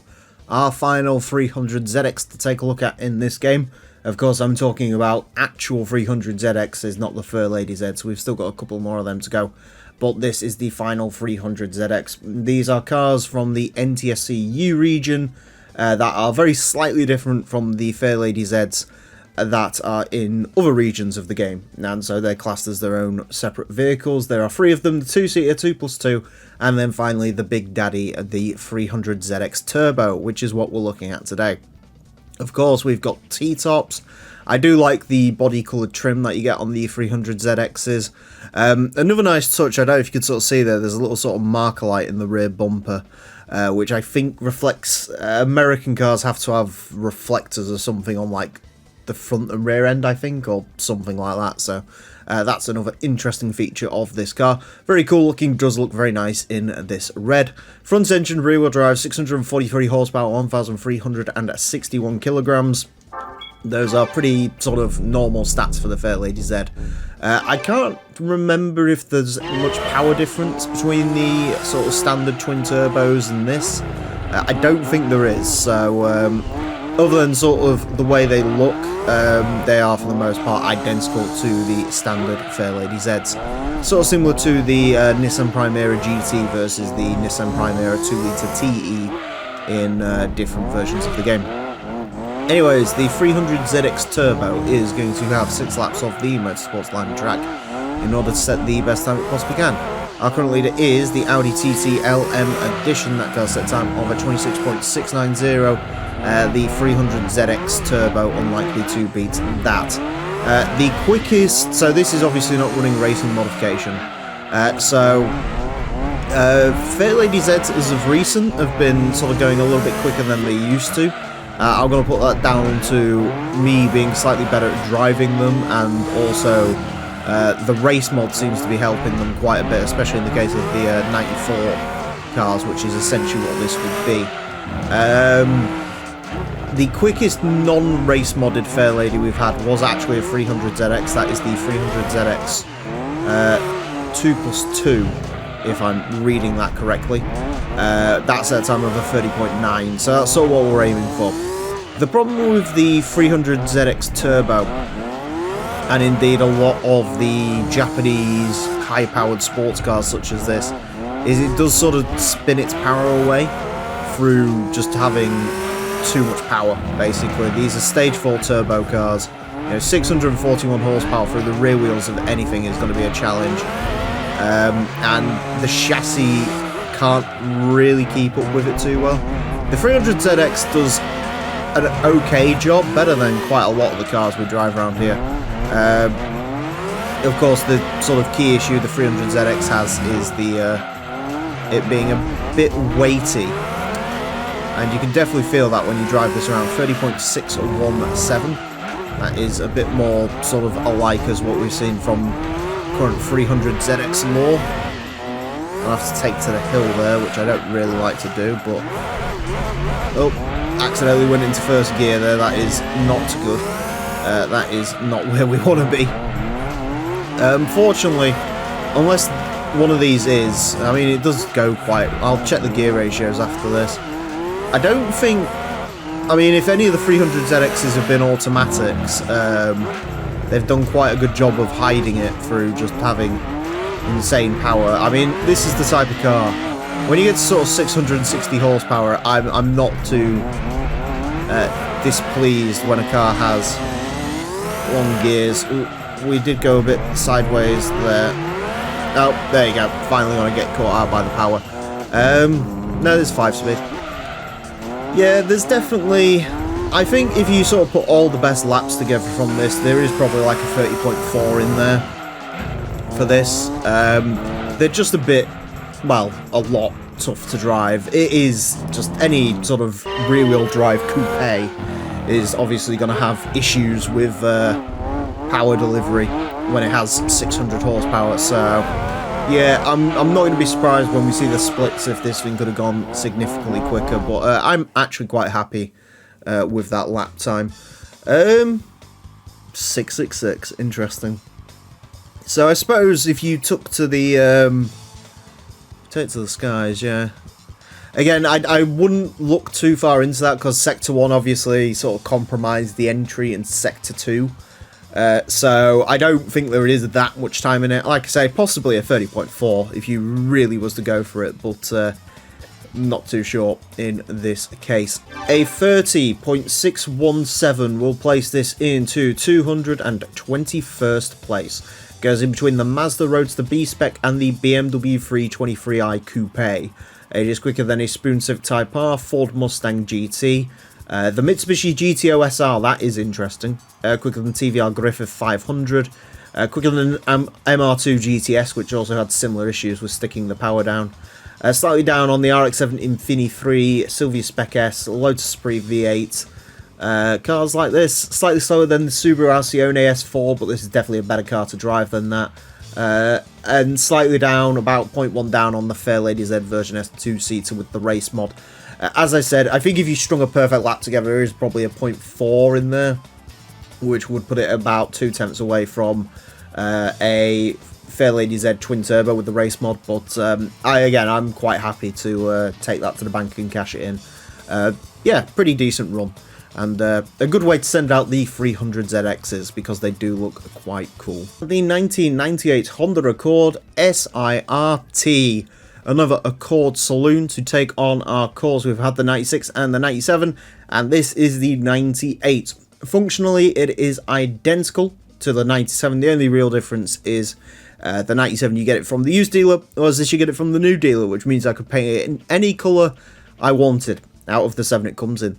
And so I went for this, I think it's Cypress Green. I think it's the same sort of colour that was on that four-wheel drive Accord wagon we had a while back. It's just a very nice colour, sets off the car very nicely, I think. This is a Japanese market Accord, as seen by its rear end treatment. Also, I think this was known as the Torreno in some markets, but here it is a proper Accord.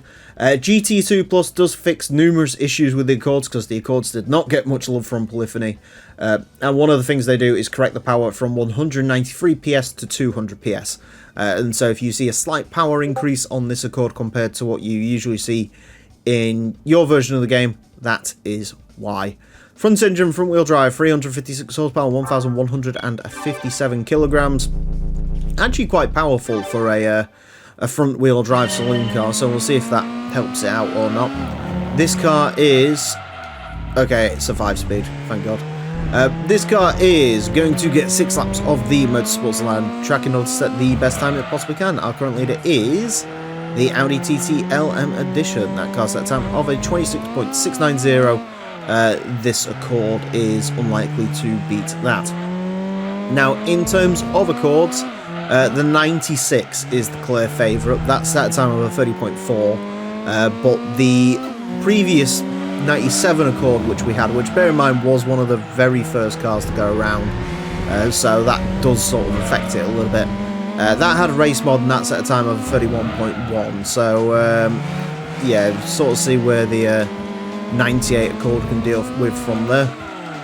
Of course, the race mod on this car, famously based on the British touring car that was running around this time, although despite the fact that that was actually a European market Accord, which means it was, well, quite different looking actually, based on the, well, I say based on, it was sister car with the Rover 600, which is something.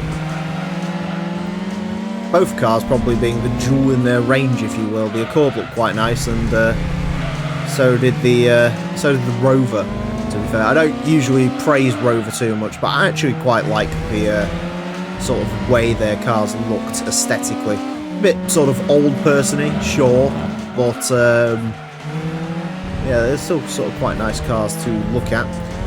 Straight away, a couple of issues with this. One is second gear is long. Can't use first gear for any of these corners because it only goes up to 67 kilometers an hour, whereas second gear will go all the way to 110, which is ridiculous. As a result, there is a lot of time in this car where you're sort of waiting for the power to come in, which is a bit of a problem.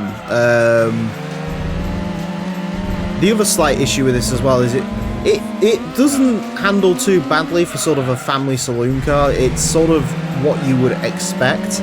A little bit sort of drifty on the front wheels, bit sort of understeery, if I did have to say so. It doesn't drive like a car with 350 horsepower. It drives much more like a car with like 280, 290, 30.854. That is actually pretty much bang middle of the road for a car around here. So, see if we can go any quicker on this final lap. It isn't an easy car to drive, this one. It is one of those cars where you need to sort of really get on board with your lines, and yeah, not gonna quite have the front end grip to pull it round there. Yeah, a little bit of a not very great car to drive. It's not awful or anything. I definitely think the race mod would help this. I'm a bit sad that the 97 ran as early as it did, because to be honest with you, this car with race mod would be good. But we do of course still have one Accord saloon to go, and it is the mighty Type R, so that should be a lot of fun. But yeah, either way, I mean, it's not a terrible time for this car, 30.854. I think if you was to really figure out sort of where to get the power down and all the rest of it around this course, I think you could probably knock 0.1 off of that and get it into the 30.7s, but that might be wishful thinking. It would take a lot to get it into there, so yeah, not quite ideal, but no, it was alright, it was okay. It just wasn't like, again, I would have to say I'd choose the 96 over this, because it was just quicker, but yeah, still not too bad. A 30.854 will place this into 257th place. Goes in between the Citroen Zara and the Honda Civic Type R. It is quicker than an Opel Tigra, quicker than the Starlet 3-door, quicker than the Alfa Romeo 166 Twin Spark, which is something. It is slightly slower than the Citroen Saxo, Mitsubishi FTO, Honda NSX Type S, crucially slower than the Ford Mondeo and the Nissan Primera. In terms of this car, sort of BTCC rivals, it is unfortunately down on all of them pretty much. Slower than Primera, slower than the Mondeo, slower than the V6 Vectra, slower than Laguna, slower than 406, but yeah, again, I'm sort of calling, if this had the race mod on it, I think it'd be a little bit more competitive, but as it stands today, that way it goes on the leaderboard, which is fine. That's pretty sort of mid-pack for this leaderboard so far in this series, so not bad, not bad. The 1997 Ford Puma 1.7 Zetec SE VCT. That's a lot of letters. for the Ford Puma, a tiny car in comparison to its name. This is the original Ford Puma, not the current day crossover that I still can't tell whether I like the look of it or I think it looks bizarre. That car has been on sale for, I think, about 5 years now and has eclipsed this Puma in sales and popularity, but we still love this generation of Puma the most, those of us who are in the know. This one, it was essentially similar to the Vauxhall Tigra. It was the idea of take a humdrum hatchback, in this case the standard Ford Fiesta, and turn it into a trendy coupe, which Ford did. But unlike Vauxhall, they also managed to make it a very tidy handler. These things are renowned for how good they are to drive, and I dearly wanted one for several years. I wanted a Millennium in the yellow with the big leather seats, but alas, I never did get one, and apparently these cars suffer massively with rot, so I don't think I would have been the best qualified to deal with them up here in the north, but either way, that is the Puma. Unfortunately, to give this car the best fighting chance I can give it, I have had to forego the factory colours in favour of the race mod, which is a shame on this car because this car comes in some epic colours. Blues, purples, and my personal favourite, an electric green, which does look absolutely fantastic. But we've had to use the race mod, which it looks alright. It either comes in the sort of white and blue, which is one I've gone for, and then the silver and blue, which is the more accurate one to the real life car. And this is loosely based on the Ford, I think it's the F2 kit car concept they did, and then Ford would eventually turn this into a sort of kit car rally car, S1600 car, not an F2, sorry, and then it would do the sort of global circuit, and some juniors would get their start in it. But yeah, that's the Puma story. In terms of power, it is pretty good for a sort of low-end front-wheel drive car such as this. Front-engine front-wheel drive, 256 horsepower, 922 kilos. Pretty good stats for this track, to be fair, so I'm thinking it will do half decent. Anyways, this car is going to get 6 laps of the Motorsports Land track in order to set the best time it possibly can. Our current leader is the Audi TT LM Edition. That car set a time of a 26.690, and obviously the Puma is not going to be beating that. In terms of where I think this is going to go, I want to compare it to the Opel and Vauxhall versions of this car, the Tigra. More specifically the Opel Tigra, because that was naturally aspirated. Made a little less power than this. I think it weighed slightly less, even though, ironically enough, in real life, the Tigra weighed far more than the Puma did. That car set a time of a 30.860, and it's in 259th place currently. The Vauxhall with the turbo set like a 30.1, and it was ridiculous. And then, of course, there's the Tigra Ice Race car, which unfortunately we do not have a Puma Ice Race car to compete with, so yeah, I mean, overall, it feels pretty Tigra-ish to drive. 30.543 on its first flyer. This is a quick car. I was about to say, maybe think about comparing it to the Citroen Saxo, which is a 30.840, but it's beaten that. I don't think we're going to quite get to Punto GT levels. That car's just been a phenomenally quick hatchback on our lead wall for a while. Yeah, even though this makes more power than even the Turbo Tigra did, obviously turbocharging is a huge benefit to the cars that go around here, so not having it obviously sort of affects this a little bit, but it's got a nice sort of short ratio gearbox. It's really well geared actually for this track, considering the, I think this is a stage 2 engine, not a stage 3. But either way, obviously, as we've seen in this series, NA vehicles are very peaky in the power delivery. It's all at the top end of the rev range, and that can usually harm the cars with the longer gear ratios, especially those that happen to suffer from the 4-speed automatic gearbox. Fortunately, this one, I think it would have only been a 5-speed, but it's a nice sort of short ratio racy 5-speed, which is nice. Let's see what we can do on this final lap. It's quite a consistent thing to drive as well, a little bit on the grass there, which is going to hurt it going into this lap, but we'll see what we can do. Yeah, it's, I don't know, it's a bit slimy on the rear end, a bit more sort of rear instability than I'd maybe like, but on the whole, I would say it is just a very nice car to drive, really. And for something like this, it is very, very quick as well. It is going to fall short compared to that Tigra, but as I mentioned, that Tigra was sort of, well, it was uncontrollable and it was ridiculously quick, whereas this is not as uncontrollable, but yeah, quick.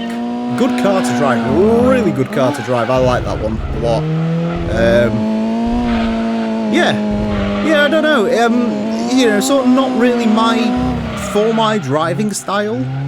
But I mean, you can't argue with the numbers, and in terms of numbers, it is quick. So yeah, I think there's a little bit in there. I think a 30.35, 34 maybe could be on the cards for this, because it is sort of, it does drive pretty consistent. You can see in the lap times there's some fair amount of, ignore lap 4, but you know, there's a fair amount of consistency in there. So yeah, not a bad car, certainly. A pretty good car, all things considered. A 30.379 will place this into 188th. It goes in between the Honda Civic Ferio SI2 and the Lotus Esprit Sport. It is quicker than the Vauxhall Tigra. I thought the Vauxhall Tigra set at 30.1. Okay, never mind. That was the Astra, of course it was. The Tigra, it's quicker than the Tigra. I've not known what I've talked about this entire episode. Awesome. It's quicker than the Tigra. There you go. The Puma's better than the Tigra as a whole, apart from the ice race car, but ignore that. Quicker than a Supra RZ, Tommy Kyra M30, Toyota Aristo, Nissan Silvia, TRD 2000 GT, Clio V6. I mean, in terms of like front-wheel drive cars quicker than this, A3, FTO, Punto GT. I mean, Eclipse GST. There's not a lot. There really is not a lot that you can get front-wheel drive quicker than this, and we've driven a lot of front-wheel drive cars at this point. So, yeah, I mean, in terms of bang for your buck, when it comes to a course like this car's definitely got you covered. So, yeah, I'm happy that's beating the Tigra. That is a complete surprise to me. There you go. The 1992 Toyota Mark II Tourer V. This is our second Mark II to take on the course, and our final one, because there's only two in this game, the Taurus and the Tourer V. Now, a cursory glance at Wikipedia would tell me the Mark II and the Chaser are actually related vehicles, but they're not the same vehicle. But on this sort of leaderboard and in-game, in terms of statistics, they are nigh on identical, so I'm going to compare this a lot to the Chaser. Which also wasn't very good to drive, so I haven't got much faith in this one. It does look cool, though. I love this sort of colour the racing mod comes in. I think this is the identical race mod to what we had on the Tourer S. I believe I ran that in blue, well as this comes in yellow, and I think a dark green's the other colour. But I've gone for the yellow because it pops more on camera. Yeah, it helps to make a car which, let's be honest, is quite dull looking, as most Toyota saloons from the 90s were. Yes, I know, Legends and Drift Missiles and 2Js and whatever, but let's be honest, these cars are not aesthetically pleasing. They are white goods, really, just with ridiculous engines. So yeah, this race mod helps to liven up a little bit. Front engine rear drive, 433 horsepower, 1,238 kilos. I strongly suspect this is not going to be that quick. And I strongly suspect... 5 speed, okay. It has 5 speeds. I was not expecting that. Anyways, the Toyota Mark II Tourer V is going to have 6 laps of the Motorsports Land track in order to set the best time it possibly can. Our current leader is the Audi TT LM Edition. That car set time of a 26.690. The Mark II Tourer V is not going to be beating that. In terms of lap time, we have had the Tourer S and it was slow. So the Tourer S set time of a 32.1, the Chaser Tourer S set time of a 32.1, the Chaser Tourer V set time of a 31.4. So if the logic's correct and the Mark II Tourer S was about 0.1 quicker than the Chaser, then this should be 0.1 quicker than the other Chaser, the Tourer V, right? Yeah, it seems like that's pretty accurate. 31.226 on its first run. This is not very pleasant to drive, to be honest. And that's weird, because the Toyota saloon cars are a little bit all over the place. The popular ones, the Chasers and stuff like that, seem to not drive particularly nice, and yet you can get cars like the Aristos, which have mad power, and they're actually very nice to drive. The 91 Aristo, despite having a 4-speed and more power than this, was actually very, very competitive, set like a 30.4. Lexus GS400 was quick. I think the only Aristo that wasn't great was the naturally aspirated one, which makes 100% perfect sense. This looks like a car that as soon as you try to push it, that's where the problems arise. Yeah, it's weird. Very weird would be the way to describe it, all these sort of Toyota. Again, I'm going to say maybe it's something to do with rear tyre widths on this car not being as wide as they are on the Aristo, which would make sense. The other way I'd maybe describe this, and this is not a good thing, is it almost feels like it's clipping into the ground slightly. Like, it does not have any consistency in the power delivery. I'm not being funny. For a rear-wheel drive car, especially one that's sort of got a turbo, and I think this is a stage 3 turbo, which isn't even like the worst sort of turbo you can get, that's the stage 4.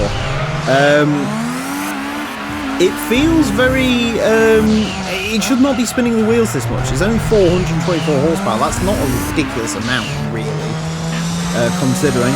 But on its first lap, it did what it needed to do, really, and beat the Chaser by 0.2, not 0.1. So the Mark II's apparently a subtle improvement, which makes me wonder how bad the Chaser was to drive compared to this. Yeah, weird, just very strange, weird, not pleasant. Don't like that. Don't like that at all. Lap times sort of all over the place, apparently, which makes sense for a car that's as undrivable as this. I would say if you could get on a roll with this, you could probably do a 31.1, but there's a lot of luck involved in that, and that's just, it doesn't comply. You try and do, you know, take sort of narrower lines and cut a bit more track. If the rear end slides out, try and take wider lines, the rear end slides out. There's no winning in a car like this, which is unfortunate, but them's the ropes. A 31.226 will place this into 311th place. Goes in between an Aston Martin DB7 Volante and a Vauxhall Vectra, which is a place a Mark II Tourer V has never ended up before. It is slightly quicker than the Dodge Stratus, quicker than the Alfa Romeo 166, quicker than the Nissan Primera 95. It's actually with some relatively okay company there. It's quicker than a naturally aspirated Supra, and a bunch of sort of disappointing Celicas and stuff like that.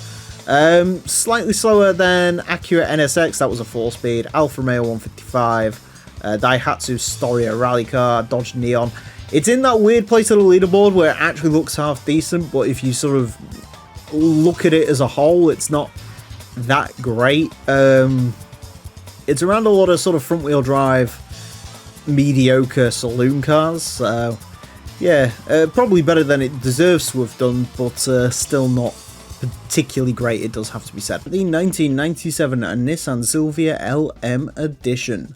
This is another car added with the GT2 Plus mod from Gran Turismo 1, in which the Silvia LM Edition featured, and I think it was a prize car. I seem to recall using this, and like most of the LM editions in that game, it was pretty good.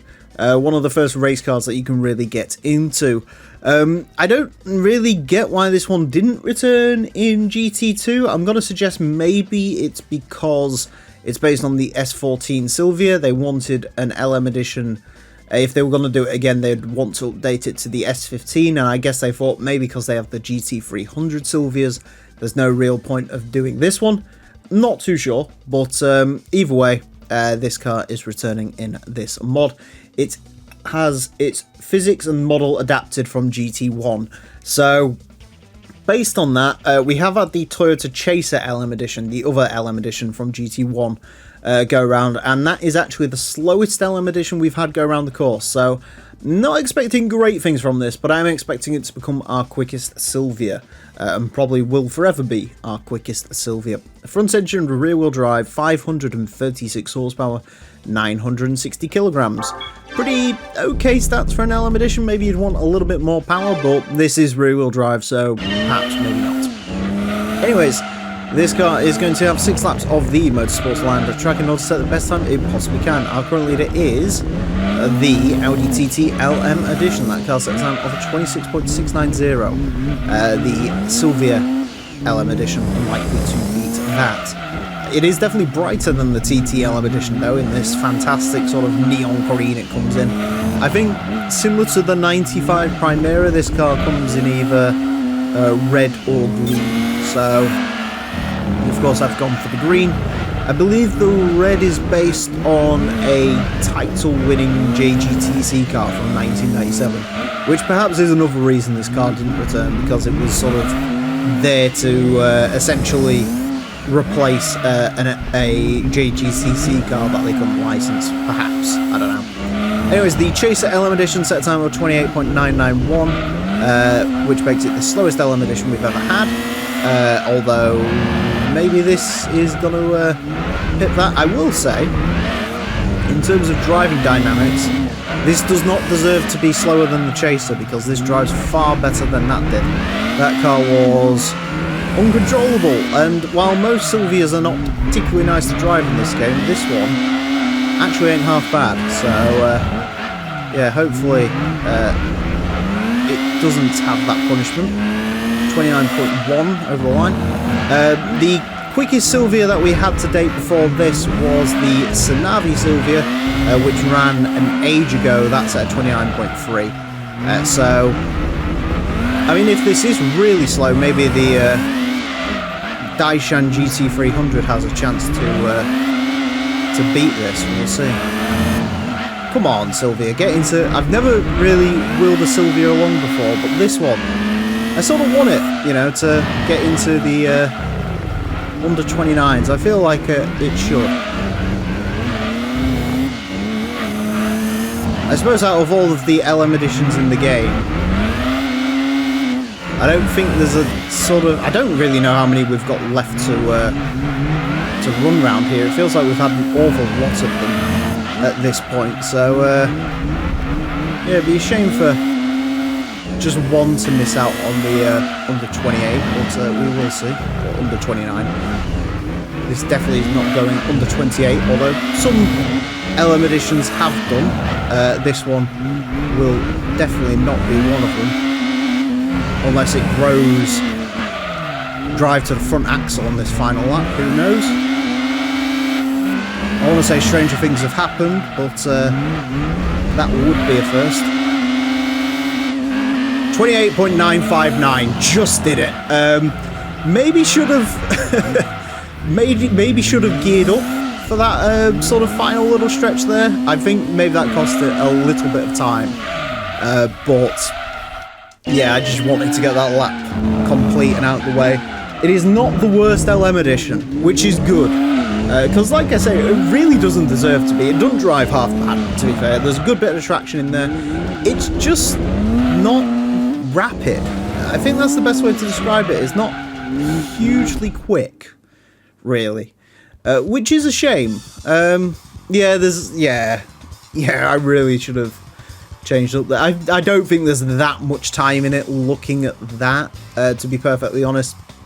I think probably like a 28.9 flat or something like that at most. I don't think not shifting cost it really that much.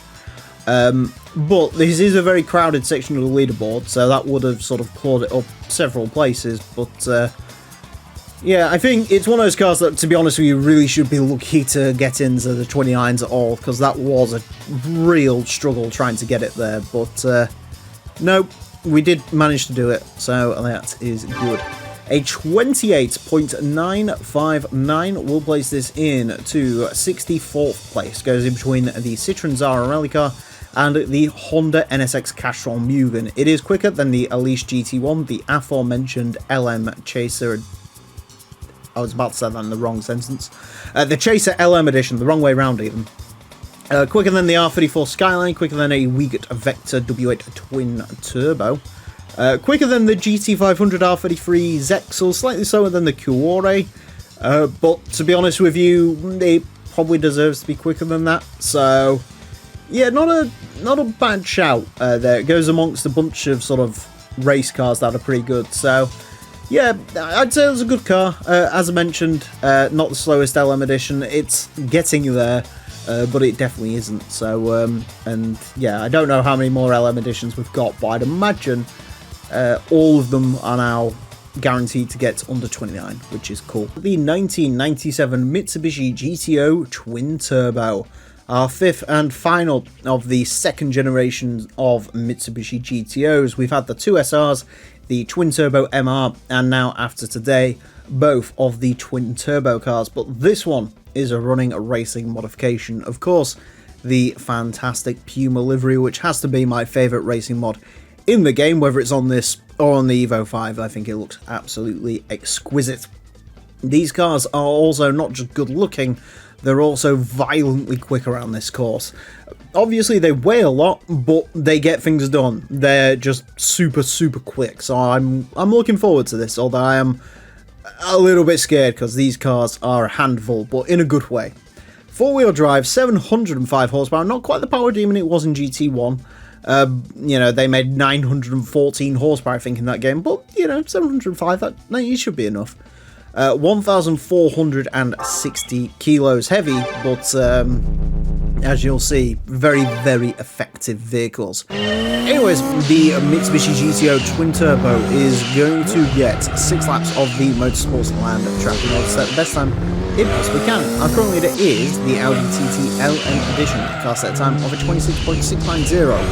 The Mitsubishi GTO Twin Turbo, especially with driving like that, is not going to be beating it, but this is going to be a very quick car indeed. To give you an idea, the quickest GTO we've had around here was the 1999 Twin Turbo MR. That car set a time of a 28.2. So yeah, we are expecting very quick things out of this car today. To give you another sort of reference point, all GTO Twin Turbos have been quicker than the quickest Skyline. Well, the quickest sort of from game Nissan Skyline, not the Nismo 400R, because that's a sort of separate beast. But in terms of the standard R34 GTR, it has nothing on the GTO Twin Turbo. So these cars are violently quick, but unlike Skylines, they aren't hard to drive. This car, we say sort of Evos and the early Imprezas are sort of benchmark cars for how they drive around this course. And this, despite the weight, despite the fact it's a big sort of lumbering GT car, drives exactly like the Evos do, where it's just a whole lot of fun. You know, it's not set in its way, it is perfect for a course like this, because it will just sort of, you can have fun in it, you can chuck it into corners and it will just grip. Don't get me wrong, sort of low speed stuff, it's not quite an Evo in terms of its agility. It does struggle a little bit with turning grip, but trust me, they are just super fun, nice, awesome cars to drive, and this is why the GTO is my favourite JDM sports car. You know, you can keep your Skylines and your RX-7s, hell, maybe you can even keep your S2000s. For me, the GTO is king. Not the second gen, I've got to be honest, my least favourite generation GTO despite the fact that this is the one that's in sort of all games these days, it seems. I am much more a fan of the first gen than the third gen, but 28.230, there you go, proving my point. These are phenomenally quick cars. A little bit off the sort of well upper echelon, the 22B and the Evo 5 RS at the moment are in a bit of a league of their own when it comes to to road cars, but yeah, very quick car, very fun. I think there's probably more time in that, to be perfectly honest with you, but that was a fun old ride in one of my favourite cars to drive around these courses. And of course it really does set up the 99 twin turbo, which makes more power than this, and I think it's lighter than this. And of course, as we've seen, the 99 twin turbo MR, that's at a time of 28.2, and that didn't even have racing mod. So, you know, that car with the racing mod, maybe that will end up beating stuff like the 22B, but we'll have to wait and see on that one. But yeah, stupid quick. I think this could go quicker, to be honest with you. There's a little bit of time in there, but yeah, it is super quick, super fun. I love it. I can't say any more than that. I've got a big smile on my face by driving that. A 28.230 will put it into a 23rd place. Goes in between the Mainz Lancer Evo 5 and the GTO Twin Turbo MR. So this is now the quickest GTO that isn't an LM edition that we've had go around the course. It is quicker than that, quicker than the Volkswagen New Beetle, Roof CTR2, Audi S4, RX-7 GTC LM edition. It's fractionally off of the Mainz Lancer Evo 5, but that is an extraordinary car to drive, as is the GT90, the GT40 and the RS200. So yeah, but I mean, in terms of road cars quicker than this, it's the Roof BTR4, the two R390s, the 22B and the Evo 5 RS, and that's it. So yeah, it's in a pretty good sort of company of cars there. So the 1998 Vauxhall Tigra Ice Race Car. Of course, we've had the Opel Tigra Ice Race Car, and this time we have the Vauxhall version, although something's a little bit different this time. Of course, in the standard game, the Opel Tigra Ice Race Car and the Vauxhall Tigra Ice Race Car are completely identical. The liveries are literally the same, they just swapped the Opel liveries for Vauxhall. But in the GT2 A-Spec mod, the guys have actually gone and created new textures for the Vauxhall cars to sort of differentiate them a little bit for the Opels, sort of little minor details like colour changes. And so the Tigra Ice Race Car is one of those cars, and this is what they've come up with. Instead of the yellow that you get on the Opel, you get the red. And I think this looks absolutely exquisite, so I wanted it for the series. And so this is what we're using.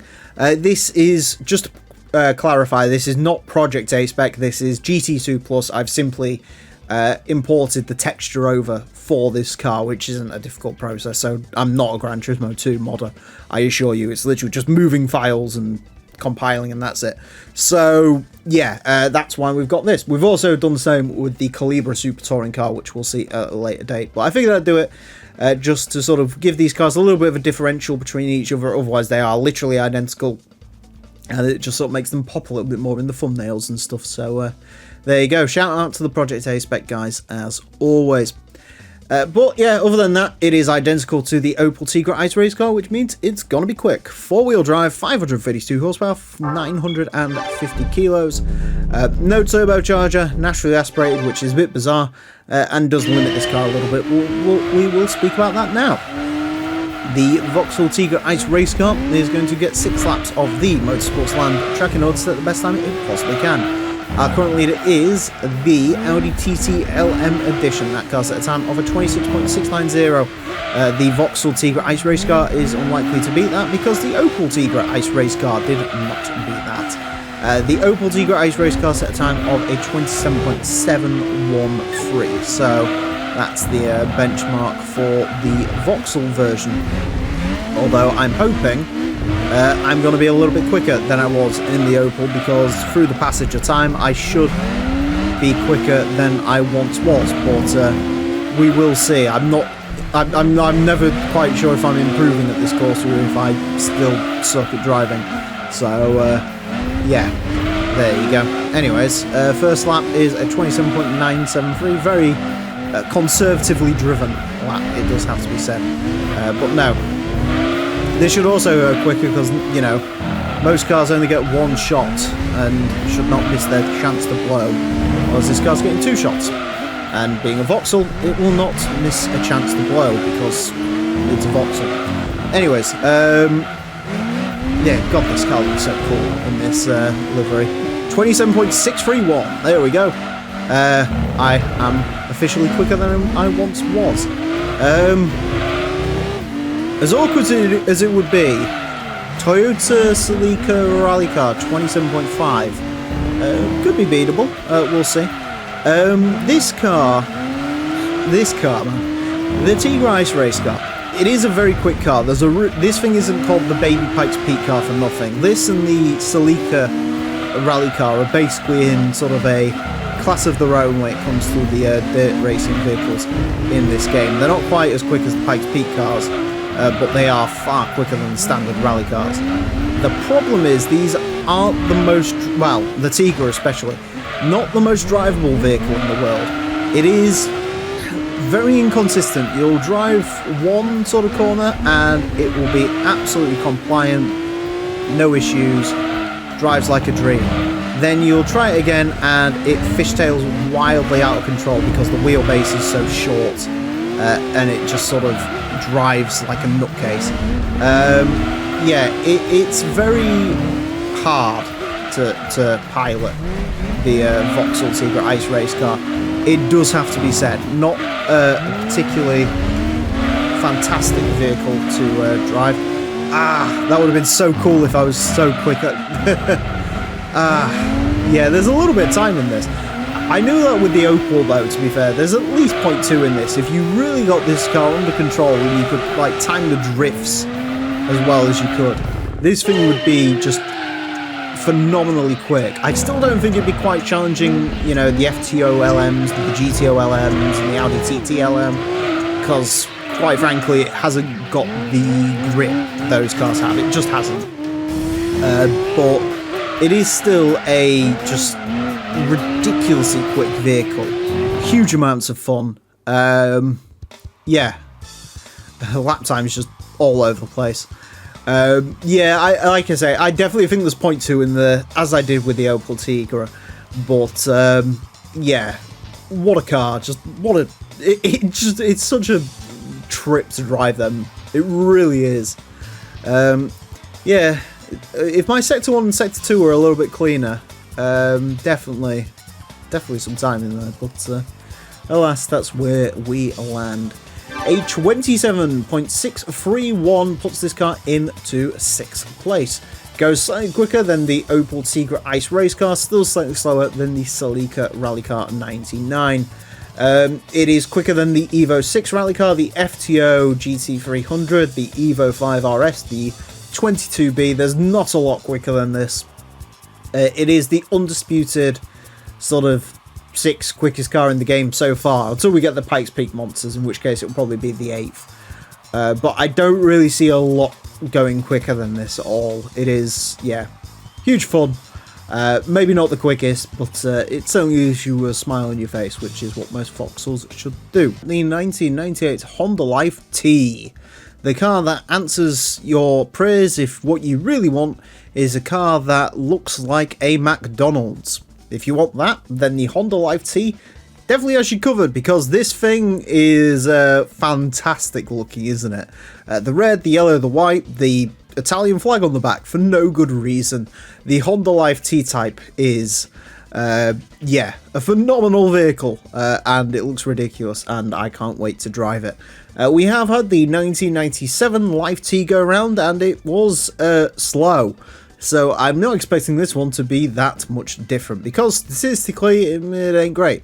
Front engine, front wheel drive, 120 horsepower, 731 kilos, and it looks like it does, so maybe that'll give it extra speed points, who knows.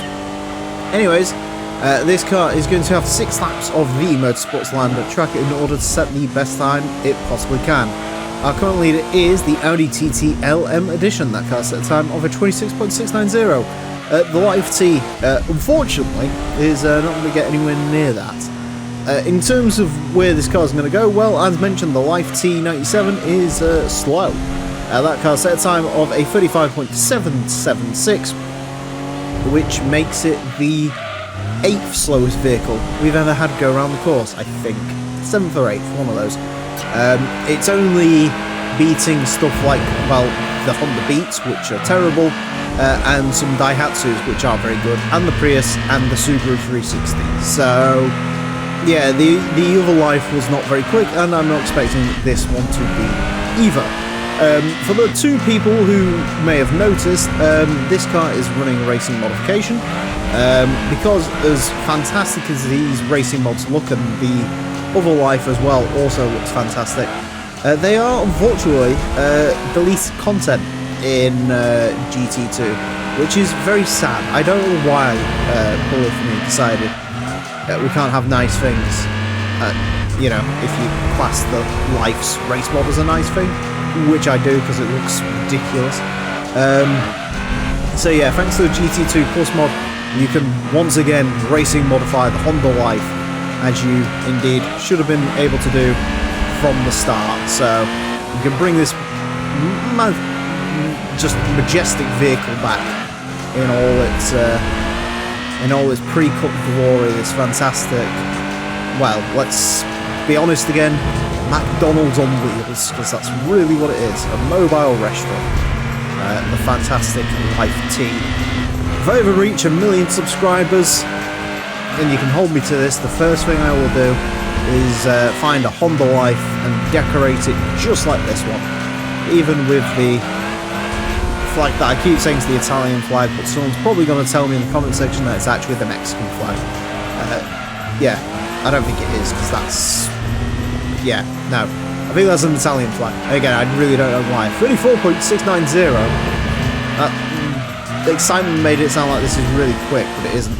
I think, to be fair to this, the other Life, I think, had only like 93 horsepower, I want to say. So this baby is packing 30 more. So that's the reason why it's going over a second quicker than the previous version did. It really does put it into perspective, doesn't it? The Audi TT LM edition was around about a second quicker than that Vauxhall we had out last time. The difference in a second is the difference between the two Lifes. It really does sort of show you how different things are at this end of the leaderboard, where things are far more depressing. Can I just take this corner flat out? I said that and then I immediately went on the brakes, and I probably should have just balled it out flat out. As you might be able to notice as well, the speed trap time, 99 kilometers an hour, can't even crack 100. And yet that final lap, which seemed terrible, was still quicker than the other Life. So yeah, as mentioned, that's the difference between the Lifes. Look at it, just look at it. It is fantastic. I love it. I don't care how slow it is, I love it. Look at it. Ridiculous vehicle. The good news is, even if this had 0.5 in it, it still wouldn't put it any further up the leaderboard. It goes into a true no man's land, this vehicle. A 34.690 put it into 466th place. That means the Honda Life T is quicker than the quickest Honda Beat. That really puts the Honda Beat into perspective, doesn't it? As mentioned, this thing could have been 0.4, 0.5 quicker, and it still wouldn't have even really got near the Mitsubishi Minica PJ. So we have managed to fill a massive gap in our leaderboard. Will anything else ever join the Honda Life there? We'll have to find out. So it's quicker than all the Beats, the Mazda D-Right, the 97 Life T, again by over a second, which is impressive. Quicker than the Prius, the Move CX, the two Daihatsu Opti Club Sports, and the Subaru 360. And that's it. That's the only things that are slower than this. So yeah, there you go. What a fantastic vehicle. The 1998 Toyota MR2G Limited. Another SW22 take on our course, perhaps the most prolific of all of the MR2s in this game. In fact, I know it is. As much as the MRS has its concept version, the AW11, there's only one, and then the SW20, you have the 96 and 98 versions of the naturally aspirated car, which is what this one is, and the turbocharged cars. You also have the Toms and the TRD variants as well. But they have completely different fortunes around our track. For you see, the turbo cars are reasonably quick. Given the power, maybe you'd expect a little bit more out of them, but they are pretty quick. Well, as the naturally aspirated cars like this one are not. They're actually very, very slow, and considering the statistics of them, it is, yeah, just a very, very slow car. So I'm hoping this one can turn it around. This is our first naturally aspirated MR2 to go around with a racing modification. Maybe that'll help it, maybe it'll hinder it. I'm not too sure, but what I do know is these cars are slow, which is a shame, because as much as the SW20, probably my least favourite generation of MR2, it's still a car that I do quite like, and I want it to do well. And the race mod on this one's actually not too bad. A little bit more of a basic design, but I really like the sort of colour stripes on the side of the car, sort of reminiscent of the classic Toyota Baja colours, which I think do look very cool, but yeah, I don't think this is going to be massively quick, but I hope to be proven wrong. Statistically, it really should be. Mid-engined rear-wheel drive, 320 horsepower, 1,088 kilos. Maybe weighs a little bit more than you expect, but in terms of actual sort of out-and-out power, that is very, very good. So, yeah, here's hoping this one will actually be quick. This car is going to get 6 laps of the Motorsports Land track in order to set the best time it possibly can. Our current leader is the Audi TT LM Edition. That car set a time of a 26.690. This car unlikely to beat that. In terms of where this car is likely to go, well, as mentioned, the previous NA MR2s, we've had 2 of them of this generation. We've had the 96 car, the 96 version of this, which set a time of a 32.174. To give you an idea of how slow that makes it, that means that it's actually tied with the Daihatsu Terios Kid, which is not ideal. And slightly quicker than that was the Toyota MR Spider, the weird sort of convertible version of this vehicle. That car set a time of a 32.147, so a tad bit quicker, but not massively. Realistically, for this car, it needs to be setting under 32. That's sort of the target for this. If you can go under 32, then it'll be a great win. But judging by that lap, which wasn't too bad, yeah, maybe we might struggle in this. It is, straight away, does not drive like a 320 horsepower car. It really doesn't. It does feel well off the pace, but this is going to be quick enough. 31.804. Good for the MR2 there. Yeah, we've spoken about mid-engine cars and their struggles around here before. Obviously, the really quick stuff, it doesn't really matter a lot too much, but this lower-end mid-engine cars, stuff like this in the Elise, really can struggle around this track. They struggle with understeer primarily, which this has got in droves. I was sort of hoping the racing modification would take care of a little bit of the sort of understeery nature of the MR2, but it really hasn't seemed to, which is a bit of a shame. And again, it really just doesn't feel like a 320 horsepower car, and first gear does not run nearly long enough to really make that viable around here. So yeah, a little bit, yeah, just not very good would be my sort of diagnosis. And again, the turbo cars are terrible. I mean, they make upwards of 500 horsepower. You might expect them to go a little bit quicker than they have done. I remember the TRD was quite quick, but the sort of standard 96 MR2 GTS set a time of like a 30.7, I think, which isn't bad. That's sort of pretty mid-pack for this series, but again, 500 horsepower, you'd sort of hope it would be a little bit quicker than that. So, yeah, not the best. That final lap could have been a little bit quicker. But you can sort of see, I mean, you know, I was wondering if it was just a case of, you know, I drove the previous SW20 so long ago that this car would be quicker in my hands now than it was then. But, I mean, to be honest, I don't think there's much more to come out of that. And you could sort of tell those laps, they were very consistently in the 32.1s, and I don't think they were, like, atrocious laps. So, yeah, definitely some time to be made in Sector 2, but as I've sort of discussed before, the sector times can't really tell the full story. That indicates there's almost 0.2 to come out of this. I really don't think there's that. I think you'd touch it into the 31.7s, but I don't think you'd get much further than that. Anyways, a 31.804 will place this into 388th place. Interestingly, it goes in between the Nissan Stagea RS4V and the Lotus Elise Sport 135, which is pretty apt because I think this car is a lot like the Sport 135. You'll notice slightly slower than it is the Mazda UNOS Roadster V Special, but that was actually one of the weakest of all of the NAMX5s. I mean, the NAMX5s that make the equivalent of this power, the turbocharged ones, and they're up in the 30.7s, so yeah, there's just no real contest there between the MX-5s. Sprinter Traino, admittedly that was a very early ran car, and the next ones have sort of gone quicker than that. Slightly quicker than the Mugen Accord Wagon, but again, that had a lot less power than this and a 4-speed automatic gearbox.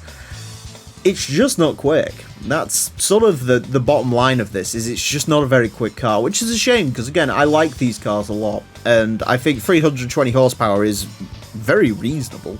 And it should be at least getting mid-pack, but yeah, no dice.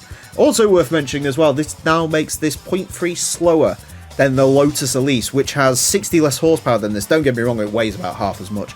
But the Elise was not good to drive at all, and this is a little bit better to drive, but just nowhere near as quick. So, the 1996 Lotus Esprit GT1, a car that you may have forgotten was even in the game. This is the second Lotus special model. Of course, there's also the Elise GT1, which we've had round and was actually very, very quick, despite not being everyone's sort of first preference when it comes to race cars in this game. But the Esprit, I'm not too sure. The Esprit GT1, in case you was curious, was not successful. I know, shock horror. A car that was sort of sent racing about 20 years after it first came out was not successful. Yeah, you could tell by that wing, which has a middle stand on it that is actually just the other one's reversed, which I think is absolutely fantastic. And the exhaust sticking out of the sort of where the number plate would go. Yeah, this was a bit of a botch job of a car and was not very successful, shock horror. And then the Elise GT1 came along and that was even worse. So yeah, not usually everyone's first choice for a car in this game, but you never know, this might turn out to be a bit of a rocket. The Esprits haven't been slow by any metric, but yeah, I don't think this one's going to be quite up there with the best of the best mid-engined race cars, but we will see. Livery-wise, also not particularly spectacular. Just sort of a black car with gold rims, which, you know, I guess that harkens back to some better times, but yeah, I'm not really vibing with it. Anyways, mid-engined rear-wheel drive, 586 horsepower, 900 kilograms. It is surprisingly good statistically, so this should be quick. But it sounds good. I just don't suspect it will be. Anyways, to find out how the Esprit GT1 gets along, it's going to get 6 laps of the Motorsports Land track in order to set the best time as we can. Our current leader is the Audi TT LM Edition. That car set a time of a 26.690. The Esprit GT1 is not going to be beating that. In terms of where the Esprit GT1 will be going, I am not so sure. The Elise GT1 was very difficult to drive, but also when you did get it together was very quick. That car set a time of 28.9, which I don't foresee this one doing. I can't really think of a lot of sort of mid-engine race cars we've really had. At least the Storm 29.5, obviously that's not the racing version, that's a standard road car. Perhaps that's sort of where this will go. In terms of the moment, admittedly that was not the best lap in the world. This is currently slower than the road car, so I'm sure that's a sentiment that was probably true of the race car, but there you go.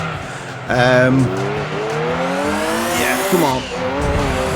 It is turbo laggy. That is the first thing that springs to mind when it comes to this car is turbo lag, because there's a lot of it, which in something with all-wheel drive and traction is fine. Something like this with no traction is not good. Oh, the Viper GTSR, that set a time of 29.7. I think that's definitely doable for this. That car was atrocious to drive. This is actually significantly nicer than that was, so I'm hoping this will be quicker than that. It's not 29.1. Wow, okay.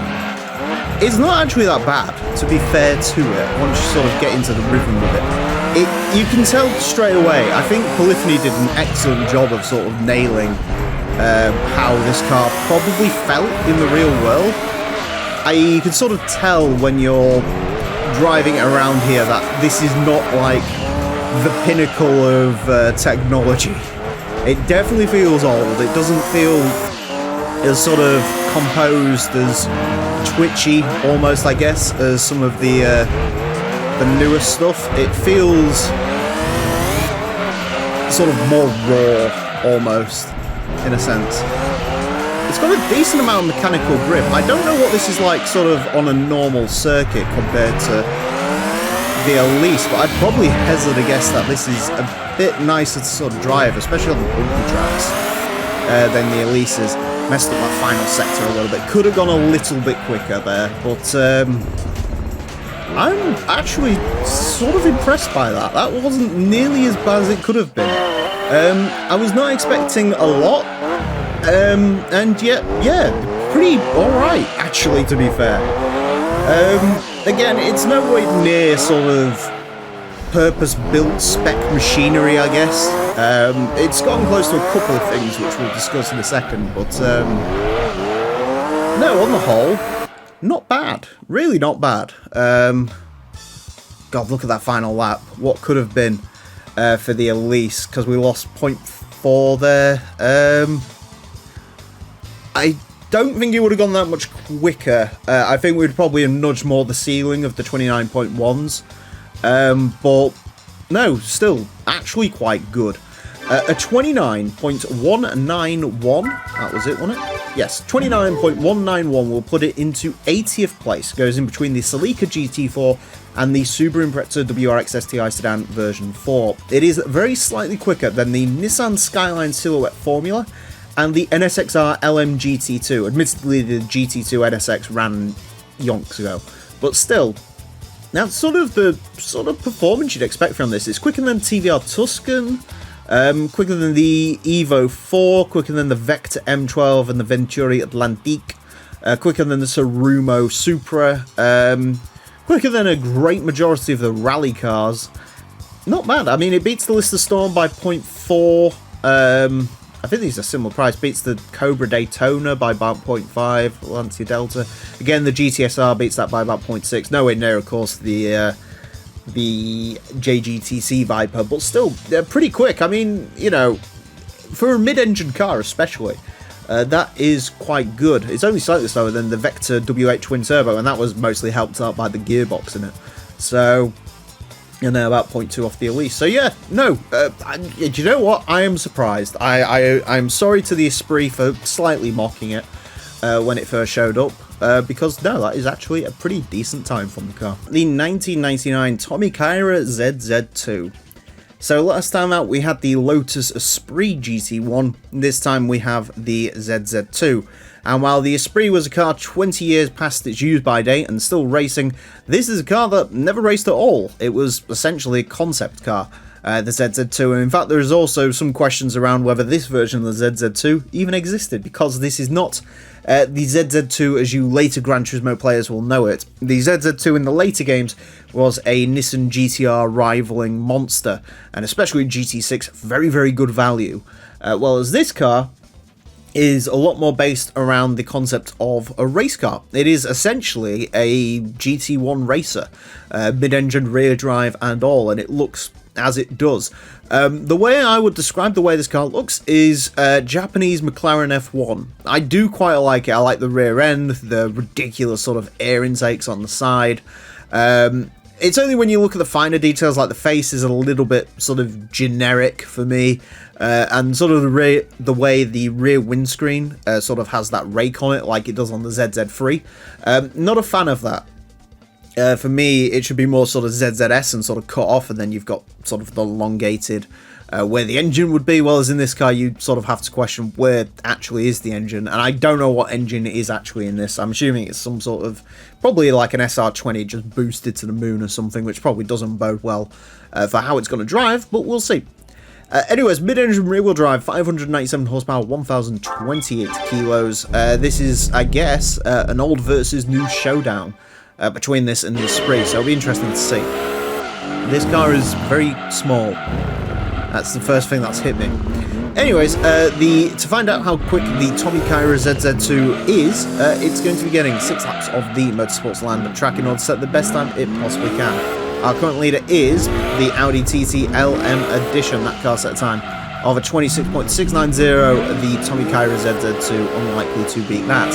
In terms of where this is going to go, well, as I mentioned, I sort of want to target that Esprit that we had last time out. That car set a time of a 29.191. Statistically, this is very slightly heavier, but I think this is a little bit up on power, so it should be close. And I mean, if you can't beat that, maybe Boutique sports cars, the Vector M12 and the Venturi Atlantique, both of those sit with a 29.4, which this shouldn't have too many problems meeting in theory. Although in practice this doesn't. It's supposed to be a race car in the game, by the game's categorization as a race car. I will say it doesn't feel very racy. In the same way I sort of spoke with that Esprit, where that had sort of a lot of mechanical grip. You could feel it was sort of a bit more raw and analog. This, or rather newer race cars, sort of are supposed to feel 29.922, so at least it saves it from the embarrassment of being in the, or not getting into under 30, but it's still not by much. Tommy Kaira's are quick around here usually as well. But no, in the same way that Esprit sort of struggled with its analog grip, or rather had a lot of analog grip and not a lot out, new race cars usually feel a bit more sort of twitchy, but it's all aero dependent. This doesn't have that. This feels like it hasn't got a lot of mechanical grip, and it also isn't very sort of snappy and responsive like a race car. It sort of just feels like a, if I had to be really honest, it feels like a badly tuned mid-engined car. Suffers from a lot of the sort of characteristics as well that are sort of undesirable, and you don't usually find them in the higher end mid-engine cars. You know, you've got that sort of understeer over the front end, doesn't feel particularly good on the grass. Yeah, it's not great if I'm being honest, which is a shame because again, Tommy Kairas are super quick around here. You know, the ZZ S set a time of like a 30.7, which considering its power figure is pretty unbelievable. ZZ2 even better still, 30.5. This is not going to get anywhere near that. The straight line speed's good as well. I don't know, is it the gearbox maybe? It's a very sort of long ratio, but that usually isn't a problem for cars like this. And that's not quick, or very nice to drive, if I'm being completely honest. That's a disappointment. It really is. It just does not feel like you'd want it to whatsoever. You can see it coming through the corners there. There's just no... And, you know, unlike with some race cars where sort of, you know, understeer, you just sort of plant your foot in it and let the aero do its work. This doesn't have that. It drives, well, like an MR2, but not a turbo MR2, a naturally aspirated MR2, just with sort of the speed of a turbo one. Lap times all over the place. There's time in it. There's definitely time in it. Probably, you know, 0.2 looking at that. But it's not a good car to drive this at all. There's not... It just... like I said, there's not a lot of grip. You know, the speed's one thing, but it takes forever to really get up and running because of that sort of long gearbox it's got. It's not quick. Not at all. I'm very disappointed by that. I was really thinking this car was going to be quite good, but it isn't. A 29.922 will place it into 142nd place. Goes in between the Alfa Romeo GTV Twin Spark and a Dodge Viper GTS, which is nowhere near where this car should be. I mean, it's slightly slower than the Venturi Atlantique Biturbo, which is a road car with just a ridiculous amount of power. I mean, in terms of like mid-engined racy cars, sort of looking down the board, there really isn't anything slower than this, really. That's a big shame. I was really thinking this was going to be like a 28.8.9, somewhere around there. But it's just not... maybe it's better on a conventional circuit. One could only think, maybe. But it just does not feel like it would be all that quick, to be honest. I would choose the Esprit over this any day of the week. Yeah, what a disappointment. What a shame. Tommy Kyra does not continue its great run of form at this track. It's brutally stopped with the car that really should have been... Well, it is... No, it's not even the quickest Tommy Kyra of them all, because it's slower than the Tommy Kyra R, which... Also, you know, that wasn't a very good car either, but still a tuned Skyline beats this, so, yeah, interesting. The 1996 Subaru Impreza rally car. This is another one of the arcade mode rally cars. This one specifically is based on the WRX STI sedan version 3, which is a car that we've already seen go around the track in both its sedan and wagon form, so it's the turn of the rally car, and it is our final of the truly classic Imprezas. From here on out, it's all 98 to 99, so I'm going to enjoy driving this one a lot, because the earlier cars are far more suited to my driving style. They're a lot more sort of fun and flamboyant, so I'm hoping this one is quick. Of course, the classic Impreza rally car livery, which is what you would expect. And statistically, pretty good. Four-wheel drive, 409 horsepower, 1,104 kilos. I should mention these arcade mode rally cars are pre-built rally cars from the arcade mode. Thanks to a GT2 Plus mod, they're then put into the career mode. You can fully upgrade them, apart from stage 3 weight reduction. So this car is fully upgraded like a version 3, except it doesn't have the stage 3 weight reduction. The sedan version 3 that we had to go around the track was not running racing modification, because this car was going to run it, which unfortunately means we didn't see the pink Impreza sedan rally car, but we did see it in the wagon, so there you go. Anyways, yeah, four-wheel drive, 409 horsepower, 1,104 kilos. Let's get into it. The final of the classic Imprezas, and this one I do have a target for. Anyways, the Super Impreza rally car is going to have 6 laps of the Motorsports Land track in order to set the best time it possibly can. Our current leader is the Audi TT LM Edition. That car set a time of a 26.690. The Impreza rally car, unlikely to beat that, as cool as it would be for it to do so. So, the target for this car. So, we've had the sedan version 3 Sans race mod go around, that's set at 29.4. We've had the wagon go around, the wagon version 3. That car set a time of 29.104. However, my target for this car, and it might be a bit of a hopeful target, is for this to beat the 97 Impreza rally car, which is the special model that you might recognise from GT1. The car that was downgraded in this game. That car was not very quick, and I think this could beat that. That car set a time of 28.9. So here's hoping the 96 Impreza rally car is quicker than the 97 Impreza rally car, because I think that'd be funny.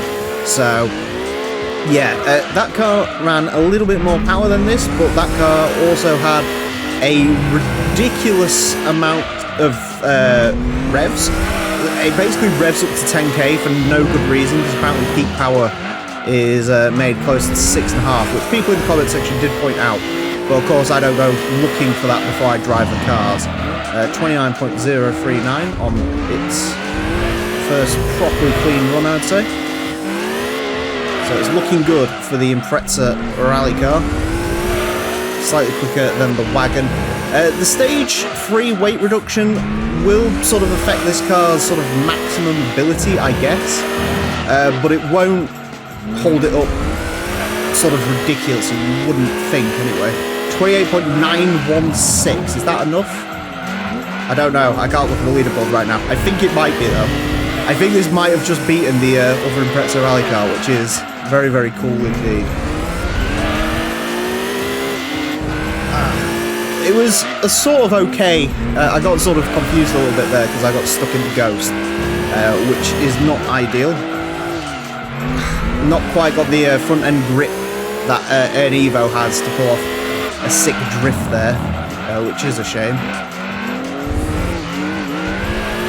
I think this can go, I would say a little bit quicker, but actually that was quite an improvement there. I can hear the Ghost behind me gaining on me. Come on, Impreza. Not an amazing final sector there from the Impreza, but to the line, it smashes it. It absolutely smashes it. A 28.641. Wow. I mean, I knew this was going to be quick, but my god, that final lap was something. And again, I don't think that final sector was actually particularly the quickest of the bunch. I think that's definitely a little bit gimped by that, to be honest with you. That is phenomenal. Absolutely phenomenal. Wow. It's not even... Well, I suppose, okay, so 7.638, yeah. There's fractions in there, but no, I definitely think that final sector, you could probably gain 0.1 through there. I think I was very hard on the brakes there, and it sort of set the car off kilter just because I wanted to sort of preserve that lap time. But no, that is valiant from the Impreza rally car. Truly an Impreza rally car as well, because it smashes the 97. A 28.641 will put this into 45th place. It ties it with the Roof BR4, and as per the rules of this series, if a car has set the time first, then it is the one that goes further on the leaderboard. But that means that this car is fractionally quicker than the Impreza Coupe version 4. Admittedly, that wasn't running race mod, but still very cool. It means it's only 0.1 down on the quickest Impreza sedan we've had so far, which is the version 5. It's 0.3 up on the Impreza rally car. It's quicker than a Toyota GT1 race car, quicker than the Opel Calibra Super Touring car, quicker than the CRX Del Sol LM, quicker than the Cophead LM.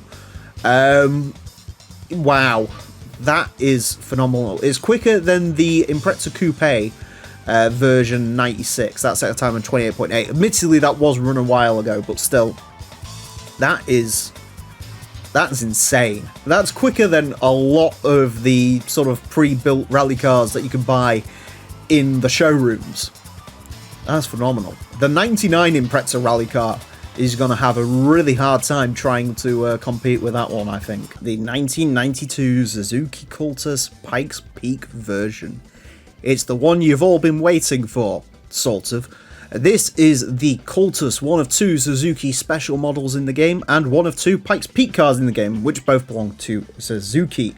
There's, of course, this, the Cultus, and the GOAT, the Escudo, which is, of course, the one everyone remembers. The Cultus, you know, maybe in a different world, the Cultus could have been the one that truly got appreciated as the true Gran Turismo legend, but not in this case, which is a shame. This would be the only game it would appear in, which again, massive shame, because the Suzuki Cultus is probably far more mental than the Escudo is.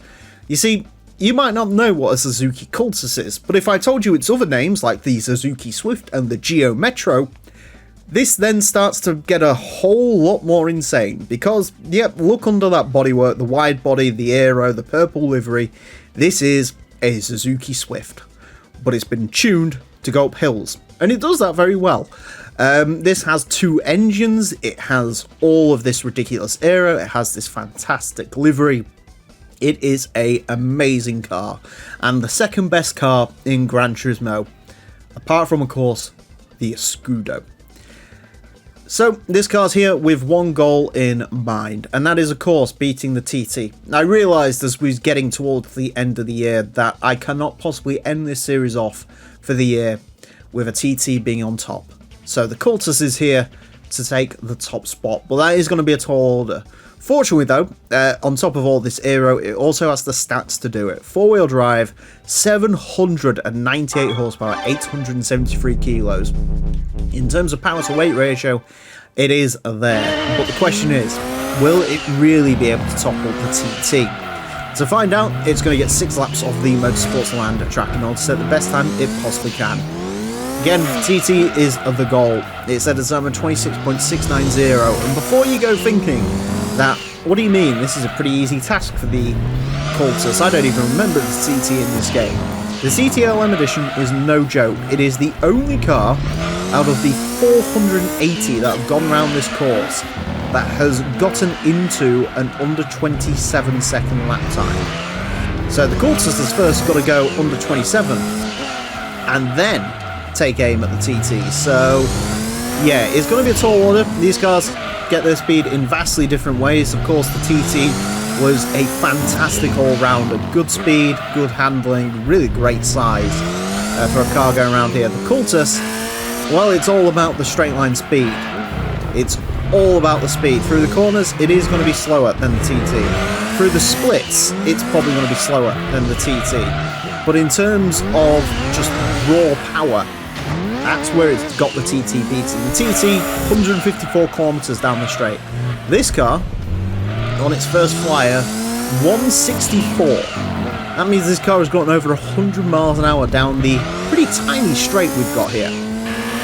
That's quick. I don't think any car has really reached that sort of speed, other than maybe one of the Vectors. And the Toyota GT1, I think, as well, was ridiculously quick.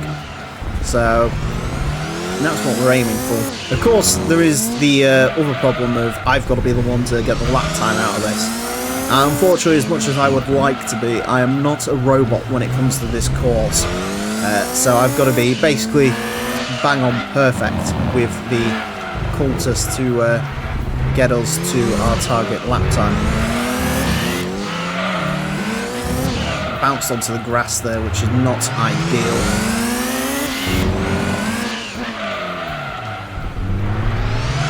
This corner in particular is really going to mess the Cultus up. Sort of, you have to go very slowly around there, which is not ideal. 26.951, but I can feel, well, it needs to get at least 0.3. We're up on the first sector, which I was not expecting.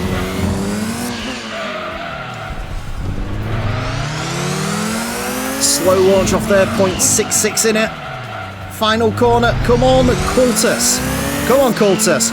26.540. It's done it. Oh, God. I did not think he was going to do that. I really was sort of guessing. I knew it could do it, but, wow, yeah. I wasn't sure if I was going to be able to pull it out of it. That was incredible. That was absolutely incredible. The speed in this vehicle is just insane. As you'd expect, of course, because just look at it. But it's all about just gathering it up for that lap. And, yeah. I suppose it shows how good the TT is as well, because, you know, in terms of the lap time, I mean, it's not that much quicker than the TT. Yeah, unfortunately it won't show us the splits anymore between this and the TT, which is a big shame. But I would hazard a guess that it sort of loses a lot of time through Sector 2, and then it's just that final sector where you can just blitz it onto the straights. That's when it really sort of gets its speed back up. But yeah, there's a little bit of time in there. I have no doubt this could do a 26.4, but it takes a lot out of you, that. It really does, and it does make me question how much quicker is the Escudo going to be over this, because that's going to be a fun one when we get to it. But nevertheless, there you go. A 26.540 puts the Suzuki Cultus on top of our leaderboard. It beats the Audi TT by just 0.14 of a second. But that does mean it is significantly quicker than the GTO LM Edition, the FTO LM Edition, the other GTO LM Edition, Celica Rally Car, Tigra Ice Race Car. Yeah, it is quick. As I mentioned, it's probably the second best car in the game, sort of in terms of just outright speed around pretty much every track. Is the Escudo going to be quicker than this? That is the question that is going to be asked. But that's a question that we won't find the answer for a long time, because I don't think my heart can take doing another Pikes Peak car so soon after this one. The 1995 Alfa Romeo 155 V6 Ti Touring Car. A great way to start your new year is with a racing Alfa Romeo, and the 155 Touring Car no less. A name that should spark fear in anyone who did drive in a touring car series in the 90s who was not using a 155, because in the early 90s the 155 entered pretty much every European touring car series you can think of, and won pretty much every European touring car series you can think of. A truly incredible car, whether it was in its Super Tourer guise or when it was like this, the full fat DTM machine. And what a monster this is. The ridiculous body kit, the wing, the exhausts. I adore this car. Of course, not really much of a 155 after all the modifications needed for DTM, but still, that's what it was. Interestingly enough, despite being based on the 1995 DTM race car, this one uses the livery from the BTCC car from the 94-95 season, used by Gabriele Tarquini, who won a championship in it. So, a bit of an interesting one. The DTM livery actually goes onto the 155 race mod, which looks like the Super Tourer car. So, an interesting way to sort of get around licensing, I guess. Interesting choice. I quite like it. I do prefer the big DTM livery, but nevertheless, that's not what we have here. Interesting choice. This is the 95 DTM car, which is when Alfa Romeo finished second to the all-conquering Mercedes-Benz, which should have been in this game and would have been in this game, but wasn't. And also the Calibra, which we have seen. So later games would use the 93 version of this car, the true sort of licensed DTM car that won the championship in the hands of Nicola Lorini, and that's what we see in Gran Turismo to this day. Anyways, statistically, you might think this is going to be a true like contender for top of the leaderboard, and I really wish it was. Four-wheel drive, 552 horsepower, 1,060 kilos. However, there is a major fly in the ointment. Look at the torque figure. From what I remember, with the Calibra, this has a very high revving V6. In fact, I know this car has a high revving V6. I remember it well from the Rome Night license test. But the problem with a high revving V6 is it sounds amazing and it has a red line of like 14k, which is ridiculous. But it does mean you have to change gear very often. So I think like the Calibra, I'm going to have to use a lot of first gear in this, which I'm not really looking forward to, because that does mean this is going to be a bit tricky to drive and extract the lap time out of. But we've laid all our excuses on the table already. Let's go ahead and get this thing on the Motorsports Lander track, where it's going to have 6 laps to set the best time it possibly can. Our current leader is the Suzuki Cultus Pikes Peak version. After the last episode, that car set a time of a 26.540. The Alfa Romeo is not going to be getting anywhere near that. In terms of where the 155 touring car is going to go, the target time for this is the Opel Calibra Super Touring car. That car set time of a 28.780, and as you can see, they're going to have to use the first gear. I will finish this lap and then I'll sort of show you the issues. Well, actually, you can see it there. Even at like 10k, and you just sort of step on the accelerator and nothing really happens. This sort of makes all its peak power just after about 12k, so you need to be constantly gear shifting with this. which is a shame because the actual sort of overall driving characteristics of this car are really nice. It's got a lot of grip. You can feel the sort of just raw mechanical grip, obviously 4-wheel drive. Big meaty tyres, lots of downforce. This car in the sort of base game is used against the All-Stars machinery. So cars like the GT40, the Lotus Elise GT1, the GT1 Toyota, the R390 GT1. And so, as a result, in those races, like, it doesn't go completely lost. It won't win those races normally, but it still competes against those cars. So, this is a very quick car, but, yeah, just sort of on a normal track, this gearbox is sort of a non-issue, because, let's be honest, you can see there, it goes up to 80 kilometers an hour in first gear, which is 50 miles an hour. But on most normal racetracks in this game, you won't be going 50 miles an hour. So you won't really need that gear. But around here, yeah, you do. Which is a shame, because like I say, it does sort of ruin a lot of what we can do here. And the other problem as well with using first gear in this is it sort of... I'm trying to see if I can showcase this.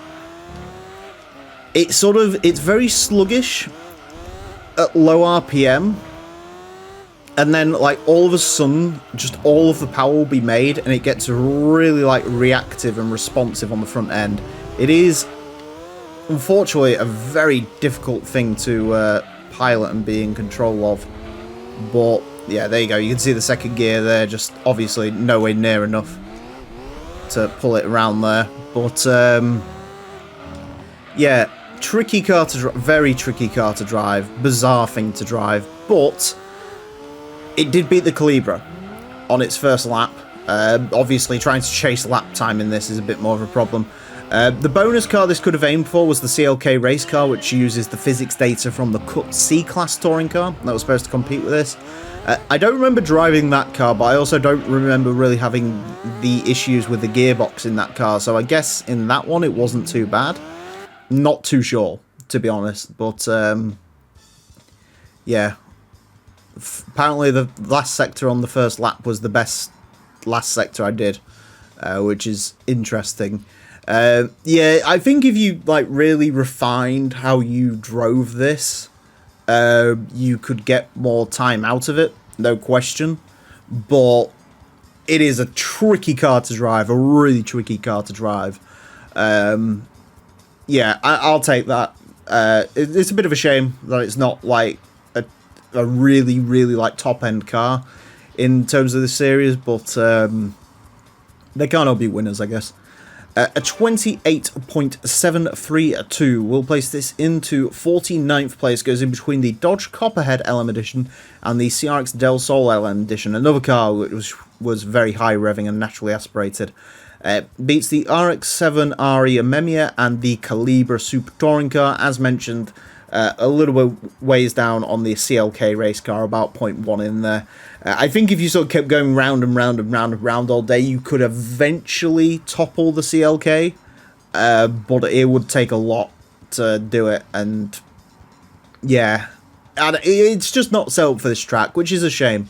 I think if you was to slap a turbo into this, which obviously you can't, but if you could slap a turbo into this, just for the torque alone, I think you'd be looking at a 27 car no problem, because the actual sort of, like, handling of this car and the maneuverability is ridiculous, but it's just that torque really sort of holds it back, which is a bit of a shame, but there you go. The 1999 Volkswagen Lupo 1.4, Volkswagen's tiniest car in the 90s, and a car that I dislike heavily in this game, because my personal belief is the reason that the cut Volkswagen Polo doesn't appear is because of this Lupo, because, to be fair, the Polo is just sort of a heavier version of the Lupo. That's sort of my way of thinking about it, but I'm not too sure. There's lots of speculation on why that Polo was cut.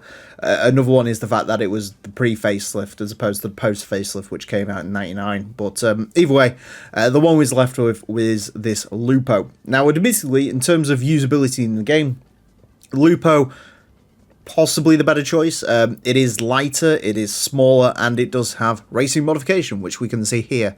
I think this livery is actually based on a show car for what would become the Lupo Cup cars that we saw in the later game. But I've never really... I had a Polo. That was like my first car. So I've always been more a fan of the Mark III Polo to the Lupo. I always thought, like, you know, I looked down on the Lupo people. But I suppose looking back on it, it's quite a funky looking thing. The sort of the headlights at the front with the very sort of Mercedes-esque front end treatment. And yeah, no boot space whatsoever, but Lupos have stood the test of time more than the Mark III Polo, unfortunately. Lupo GTI is worth a hefty bunch of money these days. And of course, the Lupo would be the more notable car in Gran Turismo going forward, again with the Cup cars. I think that persisted into even GT6. So yeah, people prefer the Lupo, but I'm a Polo man. But either way, we are going to see how the Lupo gets on around our track. Front engine, front wheel drive, 178 horsepower, 770 kilos. So I mean, in terms of sort of power to weight ratio, quite good, but in terms of actual overall power, that's about what we get out of a key car. But this is European, which means it'll probably be quicker. Anyways, to find out how the Lupo is going to get along, it's going to get 6 laps of the Motorsports Land track in order to set the best time it possibly can. Our current leader is the Suzuki Cultus Pikes Peak version. That car set a time of 26.540, and of course the Lupo is going to go toe-to-toe with that car. Naturally.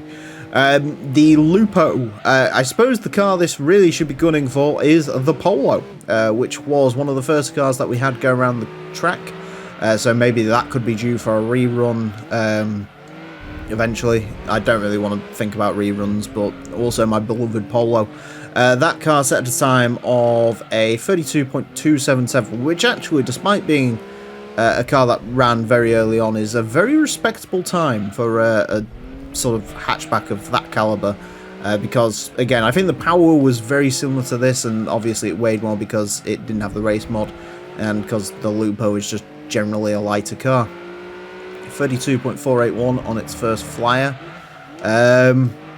Yeah, interestingly enough as well, despite obviously my sort of long-term dislike of the Lupo, there is one thing the Lupo is famous for in terms of me, and this is actually the very first car that I did some modding with in GT2. So there you go, there's a fun fact for you. I created a Lupo E out of the standard Lupo. Now admittedly, that wasn't very difficult because the real difference is just some blacked out side skirt trim and the engine, but and boosted the engine, which is like the important part of the car. But yeah, I did some texture modeling on the Lupo. I also improved it a bit actually, because interestingly enough, on the standard Lupo, and I have no idea why this is the case, but on the standard Lupo's model in the game, not the race model, obviously, the Lupo has the SDI badge on the back of it, which implies it's the 1.7 non-turbo diesel, which, yes, was a thing they sold in the 90s, and actually well into the 2000s, and was as slow as you expect it to be. But, yeah, obviously, it's not the actual diesel Lupo in the game. The Lupo in the game is the 1.4. Oh, I also blacked out the fog lights as well. There you go. So, yeah, it's an interesting thing. That's for a project that probably won't happen, but we hope it happens because we've invested time into it. Anyways, final lap for the old Lupo. If I had to say how this drives, it's alright. It's not got as much grip as you'd necessarily think it would, but it feels torquier than that Alfa Romeo we ran last time. Obviously it isn't, but it feels it, mainly because this has the turbocharger on it. To the line with the old Lupo, it's going to be a 31.642. That's, wow. God, I love this series sometimes. Now, obviously, we did do a sizable corner cut on that second corner, but, you know, if the game doesn't disqualify it, then we allow it. That's how this series works. So, yeah. Volkswagen Lupo, let's go. The Lupo 1.4 mighty vehicle, apparently. Obviously, that means it's like 0.9 up on the Polo, which I don't think would be the case normally, but yeah, I suppose we'll take it. Sector 1 was surprisingly good on lap 2. I don't really know why, because it felt very janky with how wide I was, but we've spoken about this before. The sector times don't necessarily correlate to a quicker lap time, but yeah, there you go. Anyways, a 31.642 will place this guy into 377th place. Goes in between the Lotus Elise 111S and the Nissan Fairlady Z version S2x2. Nice. It is quicker than a Sprinter Terreno, a Corvette 427 Stingray, a Mazda Unos. Slightly quicker than the Subaru Plio, which is interesting, because the Plio is a full-on key car, so this is only slightly quicker than that. Slightly slower than a Mugen Civic Freo, Sprinter Terreno, Nissan Pulsar N1, Starlet Glanza, that's an interesting one. So, yeah, I mean, it's not bad in terms of like other sort of rivals to this car. Beats the Suzuki Alto Works, the Ford Ka, up by about 0.1 on the Ka. Yeah, I mean, again, a lot of it's down to that sort of major cut into the second corner, but every car has the opportunity to do it, I guess, so the Lupo took it. Yeah, mighty Lupo. The 1983 Mazda Savana RX-7 GT Turbo. The FB, except it isn't the FB, it's got a silly name, but everyone calls it the FB because it's the second generation of the Mazda RX-7. Of course, FB, FC, FD, and then the other one that no one seems to really bother with. Yeah, this is a cool car. Despite being a 1983 model, this race mod is 70s. Very slab-sided, the colours, I quite like it. I think it's based on a real thing that raced in America off the top of my head. But, yeah, quite a bizarre-looking race mod. Obviously, there's not really much race car to it. It's just very Huggy Bear in the way that it looks. So yeah, interesting race mod to say the least, but quite a cool car design overall. I love the giant ducktail that this race mod adds to it. That really does complete it. I'm not too fussed on this generation of RX-7. I remember when they added this to Forza 4 back in the day, and it was one of the loudest cars in the game. That and the RX-3, which was in the later Forzas, are always good fun because they are just ridiculously loud rotary machines. But other than that, I'm pretty indifferent to this generation of RX-7. I'm not a huge FC fan, not a huge, you know, I'm all about the FD. That's me. So, yeah, this one falls a little bit on deaf ears, but I tell you what, in terms of statistics, I think this one could be pretty quick around here today. Front engine rear wheel drive, 440 horsepower, 909 kilos. The power to weight on this is really good, especially for an old car. I think this is going to sort of shake things up quite a bit. RX-7s have been quick around this course, and if this can be controllable, this could be on for a pretty good lap time. Also, the wheels look a bit ridiculous with this race mod. They look very out of place. You know, for my money, it should have been some, like, almost, like, steely-looking, no-spoke, trying to think of the name of it. There's, like, land speed wheels, those sort of things. Low drag wheels, there you go. I don't know why that took so long to get out. Anyways, this car is going to have 6 laps of the Motorsports Land track and the best time it possibly can. Our current leader is the Suzuki Cultus Pikes Peak version. That car's at a time of a 26.540. The RX-7 GT Turbo, unlikely to beat that. In terms of where this could go, the quickest Savana RX-7 we've had was the Infini 3, that car set time of a 30.598, and from what I remember, that car made nowhere near the power that this makes. So yeah, I mean, again, should this be controllable, which so far it seems to have a really nice traction off the corners, that could be doable. Another car as well, sort of one that was a bit of a, I don't want to say giant killer, because obviously it was a giant back in its day, but one that really sort of showed up the new boys was the Datsun 240Z. That car set time of a 30.466. So it could go up there. Straight away,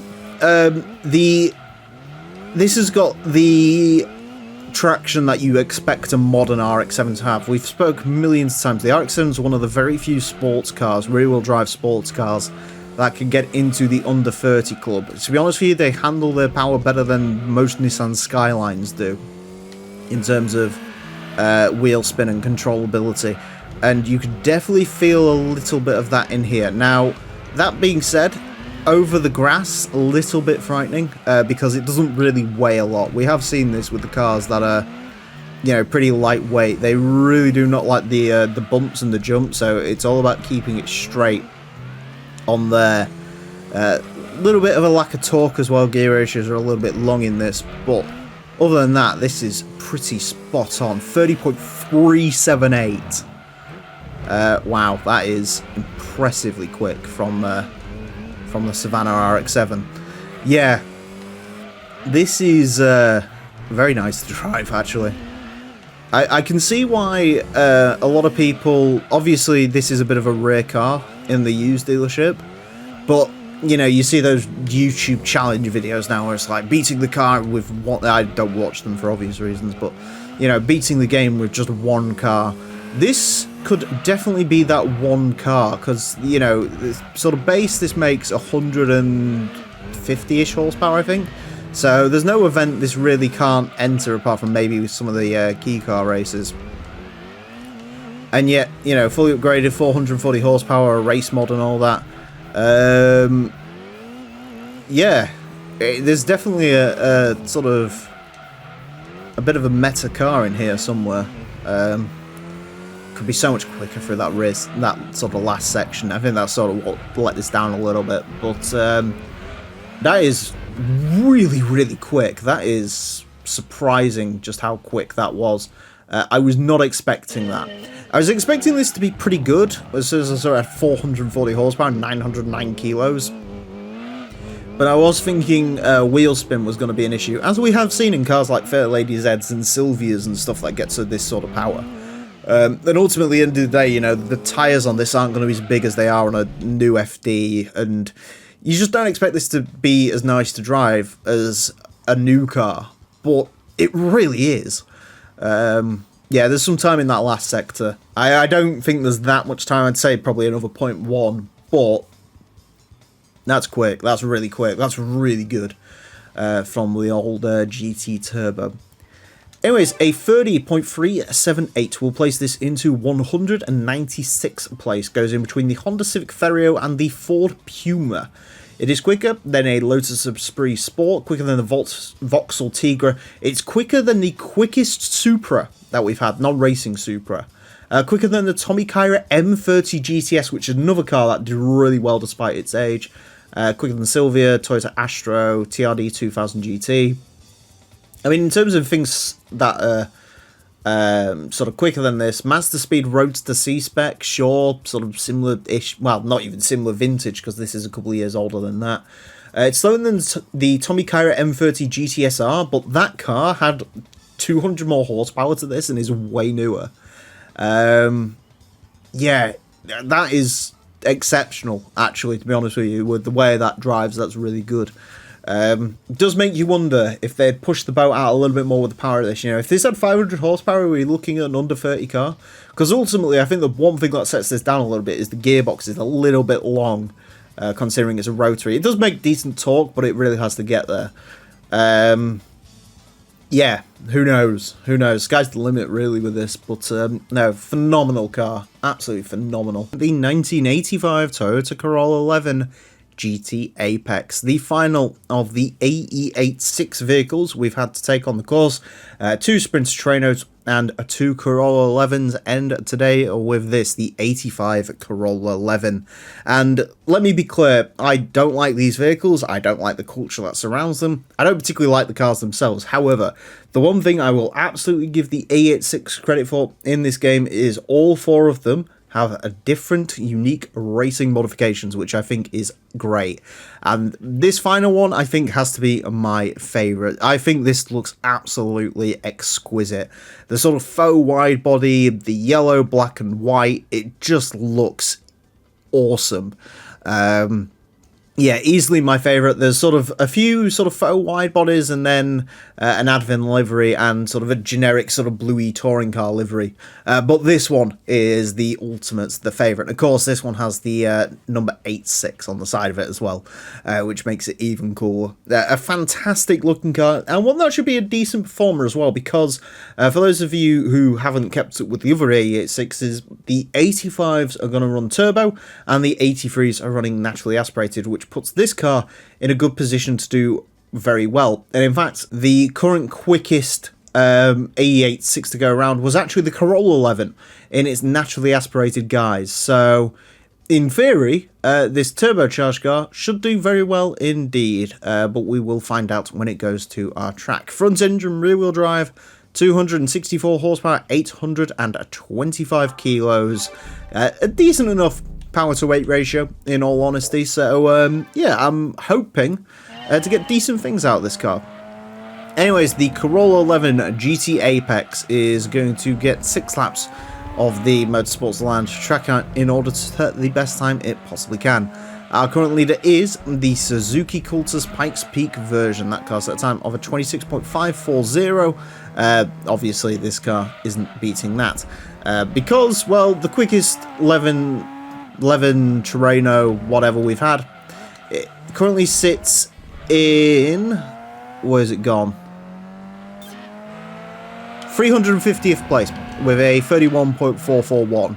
So yeah, not exactly setting the world on fire in 350th, but there we go. Hopefully we'll see how this one does. Now, there's also the potential that the turbo is just going to make this car worse to drive.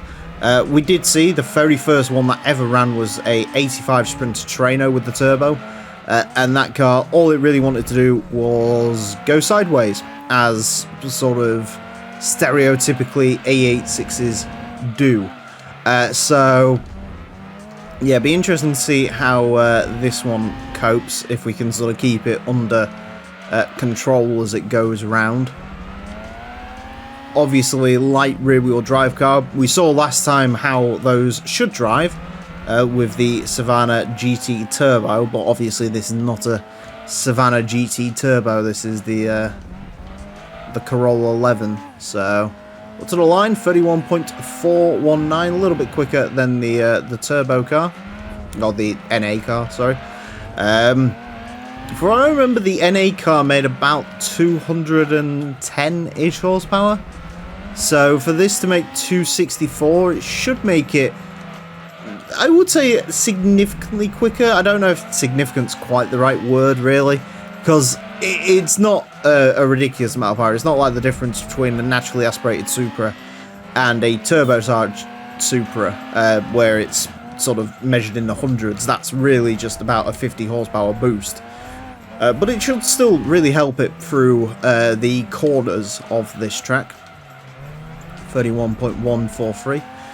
That's so good that it's actually gone out of range. So this car's jumped about 300 places by just going 0.3 quicker, which really is the state of the leaderboard at the moment. There's a lot of closed cars, and then right, we need a bit of a run up because we almost lost the rear end there. Yeah, there's a lot of close cars on the leaderboard, but there's also a lot of cars that aren't so close. So, yeah, you end up with some interesting gaps in the leaderboard, and you also end up with a lot of cars that are close by. But a 31.143 will basically put this with a ton of lower mid-end saloon cars. So, it'd be interesting to see if we can get a little bit quicker out of this. Although, judging by that first bit, maybe not. Like I say, honestly, 0.3 of an improvement through the turbo, that makes sense to me. That's a really decent line through that corner there. Yeah. there could be a little bit of time in there. You might be able to push it out of the 31s, but I'd say, like I say, for what I'd sort of expect a turbo to do to the car, yeah, that's pushed it about as far up as I'd really expect it to. So, yeah, ultimately, the final A86 we drove, pretty good car. Can't really complain too much. A little bit sort of loose on the rear end, which again is sort of what these cars are designed to be. So I can't be too shocked with that. But yeah, even still, yeah, okay, that's pretty much about what I was expecting from it, really. Could have had a little bit of a quicker sector too. I think there might be like a little fraction of time in there. Not like an incredible amount, but definitely a little bit. But no, we'll take that. A 31.143 will place this into 311th place. Goes in between the Mazda Roadster 1.8 VS and the Chrysler Phaeton. It is quicker than an Acura Integra GSR, quicker than the Dodge Neon, Fairlady Z version R2 by 2, quicker than the Alfa Romeo 155, Acura NSX with the 4-speed auto, DB7 Volante, quicker than the Mark II Tourer V, which has like double the power this does, so that's pretty good. Slightly slower than Golf 4 GTI, Prelude, Skyline GTS Type S. That's pretty good, actually, to be fair, to be around there. Slower than Tom's T111, which of course is the other version of the Terreno Sprinter combo. Yeah, not bad, actually. To be fair, considering the car, not bad at all. Slightly slower than Nissan Slatey as well. But a lot of this stuff that's quicker than it sort of makes more power, to be fair. So, yeah, I'd say, like I say, overall, a pretty good time. It's quicker than a bunch of Supras as well, which is worth pointing out, which is quite funny. And the 180 SX Type X. Of course, if you click the link down below in the description, you can go to the full Hot Lap Classic leaderboard and sort of compare this car to the cars around it, if you really want to sort of keep looking and digging and seeing what's quicker than this. But no, I think overall, pretty successful end to the AE86s, and fortunately, I don't have to rant about the AE86 ever again. The 1998 Nissan Primera Wagon 2-litre GV. The Primera Wagon, one of quite a few of the sort of standard, non-particularly sporty wagons in the game, and I love these things. This is also one of 2 wagons that can get the BTCC-inspired race mods. In this case, of course, this is based off of the iconic Vodafone Primera that run around in the BTCC in the late 90s and even won the championship at some point. And I've got to admit, this race mod on the wagon looks very, very cool. Obviously, it looks great on the standard 2-litre TEV, which we have yet to go round. But no, it looks incredible on this. And also, it's available on the Accord as well, so you can get the BTCC livery on the Accord too. So yeah, it does look very cool. Unfortunately, it does mean I couldn't use some of the fantastic two-tone options that this car comes in, which is a shame. Sort of similar to the Forester, we ran that with the race mod, even though there was a couple of like two-tone options. But nevertheless, we've got to make sure this has the best chance it can get. A little bit worried about this because the wagons in this game generally have 4-speed automatics. I'm not sure if this is going to be much of the same. I guess we'll find out. That's what's been really stunting the Accord wagons as of late. Anyways, front engine, front wheel drive, 333 horsepower, 1,144 kilos, surprisingly light for a wagon, really, all things considered. So, yeah, let's see how it gets along. It is going to have 6 laps of the Motorsports Land track in order to set the best time it possibly can. Our current leader is the Suzuki Cultus Pikes Peak version. That car set a time of 26.540. The Primera wagon unlikely to beat that. Ooh, we have a 6-speed. We have a manual. Alright, we're in for a good time now.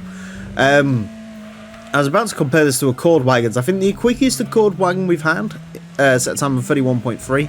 That was the 96 Accord wagon. As mentioned, we haven't had the 98 Accord wagon yet, which is going to have the BTCC race mod. So, wow, I'm quite surprised this is a 6-speed. That is awesome. I'm hoping this is quick. Primeras usually aren't too bad. Quickest Primera we had is the 1990 model year Primera.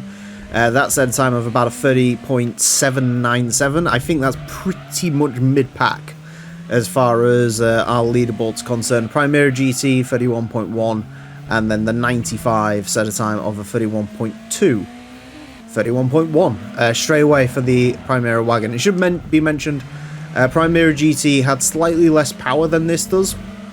That is the European market model of the Primera, which in PAL regions is like the only Primera that you get access to, while as in other regions there's the 2-litre TEV. Unlike most other attempts of regionalisation, the Primeras are actually different cars. So in the GT2 Plus mod, they are represented as two separate vehicles. So as mentioned, we had the Primera GT that didn't have the race mod.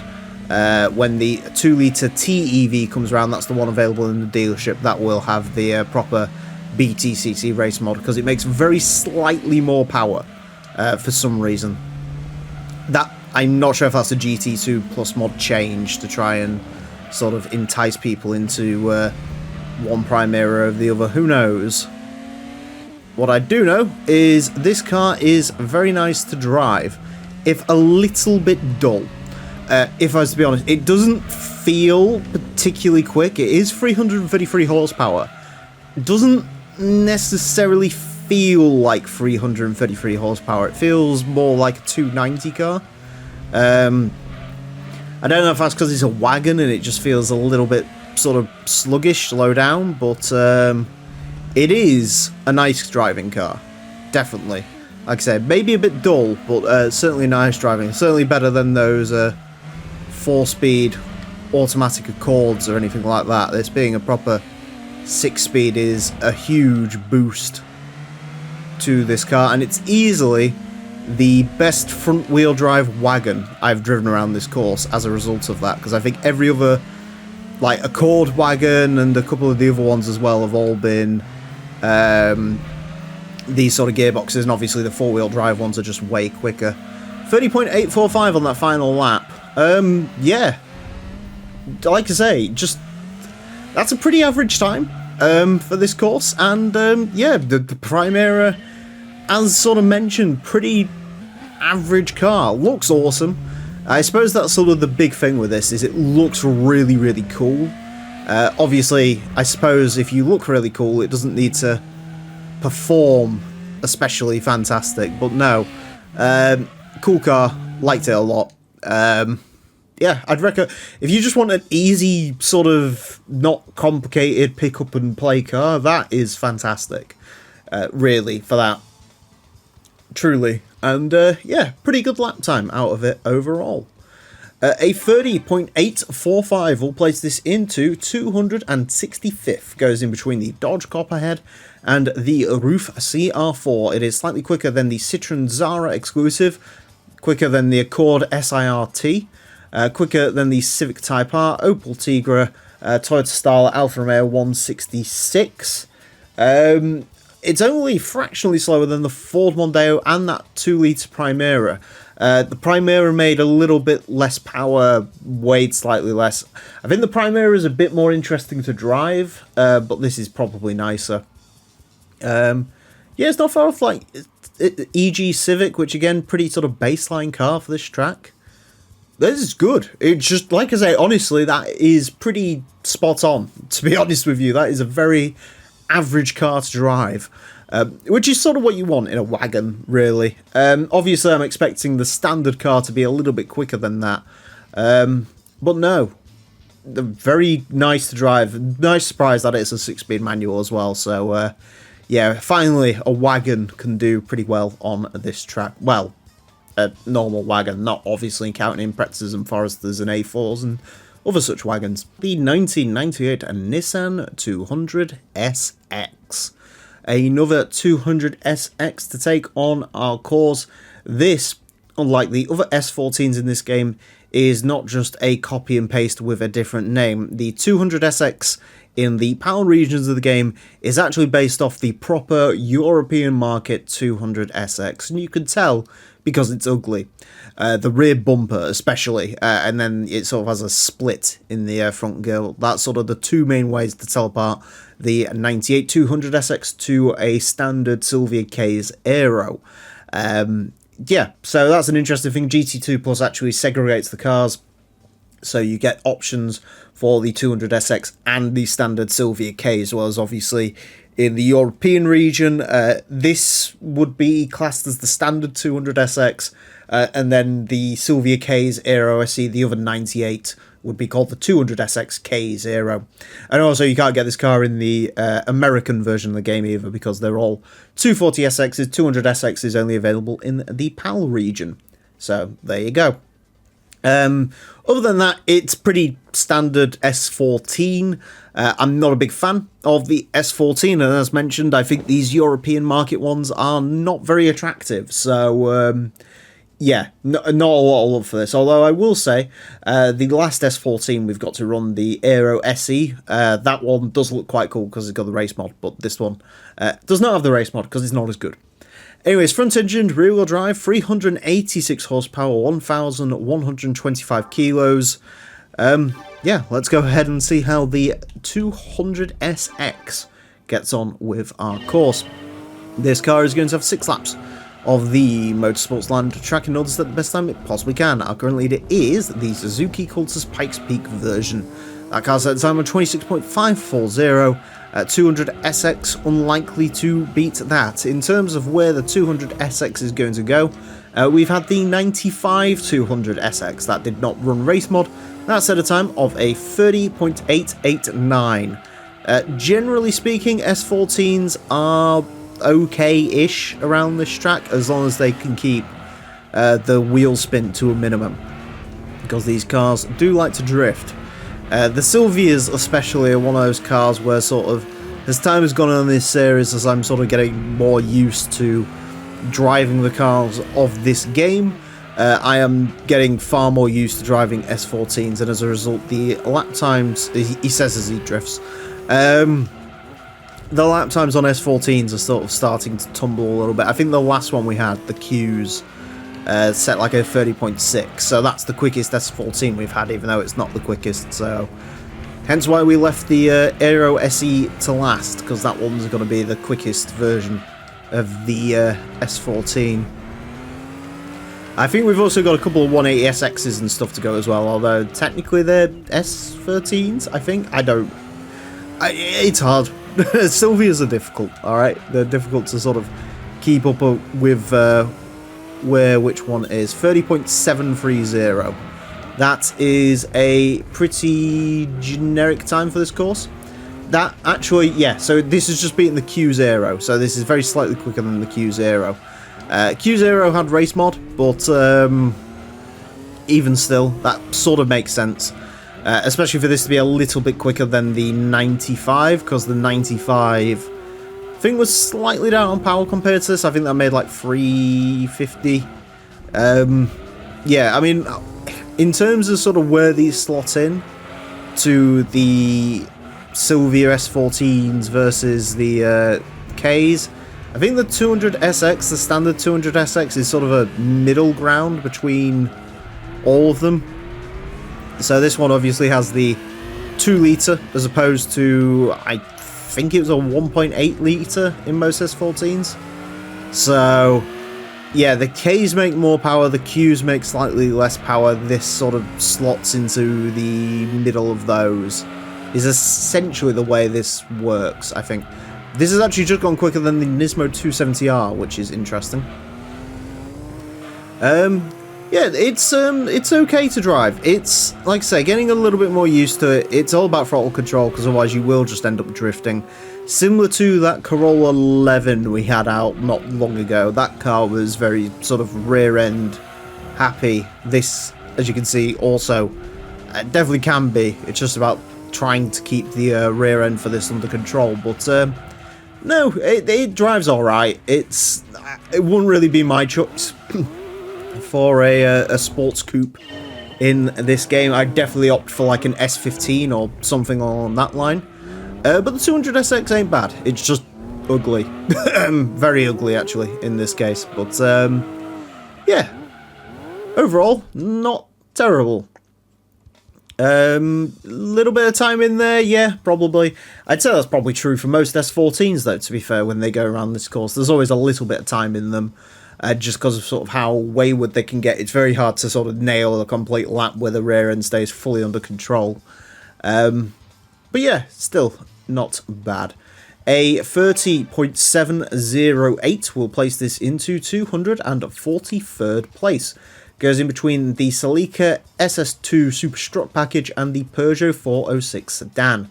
It is fractionally quicker than the Nismo 270R, Toyota Supra Twin Turbo, TRD 3000 GT, Silvia Q's Aero 96. As mentioned, about 0.2 up on the standard 200SX, the 95. Not as quick as the S15, which is worth pointing out. Even the Spec S S14, it is slower than that. I'm trying to think where the... Yeah, Silvia's Spec R as well, 30.5, so slower than the Aero, slower than that. Yeah, the S15 is a better car, basically. TLDR on that. But, no, that's definitely not a bad time, considering what this is, and, yeah. No more ugly S14s for me. The 1998 Subaru Impreza WRX wagon. The final standard WRX to take on our course, the 98 wagon. Now, interestingly enough, this car has an issue that is fixed out by GT2 Plus, like the 97 did, where the torque curve was offset by 500 RPM, causing the car to make more power and less torque than intended. So there you go, there's something fixed.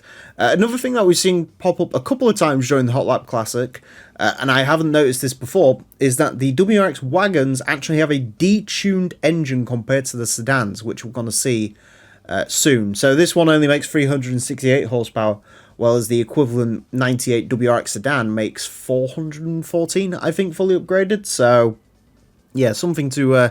definitely consider when choosing between the wagon and the sedan, but nevertheless, as I said, the final WRX wagon. Not the final Impreza wagon, there's one more of those, but the final WRX wagon. So I've gone with this red, because it's, I think, the only Impreza colour that I haven't really used all that much is the red. And this one doesn't come with the gold wheels or any like blues or yellows or anything. So I think the choices with this were white, grey, black and red. So red was what I've gone for. Four-wheel drive, 368 horsepower, 1,157 kilos. Admittedly, statistically not as strong as a lot of the other Imprezas, but we know how Imprezas do around this course, and they do pretty well. So here's hoping this one will follow in the other WRX wagon's footsteps and be a nice final romp. Anyways, this car is going to get 6 laps of the Motorsports Land track in order to set the best time it possibly can. Our current leader is the Suzuki Cultus Pikes Peak version. That car's at a time of a 26.540. The WRX wagon unlikely to beat that. In terms of where WRX wagons go, the quickest standard WRX wagon we've had, although admittedly it was running race mod, is the 96. That car's at a time of 29.482, followed by the WRX wagon 97, which at a time of a 29.9, and then in last place is the 94 WRX wagon, which I think only made about 310 brake horsepower. So despite the earlier Imprezas generally seeming quicker than the newer alternatives, because they make more... They're just better cars to sort of drive, and they weigh a little bit less, which seems to have helped them, which is interesting, because that's not something we normally see with cars on this track, but that's the way it's worked for Imprezas. The sort of later ones, not so quick, so I'm expecting this one to potentially be a little bit quicker than the 97. In terms of choosing between this and the 97, I don't think there's a lot in it, and if I was to be honest, I'd probably choose the 97 purely because you can have the option for royal blue on that car, so you can get a nice colour, well as on, like I said, with these stock WRXs, you really can't get too much of... there's not a good colour selection, and so I'd maybe go ST... Okay! I don't know where that came from. I don't know where that lap time came from. Alright, cool. I guess I'm going to eat my words, and this is actually going to be ridiculously quick as the final WRX wagon, and it's going to be the WRX wagon to own them all. I think I just managed to hold the throttle around there, and then that final corner cut was beautiful. Alright. Everything I've said in this episode is completely irrelevant, and the WRX wagon, this one's the quickest. I think that's quicker than a lot of STIs, actually, to be honest. Okay. I actually don't know what to say to that. It's not supposed to happen. That's not how the script was written. I mean, I suppose it's slower than some of the STI wagons. It's quicker than the wagon version 2. I've actually got the word wagon highlighted on the leaderboard. I never do that, but I have had to in this case because I genuinely forgot where all of these slot in. That's crazy. Yeah, it is slower than some of the STI wagons, but that was just like... I suppose I've driven these these WRX wagons so often now, I'm just like completely like autopilot when it comes to lap, I guess. That is crazy. Absolutely crazy. A 29.248 will place this into 87th. It goes in between the NSXR LMGT2 and the Skyline GTR V-Spec R32. It is quicker than a Galant VR4, a TVR Tuscan, an RX-7 Type RB, the Legacy Touring Wagon GTB, quicker than Evo 4, quicker than the WRX STI Sedan version 3. That wasn't running race mod, but still. Yeah, that's that's quick. I don't think there's any really logical explanation to that, other than I got an absolutely picture-perfect lap time with it. That's interesting, and that's also going to make what comes next time a little bit harder. So, yeah, wish me luck for that. The 1998 Subaru Impreza WRX Sedan. No, this isn't the same episode as yesterday. That was the 1998 Subaru Impreza WRX Wagon. This is the sedan. This is our final WRX sedan to run around the course, and the final WRX base car in general. Of course, the STIs and stuff, but no, as far as WRXs go, this is the last one. And this lets us do a direct comparison between the WRX wagon and the sedan, which is quite interesting. For instance, this has 38 more horsepower than the wagon does, which is interesting. It also weighs about 20 kilos less. So really, the ball should be in this car's court, but I did set a phenomenally good lap time yesterday in the wagon. And so, a little bit nervous for how the sedan's going to get along, but... you know, I can beat myself. I know my worst enemy is myself, but I could probably drive around that, surely. Also, I thought it'd be really funny to get the wagon and the sedan in the same colour. Also, it's the only good colour available for this generation of the WRX, this sort of 98, which only comes in white, grey, black and red, and we've seen the grey and the black and the white, so red. So, although people are probably going to think this is the same video as yesterday, so they're not going to click on it. So maybe they're going to have the last laugh when it comes to views, who knows. Four-wheel drive, 406 horsepower, 1,130 kilos. This is such a base WRX. Doesn't even have gold wheels. That's how base we're talking. Anyways, to find out how this car gets along, it is going to have 6 laps of the Motorsports Land track. Now, currently it is the Suzuki Cultus Pikes Peak version. That car set a time of 26.540. The 98 WRX sedan is unlikely to beat that. In terms of where the 98 WRX sedan is going to go, well, the quickest WRX sedan we've had was the 94, the earliest car, interestingly enough. That car set a time of a 28.832. This car... unlikely to beat that one. Next quickest WRX sedan is well down, actually. It's about 0.6 of a second down. A 29.464. So, yeah, definitely some time difference in there. And as mentioned, I set a bit of a worldie of a lap in the 98 WRX wagon yesterday. It set at 29.248. So, a lot of time to try and find in this one. so that's going to be interesting. I've made this a lot harder for myself. Technically, as I mentioned, ball should be in this car's court because this one is more powerful, less weighty, etc, etc. But what is the wagon maybe easier to drive? Is that the trade-off? It shouldn't be, and it really doesn't feel like it. Admittedly though, it also doesn't really feel like the wagon was like 40 horsepower down on this. 29.163, there we go. I beat myself. Hooray. Not literally, well, kind of literally, but not, you know what I mean. Yeah, alright, cool. I don't have to worry about myself anymore. Question is, can we extract any more lap time out of this? That's the question.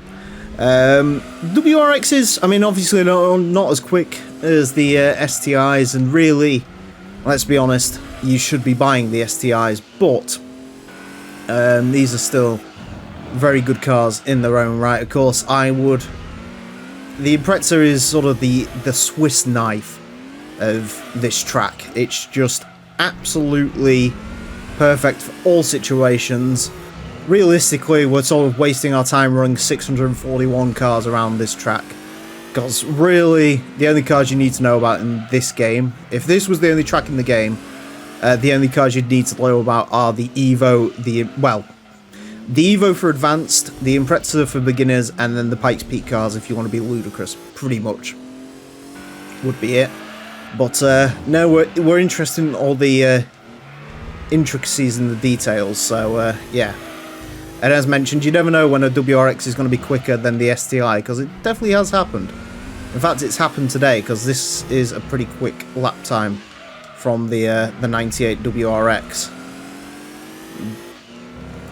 It does go to show as well, like, you can get a perfect lap time out of this. Obviously, corner cut at the end there. Just trying to take more lap time out of this, because it really is, it becomes very difficult to sort of take lap time out of it after a while, but yeah, we did it. I'm happy with that.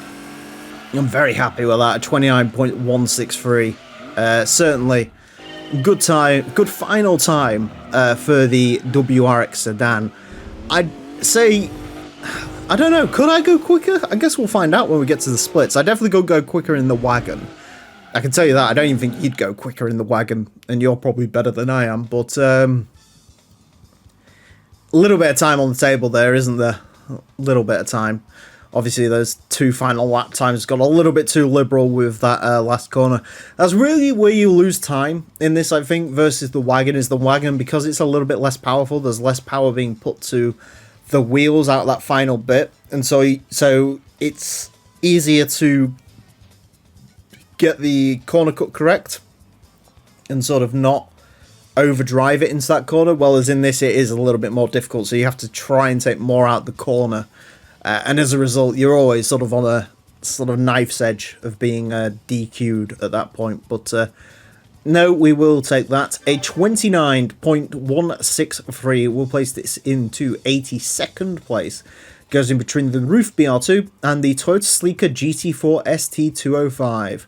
So even the quickest Celica is slower than a standard WRX sedan, which tells you a lot. It is quicker than a Lotus Esprit GT1.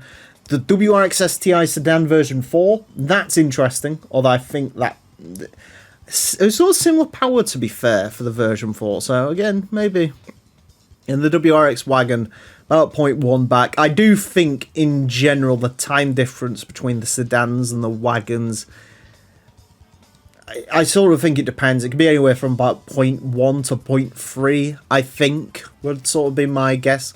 Obviously, around a conventional racetrack, the wagon is going to be outgunned by the sedan all the time. But considering it's only really initial acceleration around this course, as opposed to like overall like top-end top speed, yeah, I think that's the reason why the wagons get a little bit of a fairer shoot around here. But yeah, there you go. That is the final of the base WRXs, and it's only STIs from here. It's starting now that we're getting big vehicle categories like this out the way. It is starting to feel like we're approaching the end of this season. The 1998 Honda Civic SIR. Another EK Civic to take on this course. Now, today is my birthday. Well, not as I record this, but as this is being seen. And so as a result, I'm going to drive one of my favourite cars in this game, which is this Civic, because it is peak Civic. It is the EK, which is the best Civic, no questions asked. Comes in purple, it's got the 90s side graphics with VTEC written on it, it's got slightly horrible wheels, it comes in purple. This is like the dream. Absolutely phenomenal car. I've always wanted an EK Civic, and with the values being the way they are, this is the only way to drive one with any form of confidence. Yeah, awesome car, absolutely love it. That's why I'm going to be driving this today. And of course the Civic is technically where this series started, with the EGSIR2, our first ever car to go around the remastered version of the Hot Lap Classic, so a little bit of synergy there as well. In terms of statistics, this is very powerful for a Civic. Front engine, front wheel drive, 331 horsepower, 1012 kilos. Civics have been pretty quick around here. I'm expecting the fact that this one doesn't have race mod, this is going to be a little bit more unruly to drive, as we have seen from the likes of the EKs and the EGs when there's a lot of power going through them, but nevertheless, I am excited to find out. The front engine, front wheel drive, 331 horsepower, 1012 kilos. Lightweight car, cool looking car, and of course, as we know on the Hot Lap Classic, cool means quick, right? Anyways, to find out how quick the Civic SIR is, it's going to be getting 6 laps of the Motorsports Land, a track and run set the best time it possibly can. Our current leader is the Suzuki Cultus Pikes Peak version, that car set a time of a 26.540.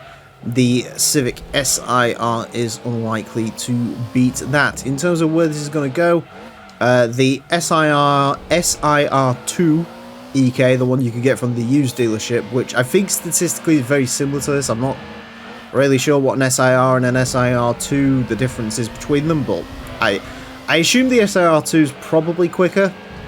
That's at a time of 30.254.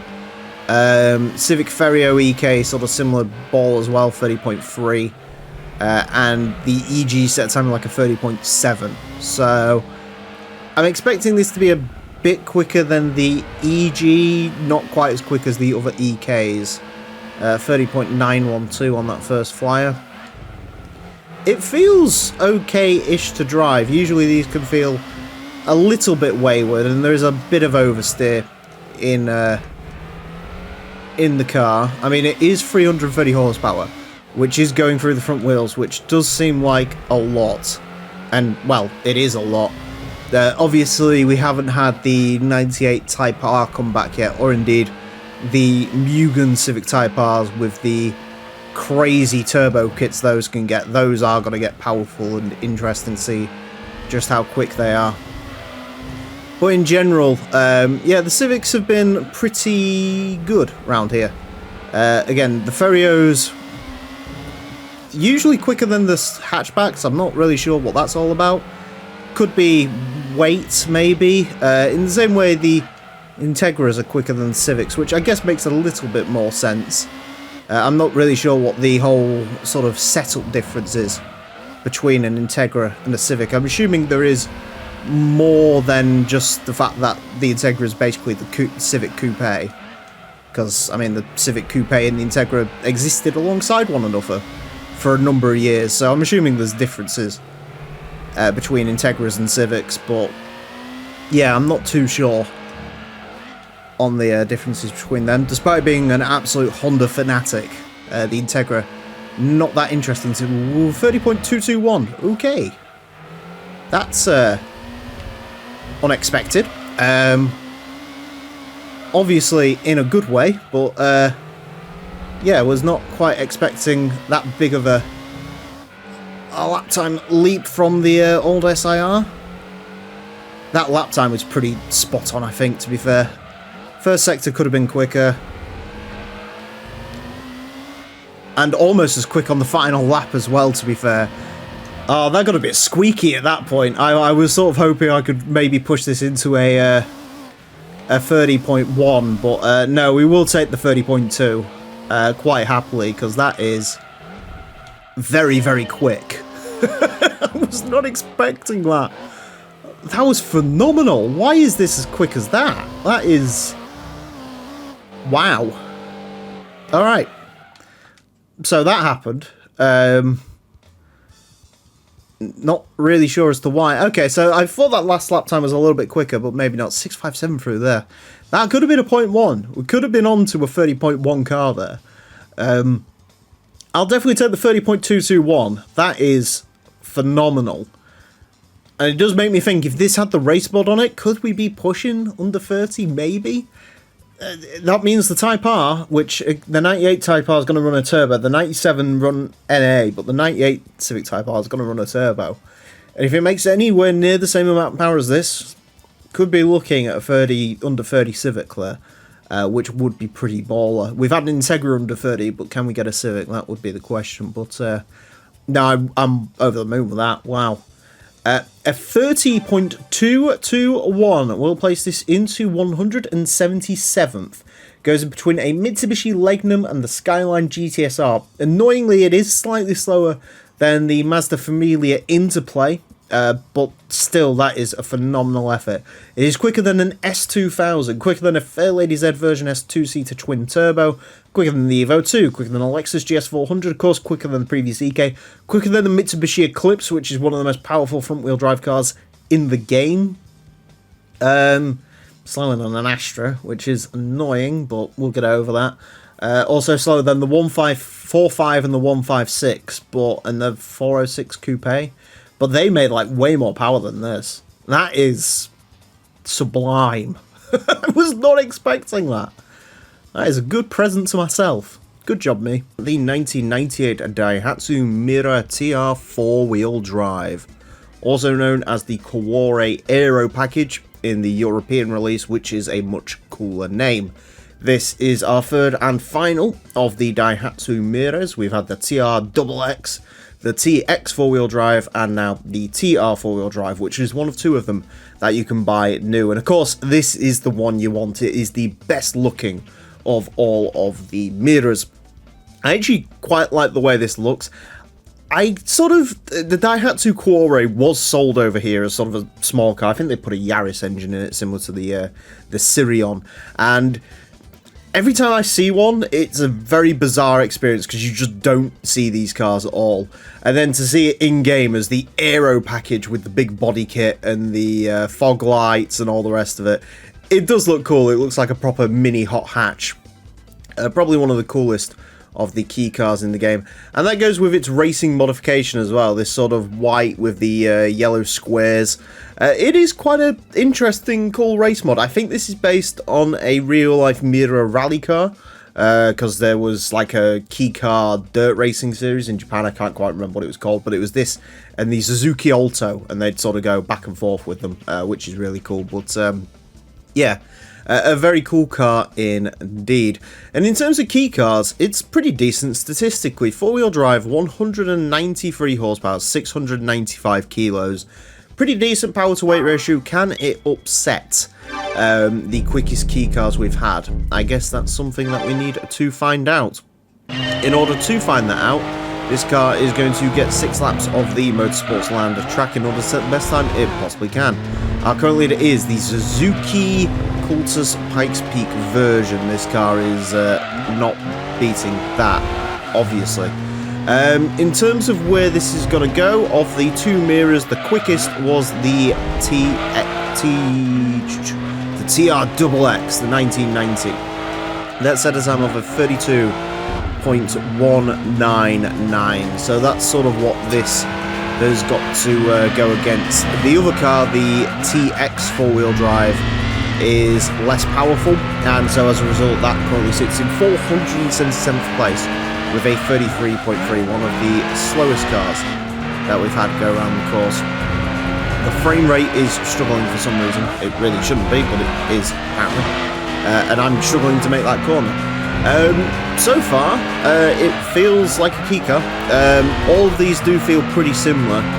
The one thing I am noticing with this is that the second gear is a little bit too short, third gear is a little bit too long. Ideally, I'd like to sort of combine those into just sort of a shorter third gear, I think. But still, nevertheless, we will soldier on with this one. There we go. Don't hit the wall on the inside there. And we can come round here to the line. 32.101. It becomes the quickest mirror that we have had to go around the course. Also, the volume's fine now. In the previous episodes, I didn't realise this. If you was wondering why you could hear the controller clattering about, which is going to annoy me when I go to edit it, it's because the other day I was on a call and I was playing something in Duck Station, and so as a result of that, I turned the volume down on Duck Station on the volume mixer and forgot to turn it back up. So that is why you could hear clacking and stuff in that video. Like I say, that is probably going to annoy me in post, but I got some really good laps in, so I don't really want to re-record the 9 there. And obviously, you know, it'd be unfair because we do this on a first-time basis. Anyways, 31.801. I haven't got the leaderboard scrolled up that sort of far, so I don't really know what that means in terms of this car's performance on track, but come on, Mira. Mighty Mira. I think Mighty Car Mods had a Mira, didn't they? That was a thing, right? I don't watch Mighty Car Mods, but I did watch the video series on the Mira, but I can't quite remember what Mira they ended up using for it. I think it was the older style Mira. Oh, we are going to go... No, we're not. We're going to do a 31.820 on that final lap. Alright, 31.801. Not bad. Not the quickest key car. It is still about 0.1 off of the Subaru Clio, which we're going to assume was quicker thanks to its fantastic 7-speed CVT gearbox. But, yeah, good time from the little mirror that can, apparently. There. Good laps. Yeah, a little bit quicker through that final sector on that final lap. I think if I got a little bit of a better line in sector 1, we could have been looking at 31.7. I don't think it would have been drastically quicker. I don't think we would have been threatening the Clio or even the second quickest key car, which is the Suzuki Alto RSZ. But yeah, still a pretty good attempt, and it does put it in some pretty good company. 31.801 will place this car into 401st place, which does sound low down, but it does go in between a Nissan Stagia and the Toyota MR2G Limited, which is pretty spectacular. It is quicker than the Elise Sport 135, quicker than the Unos Roadster V Special, quicker than a BMW 323 Ci. Yeah, quicker than the Taurus, which is something, quicker than the Subaru Vivio, which sort of paved the way for all these really quick key cars. Yeah, good time. It is 0.3 up on the Mira TRXX, a lot quicker than the TX four-wheel drive. I can't quite remember how much the TX four-wheel drive is, but obviously this would be the better one to go with. It is worth pointing out as well, actually, though, in the base game, the TX four-wheel drive uses an identical copy of this car's engine when it shouldn't. So, if you are playing the vanilla Gran Turismo 2 No Plus mod, go for the TX, because you'll get this, but I think it's cheaper. But, obviously, if you're playing GT2 Plus and you want to be as accurate as possible, then this is the mirror you want. The 1996 Toyota Supra SZR. Is that a Supra? Yes, it is. This one is my favourite of the race-modded Supras in this game because it comes in the best colour, this sort of ruby red pinky colour, which I think looks great with the white lettering. Obviously, there are several different colour schemes available for the Supra's race mod, depending on the model that you go for, between the SZRs and the RZs. Generally speaking, the 95 cars are less interesting, the 96 cars are a little bit more vibrant, and then the 97s are heinous. So that's sort of your guide to Supra race mods, if you will, and then of course the third gen cars that are their own separate thing.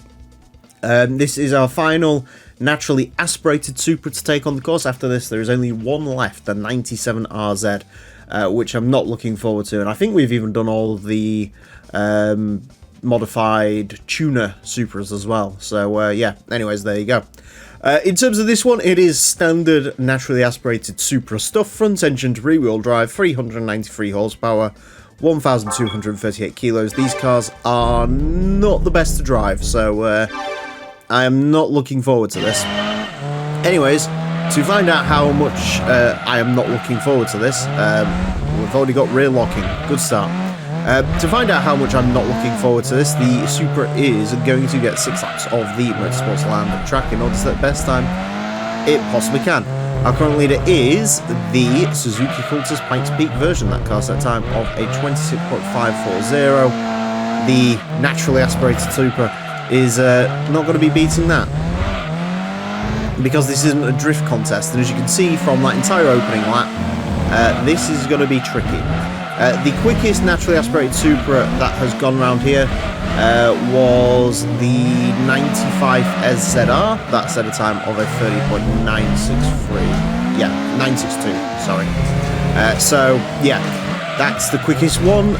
I think that one might be the lightest. I'm not sure if there's much difference between the 95 and the 96s, other than in terms of sort of out and out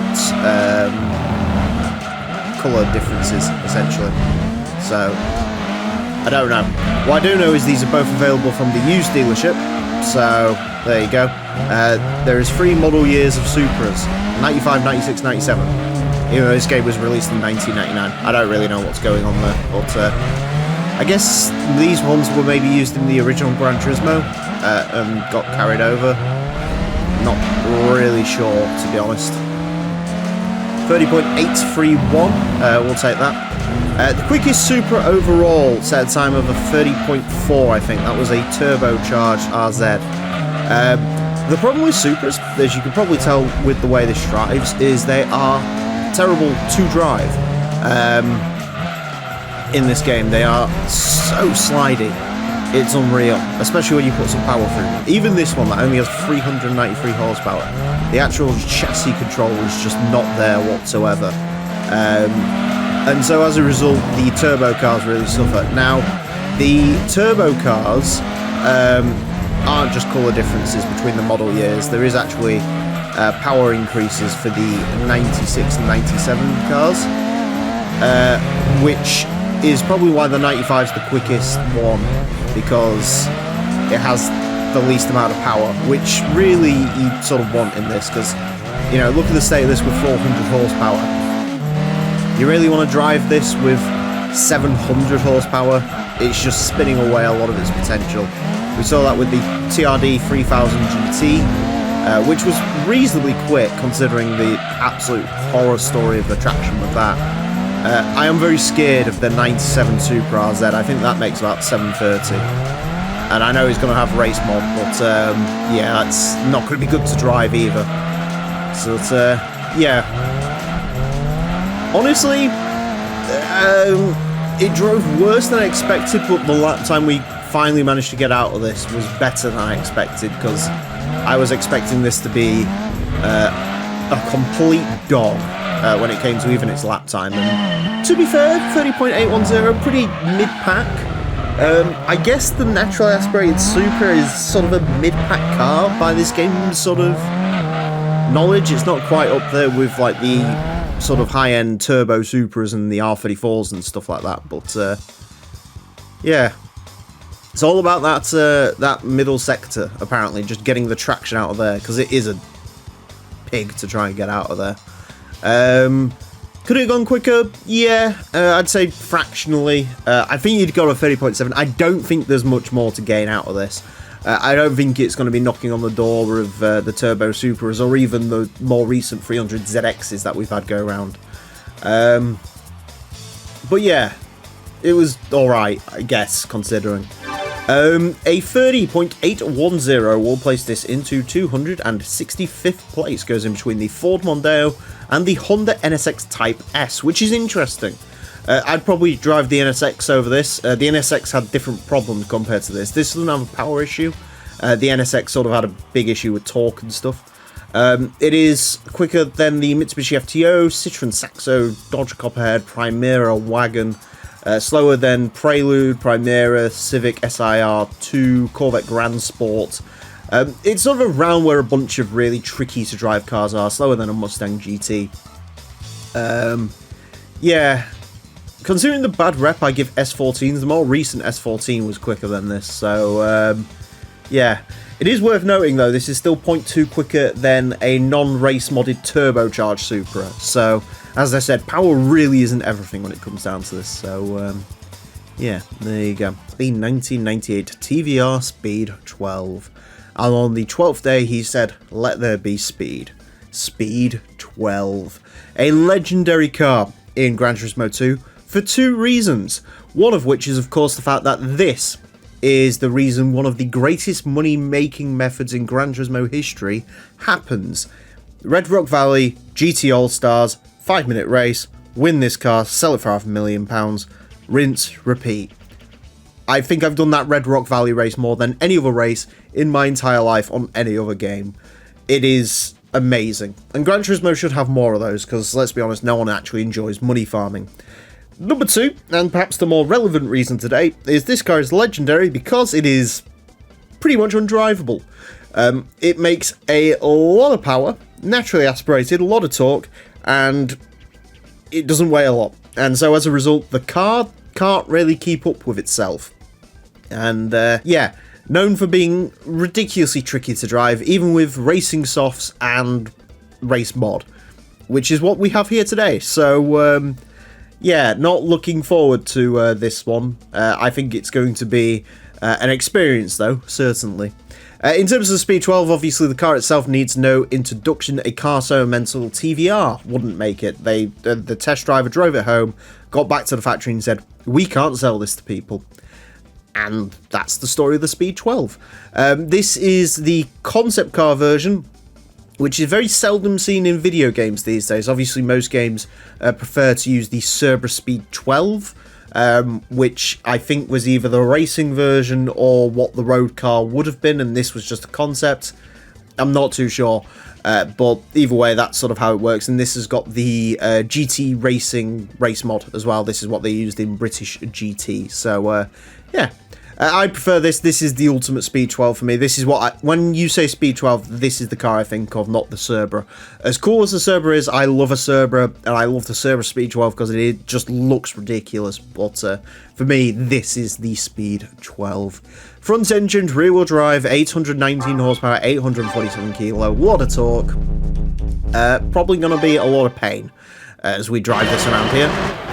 Anyways, to find out how the Speed 12 gets along, it is going to be getting 6 laps of the Motorsports Land track in order to take the best time it possibly can. Our current leader is the Suzuki Cultus Pikes Peak version. That car set a time on 26.540. Speed 12 unlikely to beat that. I think we're going to be using third gear for a lot of this. I don't really like to do this.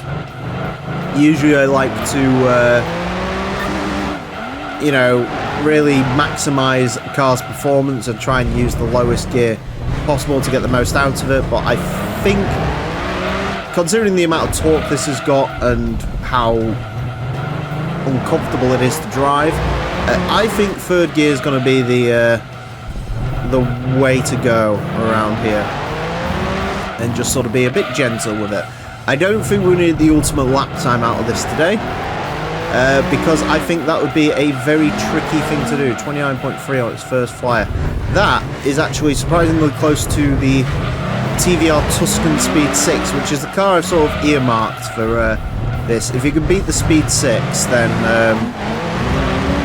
we can go home happy. As I said, obviously, this should be quicker than the Speed 6, but I don't think it will be.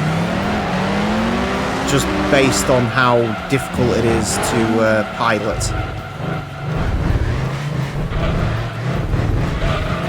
God, this is just... It makes a superb noise as well, just like absolutely ridiculous soundtrack. It sounds like Spitfire. It is an incredible vehicle, but as I said, absolutely nail-biting to drive.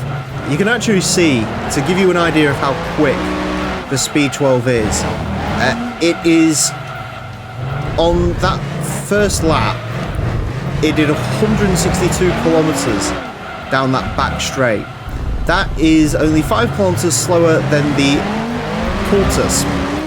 And the Cultus has traction. This does not. Which probably puts into perspective just how sort of mentally quick this thing actually is. To the line 28.9. I am definitely gonna take that to the bank and cash it in, I think. Because I don't think we can go any quicker in this. 165 kilometers about on the back straight there. 165 in a car with rear wheel drive. It is ludicrous. Absolutely ludicrous. That is just ridiculous. That is everything I expected the TVR Speed 12 to be, and more. A lot more. Oh god. Third gear was definitely the right choice for that. I think about sort of what gear you'd like to be in, and then just times that by 2, and you have the correct gear that you should be driving the Speed 12 in at all times. What a car. Look at that. What a car. What an absolute machine. Yeah.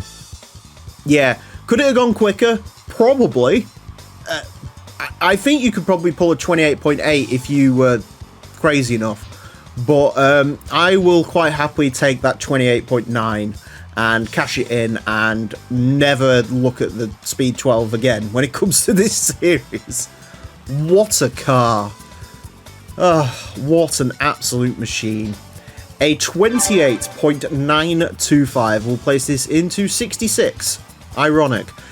Goes in between the Subaru Impreza rally car and the Ford Focus rally car. It's only a thousandth off of each, which is interesting. It is quicker than the Nissan Skyline Kaware, Citroen Zara LM, Nissan Silvia LM, Elise GT1. It is quicker than the Elise GT1, which I think is really good. Quicker than the Wiegert Vector, quicker than all the boutique supercars, the Venturis and the Vectors M12. So, yeah, pretty good. I mean, in terms of like other GT1 cars and rear-wheel drive stuff quicker than this, there really isn't a lot. Most of it's race cars. XJR15's quicker than this. Roof BR4's quicker. TVR Cerberus LM Edition is still the quickest TVR we've had, but the fact that Speed 12 is second is pretty mental. Yeah, what a car. What an absolute machine. I can't recommend you drive that. I really can't. But if you want to try something unique, that's definitely the way to do it. And if you really want to add some spice to it, try and drive it on simulation tyres. Try and finish a lap of test course with simulation tyres on, and without crashing into the wall, and let me know how you get along.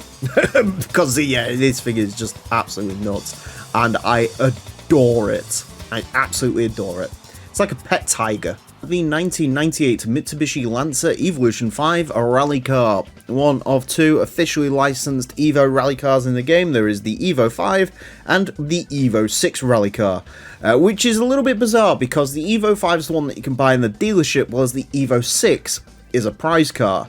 Normally in this game they sort of give you the newer versions of the cars as things you can actually buy, and then the prize cars are the earlier versions, but in this case that's not true, which has always been a bit bizarre to me. So chances are, if you remember an Evo rally car in this game, you're probably remembering the Evo 5, not the sort of more ubiquitous Evo 6, because that would be the one they carried into GT3 and onwards, which is of course probably a right decision because the Evo 6 looks incredibly iconic in the red with the stripes. Obviously this is red and has some stripes on it, but it's sort of more of a two-tone livery. Not as big of a fan of this livery, if I was being honest, but I quite like it as sort of a bit of a almost underrepresented version of an iconic car, if you will. This is probably, out of all of the Evo rally liveries, this is the one you're most likely to forget about, essentially. Although I think sort of Gran Turismo was inspired by this one when it came to making the Lancer Evo 8 Super Rally car, which sort of showed up later in the series. But yeah, a cool car nonetheless, but maybe not quite as cool as the Evo 6. Speaking of Evo 6 Rally car, that was a very, very quick car. In fact, it topped our leaderboard at one point in time. Now it sits in 9th. But it is still very, very quick. So it'll be interesting to see how close this can get to it. And of course, the Evo 5 RS and GSR were very quick as well. Four-wheel drive, 434 horsepower, 1,030 kilos. That is a lot lighter than most rally cars, to be honest. So that does bode well for this. And of course, it is, as mentioned, an Evo. Although 434 not quite as powerful as, well, the Evo 6 rally car and indeed those Evo 5 road-going versions. Anyways, to find out how the Evo 5 rally car gets along, it is going to get 6 laps of the Motorsports Land track in order to set the best time it possibly can. Our current leader is the Suzuki Cultus Pikes Peak version. That car set a time of a 26.540. The Evo 5 rally car, unlikely to beat that, but already on its first flyer it sets a 28.3, which is quick.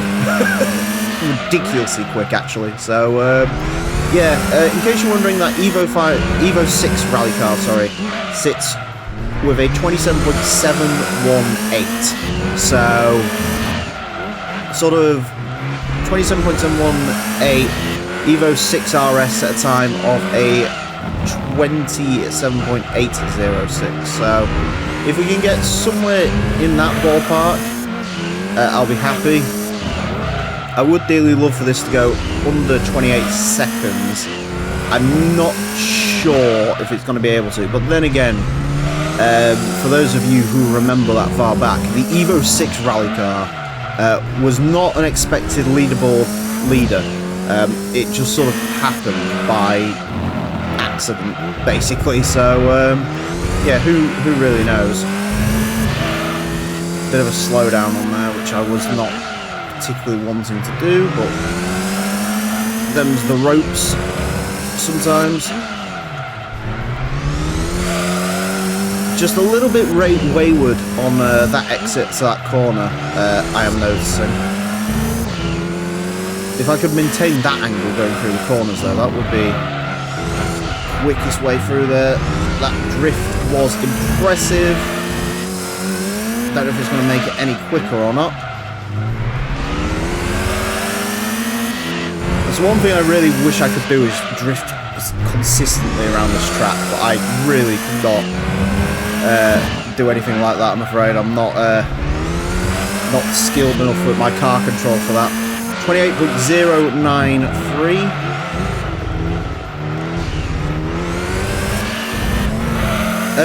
That drift through there was not massively quicker, to be fair. If anything, I probably lost some time through there.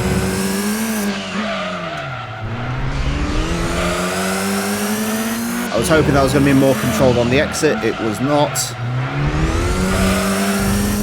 And then a little bit overblown through there, but nice, consistent car to drive, actually, to be fair. Yeah, not bad, all things considered. As you could probably tell while I was doing that, there was a lot of bated breath on that one. I was really focusing on that. But yeah, not a very good car to drive, let's be honest. It's an Evo on this course. It is phenomenally quick, but yeah, a little bit... I suppose we knew it was going to be slower than the Evo 6 rally car. I'd say 0.2 probably accurate, because that had about 30 more horsepower than this does. Is there time in that? Yeah, I think you could push to under 28, if I was to be honest. In terms of the split times, it doesn't really show that, but I think you could probably push that into an under 28. So, yeah, but like I say, very good car overall. A 28.093 will place this in to 19th place. Goes in between the Toyota GT1 road car and the Vector M12 LM Edition.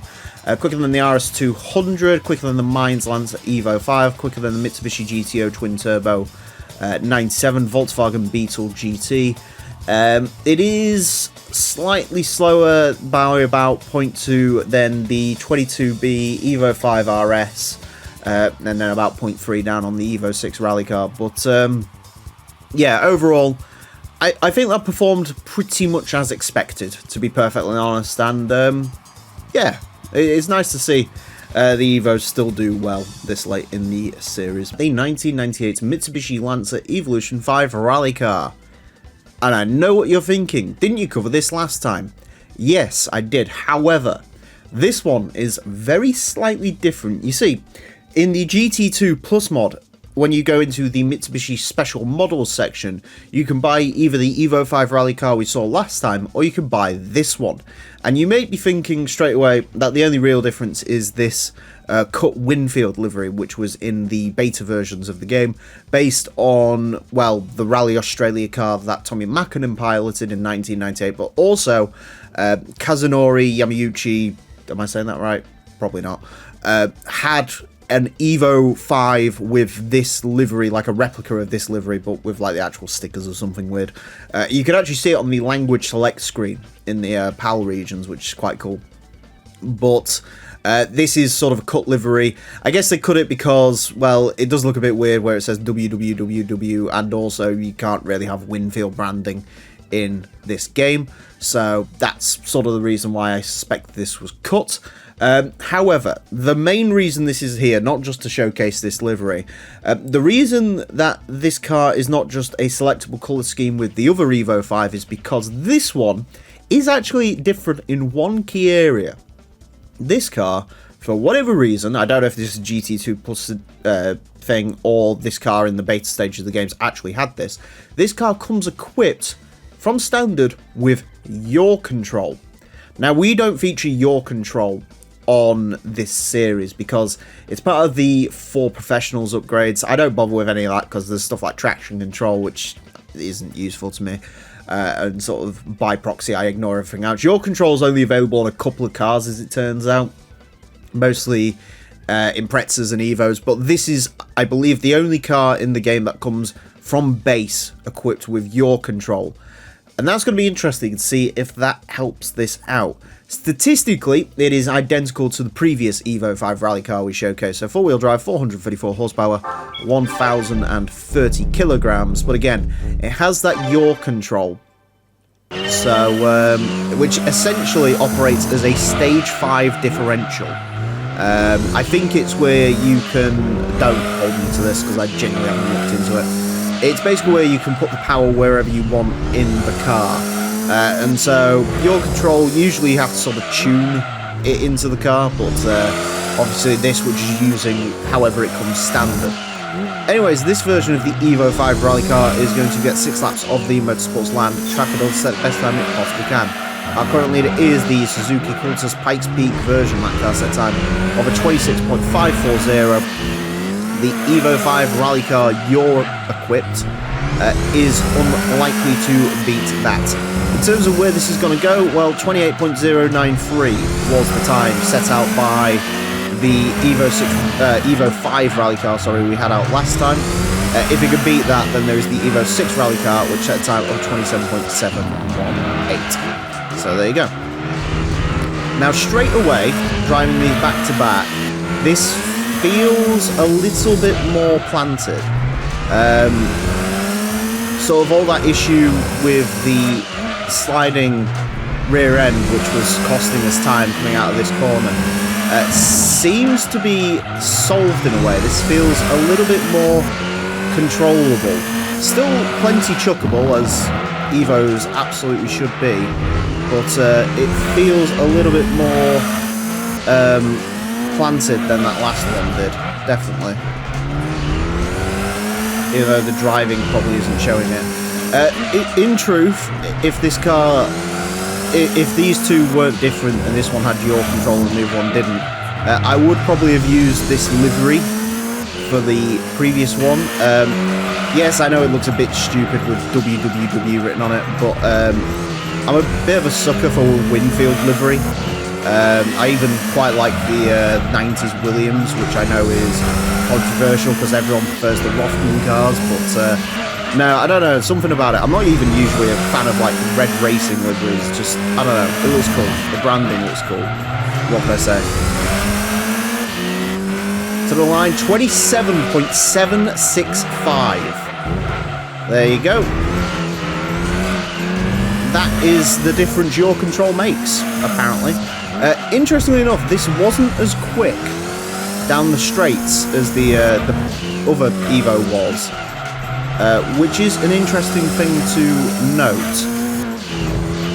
So, yeah, interesting to say the least. Interesting insight into your control there. Like I said, definitely felt more controlled in terms of power delivery. So yeah, obviously, like I say, I haven't tuned this because I never do tuning. Because as people get angry when I say it in the comment section, I don't believe in tuning in this game. It's not real, it can't harm me. But yeah, interesting to say the least. Definitely interesting. In terms of times, yeah, apparently there's more in it. I did feel there's definitely like a little bit more in there. Could it have been an Evo 6 rally car? Possibly. I would say definitely possibly.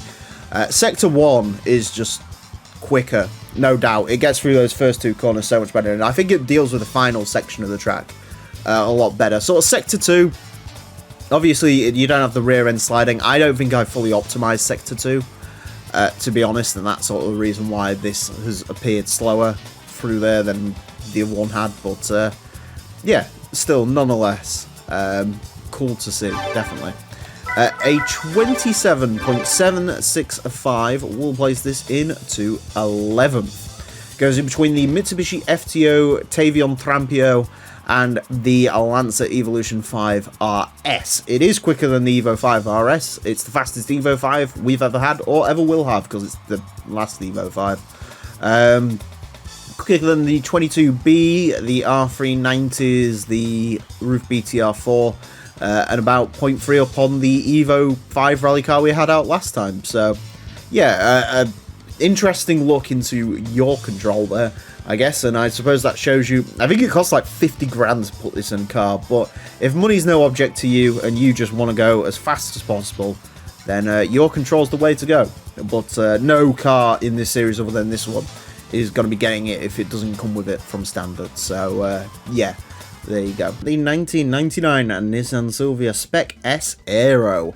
Our first S15 Aero to take on the course. Of course, we've had the Spec S and the Spec R, but this one is the Aero model, my favourite, because it has a wing, which is good, because the ones that don't have wings look a bit weird.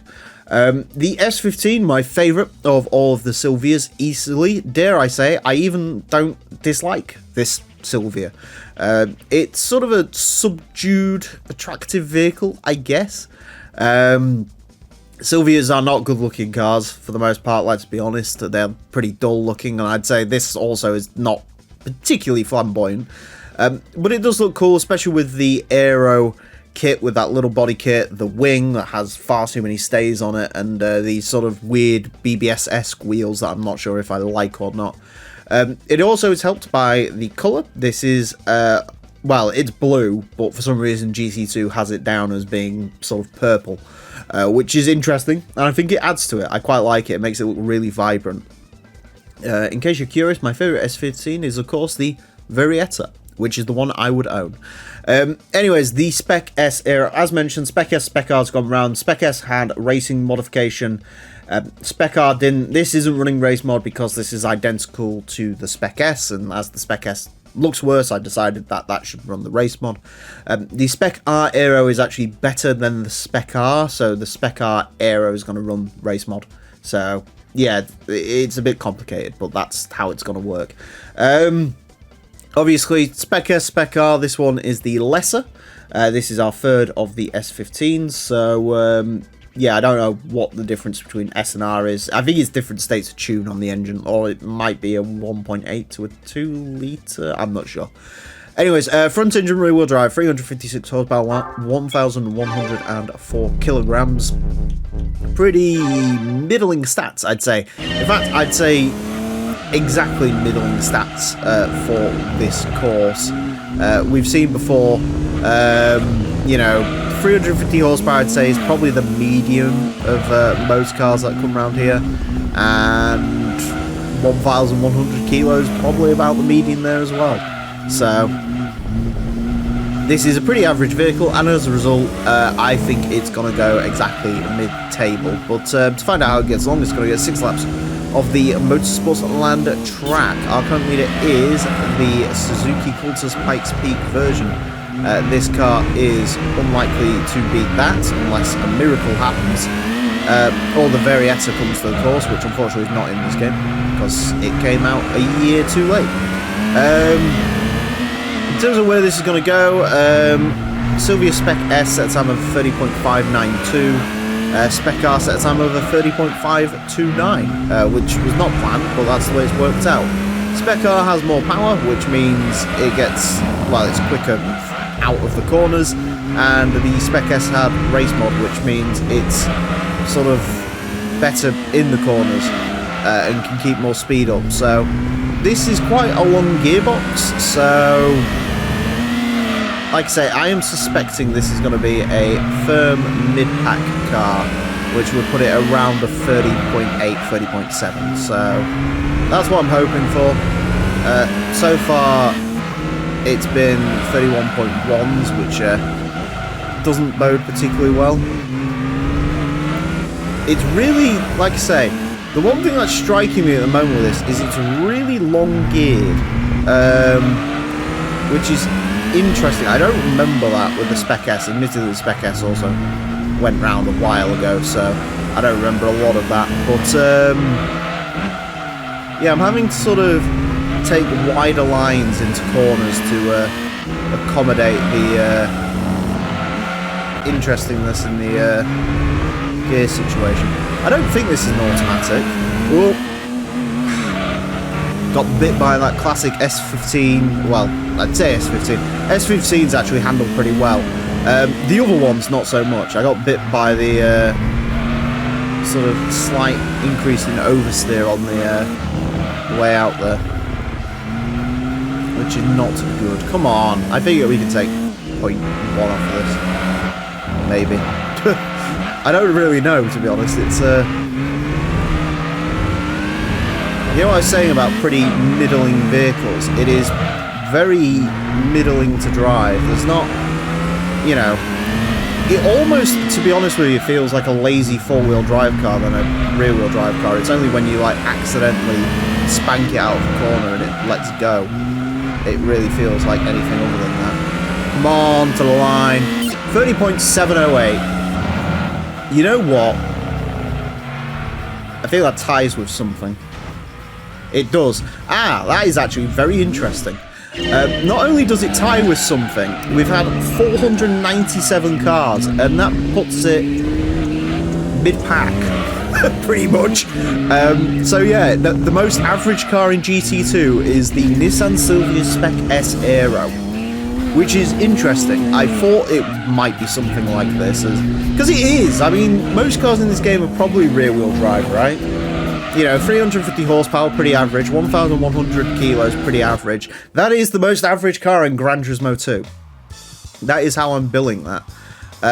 Could have taken a little bit of time out of it, to be fair. I don't think it would have been that much. Spec S, 30.5, this being 0.1 off. If anything, I think this sort of overachieved, to be perfectly honest, on that final lap. So, yeah, I don't think there's a lot to come out of that, to be perfectly honest. But, yeah, interesting. A 30.708 will place it into 250th. It ties with the Nissan 200 SX 1998, which had more power than this, I think. Very slightly more power. Better geared, but handled worse. I'd go with the S15 over that, to be perfectly honest. It is quicker than a Peugeot 406 quicker than a Nismo 270R, quicker than a 1991 Toyota Supra Twin Turbo, and the TRD 3000 GT, and the Silvia Q's Aero. As mentioned, about 0.1 off of the Spec S with the race mod. and slightly down on the Spec R without the race mod. So Spec R Aero is going to be probably the quickest of all the Silvias. I think quickest Silvia is a random S13. The Silvia Q's was ridiculously quick. I swear there's another one up there as well somewhere. But yeah, that's probably going to be the quickest Silvia, you'd think. If it stays controllable, I don't know. But no, in terms of this one, again, as I said before, this is, in my mind, just the most average car in GT2. So, there you go. There's something for you. Most average car in GT2 is a Nissan Silvia Spec S Aero. Which makes more sense the more I say it. The 1970 Dodge Challenger RT. This is another muscle car in GT2, and say it with me, that means this car from base is incredibly broken. So the Challenger that is in this game originally is listed as a 1972 model. It has a 290 brake horsepower 1970s engine and has wrong gear ratios. Now, you might recall when we did the Plymouth Cuda well back, the Cuda in this game is far more powerful than it's supposed to be, whereas this is far less powerful than it's supposed to be. And so the GT2 Plus mod has fixed that. It's corrected this into what this actually is, which is 1970 Challenger RT with the 440 4-barrel carburetor, 375 brake horsepower V8 that this should have, and has corrected the year, and has adjusted the pricing because this car's also ridiculously cheap in the base GT2, and fixed the gear ratios. So this is essentially, if you're playing standard Gran Turismo 2 along with me at home, this car's going to be nothing like the one that you have in your game. This one's going to be loads better. In the same way that the Cuda we drove is going to be far worse than the one that you have in your game. Challenger's cool. I'm more of a Charger person myself, even into the modern day where the Challenger is, let's be honest, not as good. But yeah, the Challenger's still cool. This is, of course, the car that was made famous in Vanishing Point, where it was white, but I've gone with Plum Crazy because you give me the option of Plum Crazy, I'm going for the Plum Crazy. Give me any of the weird colours muscle cars come in, I'm going for the weird colours. I am not going for the predictable ones. Anyways, front-engined, rear-wheel drive, 594 horsepower, 1,473 kilos, ridiculous amounts of torque. I don't suspect this is going to be particularly drivable, but we'll find out. This car is going to get 6 laps of the Motorsports Land track in order to set the best time it possibly can. And it really will be best time it possibly can. Our current leader is the Suzuki Cultus Pikes Peak version. This is going nowhere near that. This has a lot of torque though, so we might be able to just wing it in second gear.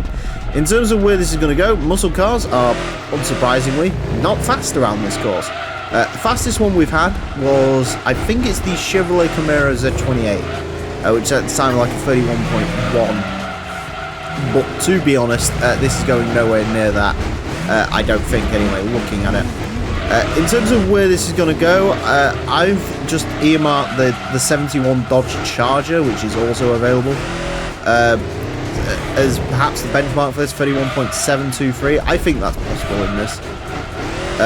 They're sort of right around Shelby GT500 as well. It's definitely better than stuff like the Roadrunner and the Cuda. 31.675 on its first flyer. So yeah, about where I expected it to be. Anything now's a bonus. Launching it, as much as it is an old school muscle car going for Starsky and Hutch stunts, don't seem to help it. It sounds good though. It sounds good and it looks good, which, let's be honest, is almost all of the fight with a muscle car. So once it gets those two things done, who needs anything else?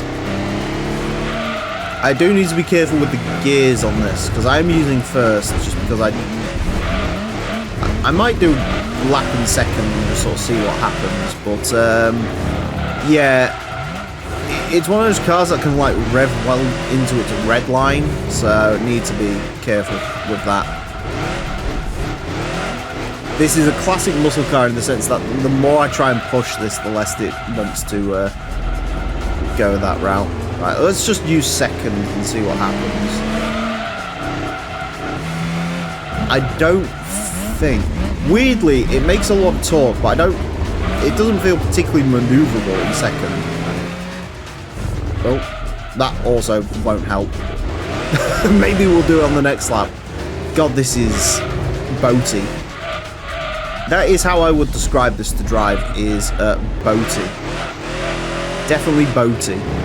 It's, yeah, I don't know, maybe the torque is enough. It does sort of seem to get, once it gets up to a certain point, it gets up to speed really quickly, but I'm just getting it there. This first complex is a nightmare in this car, it really is. Yeah, first gear's just quicker out of these low speeds. Yeah, it's well quicker in first gear.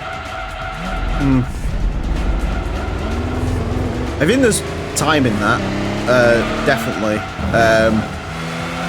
It was worth a shot with the second gear to sort of see what would happen, but yeah, I think you need to use first, but using first is a bit of a death wish.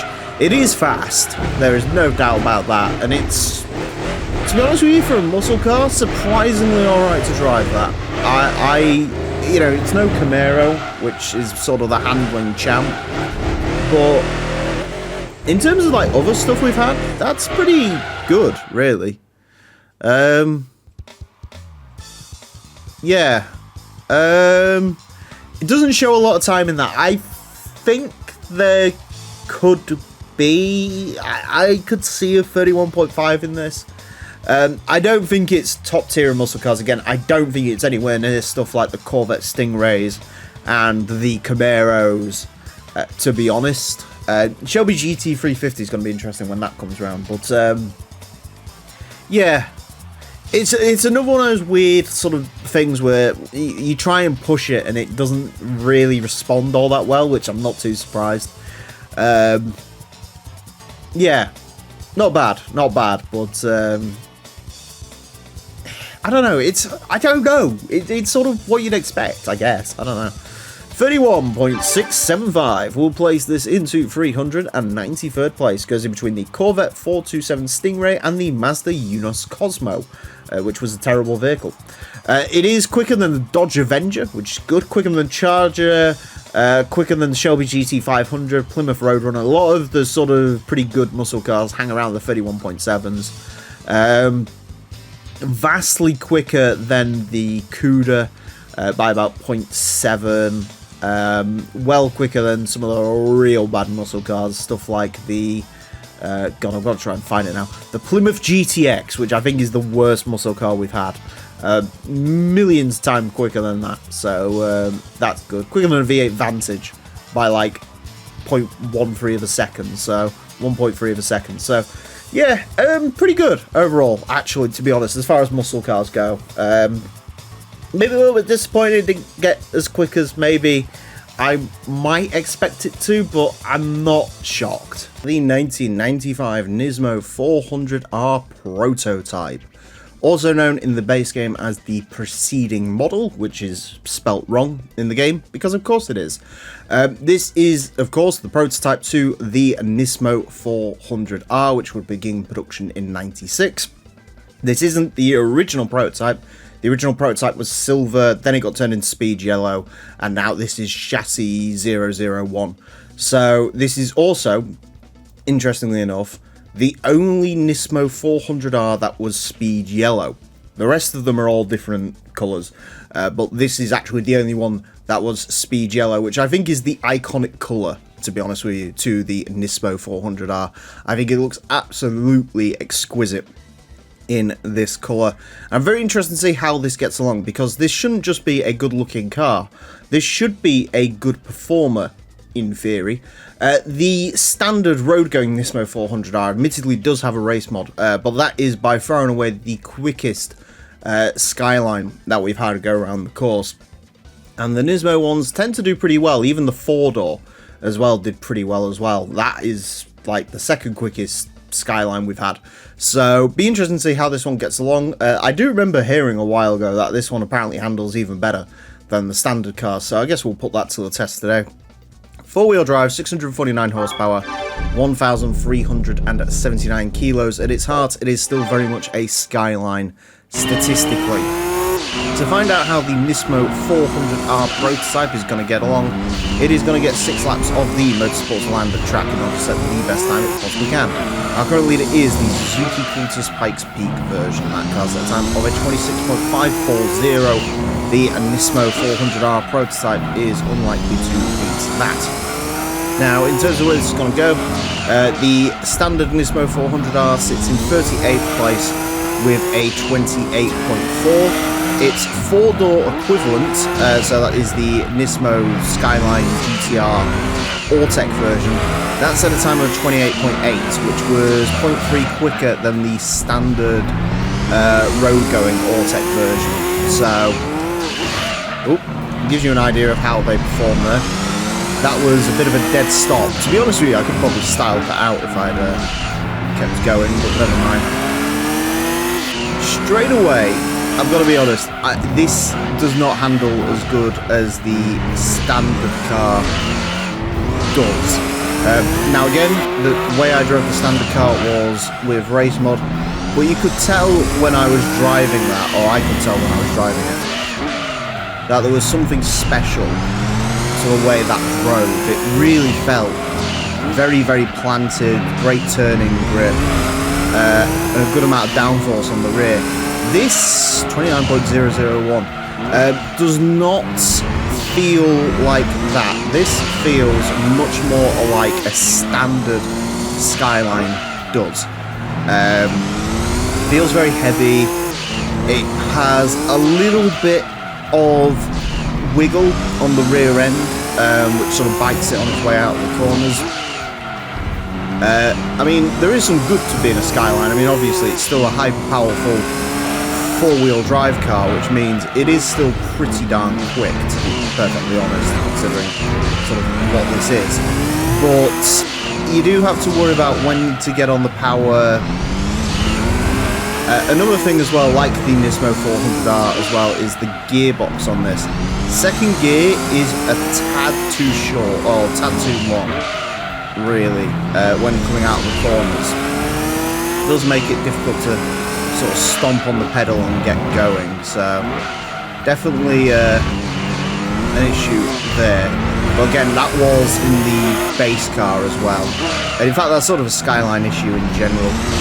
Skylines, a lot of people don't know this, but Skylines are very long geared. I remember in my old Forza Motorsport days, the R33, which is a car I really like, has a very long gearbox to the line. 28.887. Interesting. Yeah, not as quick as the 4-door Skyline. Admittedly, I think that one had a little bit more power, which would help it punch out of the corners a little bit better. And again, about 0.5, 0.4 down on the standard 400R. I suppose that's to be expected. Race mod really does help these cars out, just because it gives them the downforce needed on the rear end, and it lightens them because they're quite heavy from default. There's some time in there, definitely. I mean, I sort of nailed Sector 3 on that first lap, just getting it out of the corner. But then again, I also overshot into the braking zone, as I've spoke about before. Sector 1, the timing marker for it is right in a braking zone. So if you sort of overshoot and mess up your Sector 2, it makes it look like you've got a quicker Sector 1, so it's why you can't put too much trust into the sector times, but I'm pretty happy with that. I think I got most of what you can out of that, to be perfectly honest. I think that's roughly operating at the ceiling of it. I think maybe you could take 0.1 out of it if you really sort of kept going at it over and over again, but outside of that you would struggle. A 28.887 will put it into 61st place. Goes in between the Mitsubishi GTO Twin Turbo 92 and the Nissan Skyline Unicia GX. It's actually quicker than quite a decent load of the GTOs. They also seem to congregate around there. Quicker than an Impreza Wagon 5, quicker than the Castrol GT500 Supra. I mean, in terms of things quicker than this, there's the 4-door Nismo Skyline we've spoke about, and the Nismo 400R, but that is still the 3rd quickest Skyline we've had, and that includes the race cars as well. So, yeah, still pretty good effort overall from the Nismo 400R. Maybe not quite as good as I was hoping. I was really hoping the stories about this being better than the 400R were true, and we'd really have like an under 28 contender, but I think that was more sort of dreaming on my part. The 1975 Fiat 500R. Of course, this is car number 500 to go around our course, and so naturally I had to make a pun out of it. So this is the Fiat 500R. A car that's been a little bit built up in the comment section. People think this is going to become the slowest car we've ever had. They think this is going to lose to the Subaru 360. I'm not so sure. There is a couple of reasons for that. One, it's Italian, which automatically means it's better than anything Japanese, which is sort of seems to be the thing we found out when it comes to our leaderboard. Number 2, it has racing modification and more power than the 360. And number 3, and this is perhaps the key bit here, the 360 had a 3-speed gearbox. This, I know for a fact, has a 4-speed, which is going to make this quicker. So I don't think the 360's got much to sort of be happy about here. I think this is going to decimate the 360. How much quicker it's going to go, though, is entirely up in the air. I hope it does well. You know me, I'm a big simp for Fiat, and the 500, of course, legendary car. I have a Lego model behind me of it, and also one on my wall over there. That's actually in this exact white and red livery. I didn't realise that until I've just looked over there, and yeah, it's white and red. It hasn't got any of the sort of Fiat badge on the side of it or anything, but still does look very cool, and very much like that car. So even the wheels aren't too dissimilar. But yeah, no, I like this car a lot. The 500R, for those of you who don't know, is the last evolution of the Fiat 500 before it would eventually be replaced by the Fiat 126, which wasn't warmly received in Europe, but it became a national icon in Poland. And I do hope one day someone adds a Fiat 126 Polski so we can take that around the track, because I bet that'd be a lot of fun. But we're in the here and now with the base car. This is the Fiat 500R. Rear-engined, rear-wheel drive, 140 horsepower, 463 kilos, so it is... I think it's about 100 kilos heavier than the Subaru was. The Subaru was, like, really, really light, so, yeah, be interested to see how this does. We're already off to a very silent start.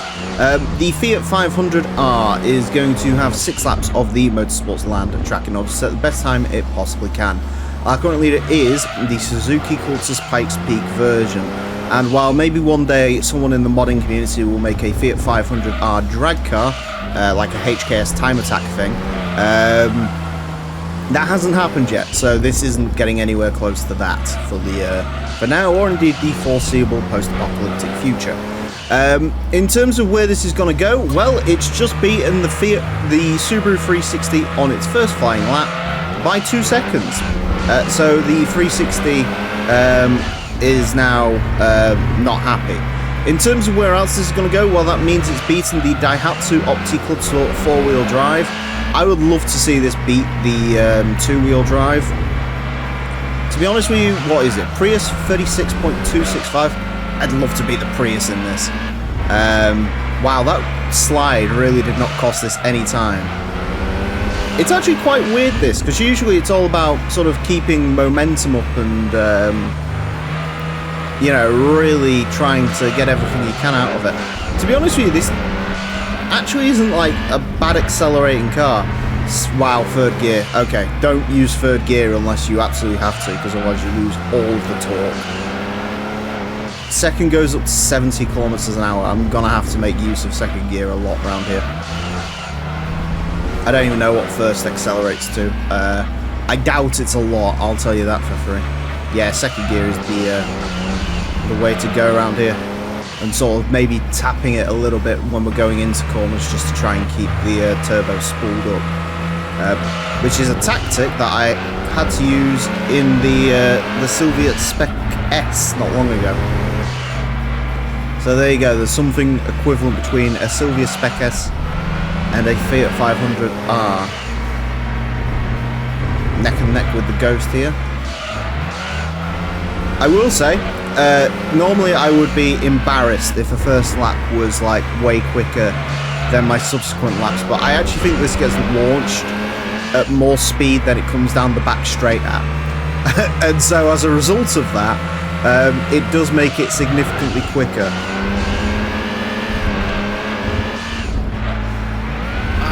Really wanted to... Nope, never mind, it's fine.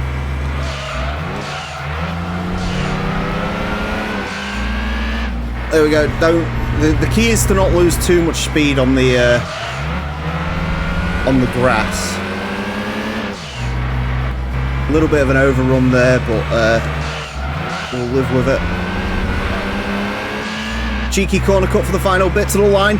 35.924. It breaks into the 36-second barrier. Yes! Subaru 360's what? Slower than the Fiat 500? No, it isn't. No, it isn't, boys. I really had to self-censor there. Oh, man. I'm not used to that. Usually I just say what I want, but I try to keep these videos monetized because, you know, they're harmless videos of a car going around a track. Just messed it up on that final corner. That could have been a little bit quicker, you know. That could have been a little bit quicker. To be fair, it being a little bit quicker, I don't think would have really... Mind you, if that's worth point... There's 0.2 between this and the Honda Beat. So, maybe could have beaten one of the Honda Beats. Would it have done... wow, Sector 2. Mind you, again, as we spoke about, Sector 2 and Sector 1. Yeah, maybe there is a little bit of time in there. It's really hard in cars like this, which, you know, it's all about keeping momentum up and all that. It is really hard to sort of maximize it around all the sectors. I actually think cars like this are trickier to drive than some of the quicker vehicles, to be perfectly honest, because it is just all about keeping momentum up. But I will definitely take that. I will absolutely take that. It broke into the 35-second barrier twice as well, so it wasn't just a fluke. Yeah, what a car. A 35.924 will place this into 494th. Goes in between two Honda Beats. So it's beaten a Beat. It beats the Toyota Prius, the Daihatsu Move CX, both Opti Club Sports, and the 360. And I don't really think it could have achieved much more than that. If you was really to keep going round and round, maybe you could get it up to 35.7, but even then, I think that would be a tall order, and you'd only be beating two more cars, and then there's a giant gap between the Life and the Mazda Roadster D, right? So, yeah, not great. Interesting, though. I enjoyed that very much. And yeah, I'm really happy to see all of the rumours quelled. This is 3 seconds quicker than a Subaru 360, which I think pretty much cements the 360 as the slowest car we're ever going to have, unless someone adds a Penn's Baton motor wagon or something like that. Anyways, that's it for this episode. Thank you all very much for watching. Join me next time when I'll be driving something completely different. Until then, farewell.